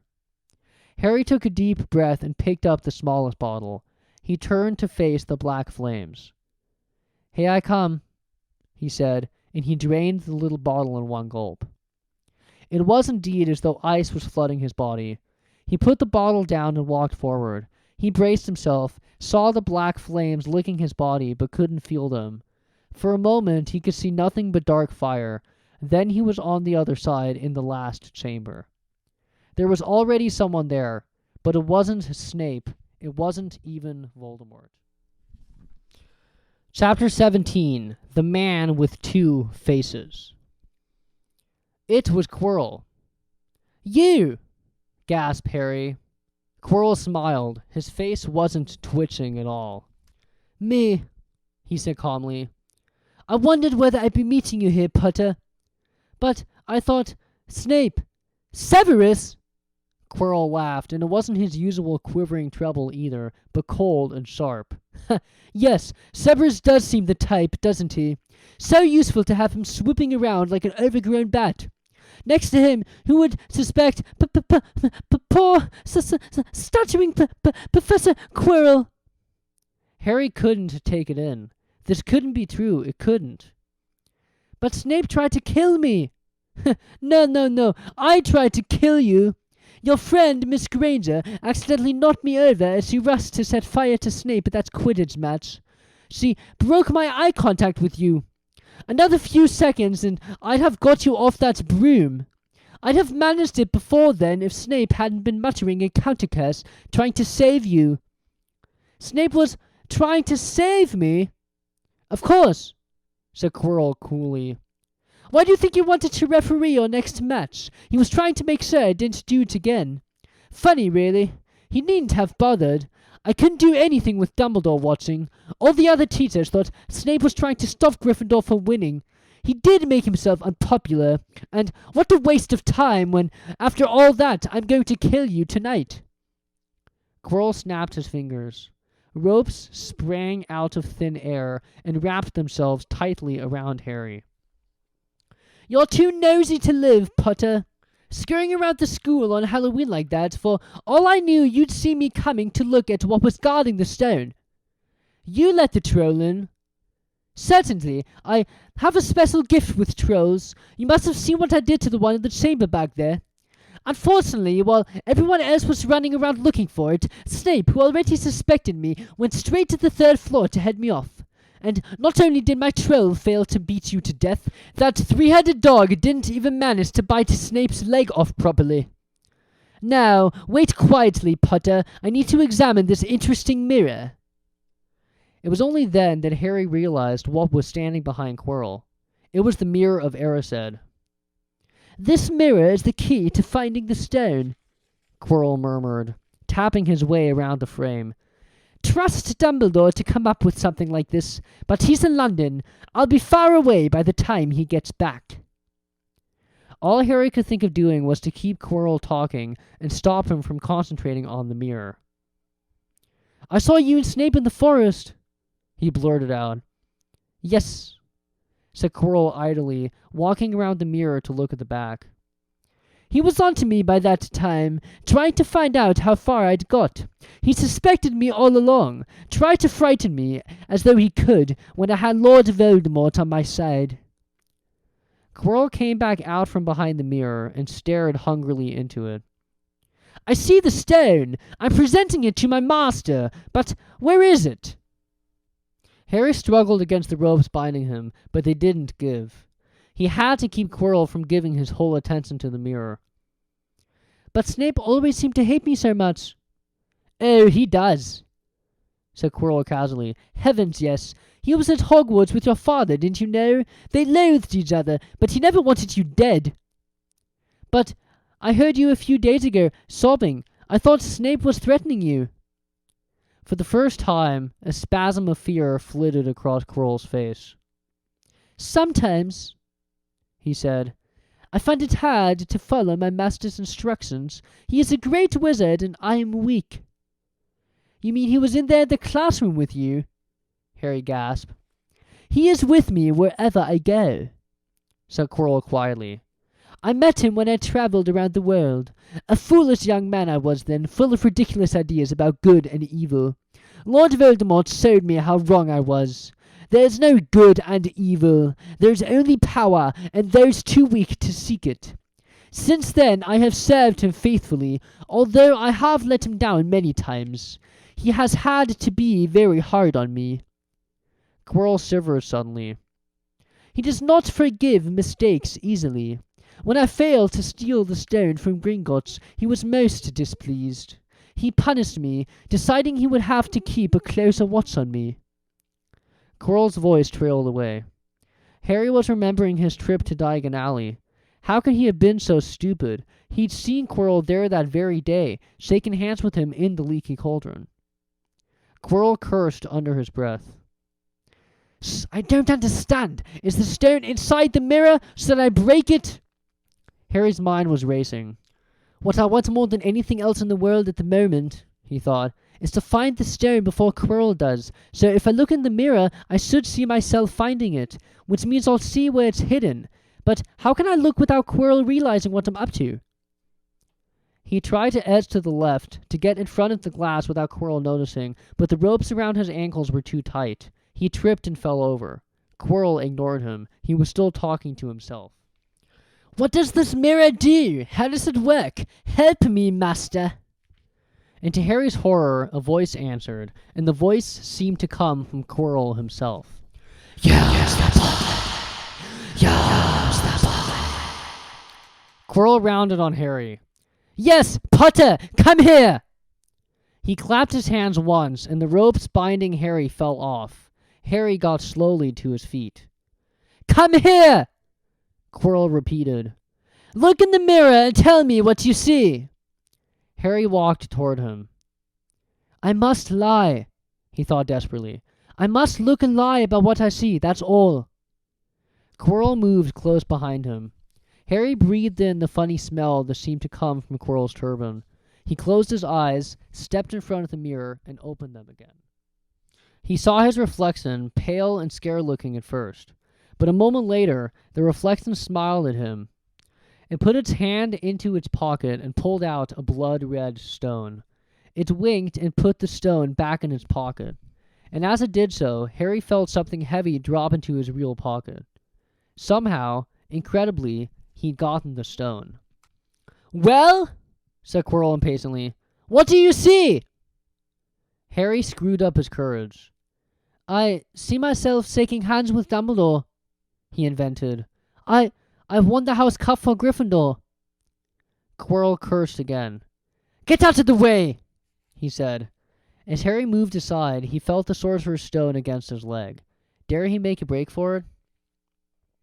But he hadn't walked 5 paces before a high voice spoke, though Quirrell wasn't moving his lips.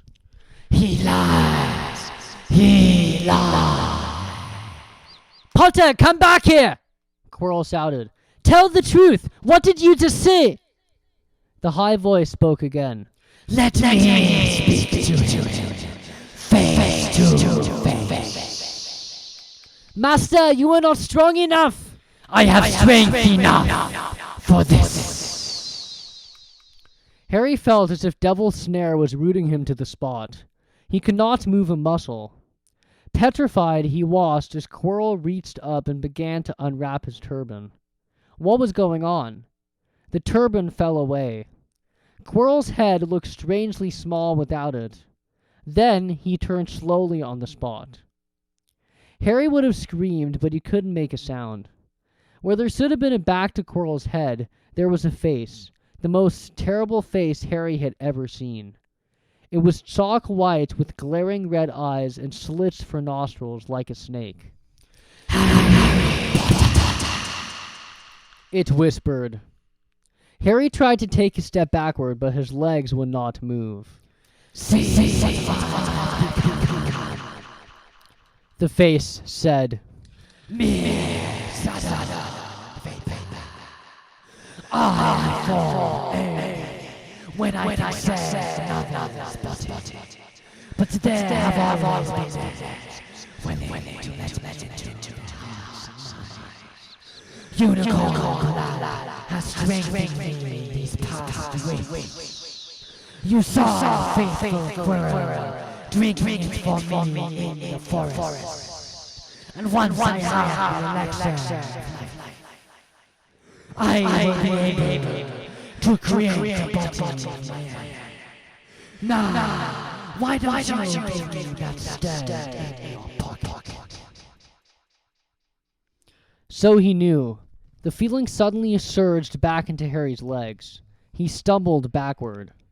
Don't be a fool, snarled the face. Better save your own life and join. Or you'll meet the same end as your parents. They died begging me for mercy. Liar! Harry shouted suddenly.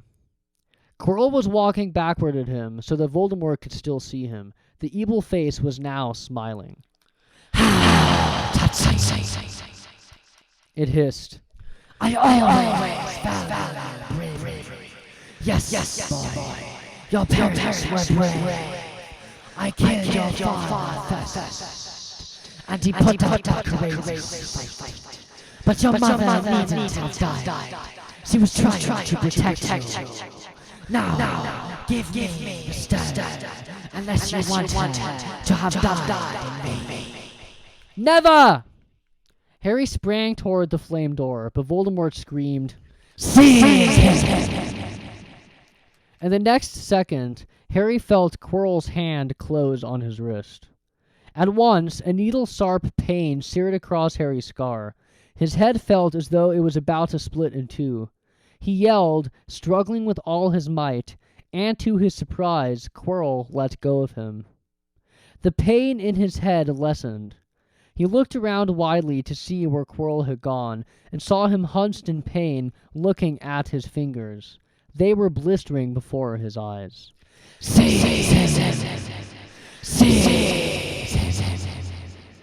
Shrieked Voldemort again, and Quirrell lunged, knocking Harry clean off his feet, landing on top of him, both hands on Harry's neck. Harry's scar was almost blinding him with pain, yet he could see Quirrell howling in agony. Master, I cannot hold him! My hands! And Quirrell, though pinning Harry to the ground with his knees, let go of his neck and stared, bewildered, at his own palms. Harry could see they looked burned, raw, red, and shiny. Then kill him, fool! Be done. Screeched Voldemort. Quirrell raised his hand to perform a deadly curse, but Harry, by instinct, reached up and grabbed Quirrell's face. Ah! Quirrell rolled off him, his face blistering too, and then Harry knew. Quirrell couldn't touch his bare skin, not without suffering terrible pain. His only chance was to keep hold of Quirrell, keep him in enough pain to stop him from doing a curse. Harry jumped to his feet, caught Quirrell by the arm, and hung on as tight as he could. Quirrell screamed and tried to throw Harry off. The pain in Harry's head was building. He couldn't see. He could only hear Quirrell's terrible shrieks and Voldemort's yells of, Kill him! and other voices, maybe in Harry's own head, crying, Harry! He felt Quirrell's arm wrenched from his grasp, knew all was lost, and fell into blackness. Down, down, down. Something gold was glinting just above him. The snitch. He tried to catch it, but his arms were too heavy. He blinked. It wasn't the snitch at all. It was a pair of glasses. How strange. He blinked again. The smiling face of Albus Dumbledore swam into view above him. "Good afternoon, Harry," said Dumbledore. Harry stared at him. Then he remembered. "Sir, the stone! It was Quirrell! He's got the stone! Sir, quick! Calm yourself, dear boy! You are a little behind the times," said Dumbledore. "Quirrell does not have the stone." "Then who does, sir? Harry, please relax, or Madame Pomfrey will have me thrown out." Harry swallowed and looked around him. He realized he must be in the hospital wing. He was lying in a bed with white linen sheets, and next to him was a table piled high with what looked like half the candy shop. "Tokens from your friends and admirers," said Dumbledore, beaming. "What happens down in the dungeons between you and Professor Quirrell is a complete secret. So, naturally, the whole school knows. I believe your friends, Misters Fred and George Weasley, were responsible for trying to send you a toilet seat. No doubt they thought it would amuse you. Madame Pomfrey, however, felt it might not be very hygienic and confiscated it." "How long have I been in here?" 3 days. Mr. Ronald Weasley and Miss Granger will be most relieved you have come around. They have been extremely worried." But, sir, the stone. I see you are not to be distracted. Very well, the stone. Professor Quirrell did not manage to take it from you. I arrived in time to prevent that, although you were doing very well on your own, I must say. You got there? You got Hermione's owl? We must have crossed in mid-air. No sooner had I reached London than it became clear to me that the place I should be was the one I had just left. I arrived just in time to pull Quirrell off you. It was you. I feared I might be too late. You nearly were. I couldn't have kept him off the stone much longer. Not the stone, boy. You. The effort involved nearly killed you. For one terrible moment there, I was afraid it had. As for the stone, it has been destroyed. Destroyed? Said Harry blankly. But your friend, Nicolas Flamel. Oh, you know about Nicholas, said Dumbledore, sounding quite delighted. You did do the thing properly, didn't you? Well, Nicholas and I have had a little chat, and agreed it's all for the best. But that means he and his wife will die, won't they? They have enough elixir stored to set their affairs in order, and then, yes, they will die. Dumbledore smiled at the look of amazement on Harry's face. To one as young as you, I'm sure it seems incredible, but to Nicholas and Perenelli, it really is like going to bed after a very, very long day.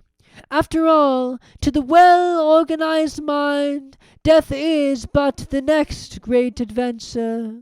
You know, the stone was really not such a wonderful thing. As much money and life as you could want. The two things most human beings would choose above all. The trouble is, humans do have a knack of choosing precisely those things that are worst for them. Harry lay there, lost for words. Dumbledore hummed a little and smiled at the ceiling. Sir, said Harry, I've been thinking, sir, even if the stone's gone, you know who. Call him Voldemort, Harry. Always use the proper name for things. Fear of a name increases fear of the thing itself. Yes, sir. Well, Voldemort's going to try other ways of coming back, isn't he? He hasn't gone, has he? No, Harry, he has not. He is still out there somewhere, perhaps looking for another body to share. Not being truly alive, he cannot be killed. He left Quirrell to die. He shows just as little mercy to his followers as his enemies. Nevertheless, Harry, while you may only have delayed his return to power, it will merely take someone else who's prepared to fight what seems a losing battle next time. And if he is delayed again and again, why, he may never return to power. Harry nodded, but stopped quickly because it made his head hurt. Then he said, Sir, there are some other things I'd like to know, if you can tell me. Things I want to know the truth about. The truth, Dumbledore sighed. It is a beautiful and terrible thing, and should therefore be treated with great caution. However, I shall answer your questions unless I have a very good reason not to, in which case I beg you'll forgive me. I shall not, of course, lie. Well, Voldemort said that he only killed my mother because she tried to stop him from killing me. But why would he want to kill me in the first place? Dumbledore sighed very deeply this time. Alas, the first thing you ask me, I cannot tell you. Not today, not now.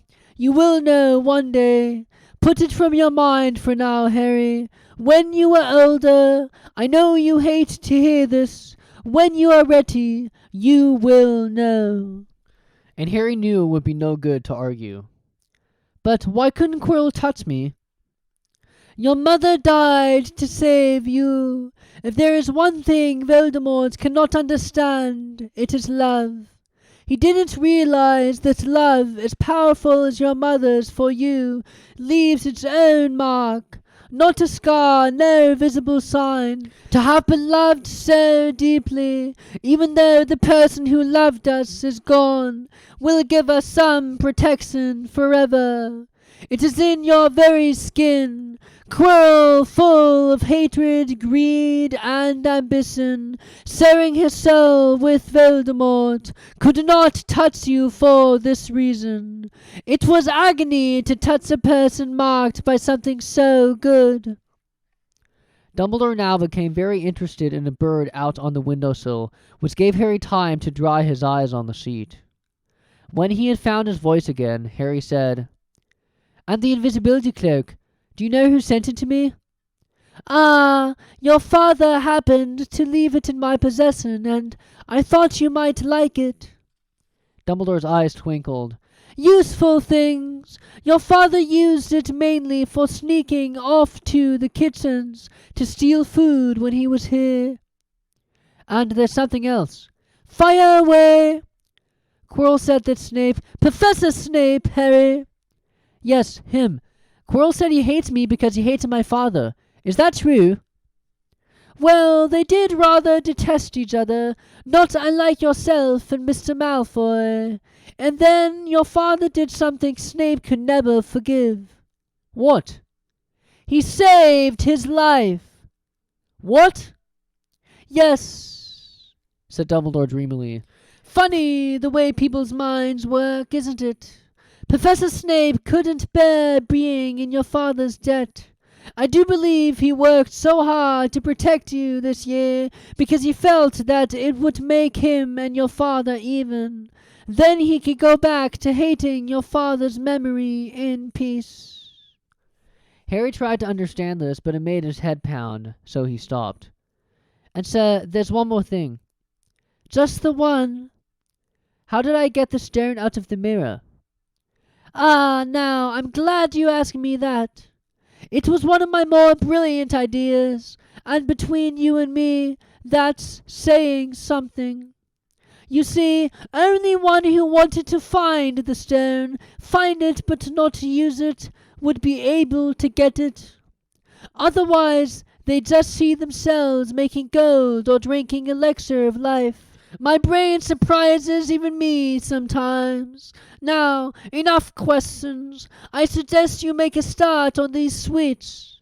Ah, Betty Bott's every flavor beans. I was unfortunate enough in my youth to come across a vomit-flavored one, and since then I'm afraid I've rather lost my liking for them. But I think I'll be safe with a nice toffee, don't you?" He smiled and popped the golden brown bean into his mouth. Then he choked and said, "Alas, earwax." Madame Pomfrey, the nurse, was a nice woman, but very strict. "Just 5 minutes," Harry pleaded. Absolutely not! "You let Professor Dumbledore in." Well, of course, that was the headmaster. Quite different. You need rest. "I am resting. Look, lying down and everything. And go on, Madame Pomfrey." Very well," she said. "but 5 minutes only." And she led Ron and Hermione in. "Harry!" Hermione looked ready to fling her arms around him again, but Harry was glad she held herself in, as his head was still very sore. "Oh, Harry, we were so you were going to... Dumbledore was so worried." "The whole school's talking about it," said Ron. "What's really happened?" It was one of those rare occasions when the true story is even more strange and exciting than the wild rumors. Harry told him everything: Quirrell, the mirror, the stone, and Voldemort.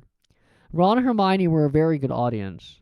They gasped in all the right places, and when Harry told them what was under Quirrell's turban, Hermione screamed out loud. "So the stone's gone?" said Ron finally. "Flamel's is going to die?" "That's what I said, but Dumbledore thinks that... What was it? To the well-organized mind, death is but the next great adventure." "I always said he was Orpheus Rocker," said Ron, looking quite impressed at how crazy his hero was. "So, what's happened to you two?" said Harry. "Well, I got back all right," said Hermione. "I brought Ron around. That took a while, and we were dashing up to the owlery to contact Dumbledore when we met him in the entrance hall. He already knew. He just said, 'Harry's gone after him, hasn't he?' and hurtled off to the 3rd floor." "Do you think he meant you to do it?" said Ron. "Sending you your father's cloak and everything." Well, Hermione exploded. if he did, I mean to say, that's terrible. You could have been killed. "No, it isn't," said Harry thoughtfully. "He's a funny man, Dumbledore. I think he sort of wanted to give me a chance. I think he knows more or less everything that goes on here, you know. I reckon he had a pretty good idea we were going to try, and instead of stopping us, he just told us enough to help. I don't think it was an accident he let me find out how the mirror worked.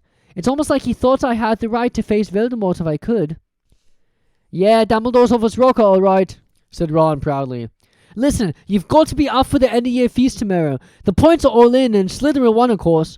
You missed the last Quidditch match. We were steamrolled by Ravenclaw without you, but the food'll be good." At that moment, Madame Pomfrey bustled over. "You've had nearly 50 minutes now. Out!" she said firmly. After a good night's sleep, Harry felt nearly back to normal. "I want to go to the feast," he told Madame Pomfrey as he straightened his many candy boxes. Can't I?" "Professor Dumbledore says you all should be allowed to go," she said sniffily, as though in her opinion Professor Dumbledore didn't realize how risky feasts could be. "And you have another visitor." "Oh, good," said Harry. "Who is it?" Hagrid sidled through the door as he spoke. As usual when he was indoors, Hagrid looked too big to be allowed. He sat down next to Harry, took one look at him, and burst into tears. "It's all my ruddy fault," he sobbed, his face in his hands. "I told the evil git how to get past Fluffy. I told him. It was the only thing he didn't know, and I told him. You could have died, all for a dragon egg. I'll never drink again, as if he'd sucked out and made to live as a muggle." "Hagrid!" said Harry, shocked to see Hagrid shaking with grief and remorse, great tears leaking down into his beard. "Hagrid, he'd have found out somehow. This is Voldemort we're talking about. He'd have found out even if you hadn't told him." "You could have died," sobbed Hagrid. "and don't say the name." "Voldemort!" Harry bellowed, and Hagrid was so shocked he stopped crying. "I've met him and I'm calling him by his name. Please cheer up, Hagrid. We saved the stone. It's gone. He can't use it. How about chocolate frog? I've got loads." Hagrid wiped his nose on the back of his hand and said, "That reminds me, I've got you a present." "It's not a stirred sandwich, is it?" said Harry anxiously, and at last Hagrid gave a weak chuckle. "Nah. Dumbledore gave me the day off yesterday to fix it. Of course, he should have sacked me instead, but anyway, got you this." It seemed to be a handsome, leather-covered book. Harry opened it curiously. It was full of wizard photographs. Smiling and waving at him from every page were his mother and father. "Sent owls off to all your parents' old school friends asking for photos. No, you didn't have any. Do you like it?" Harry couldn't speak, but Hagrid understood. Harry made his way down to the end-of-year feast alone that night. He had been held up by Madame Pomfrey's fussing about, insisting on giving him one last checkup, so the great hall was already full. It was decked out in the Slytherin colors of green and silver to celebrate Slytherin's winning the House Cup for the 7th year in a row. A huge banner showing the Slytherin serpent covered the wall behind the high table. When Harry walked in, there was a sudden rush, and then everybody started talking loudly at once. He slipped into a seat between Ron and Hermione at the Gryffindor table and tried to ignore the fact that people were standing up to look at him. Fortunately, Dumbledore arrived moments later. The babble died away. "Another year gone," Dumbledore said surlily. "And I must trouble you with an old man's wheezing waffle before we sink our teeth into our delicious feast. What a year it has been! Hopefully your heads are all a little fuller than they were. You have the whole summer ahead to get them nice and empty before next year starts. Now, as I understand it, the House Cup here needs awarding, and the points stand thus. In 4th place, Gryffindor with 312 points. In 3rd, Hufflepuff with 352. Ravenclaw has 426, And Slytherin 472. A storm of cheering and stamping broke out from the Slytherin table. Harry could see Draco Malfoy banging his goblet on the table. It was a sickening sight. Yes, well done, Slytherin, well done, Slytherin. However, said Dumbledore, recent events must be taken into account. the room went very still. The Slytherin smiles faded a little. Ahem, said Dumbledore. I have a few last-minute points to dish out. Let me see. Yes. First, to Mr. Ronald Weasley. Ron went purple in the face. He looked like a radish with a bad sunburn. For the best played game of chess Hogwarts has seen these many years, I award Gryffindor 50 points. Gryffindor cheers nearly raised the bewitched ceiling. The stars overhead seemed to quiver. Percy could be heard telling the other prefects, My brother, my youngest brother, got past McGonagall's science chess set. At last there was silence again. Second, to Miss Hermione Granger. For the use of cool logic in the face of fire, I award Gryffindor House 50 points. Hermione buried her face in her arms. Harry strongly suspected she had burst into tears. Gryffindors up and down the table were beside themselves. They were 100 points up. Third, to Mr. Harry Potter, said Dumbledore. The room went deadly quiet. For pure nerve and outstanding courage, I award Gryffindor House 60 points. The din was deafening. Those who could add up while yelling themselves hoarse knew that Gryffindor now had 472 points, exactly the same as Slytherin. They had tied for the House Cup. If only Dumbledore had given Harry just one more point. Dumbledore raised his hand. The room gradually fell silent. They're all kinds of courage, said Dumbledore, smiling. It takes a great deal of bravery to stand up to our enemies, but just as much to stand up to our friends. I therefore award 10 points to Mr. Neville Longbottom. Someone standing outside the Great Hall might well have thought some sort of explosion had taken place. So loud was the noise that erupted from the Gryffindor table. Harry, Ron, and Hermione stood up to yell and cheer as Neville, white with shock, disappeared under a pile of people hugging him. He had never won so much as a point for Gryffindor before. Harry, still cheering, nudged Ron in the ribs and pointed at Malfoy, who couldn't have looked more stunned and horrified if he just had the body bind curse put on him. Which means, Dumbledore called over the storm of applause, for even Ravenclaw and Hufflepuff were celebrating the downfall of Slytherin. we need a little change of decoration. He clapped his hands. In an instant, the green hangings became scarlet and the silver became gold. The huge Slytherin serpent vanished, and a towering Gryffindor lion took its place. Snape was shaking Professor McGonagall's hand with a horrible, forced smile. He caught Harry's eye, and Harry knew at once that Snape's feelings toward him had not changed one jot.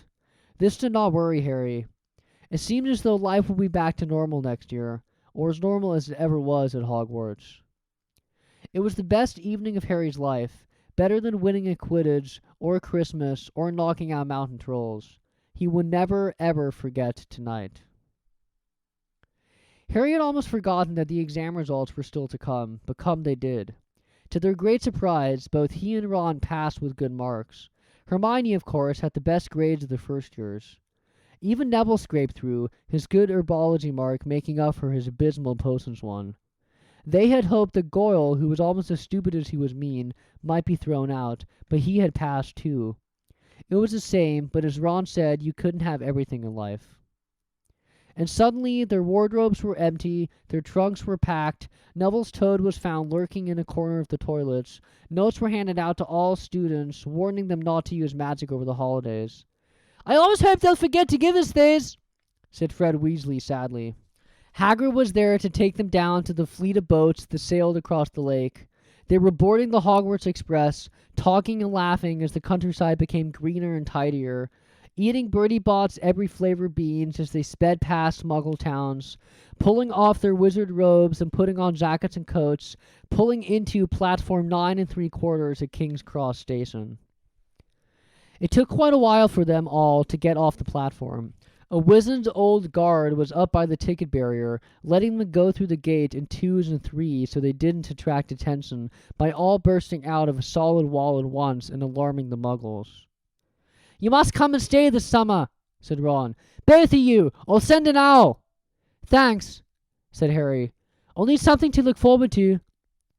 People jostled them as they moved forward toward the gateway back to the Muggle world. Some of them called, "Bye, Harry! See ya, Potter!" "Still famous," said Ron, grinning at him. "Not where I'm going, I promise you," said Harry. He, Ron, and Hermione passed through the gateway together. There he is, Mum! There he is! Look! It was Ginny Weasley, Ron's younger sister, but she wasn't pointing at Ron. "Harry Potter!" she squealed. "Look, Mum! I can see! Be quiet, Ginny, and it's rude to point!" Mrs. Weasley smiled down at them. "Busy here!" she said. "Very," said Harry. "Thanks for the fudge and the sweater, Mrs. Weasley." "Oh, it was nothing, dear." "Ready, are you?" It was Uncle Vernon, still purple-faced, still mustached, still looking furious at the nerve of Harry, carrying an owl in a cage on a station full of ordinary people. Behind him stood Aunt Petunia and Dudley, looking terrified at the very sight of Harry. "You must be Harry's family," said Mrs. Weasley. "In a manner of speaking," said Uncle Vernon. "Hurry up, boy, we'll have a good all day." He walked away. Harry hung back for a last word with Ron and Hermione. "See you over the summer, then." "Hope you have a good holiday," said Hermione, looking uncertainly after Uncle Vernon, shocked that anyone could be so unpleasant. "Oh, I will," said Harry, and they were surprised at the grin that was spreading over his face. "They don't know we're not allowed to use magic at home. I'm going to have a lot of fun with Dudley this summer."